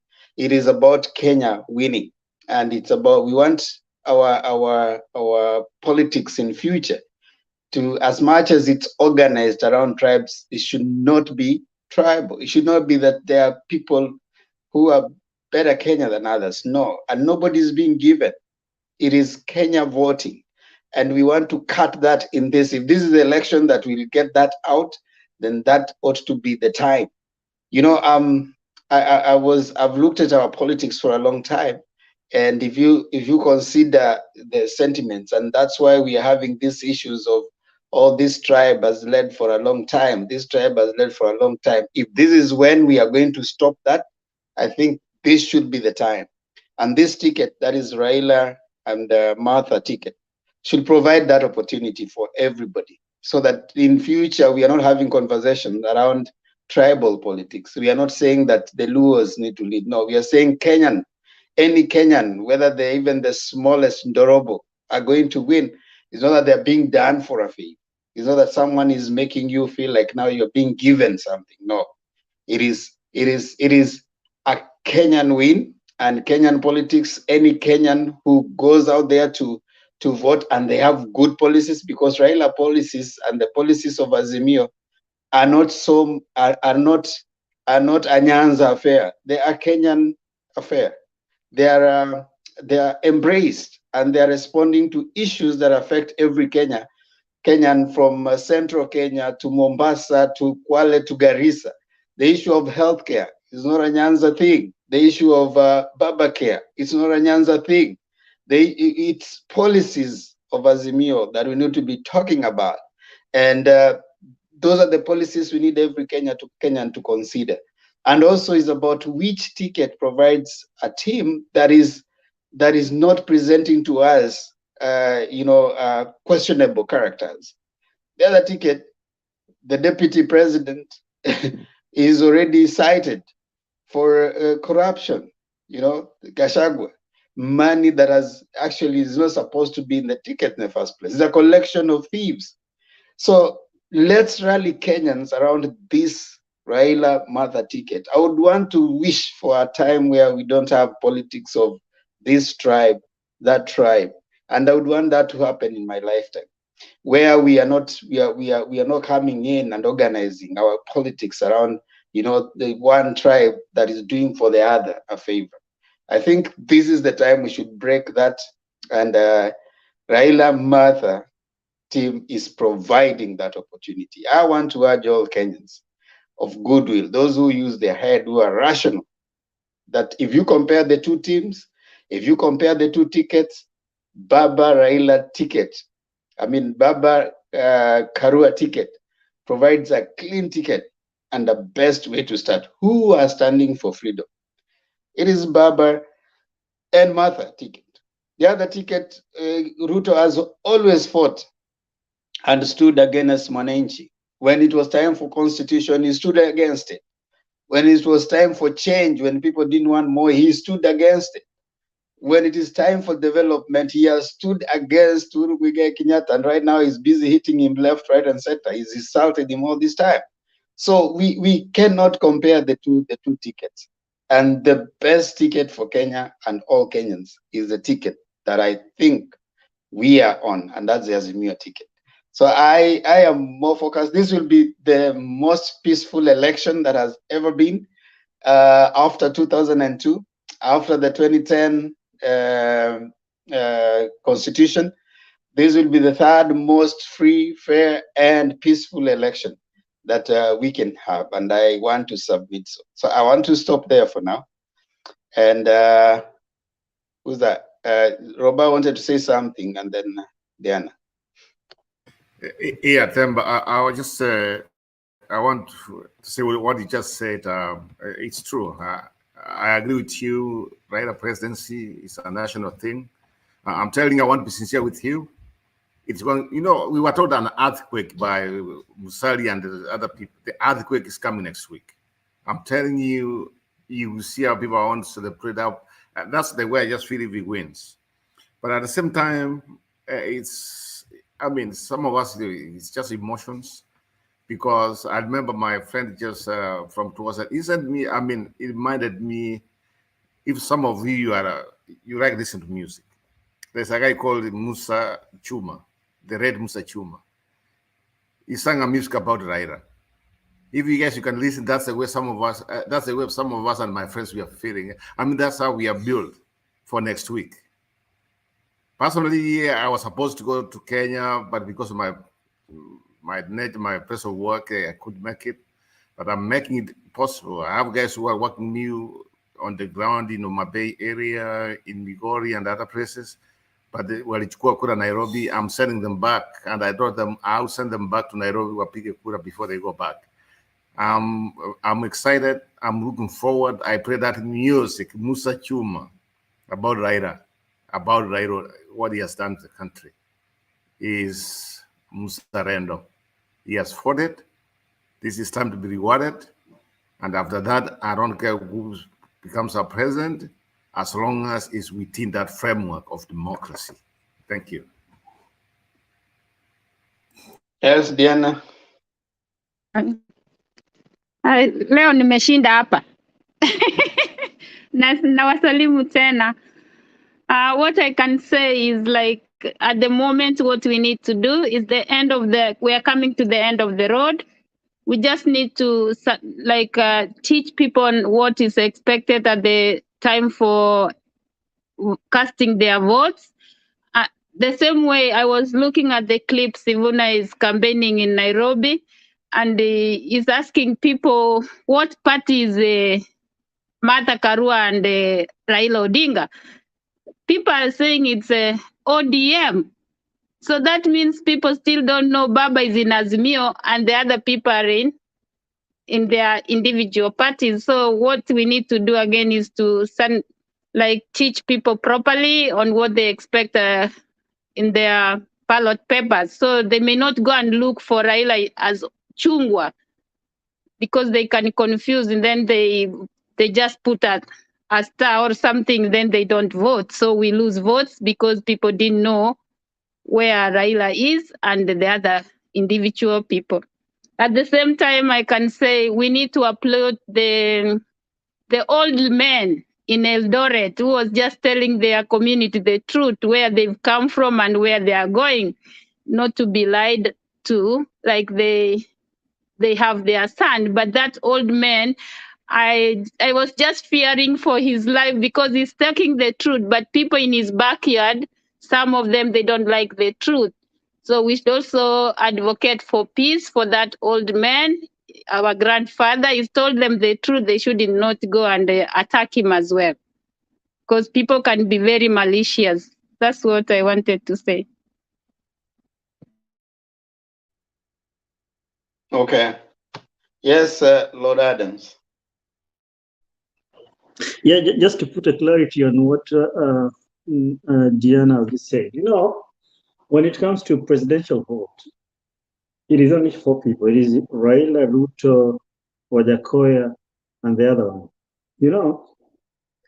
People sometimes when you ask them the question which party Raila is, they will definitely tell you ODM, because it is not easy to dissociate Raila and ODM. Raila and ODM is just one thing.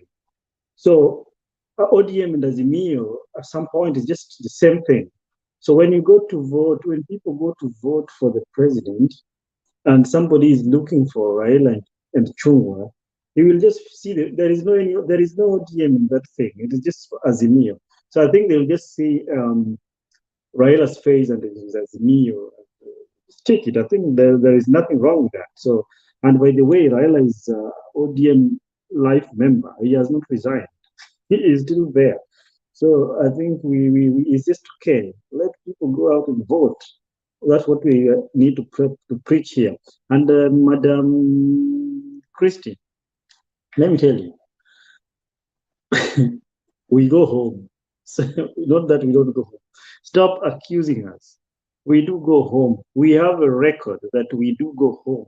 Personally, after voting here on the very, very day, I'll fly to Kenya. Raila Odinga will be sworn in when I'm witnessing physically, but you will be using YouTube. So that's the difference. And also, I also want to support you in one thing. Remember, when Christine talked about Raila presidency and the Luo thing, I don't think she really mean that is a Luo thing like such. What we mean is that even you, today, if you get out there, then you're going to vie as a member of parliament or a senator or whatever. You need that family backup. You need that family backup first. Your family must elevate you there as you go to the people. They wish you well as you go to the people. You carry that luck with you. So in Raila's backyard, they call it in a vernacular. They say Amolo Wudoganda. You understand that one very well. Temba. He's a man of the people. That's the meaning. So with people, it is the Luo people who propelled him, like who give him the foundation, the support, the base, and throw him there to the people. Who are the people? The people are the Kenyans. Yes, it's a Kenyan win. It's a Kenyan presidency. But the people, the family that he considered that elevates him, the family that birthed him and gave him out to the people are the Luos. It doesn't mean that you're being a Luo thing. So that's my thinking. Thank you. Yes, Christine.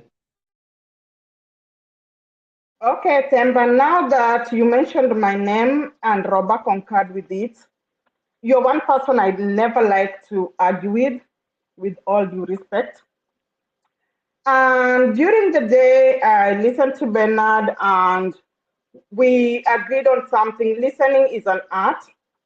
Some of us, most of the time, we don't listen, we like responding. I think Papa, that was being meant for Papa.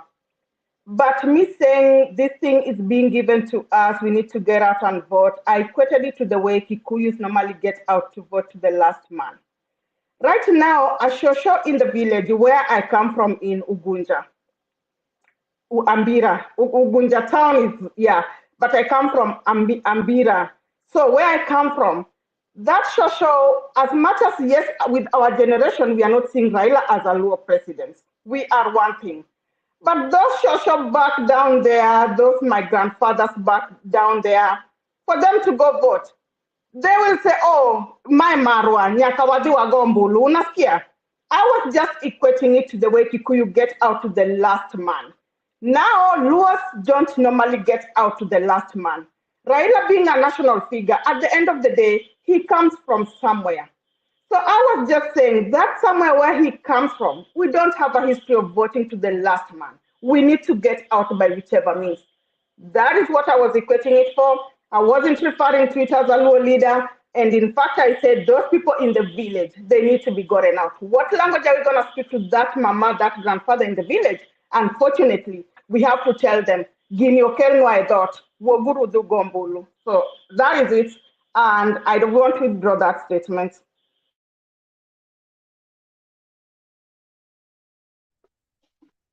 Well, the jury is out there. Yeah. So we want to make another round and then we start taking our closing. What was it, Stone PK? We'll start with it.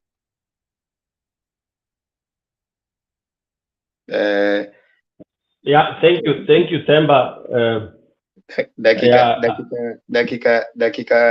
Dakika mbili. Sasa tusipeleke sana. Sawa, tutafanya hizo mbili. Hata unaona safari inaenda kuisha, so people don't have a lot to say. I like what you say, that the energy you have now, you are just focusing on the win. I think that is it. Focusing on what we could do better, to make sure hiyo vote moja imepiga kura. I agree, those who are out here, kuna vile tunasikia, we wish we could be there. There is so much we can do. Let me pick up 1-2 things here. This is our last lap. And sincerely speaking, this is when people blunder. Okay? People blunder, they say in my tribe, when you are now in a disco dancing and then unasikia raha sana, yeah, because there is a kademu ulikuwa umekatia ukaona kanaingia box, then unasema huyu nishaenda na yeye home. Kidogo unaanza kwenda huko ukiangalia ukitani hivi unakuta amechukuliwa. That happens last minute because you are too confident ati umemuingiza box, ashakwambia sasa wewe tia around tu tunaenda home, only for you to to realize that there was somebody also else who was kind of strategizing in the same. So it's the last lap, and in this last lap, just like in athletics, is when you have the front runners getting exhausted, burning out, and it's only those few, 1 or 2, 3, who sustain that energy, that power. So this power, Azimio needs to sustain, because it is in this last lap that you get injuries. It is in this last lap that you get finalists fainting. Unaweza faint na unaona kamba pale. When I say fainting in politics, like one thing I'm so happy about, and I don't know whether most of our panelists have noticed, right now in all Baba campaign meetings, watu hawasongei kwa diet. That is something in my other forum we've been really talking about.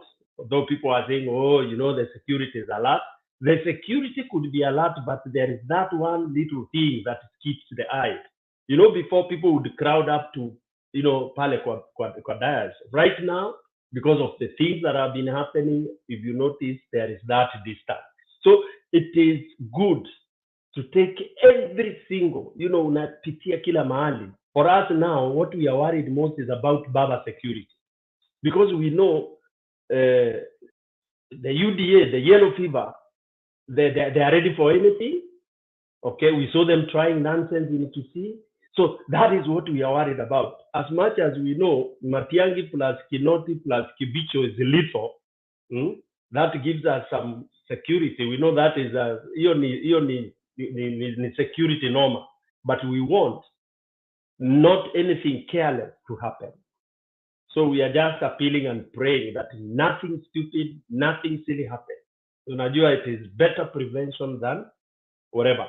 Then, of course, we want to say to everybody else, yes, it is true, Gini wase kao, lakini we will kao.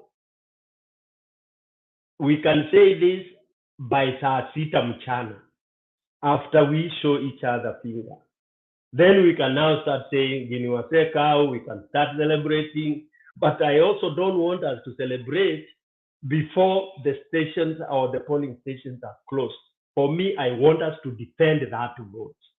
I want us to fund youth to make sure that for every polling station, hakuna kutoka, because you never know. As much as we think, oh, we have agencies, we have this, any monkey business can happen. So I would want us to really, really protect in the real sense of kukaa pale, mpaka hiyo karatasi ibandikwe pale, hiyo from 32A, to make sure wherever we support our agents vizuri, so that they are not scared. That is my wish, and I would like us to spread that gospel. Thank you very much. Back to you, Tenda. Okay, thank you, Stone PK. Papa Bob.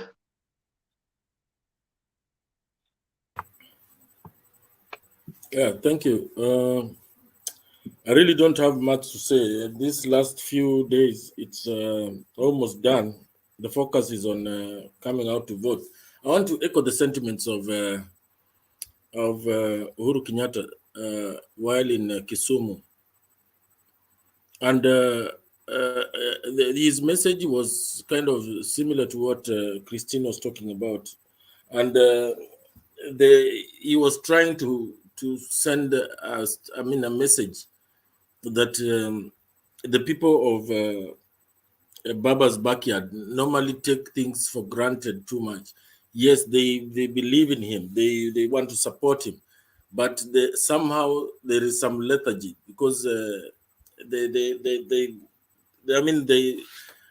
are kind of hiyo kumera wafanyi hiyo maneno. So Uhuru Kenyatta was very categorical, akasema mtu asikuja nyumbani bila ile kidole iko na rangi, and they addressed all cadres of people, the young, the old. So the main message is to come out and vote, and try to tag as many people as you can in these last few days, so that we can get a resounding victory. We need to avoid that Supreme Court like a plague.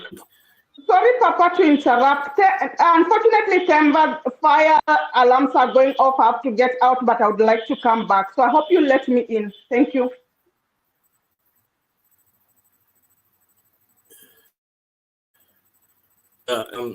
So these last few days, we need to focus on winning big, avoid that Supreme Court like a plague, because from the kind of statements that are coming from the UDA side, they are desperate. They are trying to rope in anybody, anywhere, trying to rope in Matiang'i now, Kibichu, it was Kinoti now. I mean, they are clutching on straws.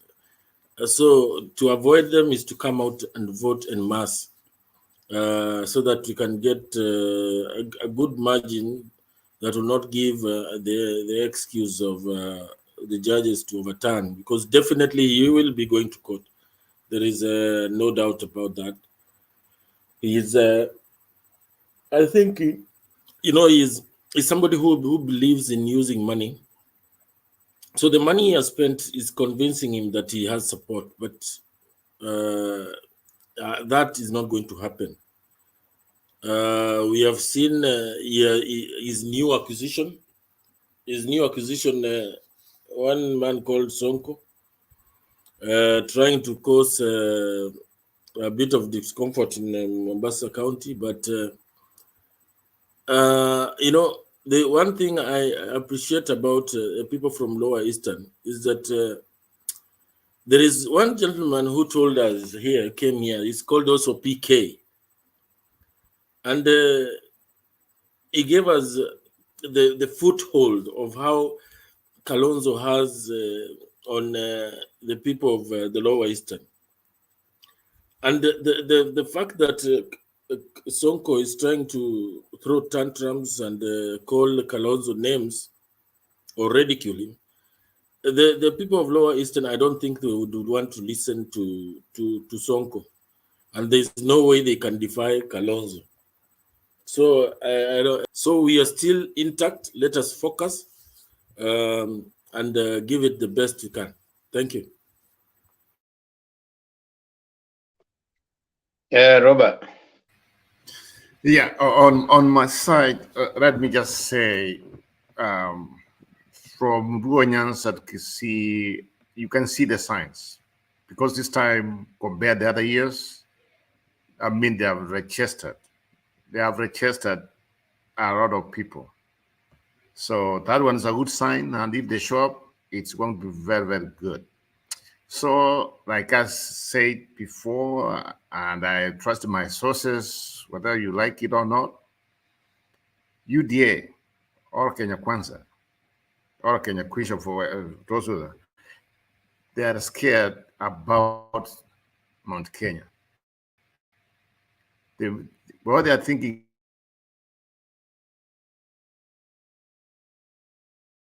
proper, yeah.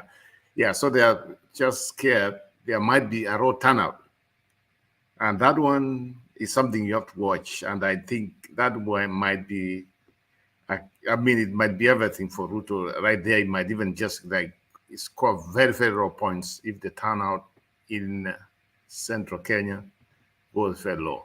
So those are my two takes on that. But where we are, as somebody who's for Raila, we feel good about it, but at the same time, it's not over until it's over. Thank you. Yes, Lord Adams. Yes. Now, this is the thing. There is hakuna kubembelezana anymore.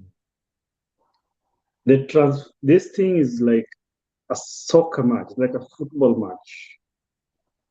The transfer window is over. And I repeat, transfer window is over. We are not transferring any UDA members to our side. No, we are done.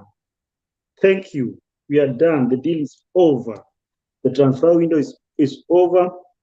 The players are dressed with the full uniform and the cleats and the socks. They're ready, warming up to get into the field.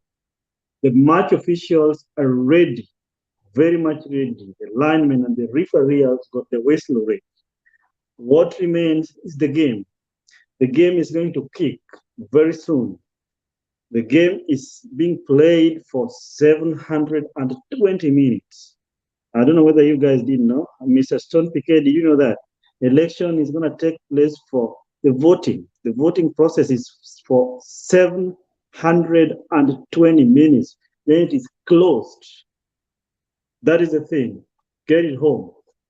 We are done. I've been following the comment section. I see some. My good friend, Mr. Black, we don't need you. Don't bother crossing over. Stay wherever you are. Stay put. Cheer your side. We have enough cheering squad. We are good. We are good. Our side is full from the VIP to VVIP to the terraces. We are good. The match is soon starting.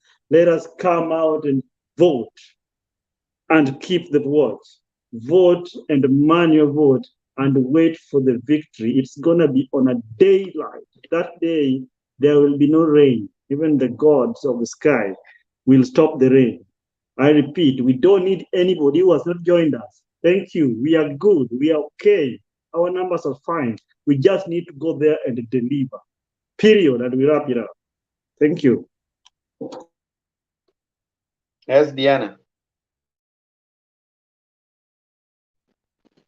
Sasa tutasema nini? We can just thank God for this far that we've come, our lives and our countries.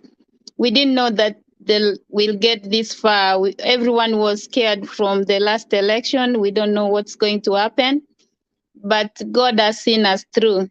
Now what we can do is just keep on praying until the journey is over. We can't stop because we don't know what the devil has hidden behind us, but we know that our God is a God of all things and a God of all miracles. So I'm happy when even the kids, I think in Central, we will be surprised that Central can even vote more for Baba than even William Ruto.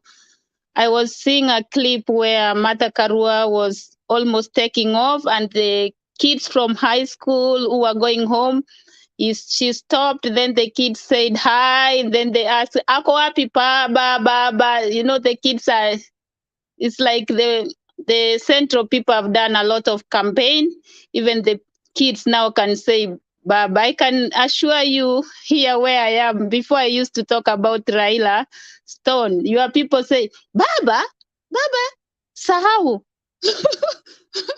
So it's like before you didn't like Baba completely, but now people are changing tune and they know that we want a peaceful country. So we thank God for it's not because of us or our own making, but it's because of the grace of God that everything is coming to finishing in the right way. And God will take us through in another 5 years and give us leaders who will make Kenya great.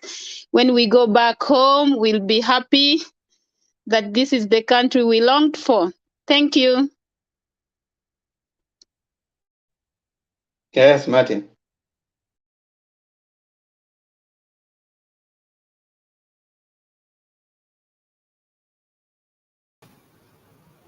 No, then by me, I think my thing is, in kipindi cha lala salama, I was trying to sit in the back and, I was really interested in more of listening today. I wanted to come in the upper musho, and I know Richard, because I was doing a couple of things. Richard had told me, backstage, but you brought me out. Personally, I think tuko kipindi cha lala salama. I think we've been here. Most of us have burnt the night oil. We will still be here even after next week. But this is it. This is the end of it. All the times that we've come here, some of us, Demba, thank you so much for always showing up, and the people that show up. This is a time that our country needs us. And for me, I know I've burnt night, time to really talk to people back at home. I'm going to be voting here in the US. I am disappointed because I wanted to go back, but apparently due to some unavoidable circumstances, I can't, so I'll be voting in Washington, D.C.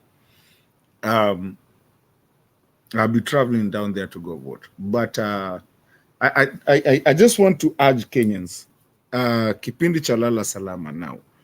This is our Kenya. This is the Kenya of the kids that we have, most of us, and this is what our Kenya is going to be. We really have to think very hard on what we are doing. I think we've done a good job. I had somebody call me, very prominent person call me and tell me, you guys have been doing a good job. We do appreciate you guys, and we see you guys. I didn't know that we were viewed like that. Nikaanza kunifanya hata nikuwe shy to come into the channel, but I still do.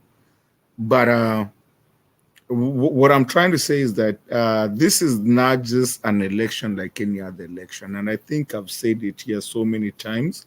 even though, you know, sometimes laughing, sometimes making jokes, sometimes, you know, serious, sometimes not serious. This is our Kenya. This is our country. And we have to make the right choice. I'm begging whoever is out there listening. We've been here for a long time, and I think we know zile sifa zenye ziko, like Joho says, kila mtu ana sifa yake. You know, we've had nani ako na sifa gani na nani ana sifa gani. We might lie to ourselves and try to say, oh, kazi ni kazi, including kuiba simu kwa nini, you know, kwa mkutano. But I want you guys to start thinking about if you really want, and something I've been saying, and I will do it for the next 1 week, because ni kipindi cha lala salama. I want you guys to understand, do we want our country to be a third world country that our generation dies accepting that it's a third world country, while we have the opportunity to make it a first world country and forever never be called again a third world country? Guys, how many of us, when you look at us in this group that we come over here, are out there trying to look for greener pastures?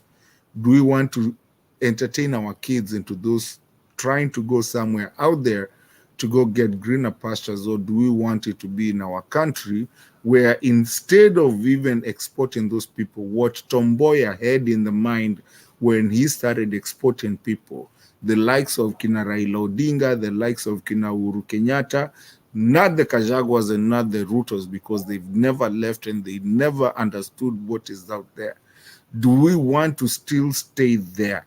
Or can we actually start getting people, instead of exporting, but importing these great minds that sometimes you find out here talking, the Alexes, the Dembas, the Stone Pickers, the Makiadis, the Pop Papa, the Kialas, the Lord Adams. Do we want it to be done in our country, or do we want it outside our country? And if we're going to export again, please, we will have another 100 years or 50 years. We were lucky today, now, to have 50 years since independence of exporting. Can we not make it if the lightning doesn't strike one place twice?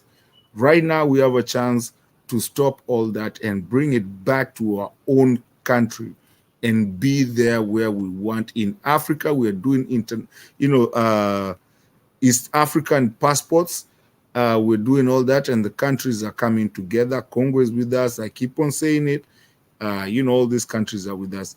Guys, let's stop looking at the first world countries that we call the America, the Europe, and all those countries to be better than us.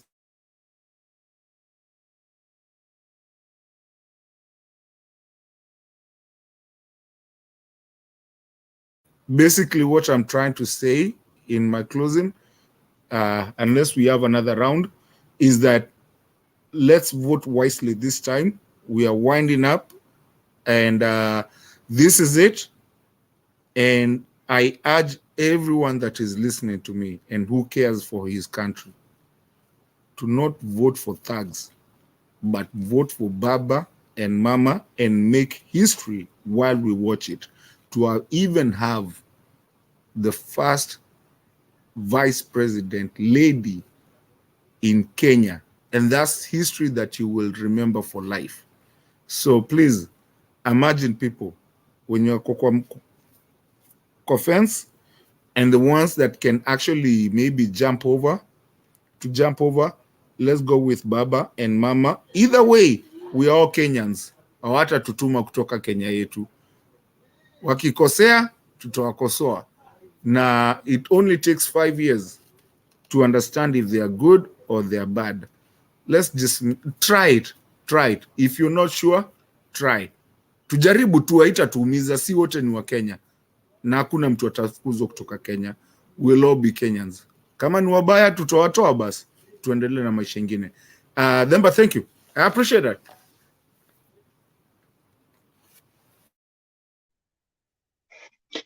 Okay, thank you everyone. Now I think we want to start taking our closing round, and we appreciate all of you who come and listen, those who come and speak. The world is listening, and people are listening. Those of you who have come here, you've stayed long, you've been able to hear, you've been able to share your views. Very important, very important. Let us keep talking as Kenyans. The days are coming closely and closer, and we are almost there. It's just about less than 7 days now, and the decision, the D-Day, is here. So let's continue preaching peace. Let's continue encouraging everyone who has a vote to confirm their name from the voting station where they'll be voting. They'll be pinned, I think they said by tomorrow, end of the day tomorrow, so probably Wednesday, we can start going to check if your name is there. Call as many people. Raila Baba will be on Azimio ticket. The rest will be having Nairobi governor, we'll have Jubilee ticket. So let's try and sensitize as many people as we can. But Azimio, vote blue. It's blue, blue, blue. Like we are saying, we don't want to waste any vote. Waste no vote. And like the president has said, that day in the morning, after 6, when you start talking, you have to look for the ink. And that ink will show you if the person has voted or not. So let's try get people out to vote. That is the thing, getting out the vote for the next many days. The days that are remaining, it's days to mobilize the vote. The time of many words and looking at things. Oh, this one is going to hit this one is going to hit this one. That time is gone now.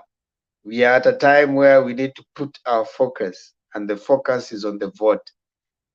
How are people going to vote? How are people going to get out? How are people going to vote wisely? How are they going to protect the vote? Get out the vote, cast the vote, protect the vote, and cast it well, cast it properly.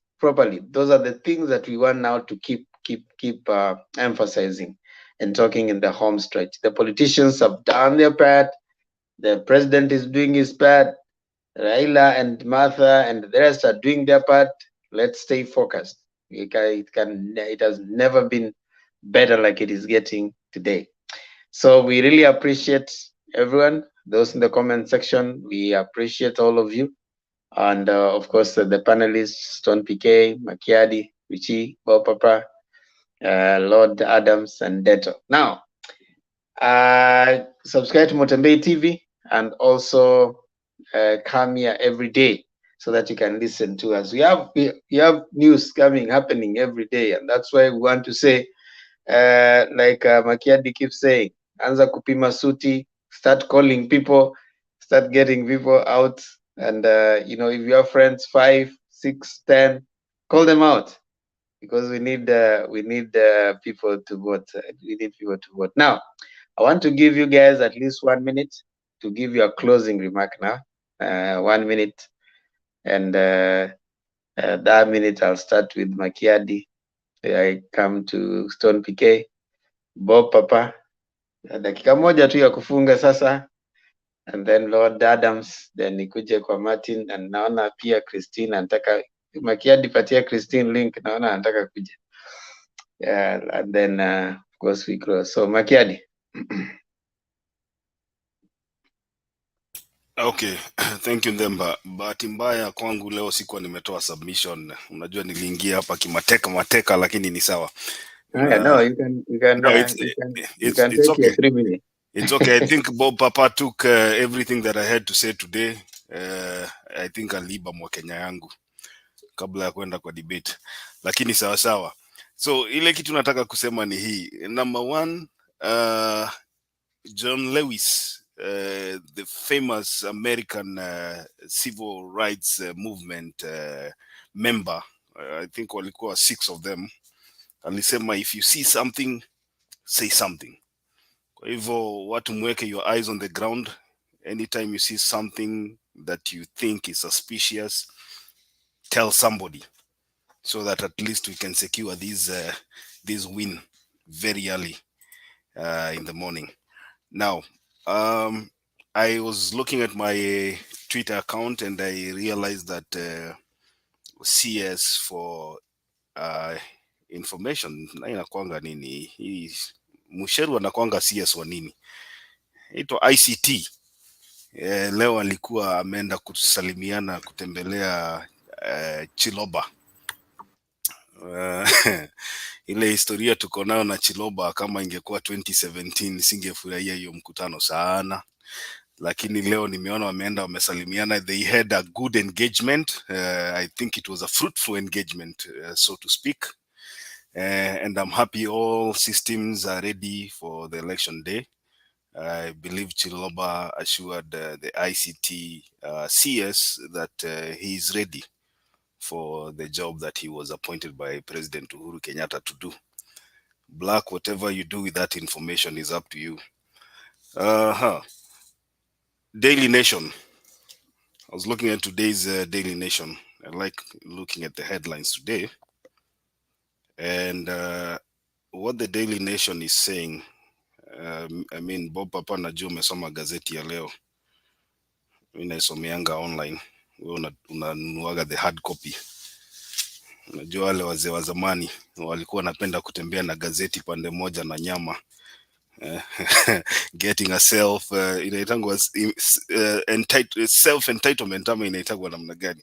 Anyway, so the Daily Nation says here today that President Raila, it's a question, President Raila, it's now or never. Alafu anaandika hapo, huyo ni mtu anaitwa Bernard Mwinzi and Rashdi Udia and Joseph Mboya. Wanasema a new layer of tarmac, a fresh coat of paint, new water and drainage connections, tighter security, and a stately air around Bondo. Is this a sign of things to come for the most famous son of this land? Forget 2007. If ever there was a good chance for Raila Amolo Odinga to be president, this is it. Bob Papa, hiyo ndio gazeti ya leo sasa. That is the title ya gazeti ya leo. So hawa watu wameanalyze, wameona iko lami imewekwa huko. Unajua mimi niliona hiyo picha nikafikiria ni mchezo. Lami imetengenezwa, watu wamepakiwa rangi manyumba, maji, connection, kila kitu. So you can smell power when you see it. Raila Odinga, probably this will be his best chance ever since he started running, and he's going to win the election. So all we are going to do as supporters of Azimio and supporters of Raila for all those decades that most of us have known Raila Odinga is to encourage each other to go out and vote. Make sure whoever holds a voter's card makes the necessary action on the voting day, goes out and vote, and so that we cannot always be complaining about not winning, while on the other hand, we don't make an effort to encourage ourselves to go and vote. Ndemba mimi sina mambo mengi kupita hapo. What I would say, we are moving, this is only 6 days now to the election. We are moving from kupima suti. Kama wewe hujapima suti, shauri yako. Sasa tumeingia kwa PSP ambayo ni kupiga suti pasi. Wale wa kupima suti tuliomba kuanzia last month. Bob Papa ulisema umetumana material yako India, kama haijafika mpaka leo utavaa dira. Asante Ndemba. Okay, so Thank you, Temba. Yeah, and thank you, Makiadi, for that. It is true that this is the time to exhale. Those who have held, those who have suffered with Baba, those who have always made all the efforts. I know we are many. This is the time, and we will have to go by the Christians who say God's time is the best. So we just cross the fingers, and then we say, still we show the solidarity. Show this solidarity in whichever way. You can show it as a tribal card, play it as a brotherhood card. You play it whichever way you want to do it. But get there, mobilize, let's vote. Remember, what really betrays most of us, most of the candidates, is that day of the voting. The agents are simple, normal human beings who get bought very easily. I've witnessed people even being bought na shilingi 2,000. Yeah, and those are critical guys. Those guys who stand there ndio huwa wanasaidia hao mama wazee. Because mama anakuja ama mzee anasema nataka Raila. Then if he lands in the wrong hands, ataenda ataweka X ama nini kidole kwa the wrong one. So Baba, Azimio, and everybody else, we have been very weak. ODM, very weak. CORD, very weak in terms of agency management. This is a killer. This is what kills candidates. That night is when these agents are changed. They are bought. They are, some are killed. Sorry to say this, I've witnessed that. Some are kidnapped because they are as important as the candidates. So mine is to say, if you are able to support these guys, kama unajua kuna ndugu yako amewekwa agent, atapewa 1,000 ama 2,000, mwambie utamuongezea ka $10. These guys need motivation. They need food. I know it is, unless you have participated directly in this, as a candidate, you know how challenging it is. I know why we've lost so many votes, even hata Baba akishinda, hata akiibiwa, we lost heavily because of agents. You must have at least 3 agents times 46,000 plus polling stations. It's not a simple thing. Yeah. So I know people are saying, oh, serikali itasaidia and all this. My friend, those chiefs, those sub-chiefs, ni watu wa village pia. Wengine hata viatu zimekwisha. All right? Akipewa shilingi moja, shilingi kidogo atahepa na anaambiwa achunge. So me, I'm talking of people volunteering. Try to volunteer, please. It is risky, very risky. Thank you very much. Back to you, Herman.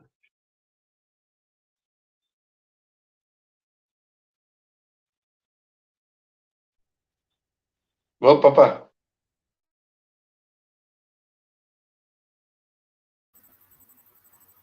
Thank you. I want to pick up from where Makiadi left and say that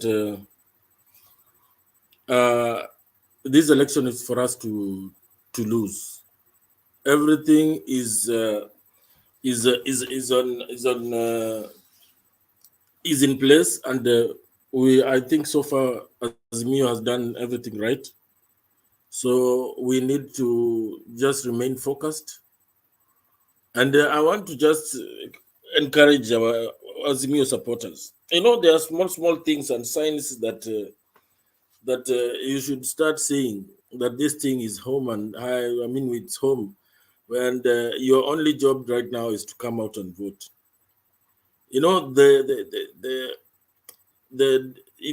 you look at the deputy president and the tantrums that is throwing left, right, and center, it should tell you that it is gone for him. If he could not get into Bukungu Stadium, do you think he can get to State House? A whole deputy president cannot be given access to Bukungu Stadium in Kakamega. Sasa State House ndio ataingia. Ile deep state amekuwa kituelezea, hiyo ni deep state aina yake. And we no longer take him serious. Let him continue making noise, but this thing is now home. Wazoe, according to Atuoli anatuambia tuzoe rais wetu. Kwa hivyo Wakenya ni mzoe, nyinyi kujeni mpige kura kwa wingi. Numbers we have them. Na rais wetu wa 5 atakuwa Raila Amolo Odinga. Ni hayo tu. Muwe na usiku mwema popote. popote muliko, wale wale tuko hapa, asubuhi njema. Asante. Lord Adams. Yeah, thank you. Let me close by quoting a phrase from the renowned wise man, Abraham Lincoln. He once said, I quote, "Elections belong to the people. It's their decision. If they decide to turn their back on the fire and burn their behinds, then they will have to sit on the blisters." Right? So when people say that you need to vote wisely, and voting wisely, when somebody say why vote wisely, they mean vote for Raila. Me, I say voting wisely and voting for Raila Odinga is one and the same thing. There is no difference. Anybody, any Kenyan who go out there and vote wisely, automatically votes for Raila Odinga. So the moment you don't vote wisely, then you haven't voted for Raila Odinga. So if you vote wisely, you voted for Raila Odinga. Voting wisely and voting for Raila Odinga is one and the same thing. I beseech each and every one of you, just like our national anthem in the third stanza says, let us all rise in one accord and vote, mobilize and vote. And like I said, the die is cast.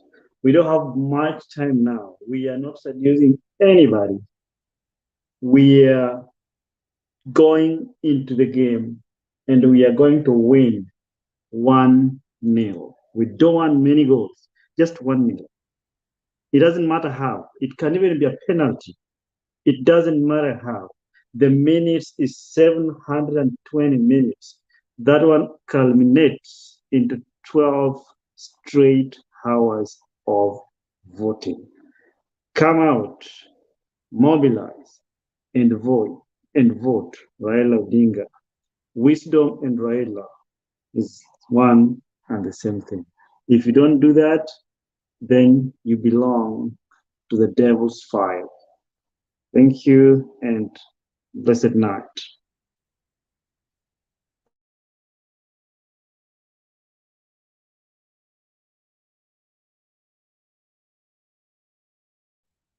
Mato. Then I'm not going to say anything much. I'm going to advocate for people to go watch John Lewis and the voting rights struggle and understand where we come from. Then, because I said I'm not going to do anything, I'm going to quote 5 quotes of my namesake, God rest his soul in peace. 1, Martin Luther King. Some of them, the 4 are going to be just easy. Go look at them. I mean, look them up. Number 1, out of mountain of despair, a stone of hope is found. Number 2, I was a drum major for justice, peace, and righteousness. Number 3, we shall overcome because the arc of the moral universe is long, but it bends towards justice. Darkness, number 4, darkness cannot drive darkness. Only light can do that. And then my very best one is this one now, because this one explains itself. It says, and there comes a time when one must take a position that is neither safe nor politic, nor popular, but one must take it because it's right. Martin Luther King Jr. Love is the only force capable of transforming an enemy into a friend. What am I saying? I'm just saying these are struggles that have been there. It's history written. The reason I quoted Martin Luther King and John Lewis, They went through the voting part of it and changing their country.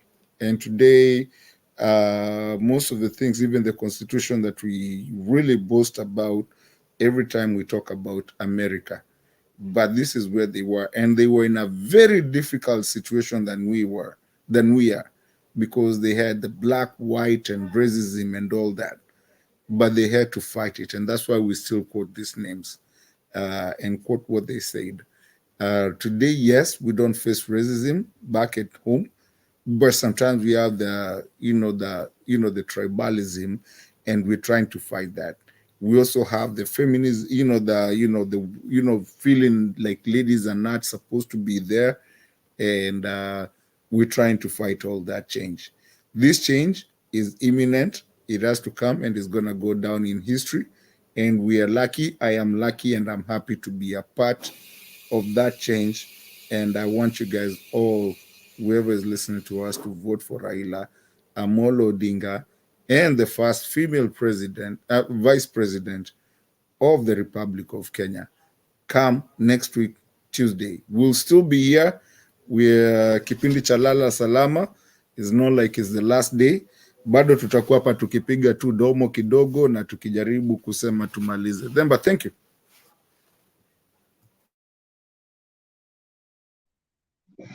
Hi, Sophie. Christine. Thank you, Themba, for giving me another chance. Today, I stick to my word. When I say I'm talking a few words, it's going to be few. So I like reading a lot, and of late, I've reduced my reading because of Mutembei TV, sleeping late, and yeah. The book that I'm currently reading is The Subtle Art of Not Giving an F. Why this book is relevant to me at this moment in time, a lot has been said. We've really campaigned for Jacom. But right now, first of all, I don't give an F of what Black is typing down there, because at the end of the day, and because of me love, I know Black is gonna vote Azimio or come on 9th. I don't give an F what Itumbi is, the propaganda Itumbi is gonna come with this from tomorrow onwards, because at the end of the day, we're gonna vote the Rarua ticket. I don't give an F of the Matusi that is gonna come, or the UDA people going to kissing after Raila's A, wherever he's gone, they have to go there to kiss the A's. I don't give an F, because I know at the end of the day, we are winning this. Thank you so much, and have a good night. Come on, Christine, what are you reading?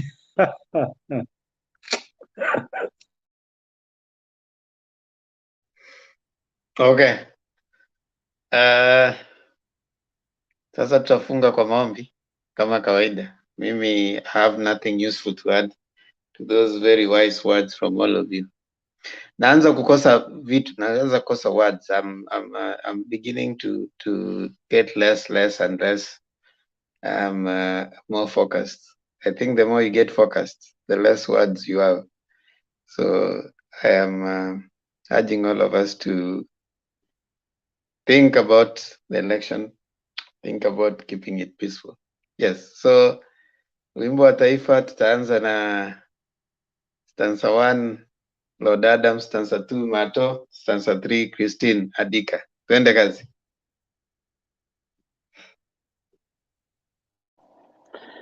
Okay. Mungu nguvu yetu, ilete baraka kwetu, haki iwe ngao na mlinzi, na tukae na undugu, amani na uhuru, raha tupate na ustawi.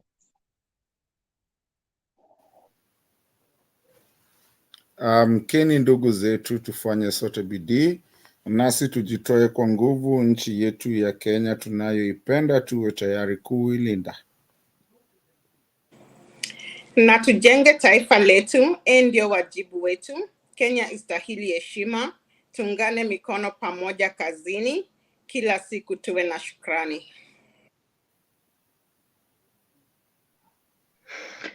Haya, tumemaliza sasa basi. Mko na umbea? Oh, bado umbea. Makiadi tupe wimbo kabla ya umbea. Najua tukianza umbea watu wata Themba, This is not right before we get the song. What's going on? Remember nini mbana leo?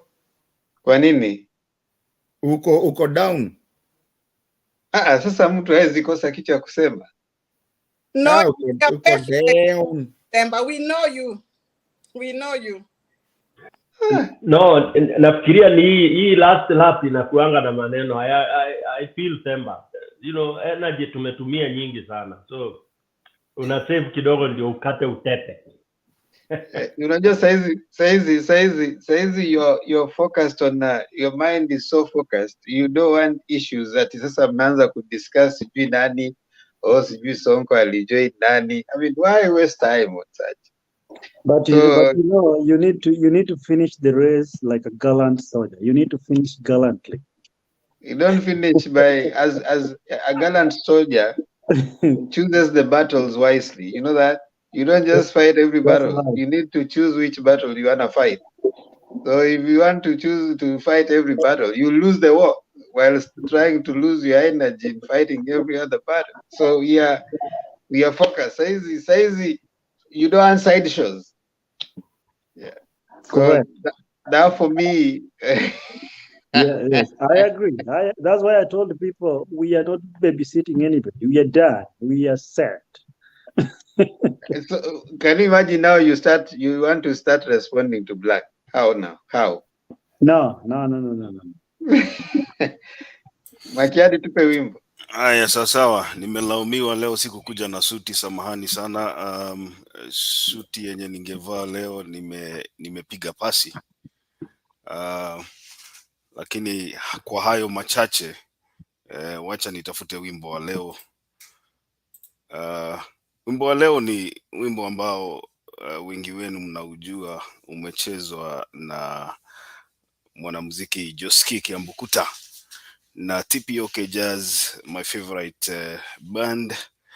Wimbo wenyewe unajulikana kama Tukabola Sentiment, na Tukabola Sentiment ina translate to let's share the feelings.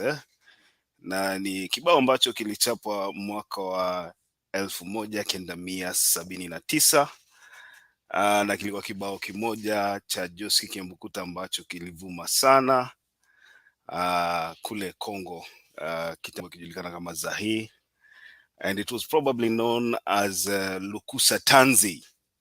So while in East Africa, especially in Kenya, it was popularly known as Kizunguzungu, and it is one of the songs that made the period between the 1970s and the early 1980s to be the golden era of Congolese music. So nitakariri tu labda stanza ya kwanza na niwapatie ile chorus ndio tuendelee. So wimbo wenyewe naenda namna hii, lyrics zenyewe ni kama namna hii. Inasema nsanza misato ya bolingo o mama, nakangi motema o ko ya l'amour, nateka nzoto na makasi o nzawe, na kabinzoto na bashushi ya bolingo, na wei o mama, na sanzi nde mokili ongo na vie, tanzi nangai o mama, na sanzi nde mokilio ngo ya la vie. Alafu nasonga pale nasema nalembi mobali abima ntongo te poa, asundola ngai batalion libala mama ezali boumbu te se boyokani Tukabola ngo sentiment. Yani nasanza misato ya bolingo o mama, inasema 3 months of love o mother, nakangi motema o ko ya l'amour, I am closing my heart due to disappointments of love, na taking zoto ya makanisenza away, my body is damaged by worries, nakabinzoto ya bashu ya bolingo, I neglected myself because of the problems of love, nakabinzoto bashu ya lolango, I suffer because of love. Haya, nikienda sasa pale kwa chorus, inaimba usilingai mpose ya kulingo sheri, nazui kisungusungu ya bolingo mama, na belinde ya maladi ya bashuzi, lukusa tanzi o papa, lukusa naleli ye. Yani osilingai mposa ya kulingo sheri. You made me lose interest in love. Nazui kisungusungu ya bolingo mama. I am dizzy because of love. Nabelinde maladi ya bajuji. The worries of love that submerge me. Lukusa tanzi, oh papa, lukusa na lili. Lukusa tanzi, oh dad, lukusa na lili. Alafu narudi hiyo stanza inaenda, osilingai mposa ya kulingo sheri, nazui kisungusungu ya bolingo mama, na belinde maladi ya bashuzi, lukusa tanzi, oh papa, lukusa na lili, oh, oh, oh. Wimbo wenyewe ukitaka kwenda ku Google pale kwa YouTube unajulikana kama Takobola Sentiment, umecherazwa na mwanamuziki Joski Kiambu na bendi mashuhuri kabisa ijulikanayo kama TPOK Jazz. Asante. Safi, Joski Kiambu kwa wale ambao wanapenda nyimbo za nini lazima wamekutana na Joski Kiambu yeah. Hivi Bob amehepa, yani nilikuwa nataka kugonga Bob leo, naona amehepa. Kama Bob amehepa, tuko na nani? Tuko na Adams hapa. Adams, Yufina anateta huko chini. Haya, ni wakati wa umbea. Kwa wale ambao wapendi umbea, mtoke sasa kwa nini, uende mlale, mfanye shughuli zenyu. Sasa ni wakati wa umbea. Tetezi ni ya nini Themba? Lakini at least Christine amekuwa mpole siku hizi kwangu, huko chini anigongi sana. Siku za kwanza alikuwa kiniuma. Yufin anasema ulimcheza shere, nini, alafu dia akamchocha kabisa hapo. Sasa wewe pia umerudi kuoga. Wajua shida ni, people need to understand, some of us, like, me, I was born with my pride, but I don't bow down. I don't bow down below. And hold on, relax. I'm a proud man, and it takes no amount of intimidation to bow below that pride level. In Kenya, in the world right now, we have feminists. We have good feminists and toxic feminists. DA is my friend. I followed her, but she's a toxic feminist because when somebody is toxic, it is very easy for them to influence. Kwa Kiswahili tunasema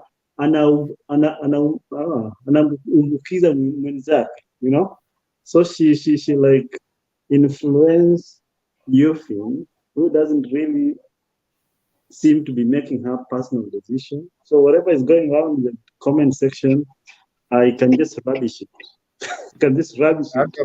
Adams dia nakwambia wewe ni jaluo jeuri. That is not Yufin's personal vendetta, personal decision. That is DA who imposed herself into her. But this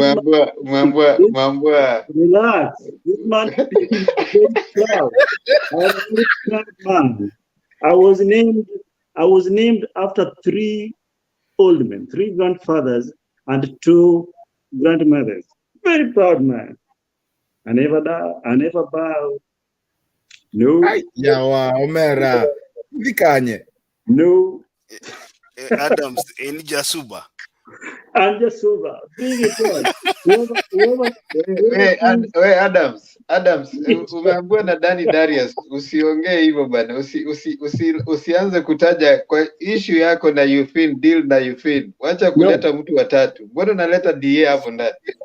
Because she has not complained. Where on earth did Yufin complain? She didn't complain about anything.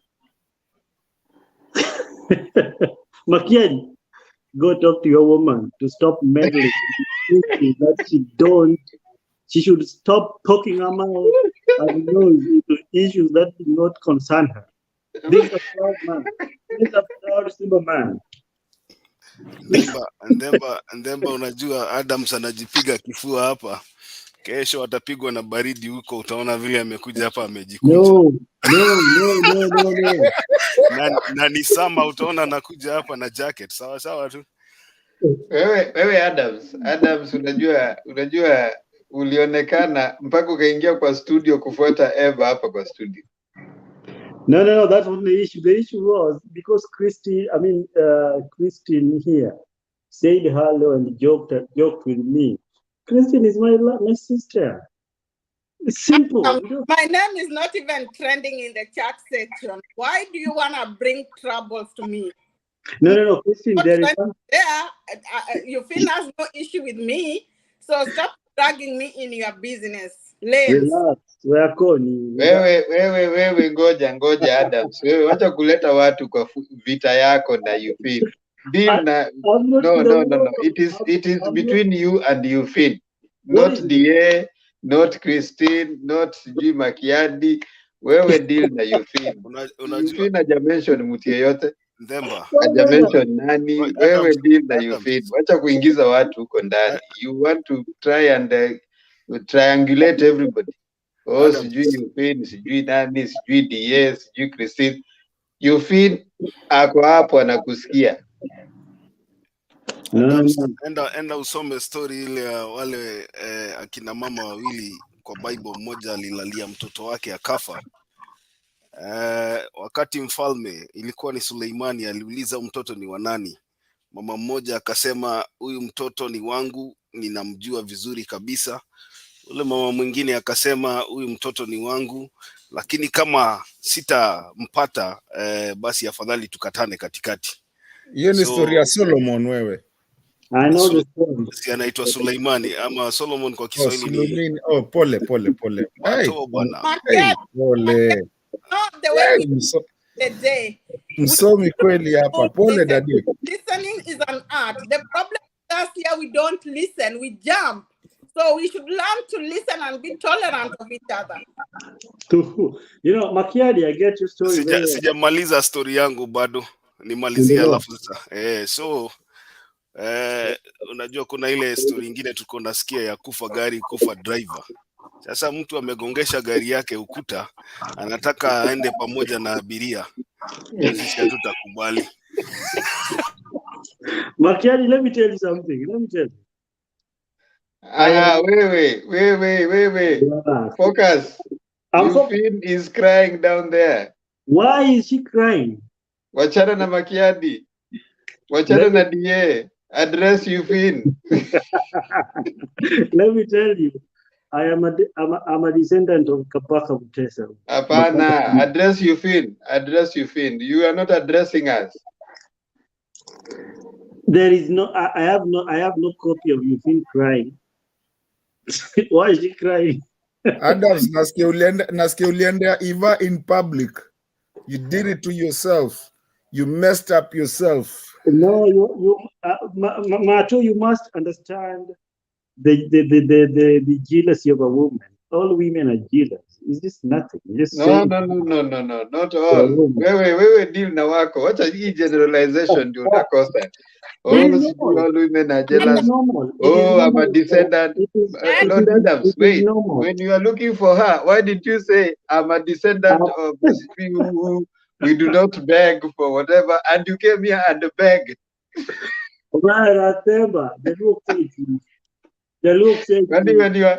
you are begging for Eugene, you are not a descendant of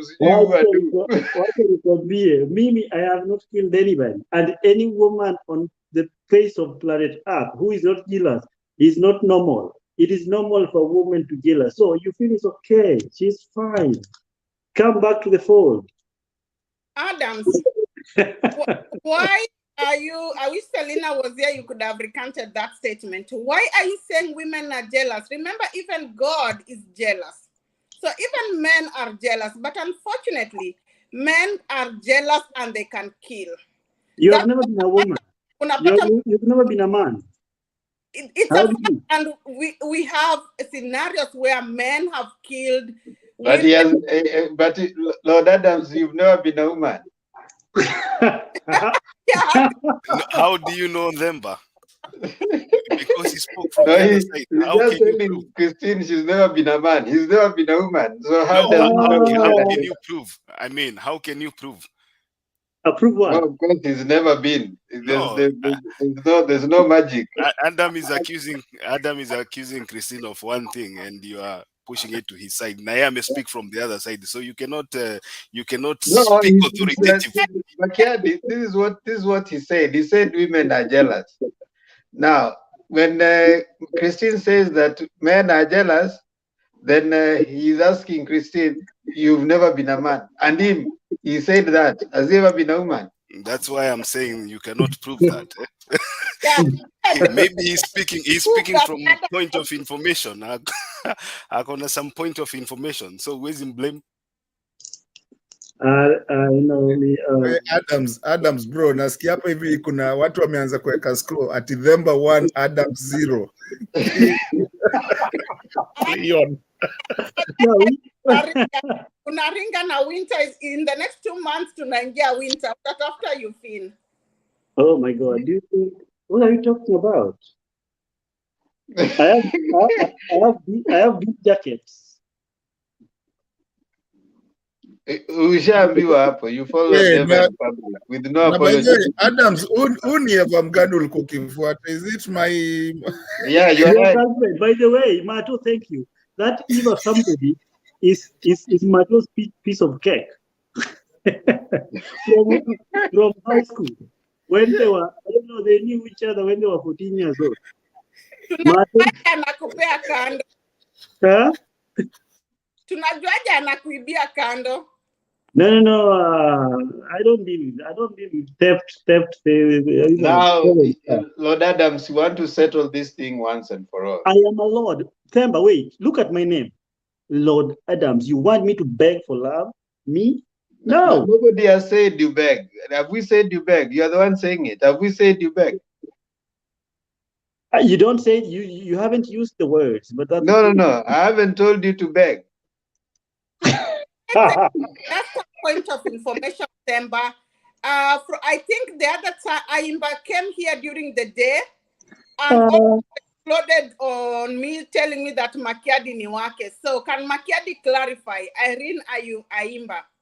Alisema Makiadi ni wake and she's been following from a distance.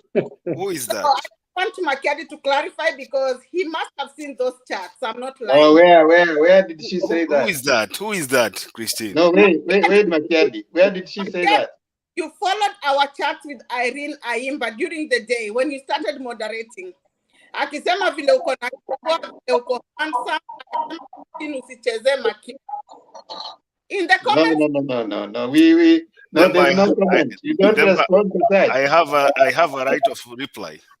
No, what are you responding to?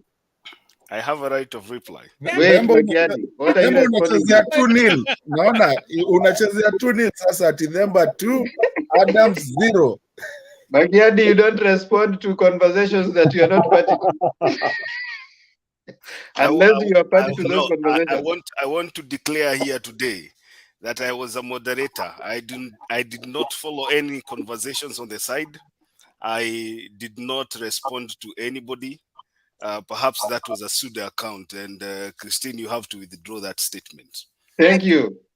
It was a point of information. Me too, I was surprised. And when that thing was brought up, Black can bear me witness. Black, if you are in the comment section and hearing me, kindly support me because we follow. Oh, no. Those are rumors that we cannot use at this time. You have been sent to spoil a happy home. That is the end, Makiadi. Black is the most unreliable witness. You cannot even count on Black to be a witness.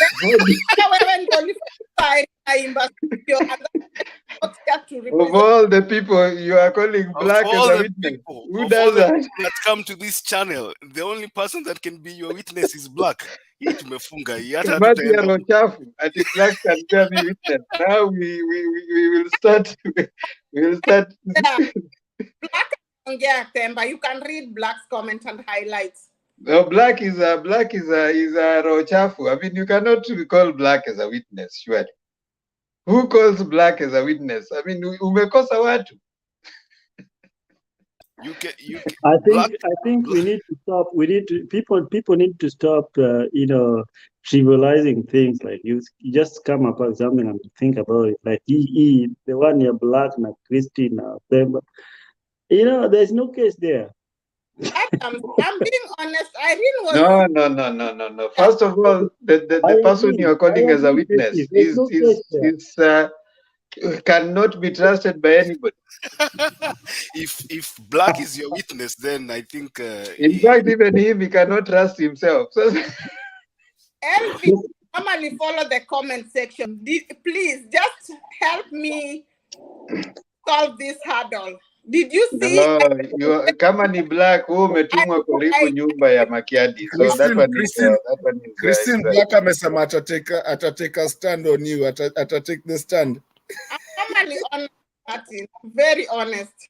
It's Christine does not want to go down alone. In ile story mepeana hapa Makiadi, Christine is having issues with with the Bob Papa. Now she wants very happy. She wants to hire supporters. She has realized that there's a stable family coming up here, Makiadi na DA. Now she wants kuchochea.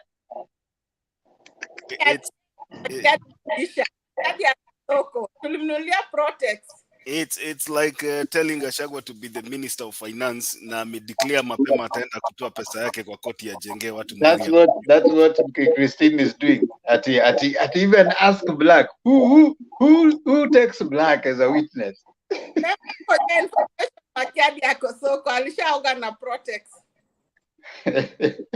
Remember.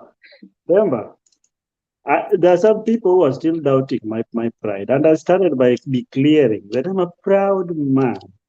I'm not bowing down, but some people at the comment section are pestering me to bow down. No, I am a proud man, positively. You feel Lord Adams. You are supposed to go and talk that out with you feel. You feel sisi hata hatuna hasira.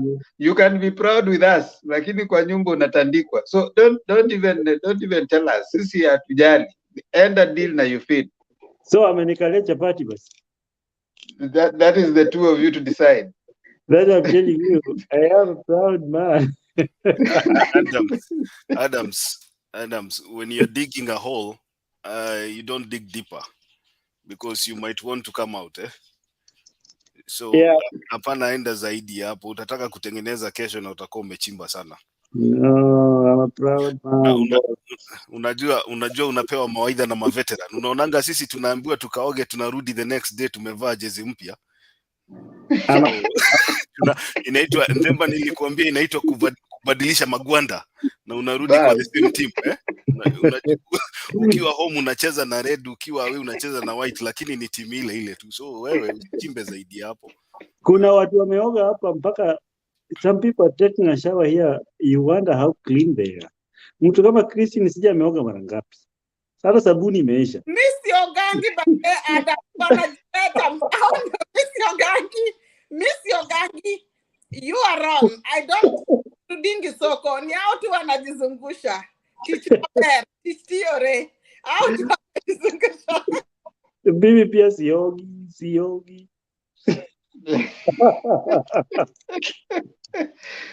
Wewe Adams, umekosea you feel. Enda pale chini. We don't know how you sort your issues out. Enda pale chini, you sort your issue out with the. You think he's a good guy. You think you think he's a good guy. Lakini she's a good girl. Haya, Christine, umeambiwa ile Black amekuambia ile pesa umemlipa yeye, ameongezewa ingine ya nyamaze. So ndio nilikuwa nataka kusema. You thought you had a credible witness, Kama atapewa. Na ulimuona kitambo kamwambia huyo si witness. And by the way, Themba, people were talking about divorce, right? Okay, let me tell you something. Yeah, ulikuwa nataka kusema uongo. Ngoja. You know divorce, let me tell you. Makiadi. Luos don't divorce. They suspend love. There's no law who divorces. So this thing can only be suspended. It can divorce that doesn't work with people like me. Umeambiwa na Danny Darius uende forgiveness kwa Yufin. You know, it doesn't take, you don't become less of a man by acknowledging that man is to err. Danny Darius is a good man, a very wonderful man, but he must acknowledge my first opening statement that I am a proud man. No, pride is not the issue. It's not about, listen, it's not whether you are proud or not. It's whether you are sensitive to the needs of the lady or not. Which need? What needs? Even proud people got what they call being sensitive. Is the lady complaining? I mean, she is. We are here because she complained. About what? Yeah. It is DA who is complaining, not Yufin. No. Yufin has complained. Because DA was complaining. No, don't even bring DA to it. Deal with Yufin. Well, okay, you speak like an advocate for her. What is the complaint all about? No, I'm not an advocate for her. So you don't know what's going on, right?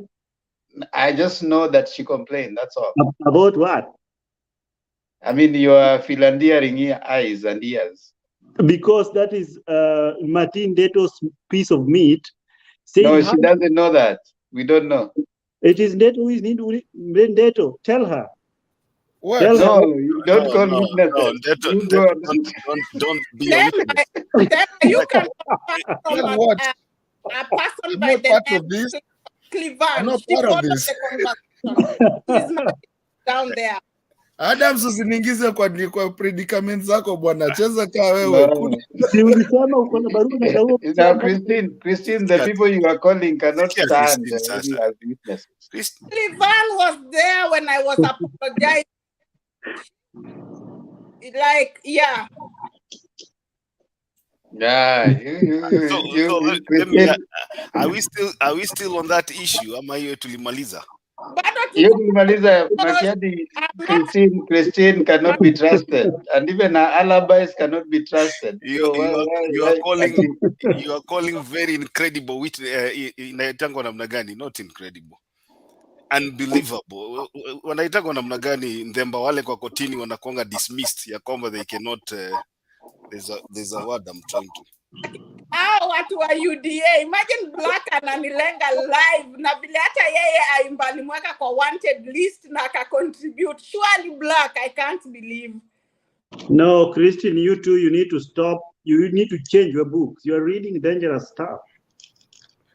What are you reading? You see, how do you trust Christine who cannot choose between this and Bob? Look at what she's reading. Look at that. Look at that book.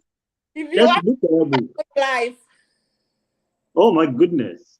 My friend Elkana Shivachi has given me the word. These are rogue witnesses. Black is a rogue witness. He's been paid by the highest bidder and Meruka. Sasa mwingine tena umeongeza is even a rogue witness. Sasa si rogue, huyo ni rogued. With the ED at the end. So let it go, Christine. It's done. Okay, tomorrow I believe Irene will come in. No, why are you pursuing the matter? Why are you pursuing the matter? No. It is not. No. At this rate, the energy that we are using to pursue the matter, we doubt it. Because if it was just a chat and it passed, you would have let it go. Throwing her outside. You remember her? I think this is not about Irene Naimba, it's about you. Mumeanza vita ingine huko chini, nasikia mtu akiulizwa ati alikuwa akipeana nani makiadi. Temba, I have a request from you. Yes, sir. Can you do one of the greatest poems by my friend Shakespeare? I don't know which one you want. And ngoja Ndemba ajamaliza and umeanza kukuja mzuri sasa and no, you cannot speak, you cannot put your words in my mouth, Mr. Makeri. No, just let it go, Adam. And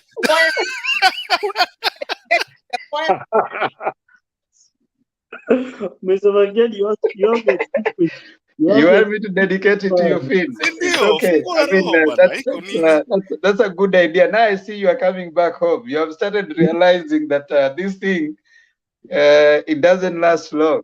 Let me get you one love poem from Shakespeare.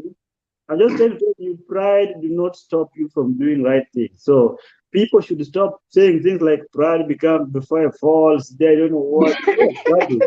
Those are garbage. My pride is there to stay. It makes me who I am. So if you want to come up with some quotes, that's up to you. I love. Now,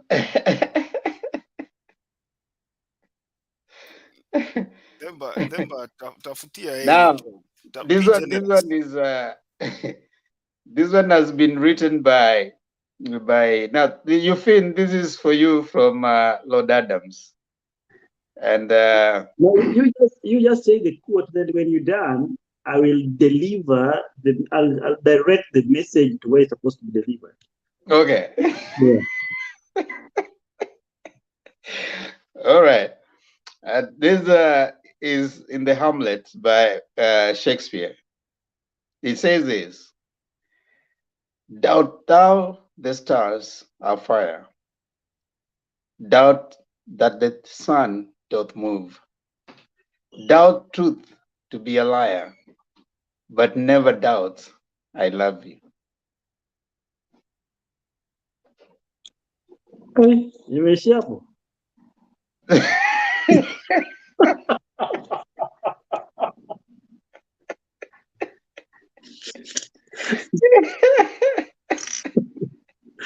Soma ingine. Watu ulikuwa wataka iende wapi? Yes, enough. And there's another one also that you may like, from the 12th Night by Shakespeare. Exactly. If music be the food of love, play on. Give me excess of it. That's a fating. The appetite may sicken and so die. That one should go to you, Finn, now. Now, doth speaketh the art. and Makiadi should look for a rumba to wrap it up. A short rumba, the shortest one. It's not now. You feel after this you must say, okay, I'm back. Themba tumeingiza brother yetu hapa kwa shida, akona lawsuit ya defamation. Siko unaona. Themba simwacheko hata Stone anitumie salamu. Ai, yawa. Wewe. Hata Stone pia? Hapana. Christina kuna appetite. Ai. Oh my. Yani amwezi give even Stone time aongee mjue roho yake iko wapi. No, Stone uoni matoka ndo yako hapo. No, Stone PK yako na kazi yake hapo. Ukiona mtu ako hapo first floor. Huyo kama mtu wa first love alimtake back to sender ataniweza. Hata ndio imeletea shida by the way. Stone PK is always there as the unbiased. Stone PK is the unbiased arbitrator. Ukimwona amekaa hapo katikati yako na kazi yake, usijaribu kumvuruta hapo basement. Ako na kazi yake hapo juu. Basi Makiadi simwache afungue roho. Stone PK ni kama hebu amisha Stone akuja hapa chini nirudishe huko juu. Akuja hapa next na kulala hicho. Stone PK ni kama yule witness. There used to be this guy who used to witness every accident happen in Nakuru. I'm a witness. Na black something goes. Kiambu I'm a witness. That guy, by the way, I don't know aliendaga wapi. Name huyo ndio Stone PK. Ana witness everything everywhere. Ule jamaa wa glasses mwenye ali witness ndege ikianguka kidogo aka witness accident. Same guy. Yule jamaa yuko ndani saa hii. Aliwekwa ndani. Yuko ndani? Alishikwa. Kana na kesi mingi sana. Yule jamaa alikuwa jangili. Hi. But they said he was a spy. Aliwekwa ndani. Wewe unasema spy, Waiganjo wamekaa polisi miaka ngapi? Unajua Waiganjo? Na yuko jela? Kuna jamaa anaitwa Waiganjo alikuwa I police know commissioner. Waiganjo the fake cop. Akijifanya Yeah. lakini nilisikia by then nilisikia alikuwa ni ukweli alikuwa ka polisi. What do you mean? There's a story I read somewhere. I'm not sure though. Don't quote me. Well, Stone PK, utasalimia Christine. Christine, habari yako? I like the way you... See you tomorrow. God bless you, good people. See you.